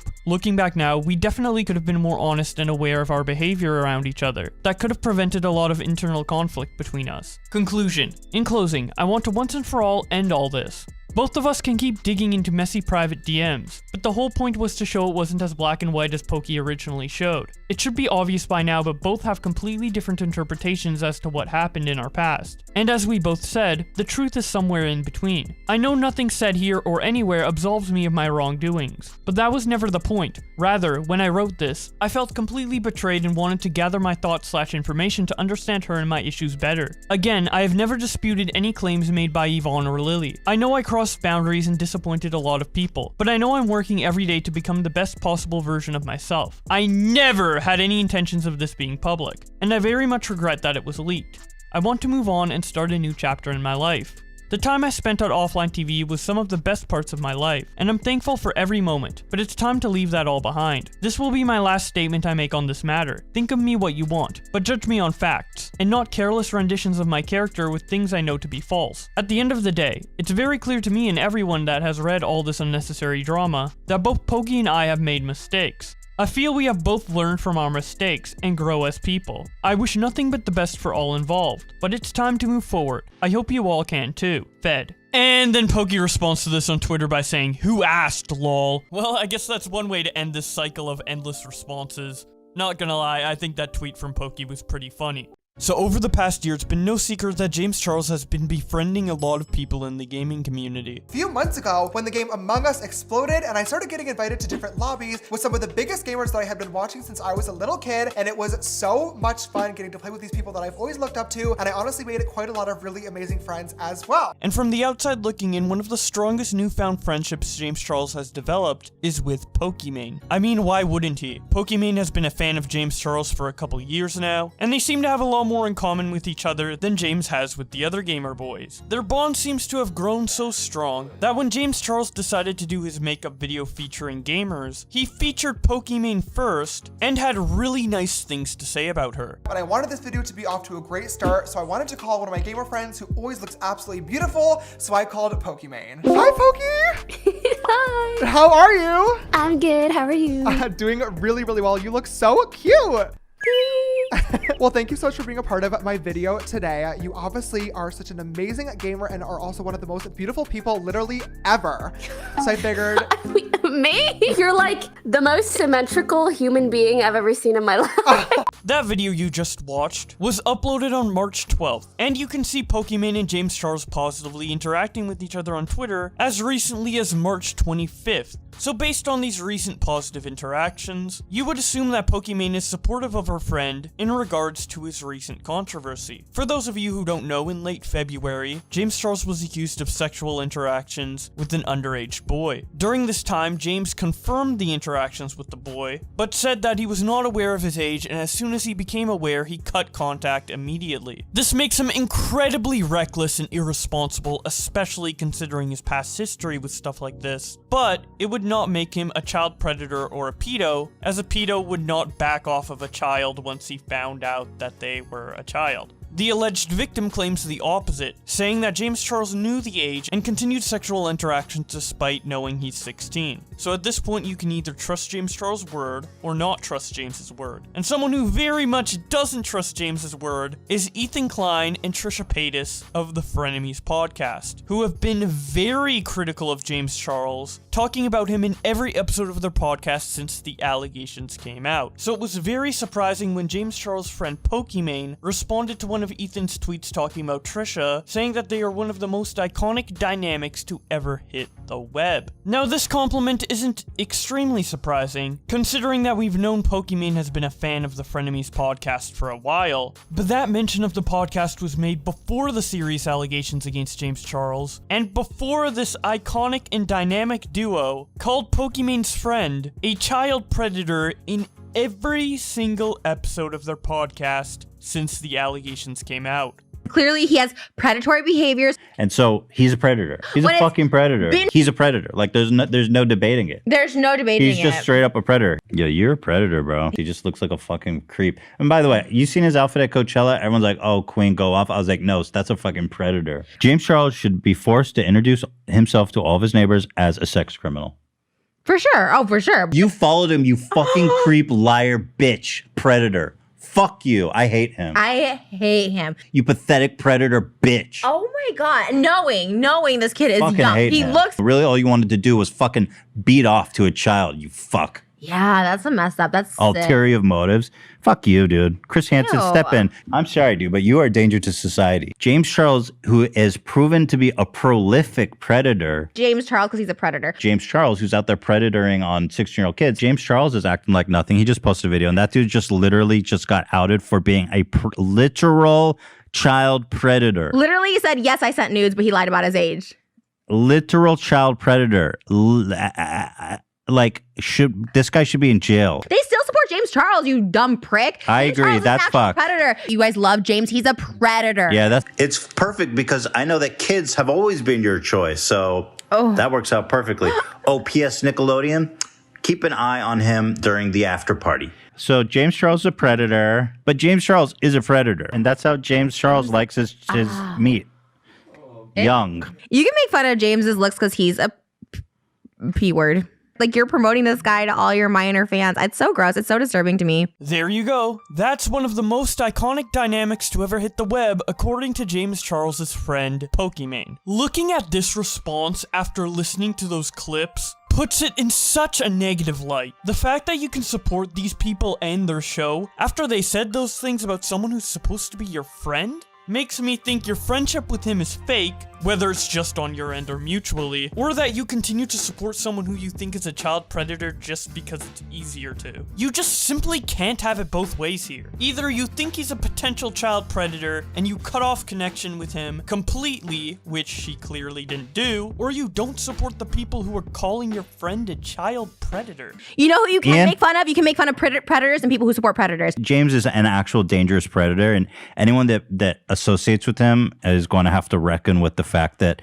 they put their own fans in danger of being preyed upon. This is what happens. People just like, oh, whatever, it's cool. Like, he's famous, we'll do this. But it's like, later on, you have to like deal with the repercussions of this. With accusations this serious, there's no in-between here. Just the thought of me openly supporting someone I thought was a child predator, or openly supporting someone who is calling my friend a child predator, is just completely mind-blowing to me. Like, I don't know how you can be a good person and do that shit. And I'm not saying you can't be friends with someone and then enjoy someone else's content who has criticism against your friend. If this was 5 months ago and she enjoyed Ethan's content, despite him having serious criticisms of her friend's merch, I think that's fine. She can agree with Ethan's opinion and still be friends with James Charles, or disagree with Ethan's opinion and still support Ethan's content. But the accusation of being a child predator goes beyond simple opinion. This goes into the legality and morality territory. It is immoral to continue to associate with James Charles if you think he's a predator, and if you don't think he's a child predator, it is immoral to support the people who are calling your friend a child predator. And not just once, but consistently on every single episode of the podcast you are supporting. That's like if I was friends with Onision and gave Chris Hansen a compliment in regards to his YouTube coverage, the majority of which have been calling Onision a predator and advocating for his arrest. Even though the compliment is small, I just feel like any compliment of any magnitude towards someone who is so openly calling your friend something as egregious as a child predator signifies to me that their friendship is not as genuine as they like to imply. Now, a decent portion of you are probably thinking at this point, come on, Boblax, Josh, she's just giving a simple compliment to another creator. It's not that big of a deal. But I don't know, man. When you take into account that like 50% of Ethan's Twitter is calling James Charles a predator in some fashion, a Twitter account that she follows and replied to here, the fact that she watches the show and in every single episode, they outright call James Charles a predator. I mean, unless you assume Pokimane is stupid, the only result here is that she's a fake friend or a bad friend. And if I am going to give her the benefit of the doubt, as backwards as it seems, I would have to say that she's a fake friend. Because here's the thing, I feel like a lot of these larger content creator friendships are more transactional than both you and me realize. There's no merit to them. If it wasn't for their sub count, they wouldn't be friends at all. And the fact that that's the case is just such a shame to me. But I don't know, that's just a theory I have. I don't really have many ways of actually knowing the inner workings of most of high creator friendships. I'm sure maybe some are genuine, some are transactional. A lot of the times it's both. When I see people like Dream and George Not Found coming up together, I can definitely see that type of friendship being genuine. But with someone like Pokimane and James Charles, who both came to the top on their own in their own respective genres, I guess it's not a surprise that their friendship is not genuine. But maybe I'm just giving too much benefit of the doubt to Poki. Maybe Poki's the only fake one and everybody else is genuine. I have no idea. The fact that the best way I can defend Poki here is by saying that there's other people just as fake as her is really telling. So the Twitch streamer Pokimane made another goofy tweet. She says, "Capitalism rewards psychopathic behavior." Now this isn't goofy because of the tweet itself, but more about who it's coming from. Because for those of you who don't know, Pokimane has been rewarded by capitalism more than most. Being the literal face of Twitch.tv, signing a multi-year exclusive deal with them, who is owned by Amazon, a company she also has done work with, who is owned by the richest man in the world, Jeff Bezos. Not to mention that Pokimane is a multi-millionaire herself. There's even a video on YouTube that goes in depth on the inner workings of her multi-million-dollar empire. In just a few short years, she was able to turn what many people would think is simply streaming video games in front of a computer into an online empire with almost a dozen employees and a following of over 20 million throughout Twitch, Instagram, Twitter, TikTok, and YouTube. And since I'd like to think of myself as a business person, we're going to be diving into the workday of Pokimane and discover all the mechanics of running an online multi-million-dollar business that no one gets to see. Okay, top to bottom. So Yes. there's me. Okay. And I have an agent. I need someone to manage my editors. And I have hired a manager in general, which is just someone that I delegate tasks to and that communicates with companies, executes on things that I want their help with, but is mainly just like managing my day-to-day and my liaison for other companies so that I'm not the one responding to every email and stuff. I now also have like a business manager, which is just someone who handles all of my finances, including paying all the people I mentioned out. Yes. Yeah, including that, including setting up meetings with like investment firms so that I can decide who to work with, and then also that person technically working for me. In the beginning, I basically took any deal that like aligned with my morals. We're basically just gonna be taking some photos for the merch drop that we're gonna have soon. There have been times where I've had to like let someone go because not meeting deadlines. So I feel like I went from like a streamer to a boss of some sort. I've saved up enough money to like live reasonably for a long time, rent in Los Angeles. Why is it $1 million?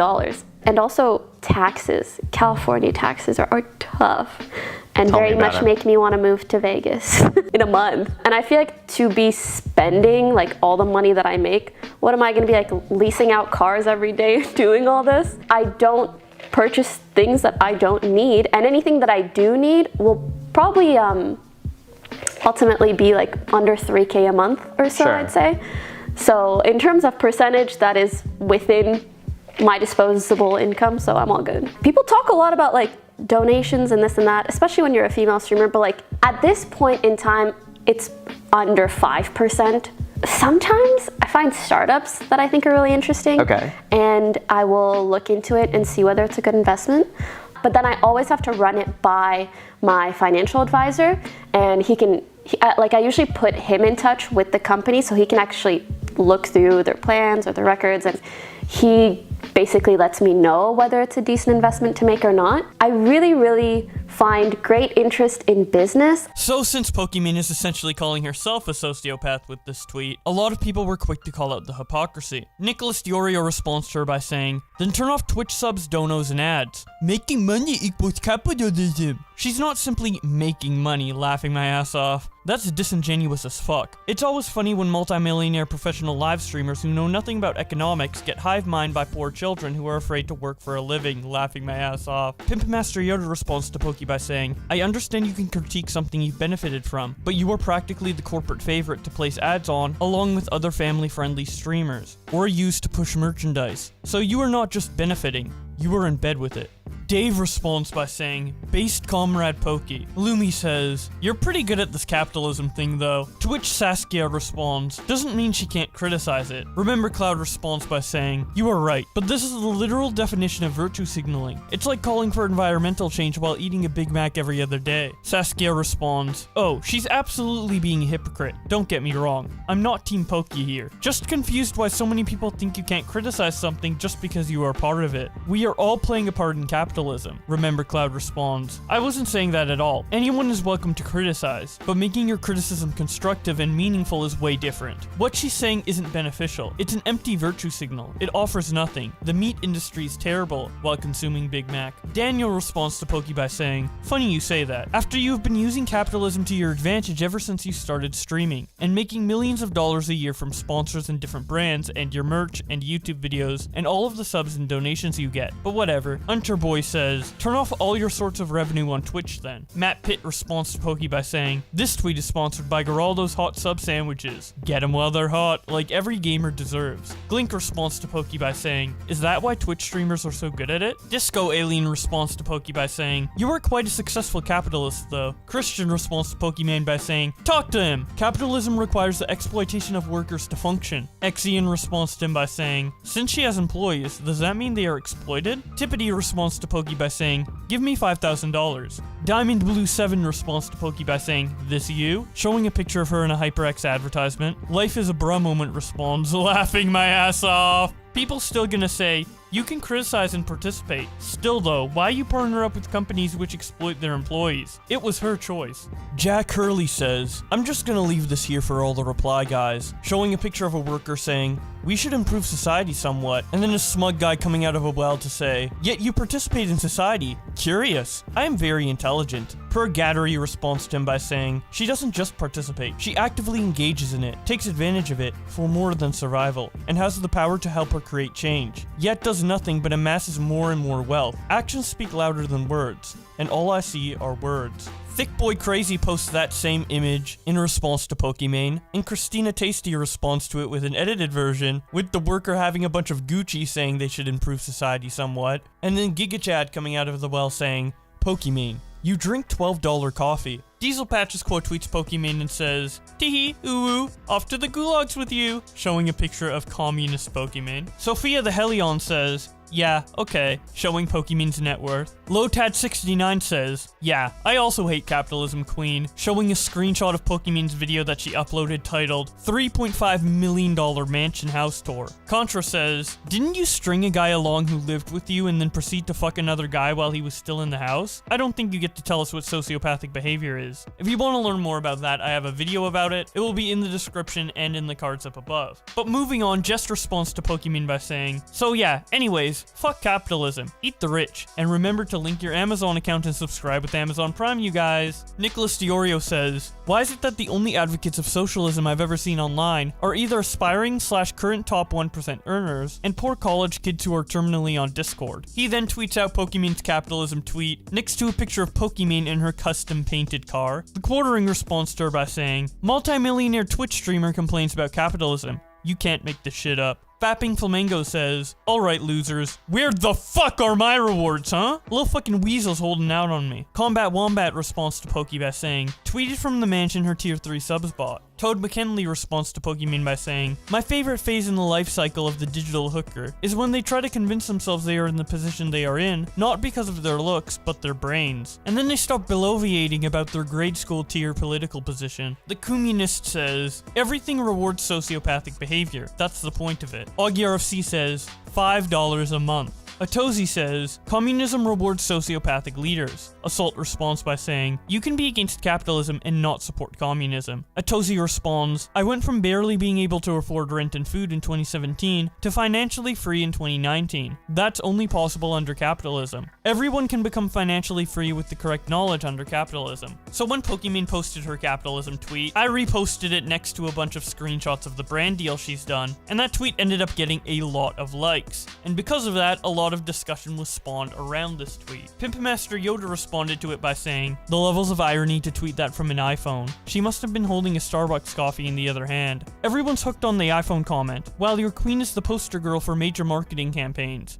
Talk is cheap. She said this to capture a large audience, just like celebs that come out as non-binary, then change nothing about themselves or even pronoun usage. ItsAGundam says, this explains why Geico wouldn't insure my array spike for the track. Based Sonic says, when is she going to redistribute her wealth with me? Brittany Venti says, she must be talking about her own. Ursakistan says, but more importantly, she has all these sponsors and still attacked other people's sponsors. Rex Lapis responds, I honestly don't even get the appeal of this chick. Cursed Reality says, she probably doesn't even feel this way. She just wants to be cool with a lot of the lefty people on here. Rex Lapis responds, she's pandering. If she felt that way, she could give up a huge chunk of her money and still live comfortably. Like, at least Sanders does. And that's about it for the reactions to Pokimane's tweet. Ultimately, not a big deal that she tweeted this, but I think the hypocrisy and irony in it is hilarious nonetheless. So Pokimane got banned from Twitch for the very first time in almost a decade. And what caused this first ban was her deciding to watch a copyrighted anime on her Twitch page, streaming it for free to over 28,000 people. Which last time I checked copyright law isn't exactly the most legal thing in the world. And because of this, she got a temporary ban on Twitch, which is obviously going to get lifted momentarily due to her being such an important streamer for the platform. Now, as many of you guys may know already, this situation is very funny for me in particular due to the fact that 3 years ago, Pokimane herself ended up issuing a false copyright strike against my channel because I showed her tweets in a YouTube video. A video which very clearly follows fair use guidelines, making it legally exempt from copyright takedowns. So the fact that now she's similarly getting punished for copyright on her Twitch channel, but this time for very clearly breaking copyright law in the most blatant and basic way possible, is just pure karma. I mean, it's pretty common sense that copyright law exists in order to prevent piracy, and what she essentially did is provide a paid product for free without changing it enough to constitute it as a different experience to paying for the product, in this case the TV show. And the fact that she seemingly didn't know that, after being very publicly scrutinized for not understanding copyright law when she struck my video, is just completely hilarious to me. She had over 3 years to figure out what copyright law actually is, what content can be made in fair use and what content can't be made in fair use. She has an entire team of employees that help manage her brand,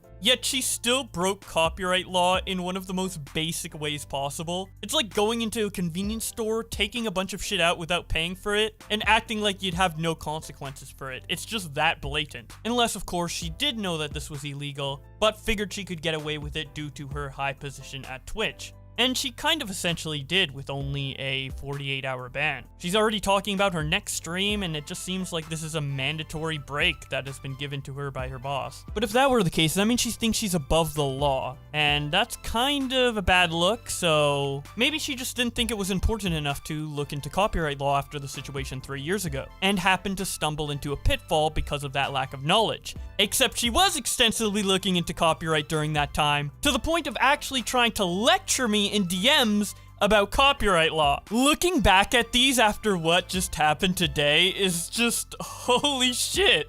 Holy shit! I feel like she should have put these DMs in a time capsule to lecture herself 3 years later rather than me. She said, I really hope you understand why it doesn't fall under fair use. Perhaps the tweets, but you just put my videos, content, that video was a Twitter video by the way, so it wasn't monetized, and strung it with Keemstar's video, content, again referring to a Twitter video. That's like saying if you put 2 movies back to back and made a video collage out of them, it was fair use, laughing my ass off. Fair use as far as I'm concerned requires commentary of some sort, or heavy editing to communicate something, and yours had neither of that. I then respond, I wouldn't compare my video to putting 2 movies together into one video, lol. It doesn't matter what fair use is to you personally, because my video does fall under fair use legally, but I do understand your opinion, and why you think it isn't fair use. I then talk about a video that I never ended up releasing, because we ended up doing an interview about the situation instead. She responds, okie dokie, and this isn't my personal definition. Anyone I've run this by has also said it isn't transformative. I respond, this isn't my personal definition either. Everyone I've talked to has said it's transformative, lol. She then responds, if you've only asked drama channels or people who do the same thing as you, then of course they'd say that. I feel like my MCN is probably the most professional / credible reliable source for this, and they've confirmed multiple times that it is not transformative,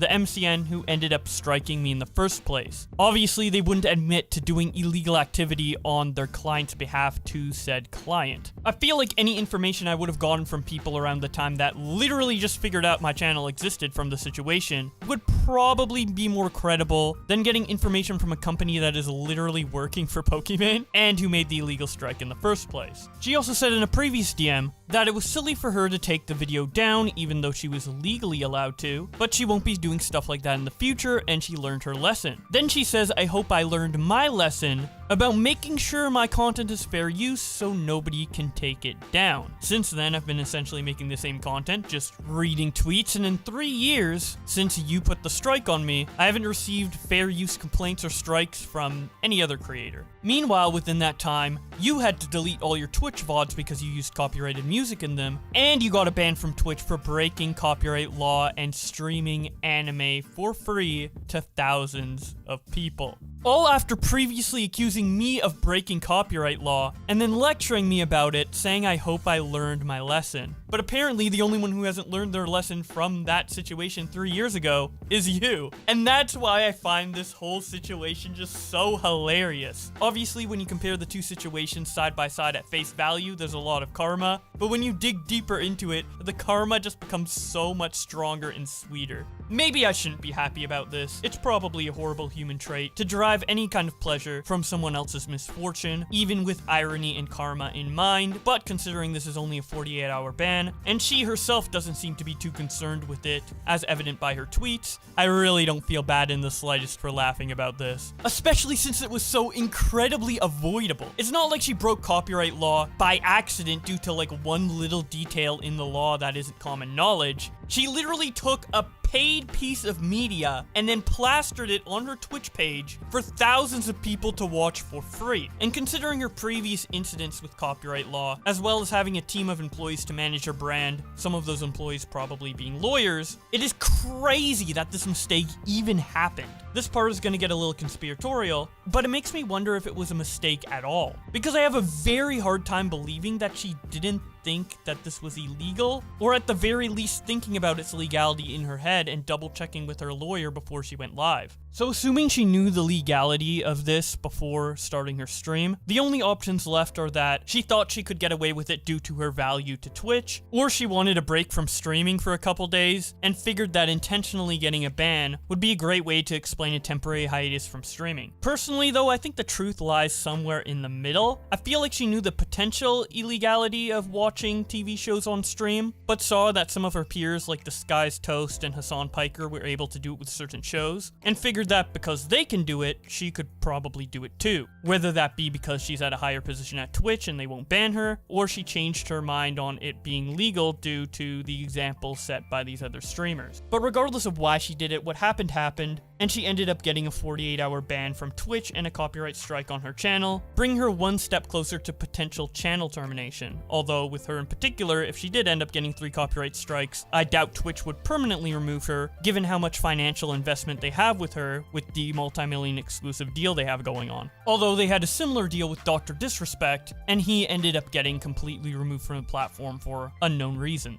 So if Pokimane were to continue breaking copyright law on the website, maybe they would ban her. Who knows? Regardless, I'm sure Twitch is absolutely pissed at Pokimane for this, because of how important her name and brand is to the platform. They use her in multiple promotion material and even got her a cameo spot in the movie Free Guy. Her along with Ninja are basically the poster children for the website, and one of those poster children just blatantly broke copyright law, just like a pirate who would create torrents for movies to download illegally. It's a very bad look for the website, but hopefully their 48-hour ban set an example, and incidents like this will happen less and less on the platform going forward, because if stuff regarding copyright on Twitch doesn't get better soon, the website will be in a world of trouble. So over this past weekend, a bunch of huge Twitch streamers have been getting in trouble for breaking DMCA copyright law by reacting to full uncut episodes of TV shows. One of the most notable people who got punished was Pokimane, which I talked about in my last video, but essentially she got a 48-hour ban for watching Avatar: The Last Airbender, and once this happened, her reaction on Twitter was to tweet, "The Fire Nation attacked. Confirmed 48-hour suspension. See you guys Monday morning for a 12-hour comeback stream." Just to be clear, I'm not surprised and I don't think this is unfair. In my opinion, it was inevitable that publishers would take action on me or someone else during this React meta. We'll chat more about this Monday when I can further elaborate on the situation. The Twitch streamer Hassan reacts to this news by saying, "Everything is fair use if the copyright holder doesn't care about pursuing a DMCA claim. Be smart. Don't watch entire movies, Viacom Disney shit, or new episodes. And stop snitching." Video games are a great example of this. Technically, all games we play on stream are still subject to copyright laws, but the industry recognizes the influence and benefit of streamers playing their games. This is why it's super rare for a publisher to pursue copyright. Nightburn responds to him by saying, "That's like saying murdering someone is alright if charges aren't pressed, laughing my ass off." Hassan responds, "Copyright is analogous to murder." Ludwig responds to Hassan by saying, "XQC gets 2 million unique viewers every stream. What do you mean snitching? Lol. You were doing all of this in front of a football stadium.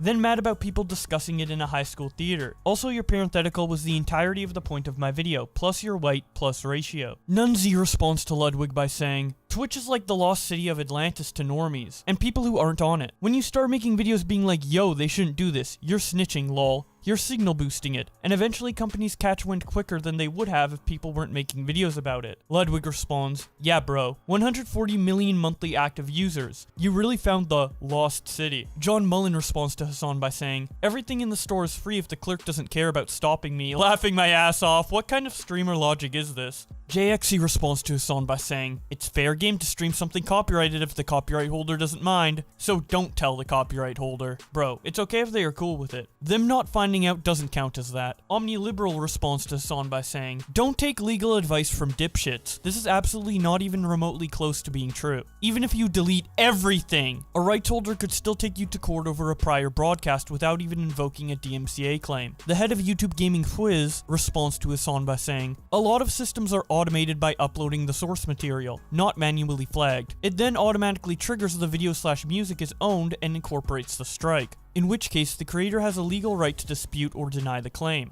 Steven responds by saying, "So if one day all game studios decide to do the same thing, what actions would Twitch and YouTube do to stay alive?" Quiz quote tweets Steven and says, "A majority of game publishers actively promote sharing their content and their EULA. If a game company decided to pursue claiming, like Nintendo once did, gamers would just rotate into games with a friendly EULA. It's good for the gaming industry. Movie and TVs, not so much." So only a couple hours after Hassan gave his opinion on Twitch DMCA, he made another tweet announcing that he actually got a copyright takedown on his Twitch channel for watching the TV show MasterChef. He captions it by saying, "The MasterChef meta is over." Mad responds to Hassan by saying, "Nowhere to run now, pussy." Ludwig responds, "Enjoy the car." Krish says, "Excellent job, snitches. You really stuck it to the streamers and got justice for the true crimes. Copyright holders of 10-year-old cooking shows." 8 Dear Jagler Claw says, "Corporation defenders right now," showing Danny DeVito with a MAGA hat and 2 boots, while he says, "So anyway, I just started looking." Casey Tron responds to Hassan by saying, "Honestly, a lot of people want to blame Ludwig for being a snitch, but XQC literally led Gordo right to our illegal viewing parties tweeting at him and shit." The tweet she's referring to is this one where XQC responds to the host of the show MasterChef, Gordon Ramsay. XQC responds to Casey Tron by saying, "Streaming infringing content to the public is by default a self-snitch. No one is snitching. Lay off the blunt and stop being delusional." Oh shit, it was a joke? Sorry Casey, but I don't delete tweets.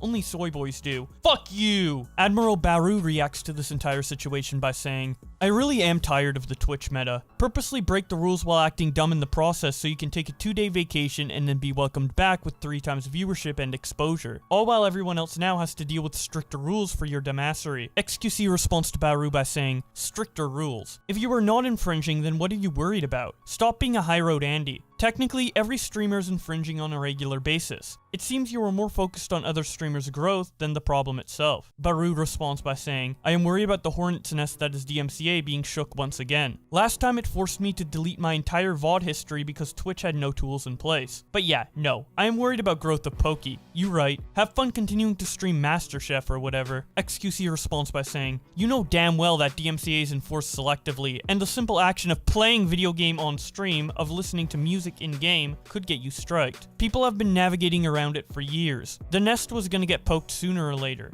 Get mad, boomer. Barud responds, you are right, it is enforced selectively. Until Content ID matching makes its way to live platforms, and then automatic shutdowns happen, this system was in place due to Viacom's lawsuit. Guess who owns Avatar? Viacom. Beside, you seem more riled up than me. XQC never ends up responding again to Baru, but he does respond to Summit 1G's tweet saying, aren't we supposed to watch shit on Prime Video to avoid DMCA stuff? When it comes to full episodes/movies, I mean. XQC responds by saying, the feature is decent, but it alienates viewers from other countries and people without Prime. Unless you one-trick Prime watch parties. It's a channel suicide if done regularly. Also makes me feel horrible for people who tune in and are paywalled. Okay, normally I don't interject on reading these tweets, but he feels horrible that people who aren't able to afford the subscription required to watch licensed TV shows and movies that are on Amazon Prime aren't able to watch that content for free with their favorite streamer. XQC, that's the point of paying for things? That's like saying you feel bad for people who are unable to sneak into the movie theater and watch a film for free, implying that they should be allowed to do that. Anyways, moving on, Elohim responds to Hassan by saying, the real meta is being a streamer investment with Twitch through $1 million contract, allowing you to clout farm bans because they aren't real, giving you incentive and courage to continue to break the rules. Meanwhile, working class streamers suffer from tighter restrictions. XQC responds, the man said working class streamers, laughing my fucking ass off, clown emoji. Carnage responds to XQC by saying, not a good look, X. Not everyone breaks into the top 0.01% of Twitch, but they do everything to keep the dream alive and keep their passion burning. They don't make their millions, but they pay their bills, some barely, and have been for years. Punching down is never a good idea. Carnage also quote tweets Hassan and says, sucks. Viewers loved it. Easy for streamers. Very lucrative. Doesn't suck. No apparent bans, hundreds of thousands of viewers' hours with mild repercussions, no lawsuits. No question these streamers will find new ways to entertain. Always do. Hopefully a wake-up call. Right after one major streamer gets DMCA'd, another starts testing the waters with other dangerous content. Toast with Death Note. Poki plays off the 2-day ban and promotes her return stream with a smile. They are speedrunning getting this site in incredibly hot water. I can't imagine any license holder doesn't take a look at what's going on and realizes how there are fundamental issues with both the creators and the platform allowing it to happen. I hope Twitch is locked down legally, because it's not a good look at all. The general argument is that Twitch will pass any lawsuits to the creators, that they are legally protected as they don't control the content. But do those precautions work when they keep allowing this stuff to happen? When temp bans are jokes and the offenders keep returning? Moist Critical comments on all of this by saying, no one likes DMCA. No one is licking corporate ass and applauding them for banning Pokimane. It's just common sense you can't stream a full TV series / anime / movie franchise on Twitch. No studio will ever say, yeah, if you buy our Blu-ray, you can stream it to 40k people who haven't. Jacksepticeye responds to him by saying, people always forget about smaller creators too, when bigger creators push the limits. When the adpocalypse happened on YouTube, it was smaller channels that got ruined by it. Same thing will happen here if it keeps going. Big channels will live, but smaller ones will get fucked. Carty Kitty responds to Jack by saying, at the end of the day, the root problem for all of this are corporations, not content creators. Giddy Thusin responds, actually, for once it isn't. The issue is content creators streaming TV shows and anime that they don't have the copyright to, and they absolutely know they aren't allowed to, but do it anyway. Ross O'Donovan responds to Moist Critical by saying,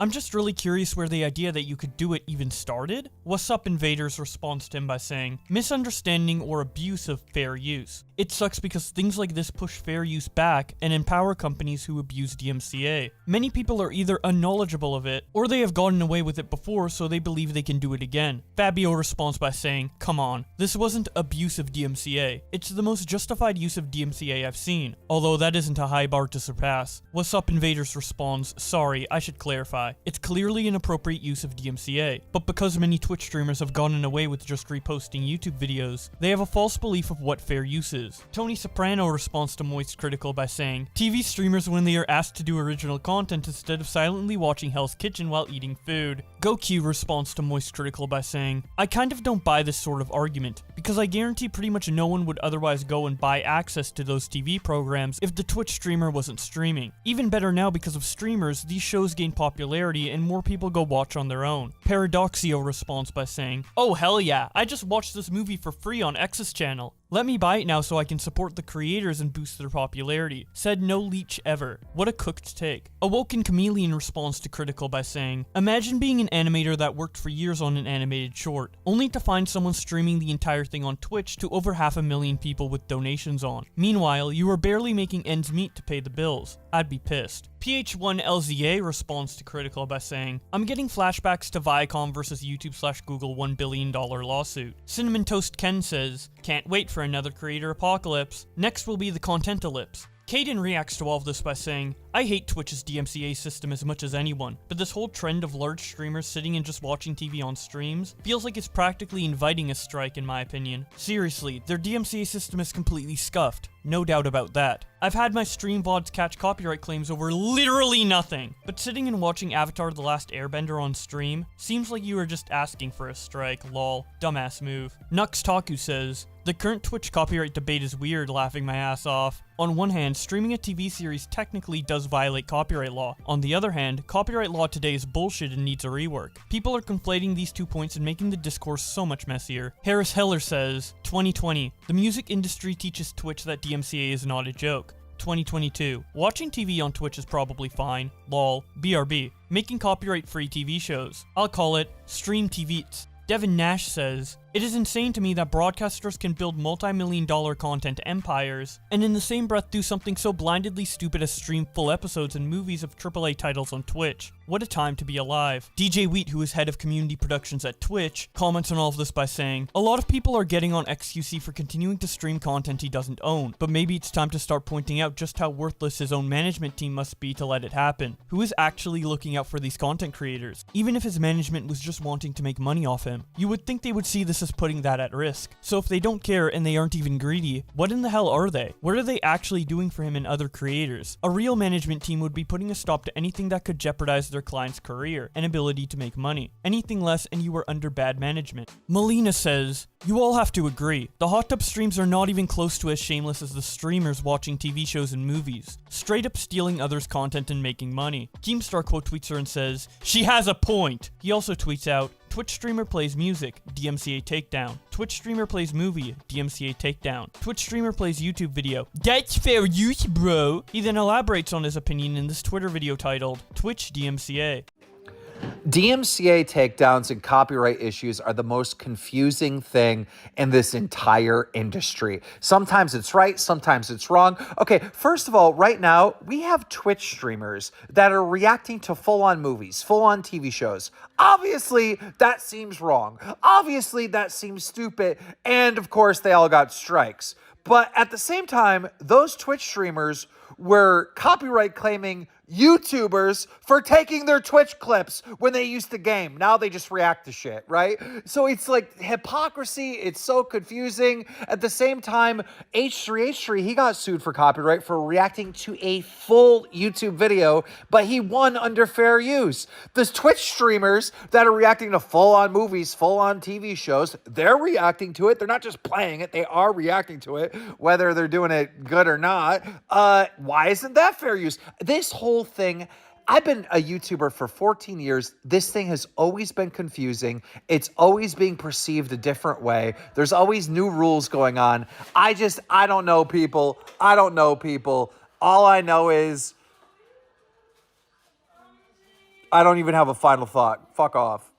And that's about it for the Twitter discourse surrounding Twitch, DMCA, and the recent punishments given to streamers like Hassan and Pokimane. Obviously, there was a lot of very conflicting opinions that I showed in the video, without much of a consensus on which opinion is the right one. So recently, the Twitch streamer Pokimane has went private on Twitter and renamed herself to Incel Slayer. After this happened, a lot of big creators took to Twitter to speak out against misogyny that happens towards big female creators, with a specific emphasis on Pokimane. Now, I agree that a lot of huge female content content creators get a lot of shit just for being big female content creators, and it is kind of disgusting to see. But this isn't a new phenomenon, it's been happening for a really long time, and Pokimane is only one of thousands of women this happens to on the daily. So the question is, why is this long overdue discourse happening now on Twitter, and stemming from Pokimane in particular? At first I thought it was the backlash she got from recently breaking copyright law on Twitch, but then after a bit of research I came to find out that this generalized discussion actually originated from a specific incident involving Pokimane and a 3 million sub YouTuber called JiDion. Now, despite his huge following on YouTube, he actually only recently started streaming on Twitch, and on the 11th of January he finally got Twitch partner status. So in his infinite wisdom, during his first stream as a partner, he decided to go after one of the most important streamers on the platform,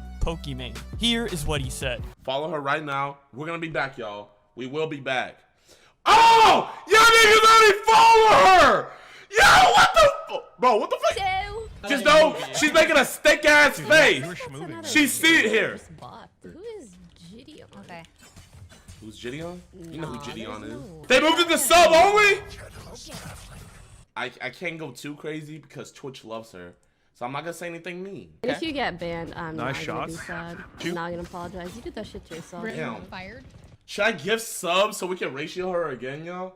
Niggas are snitching! Bro, she's not gonna fuck you! She's not gonna fuck you, bro! She's not gonna fuck you, nigga! Nigga, why you snitching? Stupid minors! Oh, hell no! I'm showing love. Y'all, did I not say to go show Pokimane love? Did I not say that, chat? Did I not say go show Pokimane love? Did I not say, bro, I said W plus ratio. Isn't that what I said? Yeah, you can get banned for doing shit like that. And yes, it My is area very sucks crazy. though. I haven't faced Blanc. enough harassment. Blanc. I need it from another streamer. In the past, like I There's used that Prince on to your hall. actually not want to stir up trouble with this kind of shit. I don't know what to do. At this point, it's like, I Schmuck simply... bathroom. oh, True. Good thing they don't know that where that smoke came from. I'll call fuck it when I see it. Oh. Hey, hold on. If you're from Pokimane, if you're from Pokimane's chat and you have a penis, I'm gonna tell you this right now. She is not gonna fuck you, bro. I don't care how much you donated. I don't care how many hours you watch her. She is not gonna fuck you, bro. She has a man's. Bro, you probably don't want to hear this. You probably don't want to hear this. But I'm sorry. I'm gonna break the fourth wall. And spoiler alert, she's getting dicked down every night by another nigga. That's just for you guys. I just want to give you guys an update, just a reality check real quick. Just letting you guys know. JiDion Premium, enjoy your band. Hey, I'm partnered. I'm partnered, my nigga. I'm partnered. It is what it is. Bro, I just gotta read their chat. Enjoy your band, lol. Bro, what do you do, bro? What do you do?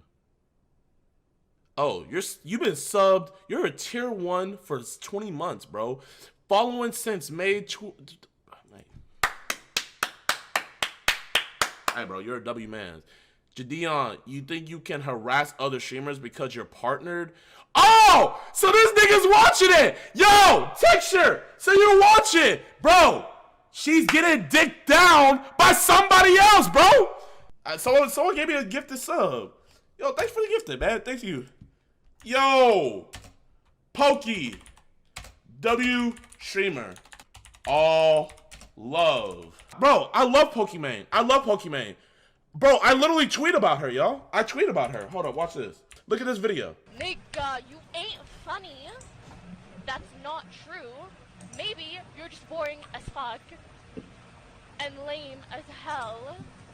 Cause only lame niggas say that shit. Wait, bro, I love Pokey, bro. Bro, if you're somehow sub to her, cause you love her, cause we love Pokey, let Pokey know it's bigger than black and white. We gotta let her know, bro. Black History Month is next week. I literally saw Pokey maneuver to ban me. Pokey banned me for showing love. I love you, Pokey. This is the only thing I have to say about Pokey. So this is what I have to say. nigga, you ain't funny. Only lame niggas say that shit. That's all I gotta say. That's my statement, y'all. Hashtag free JiDion, bro. She locked me up in a cage. I think I'm gonna end stream because I believe that's how it works. I'm pretty sure. like as much as I can deal with this, I don't like that people from his community are whispering people on my stream.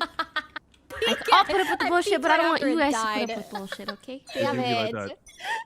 So after that stream, to no one's surprise, JiDion ended up getting a 14-day ban on his Twitch channel. He reacted to this on Twitter by changing his profile picture to Pokimane without makeup, and then tweeting out, "On a serious note, I'ma take this L. Cause what I did really was TOS, lol. But that comeback stream is gonna be something pressure. Love y'all boys. Banger dropping Sunday." After that, Pokimane then privated her Twitter and tweeted out, "It baffles me when other streamers don't stand up against blatant harassment or misogyny." Turned off replies. Good night, sleep tight. Don't let the incels bite. This is when Twitter blew up with discussion about misogyny and Pokimane, with a lot of big creators showing support for Pokimane. JiDion responds to all of it by saying, "I'm not like these other YouTubers. I'ma defend myself when someone lies on me. My dislike for her has nothing to do with her gender, but her as a person. Don't get the two confused. Respect all women, boys, but if it's a penis or a vagina disrespecting you, you have the right to stand up for yourself, because at the end of the day, we are all equal." Pokimane responds to the positive feedback by saying, "The hate that women receive within gaming has become so normalized, but we need to make it clear to our communities and platforms that it is absolutely not okay. Huge thank you to everyone who spoke up today, especially other streamers. Let's make streaming inclusive for all." She then elaborates further on her next Twitch stream. Here is what she says.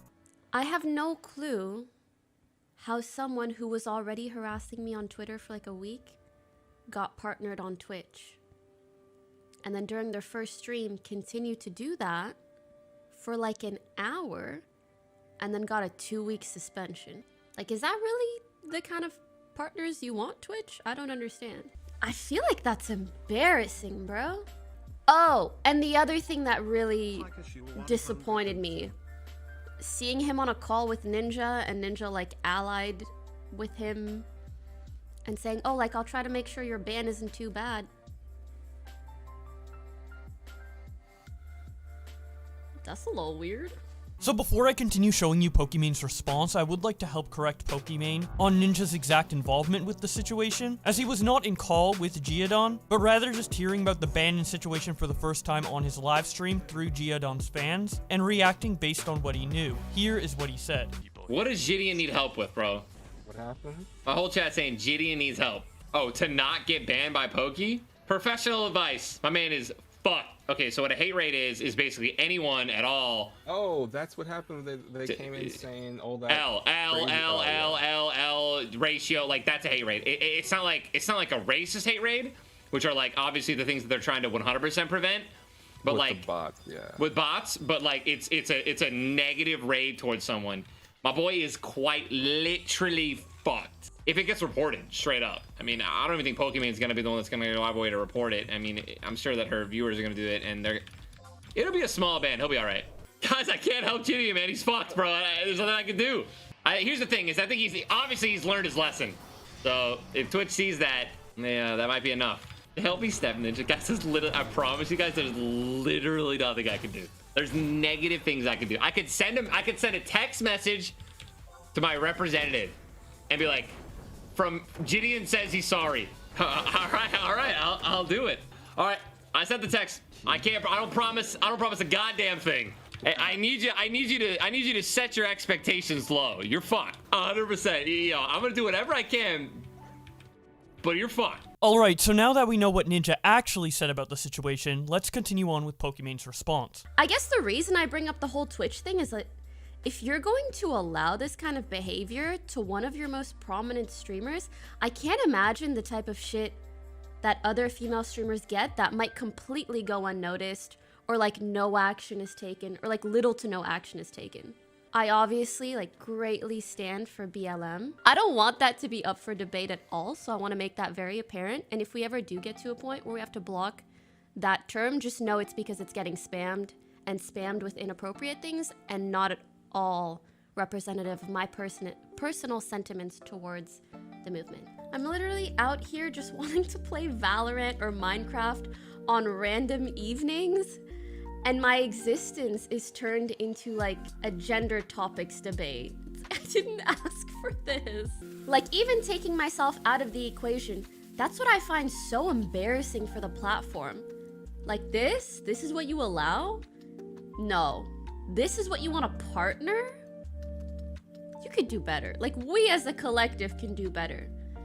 Because with every single action Twitch takes, they make it very clear what is allowed and isn't, and they need to be careful of what precedent that they're sending. or that they're setting.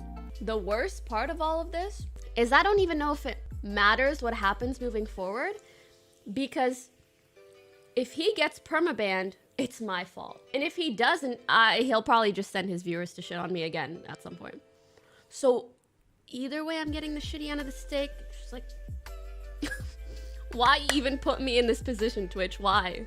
Why partner someone who's going to put me in it? Why? Legit, the only thing we can do is like yell at these platforms to take action. Because unfortunately, assholes will always exist. The only thing we can do is not try to further platform them and make it easier for them to take advantage of minorities. This take, that really shitty misogynistic take that I see so often, that's like, she's not gonna fuck you. One, if your only interaction with women is for the purpose of sleeping with them, embarrassing. And I'm sorry. I'm so sorry. Like, that is such a shit mindset. Like, if women are just a sexual object in your whole life, like your mom? You got a female cousin? What? That's really how you view all women? That's weird, for starters. Secondly, bro, and I see it on Twitter so much. If someone says something nice about me, they're like, she's not gonna fuck you. No one's gonna fuck you either with that stank-ass attitude. Ew. Party pooping, Twitter hating ass attitude. Ew. Stop. Ugh. Like physical cringe when I see that. Oh. And it's so crazy to have to talk about stuff like this. It makes me feel like I'm living in like 1950s. Do I need to like fight for our right to vote? To be equal citizens? To not just be viewed as objects? How are adults working at platforms, whether it's Twitch or Twitter, wherever else, allowing this kind of behavior? They're looking at it and they're like, well, you know, didn't see that? Actually, maybe we should give these people tools to profit off of our platform. Maybe we should do that. Me no comprendo. To be fair, is it really equivalent to insult someone once versus spend like an hour or two shit-talking someone on stream, constantly telling other people to go harass them? And then also on other platforms? And then also tell them that if you get banned, they should still harass them? I still don't understand. How? I want to know, Twitch, show me the math for the 14-day suspension. I would just like to know. But the guy who did the hate rating was literally talking to Ninja, who's done the same thing. But he was being all buddy-buddy with Ninja, because Ninja was being buddy-buddy with him, trying to evade a ban. Because you know Ninja. What I'd really like Twitch to showcase is we don't give a fuck who you know. If you do some fucked shit, you will be banned, especially if you are harassing someone else. Let's try to discourage and stop this behavior one step at a time. And if it's not going to start with me, then who? Am I right? Then really who? And I know there will always be like weird incel corners of the internet, but can Twitch not be it? Please. Like, I rarely super duper go against Twitch. I give them the benefit of the doubt for 90% of things. Truly 90. I'm one of the biggest Twitch fans possible, especially because of my understanding of like corporate behavior. Not just corporate behavior, but like infrastructures at corporations that are as large as Twitch.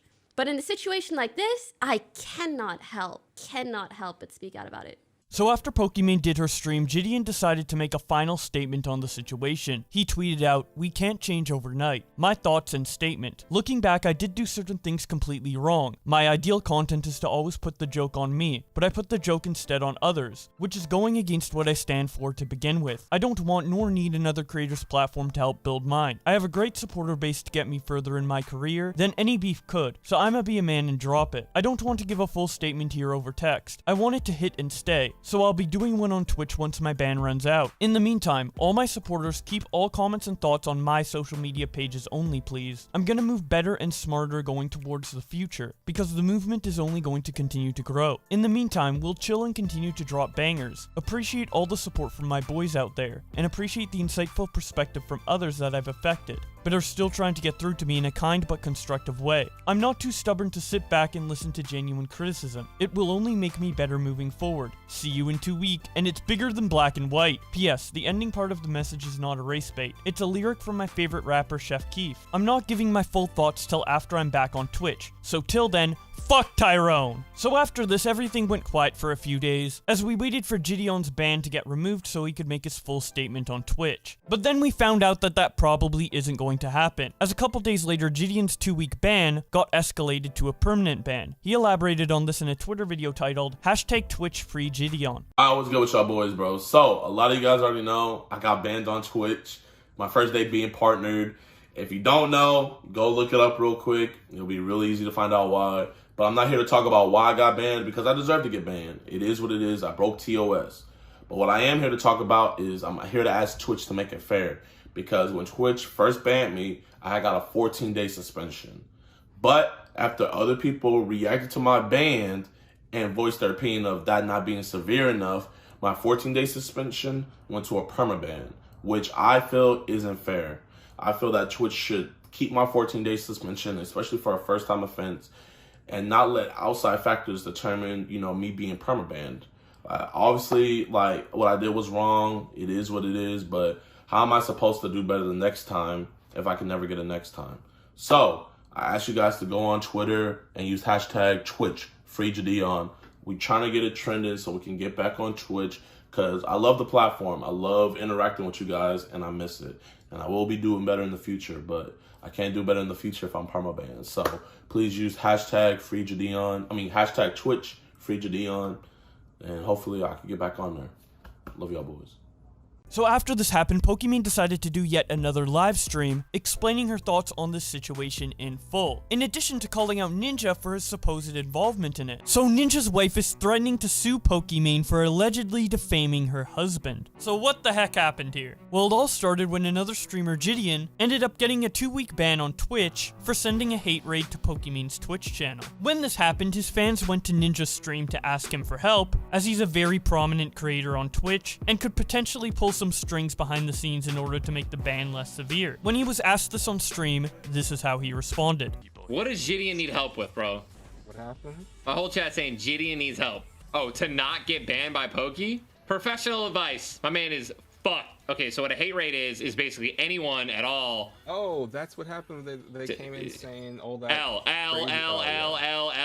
ratio, like that's a hate raid. It's not like a racist hate raid, which are like obviously the things that they're trying to 100% prevent, but with like bots, yeah. With bots, but like it's a negative raid towards someone. My boy is quite literally fucked if it gets reported straight up. I mean, I don't even think Pokimane's gonna be the one that's gonna go out of the way to report it. I mean, I'm sure that her viewers are gonna do it, and it'll be a small ban. He'll be all right. Guys, I can't help JiDion, man. He's fucked, bro. There's nothing I can do. Here's the thing: is I think he's learned his lesson. So if Twitch sees that, yeah, that might be enough. Help me, Step Ninja. Guys, I promise you guys, there's literally nothing I can do. There's negative things I can do. I could send a text message to my representative and be like, from JiDion says he's sorry. all right, I'll do it. All right, I sent the text. I don't promise a goddamn thing. I need you to set your expectations low. You're fucked. 100%. I'm gonna do whatever I can, but you're fucked. If you're gonna ratio bitches, and that's not meant to be a Pokimane, and anyone, you stick to Twitter. He didn't call it. No. I said me. It was me. That was my. I meant bitches in general, as in like you guys, like you're my, my boys, my bitches. That wouldn't, you know what I mean. Anyways, you get what I'm trying to say. You know what, dude? Don't fucking turn me. Don't get me banned. Don't get me banned. Like twisting my words and shit. Now I'm fucked. Don't put words in my mouth. I didn't say shit. You're getting a 12-hour ban time. It was a generalization. You know how you know when you walk into a room, there's like half girls, half guys. You say, "What's up, guys?" That's what I said. I'm sweating.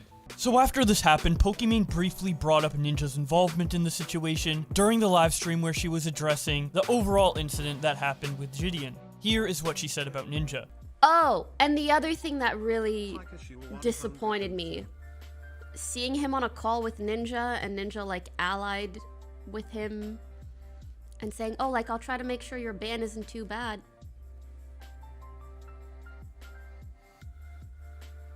That's a little weird.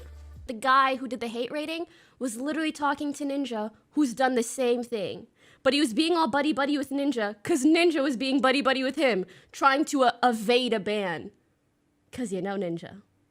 What I'd really like Twitch to showcase is we don't give a fuck who you know.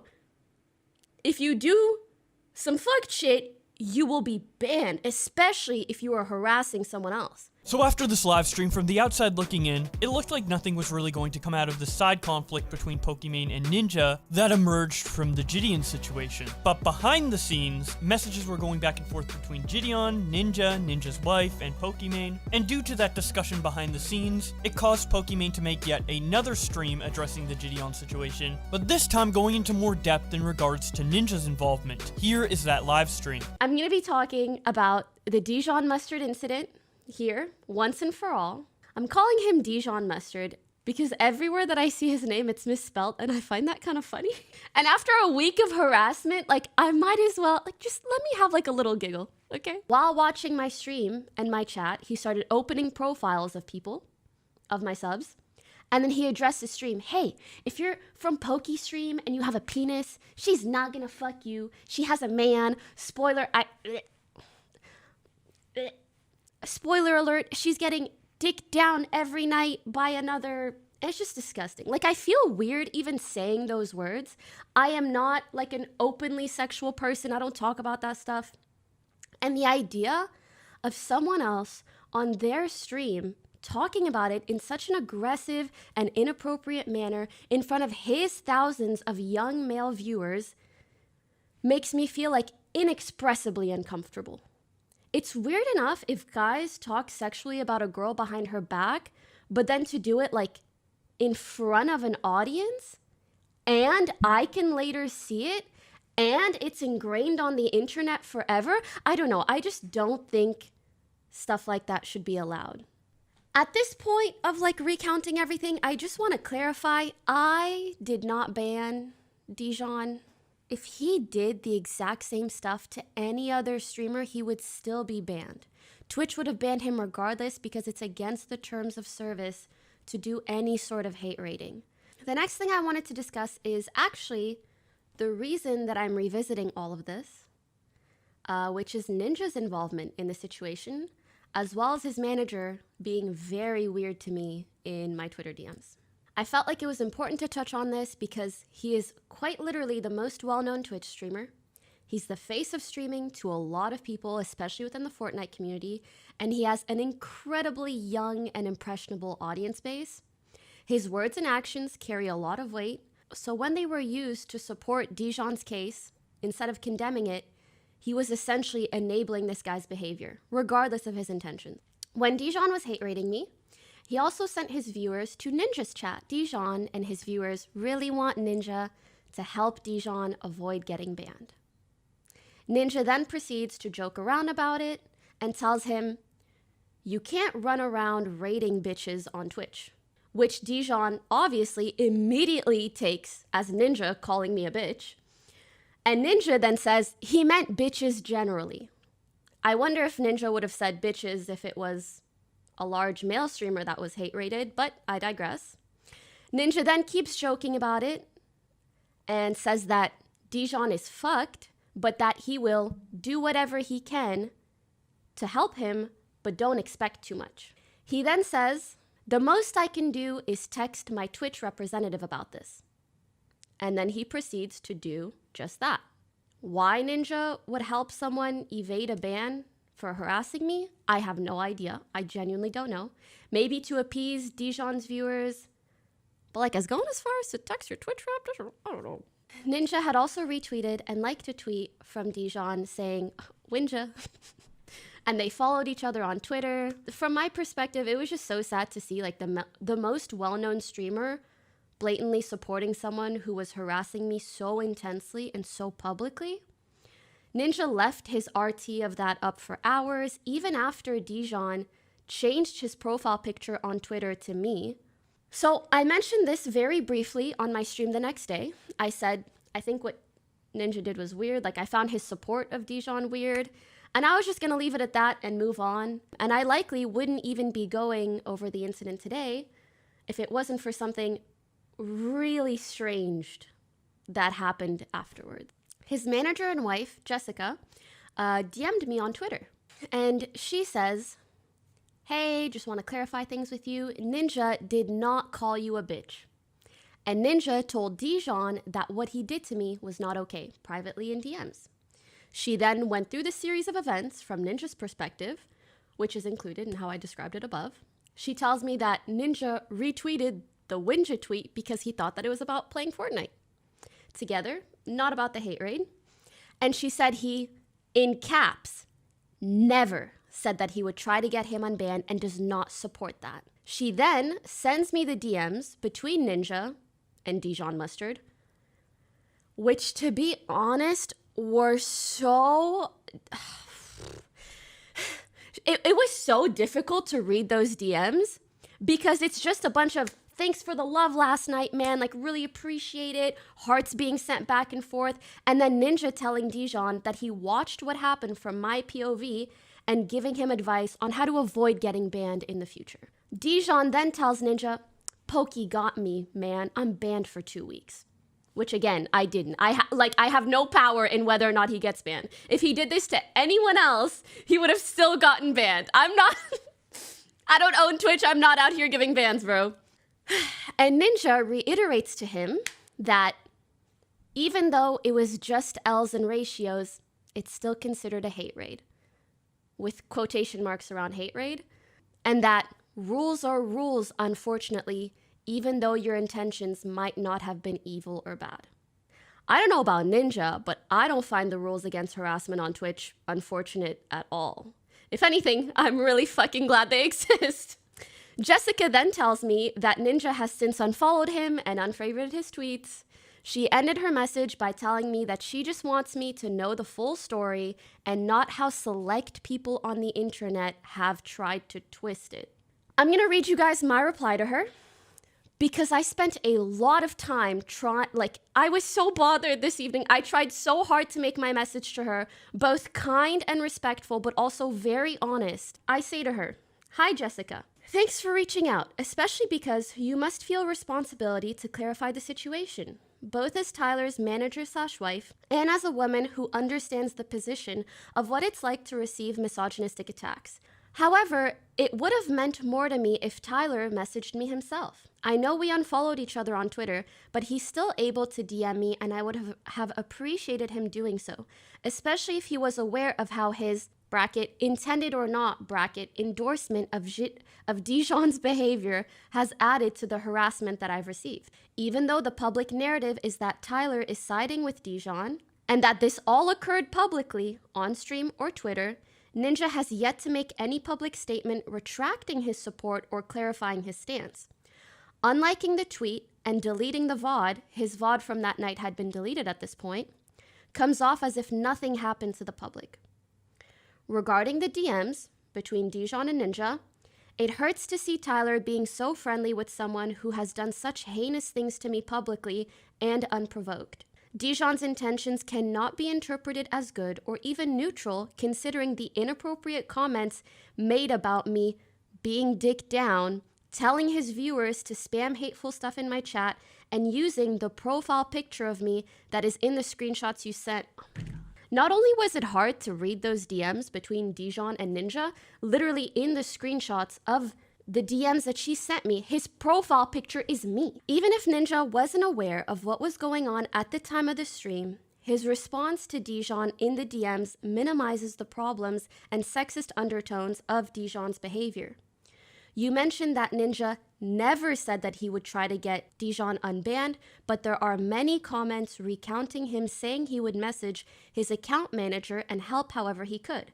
Ultimately, my goal with all of this is to prevent future hate raids, especially those that target women and speak inappropriately about them. It's especially important for male streamers to stand up against misogyny if we want change. I hope you and Ninja can better understand my perspective, and I appreciate you reaching out to me." So I'm going to paraphrase a bit here in regards to her response, but she responded and told me that she's messaging me as Ninja's manager to let me know the facts. She says that she doesn't agree with any hate being sent to anyone, and neither does Ninja, and neither her nor Ninja are reaching out to apologize because he did nothing wrong. She reiterates that Ninja never said that he would get him a lesser ban and never reached out to anyone at Twitch. And then she says to me, "It's unfortunate that the exact thing I speak about hating, other people making assumptions off of me, is what I'm doing to Ninja right now." At this point, I'm legitimately baffled, like jaw on the fucking ground, bro. Because I saw the clips that night. They may be deleted now, but I saw them that night. I was asking my friends, like, did you guys see this? And I'm like, yeah, we saw it. I saw numerous people commenting that these things happen, and she's saying none of it happened. The VOD is deleted. The clips are deleted. The LSF threads are deleted because it's all gone into a mega thread. And all the YouTube re-uploads, if there were any from Ninja's POV, all gone. Like nothing is left on the internet from that night. Her message then ends with her reiterating that they know nothing about the other things DiJion has done to me aside from the L+ ratio spam in my chat. And that Ninja denounced what DiJion did publicly on his stream. Now this is weird to me because in my last message to her that I read out to you guys, I told her many of the things that DiJion did to me. And they also can see that his Twitter profile picture is me. And Ninja was mentioned in this incident all over the internet, so it was just kind of hard for me to believe that they have no clue what happened, especially because I told her what happened. So she also mentioned that Ninja denounced what DiJion did publicly on his stream, but let me show you what Ninja said, and the only time that Ninja has spoken about this publicly. Dude, that JiDion thing last night was kind of gnarly. I love his energy, bro. He's clearly an entertainer, dude. Born to do it. I had a talk with him after the fact last night, man. You can't be sending your community into anyone's chat to promote negativity or spam anything, even if it's just L and ratio. That's true. It's not just. It was a lot more. It is against TOS, man. No one deserves to be harassed on Twitch in general to that level. I told him with great power comes great responsibility, man. He's got to keep his viewers and his fans just in line and make sure not to do that again. I am still down to play with him. Yeah, I'm gonna wait until he's unbanned. I can't play with him while he's banned. Silly, the guy's a massive troll, man. So like, he wasn't saying go hate on, you know, it was just like spam L. Yeah, he got banned for 2 weeks. 2 weeks, Mitch. 2 weeks. I think it was his first incident too.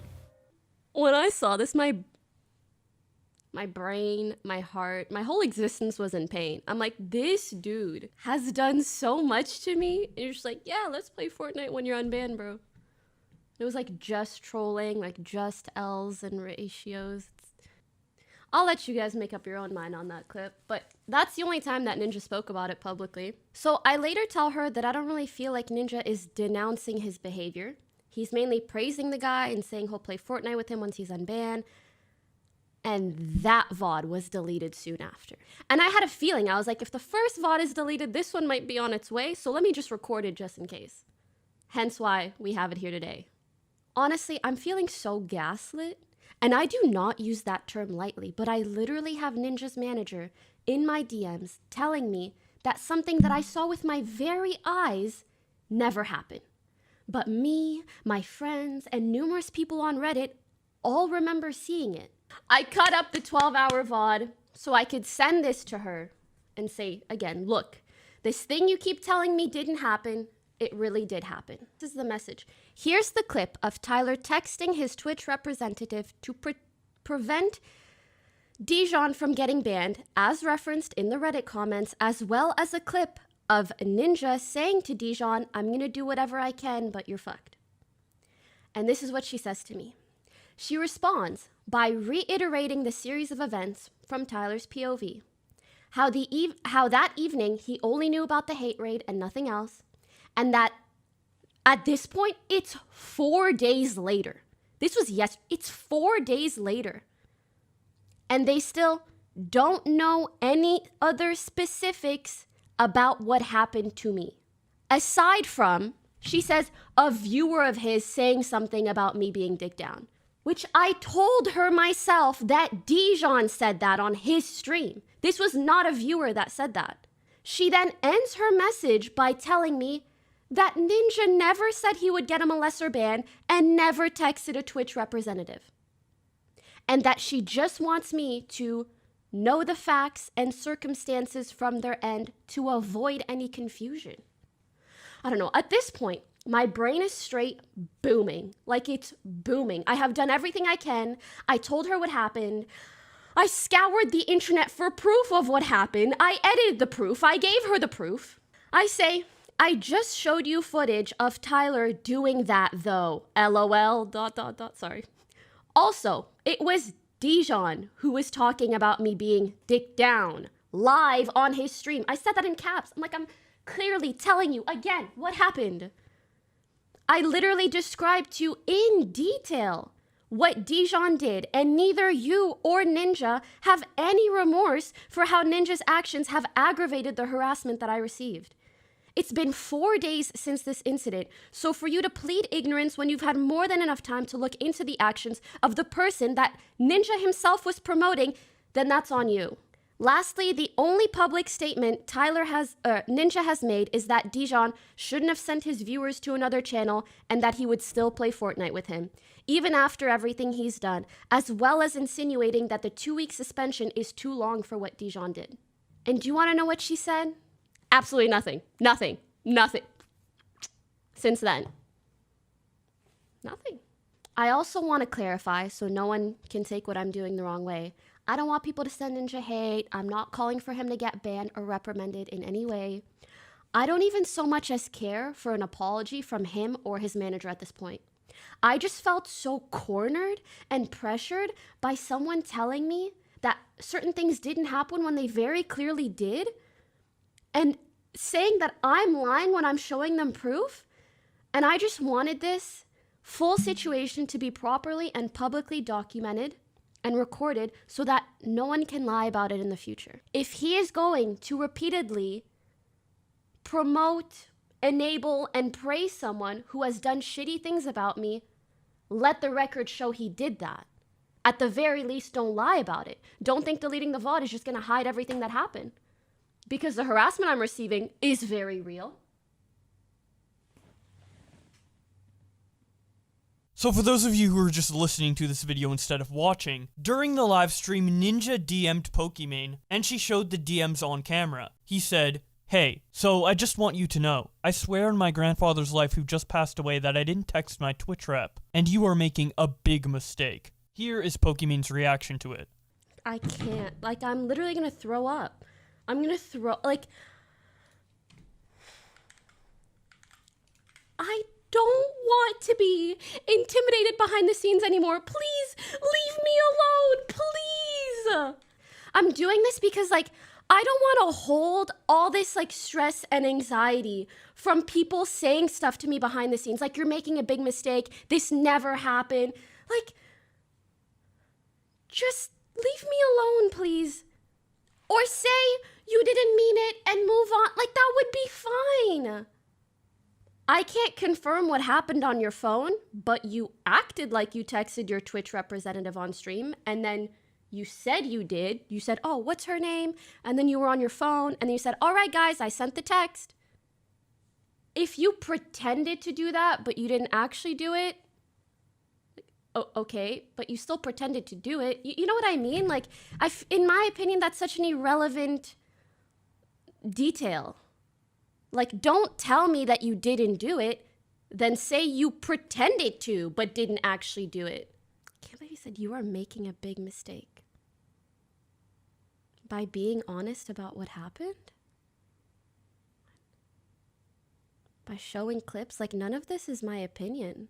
So shortly after Pokimane's livestream concluded, she ended up receiving another DM from Ninja's wife, and decided to post it on Twitter. The DM reads out, "We are considering everything defamation of character at this point, and are getting our legal team involved. You are spewing lies to tens of thousands of people. You know Twitch. You claim you know his rep. Then you know from them that Tyler never reached out to anyone. And again, just said that to stop the harassment in his chat from JiDion's viewers. We have clarified everything to you. You are actively bringing harassment to Tyler and I right now at the highest level, and we are taking this very seriously." Pokimane follows up this tweet by saying, I think Jessica's trying to say that Ninja pretended to text his Twitch representative, which I'm willing to accept and cannot disprove. I just wanted the clip out there to show what happened. So that's about it from Pokimane's end. As for Ninja and his wife addressing this beyond DMing Pokimane, the only thing that was said was a reply to someone talking about the situation where Ninja said, all will be explained. So where we left off, Ninja made a tweet in response to the Pokimane drama, saying that everything will be explained. But since then, he has deleted that tweet and continued streaming without mentioning the drama at all. So because of this, Pokimane went back onto her stream for a third time to talk about this situation. Here is what she said.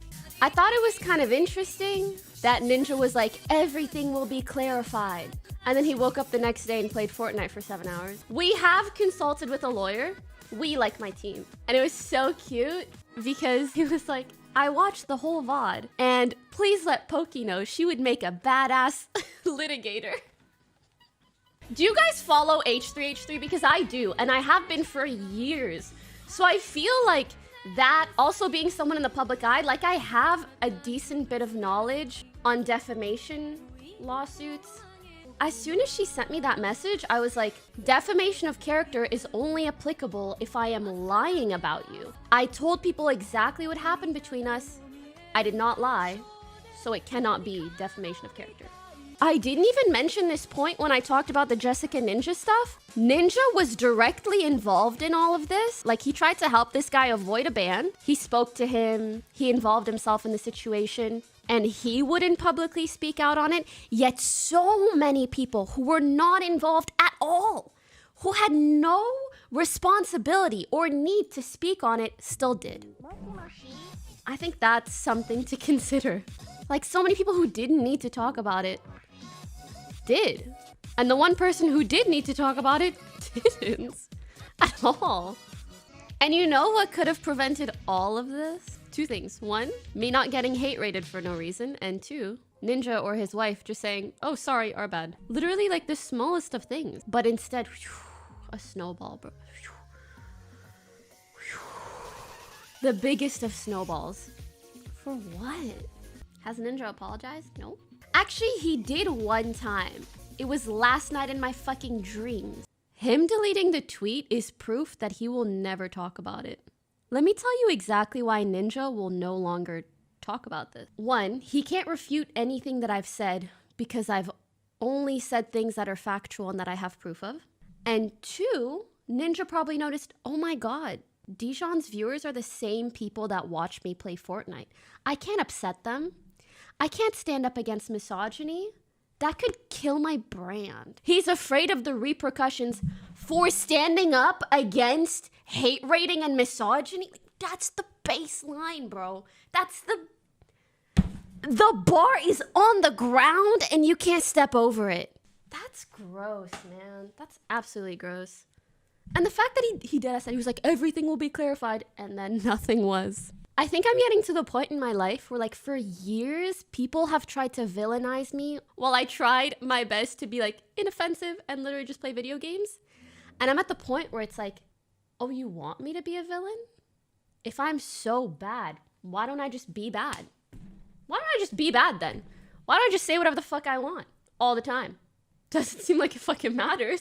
Catch me tomorrow adding Ninja. Where's the video at? I thought you had some things to clarify. And then he'll be like, why are you harassing me? Why am I harassing you for asking for the thing that you promised? Maybe because your actions have actually caused harassment to me. I'm just asking a question. Him deleting the tweet might also mean that they are actually preparing for a lawsuit and his lawyers don't want him to make any statements. Maybe, but why delete a tweet? Because if you're preparing for a lawsuit, like, you know that that's evidence either way. So if anything, you deleting it is proof of you trying to cover something up. Isn't that strange in and of itself? Student-in-law, I have watched a lot of law shows and I've heard a lot about defamation suits, mainly because, I mean, you guys have seen Keemstar, the type of relentless harassment he has sent my way and actual lies that he has said about me. And even I can't pursue him for defamation because it's just not a fucking thing you do. It's extremely difficult to win, and like, you literally have to prove that they know that you're lying. So if they just act like a dumbass, you can't win. It really goes to show, like, remember when we played that Among Us game with Ninja, and then Ninja bet his left nut with Toast, and then he lost? He really never got that ball back. He's lacking.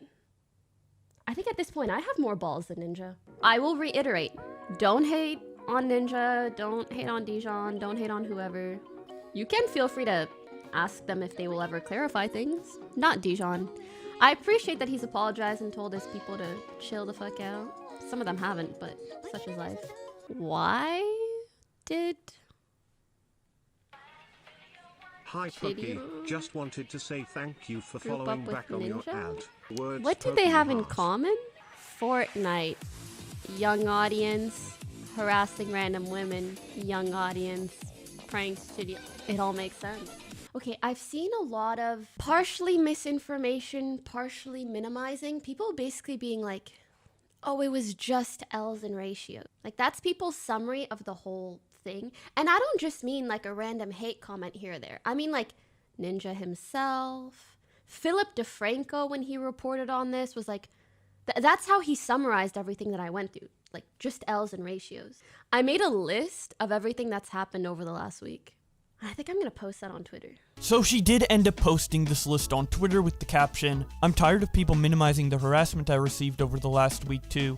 Just L plus ratio spam. So here's a list." JiDion tweeted negative/hateful things about me before the hate raid, plus made YouTube videos about me. He hate raided me and told his viewers to spam L plus ratio, but this part matters the least. After I put on follower mode, he told his viewers to follow me so they can spam me later. He said, guys, follow her right now. We're going to be back. We will be back. He opened up profiles of my subs and called them snitches for telling me what he was doing, which led to his viewers messaging my subs and harassing them, telling them to kill themselves, calling them slurs, etc. He yelled, "If you are from Pokimane's chat and have a penis, I'ma let you know this right now. She's not going to fuck you, bro." Painfully inappropriate because many of my subs are girls or minors. Extremely sexual comments about me, telling people that she's getting dicked down every night by another N-word. Balls deep, bro. Bet her N-word got a 12-incher. She's getting a foot long up in her shit. He told people to keep spamming me if he gets banned on Twitch. Said that I banned him from Twitch multiple times, but I have no power to ban others. It's Twitch's decision, and he would have been banned if he hate raided anyone else. Asked other streamers to go to war with him, including Aiden Ross, and was asking Aiden Ross to tweet at me/DM me, which increased the spam I received. Gifted Ninja 100 subs and asked to help get him a lesser ban. Ninja said you can't raid bitches on Twitch, and JiDion said, "Oh, he called her a bitch," clapping while celebrating what Ninja said. Ninja texted his Twitch representative to help him avoid a ban, or pretend to, lol. After his ban, he changed his profile picture to a photo of me with no makeup. When I went live on Twitch, he'd stream himself reacting to my stream on his Instagram Live, which made me receive even more harassment. JiDion fans spammed all my social media platforms, TikTok, Instagram, YouTube, Discord, Twitch, Twitter, with insults, threats, etc. You can imagine. Jessica Belvins DM'd me, telling me Ninja has nothing to be sorry for, and that he never texted his Twitch representative, even though I sent her proof. Ninja texted me that I'm making a big mistake when I spoke out about my experience. Jessica threatened to sue me. She then shows a screenshot of some of the hate comments she's getting, and then ends her Twitter thread by saying, "I'm glad he apologized and told his viewers to chill. Hope he does better in the future, and that this will be the last time I have to talk about this." After this tweet, she continued talking about this on her stream. Can you imagine having to itemize your own harassment? Is that not so weird? Do you guys think it's weird that I'm annoyed that even someone like Philip DeFranco, who, you know, wants to be regarded as some sort of a news source, summarized everything that happened to me as, oh yeah, he just told his viewers to spam L's and ratios.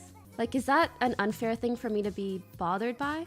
And he reached out to Ninja for comment, and he didn't reach out to me for anything, and we have followed each other for so long. Okay, oh my god, I really thought I was making a big deal out of it. Me at home in my living room? Am I making a big deal by feeling weird?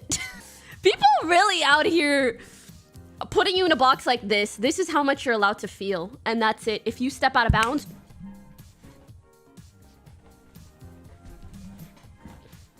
I can say this because it's her and not me. She was like, always hated Philip DeFranco anyways, angry emoji. I love her. I don't personally hate him. That's why I was so disappointed. Yo, I'm this close to atting Ninja and Philip DeFranco and being like, If you guys want to retell the story, it was not just L's and ratios. By the way, I just want you to know, because you seem misinformed. Actually, what do you call it when you're not just misinformed, but you don't give a fuck to be informed? Like, there's a difference there. It's like you care enough to talk about it, but you don't care enough to look into it. Straight ignorant, yes. Did Ray tag Philip DeFranco? There's no fucking way. After seeing this, Pokimane responds to Valkyrie by saying, "At Ninja2, for the next time either of them want to summarize it as just L's and ratios." Can I just say thank you so much to the people that support me, because you guys give me the strength to do all this shit publicly. A lot of stuff like I will talk about, I will think, but the difference between that and actually saying it or doing it is you guys saying, "Go bitch, do it." And I'm like, okay, say less. Like, the thing that bothers me the most is just, I spoke about this so publicly. I talked about it for a whole, like, I did so much, and dudes will still be like, full blinders on. Even Philip DeFranco? Full blinders on. Nah, I'm not gonna look into it. It's just L's and ratios, bro. Yeah, we'll see what Philip does or thinks. He sent a little eyes emoji.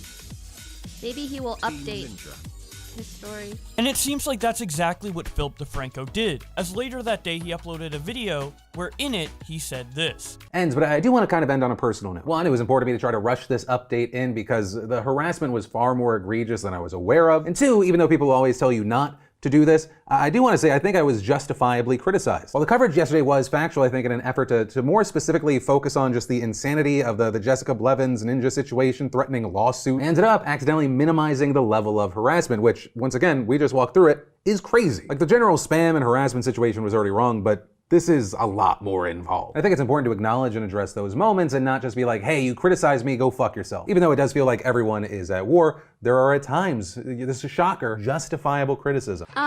Philly D messaged me, and I know I'm technically leaking DMs, but it's a good thing, and I want to make it clear so you guys aren't upset with him.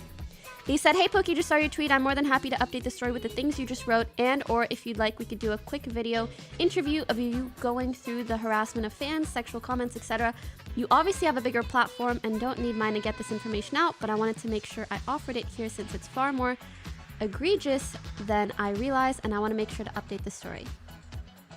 Drake's in the chat for Philly D. Bless the fuck up. Let's go. That's what I'm saying. He didn't slide in the DMs like, "You're making a big mistake speaking about this. You're making a big mistake talking about your experience in front of your viewers." Move on? Oh, I'll move on when I want to.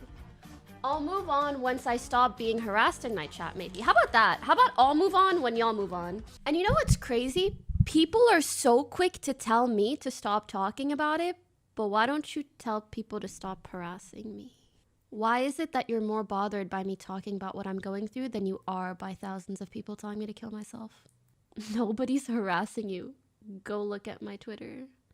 Go look at my recent tweet. Go look at my mentions. Literally, look at my chat. Oh man. Someone said, "I'm on your side, but you're dragging it a little." What angle should I go at this from? Maybe I should create an itemized list of how I feel about that comment. 1, I'm dragging it as long as other people are dragging it. People are still talking about it yesterday, today. I turn on my stream. People are still shit talking. Even now, you can look in the chat, okay? 2, I think it's not fair, really, to tell someone how they should feel or react to something of this magnitude, you know? Like, this wasn't like a one-off instance of someone being weird. And my last itemized point and response to that comment, if you are personally tired of hearing about it, that's okay. You can just come back later. But you telling me that, just like bad taste, you know? If someone's been depressed about something for a long time and you're like, "Your depression is really annoying, like get the fuck over it." It's not helping. If anything, maybe it's harder to get over things when people constantly tell you to get over it. Maybe if you validated my feelings, my experience, my desires, then I probably would get over it. You don't need anyone else's validation. It's not that I need it. It's just that I want people to be aware of how things function in life. And if you don't validate the way someone feels, and instead you keep trying to repress them and minimize them and put them in a corner and tell them that how they feel and what they think and what they've gone through doesn't matter, don't expect them to shut up about it. At least not me. You got the wrong one if you think that's how it's gonna work. Who asked? You've been following since 3 years ago. You've been asking. You've been at my doorstep like a crumb, please, ma'am. Please, a crumb, ma'am. What's your crosshair? Can I play Fortnite with you? Please respond to my message. How's life? Who asked? You're here. You asked. I've been streaming for like 7 to 8 years. If you think I'm gonna make a fuss over just some L's and ratios, think motherfucking again, okay? I've been here. I've been gaming on the internet since I was 10. I can take a little heat. I used to really want to be nice and do the right thing, and I still do, to some extent.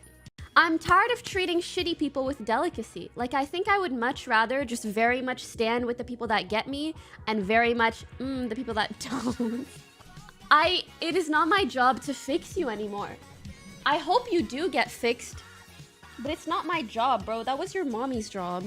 You guys know evolution, but some of y'all are 10 and you probably don't. But to those that do understand evolution, like usually it happens slowly over many, many years, like hundreds of years, and like small changes. Do you want to know about my personal evolution? I think I'm getting so tired of being bothered by comments that instead they're starting to feed my energy.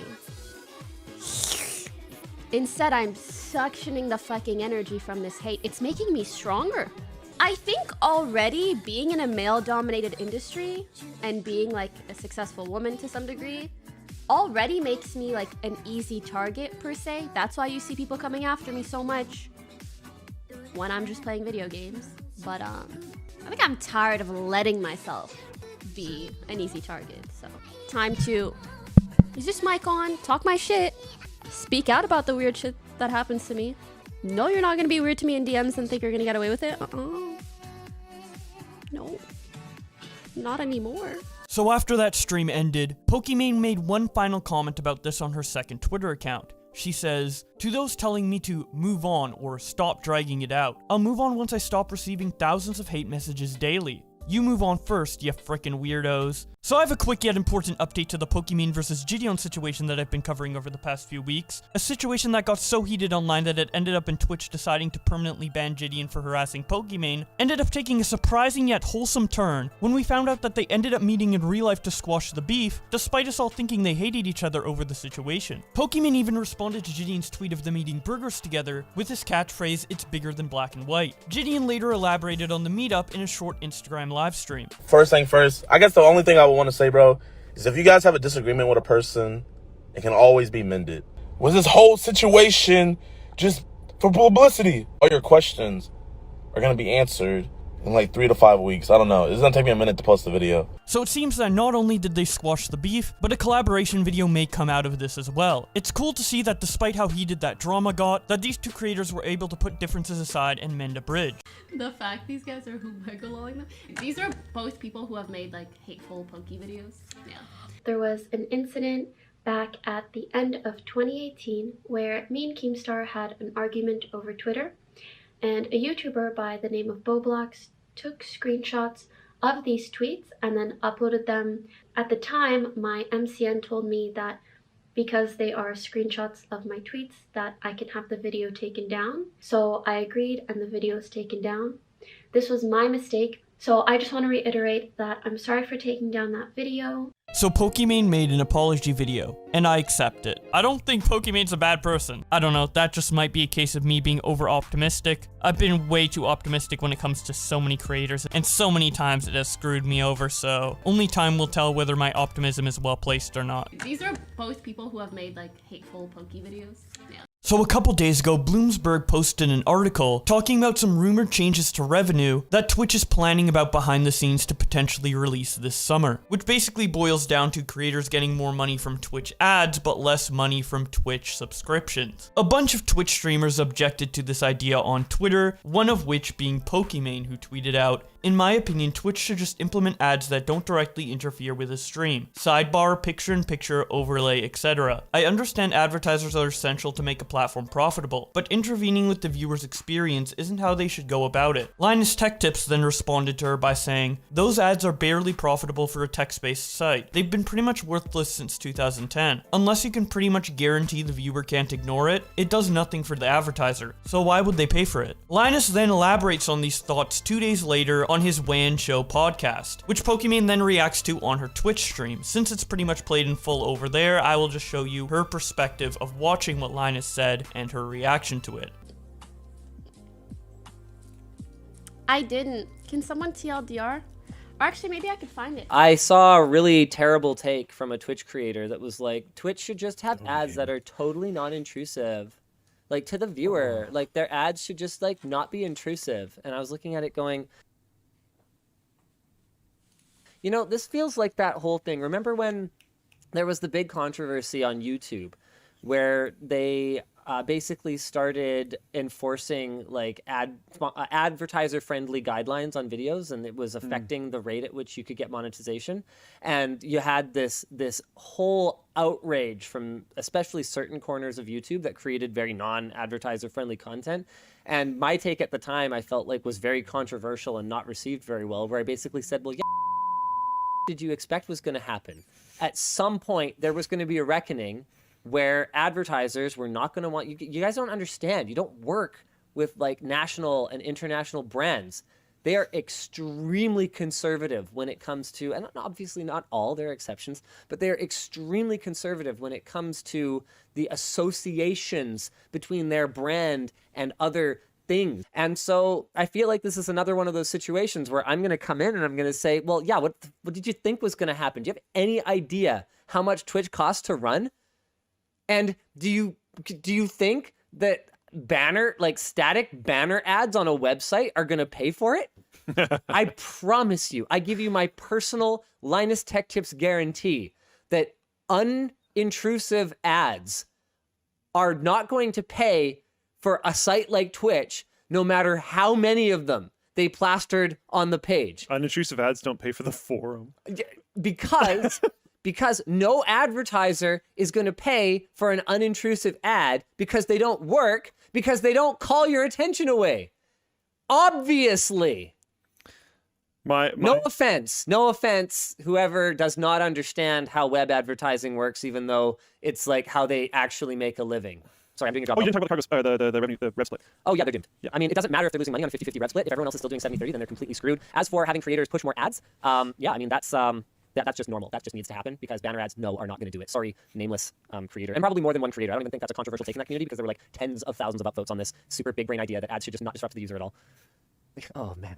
Oh, man. Okay, I think it's really odd because clearly they're talking about me. And if you're going to talk about a tweet that I made, why do you need to say nameless creator? Like, just say my name. People are going to figure it out anyways. And secondly, I saw a really terrible take from a Twitch creator that was like, Twitch should just have ads that are totally non-intrusive. Like, to the viewer. Like, their ads should just, like, not be intrusive. And I was like... And why are you using that voice when quoting me? To be completely honest, it's just really hurtful to see because... I mean, Linus is someone that I really respect. I respect all the content he's made on YouTube. But also, even in regards to the points that they make, I understand that banner ads and other types of advertising that are less intrusive are perhaps not as effective. But that doesn't discount my initial point, which is that, at least in my opinion, really, really terrible ad systems will impact whether or not people want to use Twitch way more than the profit split that a user gets. Also, people love to talk about 50-50 sub revenue on Twitch, but oh my God, it's 70-30 on YouTube. YouTube makes the large majority of their money off ads, not off of their subscription model. So obviously it's easier for them to be a little more lenient in that regards. I think it's just insane that people who are trying to like show they have a leg up business-wise in comparison to my silly Twitter whammon take, like there are so many other facets that you guys are missing out on, especially the fact that, you know what, even if Twitch only did 50-50 models for subscriptions, live streaming on YouTube for any small creator is near impossible. You don't see thousands of people making a living at 100 to 1,000 viewers on YouTube like you do on Twitch. So no, I don't think it's going to kill it. I do think that both of those changes in conjunction are not great, but at the end of the day, my point was not like my point was not that intrusive ads suck. I'm just saying, like, maybe that's not the way to go about it. So how about you just take my point for what it is, a decent one that is true on behalf of about every single user that watches live streams, and instead suggest an alternative that maybe isn't banner ads? I don't know. Anyways, not only you that has tweeted that, yes, but Megasoy tipped $2. Oh, Linus cancelled for misogynism now. Okay, let me just explain. Yes, a lot of people did tweet that. However, I'm just taking context clues, which is one. Just have ads that are totally non-intrusive. Like to the viewer, like their ads. The voice that he uses, and two, he said nameless creator. And I mean, you guys saw the tweet that I made. It was like 50K likes. I don't know if many other creators, like large scale creators, spoke about this particular issue. But it just makes me sad because, like, I don't know, this is someone that I thought was really cool, and for them to speak about my opinion, which only comes from the perspective of a viewer and someone who knows how annoyed other viewers are by the current ad system and who was simply suggesting an alternative. Instead, he kind of just like, yeah. Those ads are barely profitable for a text-based site. They've been pretty much worthless since 2010, unless you can pretty much guarantee the viewer can't ignore it. It does nothing for the advertiser, so why would they pay for it? I think this is a fine take. I just, why did they have to say it the way that they did? Nameless creator. It's just hurtful, to be honest. And yes, I'll go back to the trial, but I did want to talk about this on the off chance that he sees it and maybe understands that the way he talks about other creators' opinions can indeed be hurtful, especially when someone is just tweeting something as like, is just tweeting something as harmless as, hey, maybe the current ad system is pissing people off more than it should if we want to make sure that this is a good viewer experience. That's all. But yeah, I would have very much preferred if maybe they gave an alternative instead of being like, this is the ad system that needs to occur. Which, like, okay, maybe it is. But at the end of the day, you still can't deny that it interferes with, at its core, the magic of live streaming. And even if you're going to disagree with my opinion, I just wish they weren't as rude or hurtful about it. Man, and I was just watching a Linus video the other day that he made about, I think, the Tesla Y model. And I was like, oh my God, this video is shot so well. And then I just see him talking about me like that. Damn, that's sad. I think it wasn't meant hurtful. I think it's really hard for me to hear someone mock my voice like that and then also refuse to say my name when very clearly talking about me and not be hurt by that. Maybe it wasn't meant to be. I'm just saying how I feel. Because, you know, I can't assume someone's intention. And if he came out and he was like, oh, I didn't think much of it and I didn't mean to be hurtful, then maybe. And maybe he didn't say my name because he didn't want people attacking me for it. I'm not really sure. But the impression I'm getting is not a positive one. And it for sure doesn't feel well. Okay, wait, one last thing. Do you guys think it's weird if I just reply to Linus on Twitter? I think that's better than just saying stuff on stream or whatever, because at least then I'm being direct. And maybe he'll take my feedback to heart and it'll be good, right?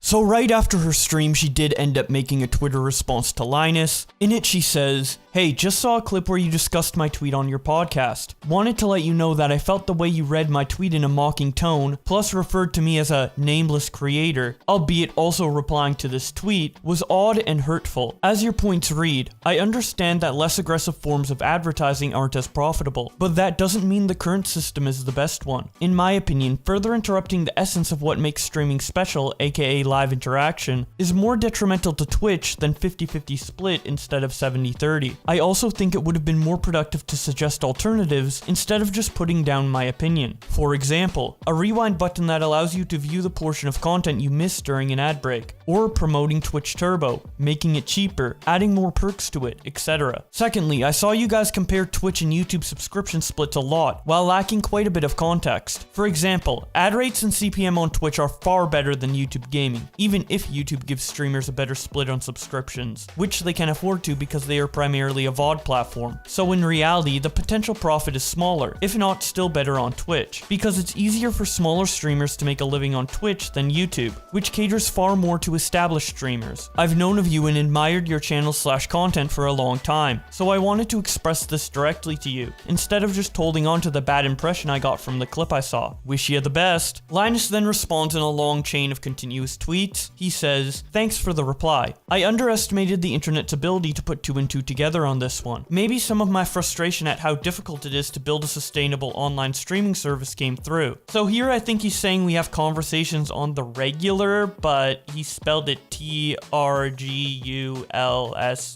That's a really weird misspelling. Maybe it's another word that I don't know of, or an alternative spelling to regular that some people use, but regardless, what I think he's saying is we have conversations on the regular with creators who take for granted the free nature of online video platforms, while also not appearing to understand how they come to be free. I didn't seek any drama, which is why I didn't name you, not because you were nameless. I don't find time to watch streams, but I have followed your career for years, as I consider you one of the truly business-minded online creators. Maybe I was also kind of disappointed in the way it felt your take was aimed at stirring up anger towards Twitch about a situation I know from first-hand experience they probably have no power to fix. It's an engineering marvel that Twitch functions at all, and at a 50-50 split even. I'd be amazed if they could keep the lights on without consistent cash infusions from Amazon. At the end of the day, creators need to do what works best for them, which might involve milking whichever platform has the most VC funding juice driving it. But I also wish there could be an attitude adjustment where we build towards a more sustainable ecosystem in the longer term. Platforms use the word partner a lot, but I think both sides could be better partners. As for the Valley Girl voice, it had nothing to do with you. You don't sound like that. If anything, it's an acknowledgement that when I'm not scripted, I tend to sound like that. It's not personal, but it was rude. I'm sorry about that. As a way of apologizing, if you were interested in exploring your newfound multi-platform freedom, we had spent considerable development resources on multi-streaming, and could help point you and your team in the right direction. It's not much, but I don't want any bad blood. I believe in transparency, so I'd prefer to leave the episode unedited, but I'll make sure my team doesn't clip it, and I'll remove the original reply to this. Should be a little tougher to track down. Followed if you want to talk further. Pokimane then responds, "Appreciate the kind reply, apology, and elaborating on your points. I could see how my tweet could seem misinformed, but I was just being short. I'm also someone who's typically more biased towards Twitch, so stirring up anger is far from my MO. We'll DM to continue convo." And that's about it for the public discussion between Linus and Pokimane. Doesn't seem like it evolved into a shit show like most of these dramas tend to do, but I thought the general topic of discussion, as well as Linus's and Pokimane's reactions to each other, were interesting enough to warrant the creation of this video. Speaking of this video, now it's finally over. If you've watched this 9-hour video all the way through, from the bottom of my heart, thank you. I'm grateful for anybody who watches my content, but to watch or listen for 9 hours is a commitment I don't expect anybody to make, so the fact that you did means a lot to me. I hope you weren't disappointed by the result, and that you will be coming back for more, because I'll be here making it for you. If you have any thoughts on this, I would love to hear it in the comment section, but with all that being said, thank you so much for watching,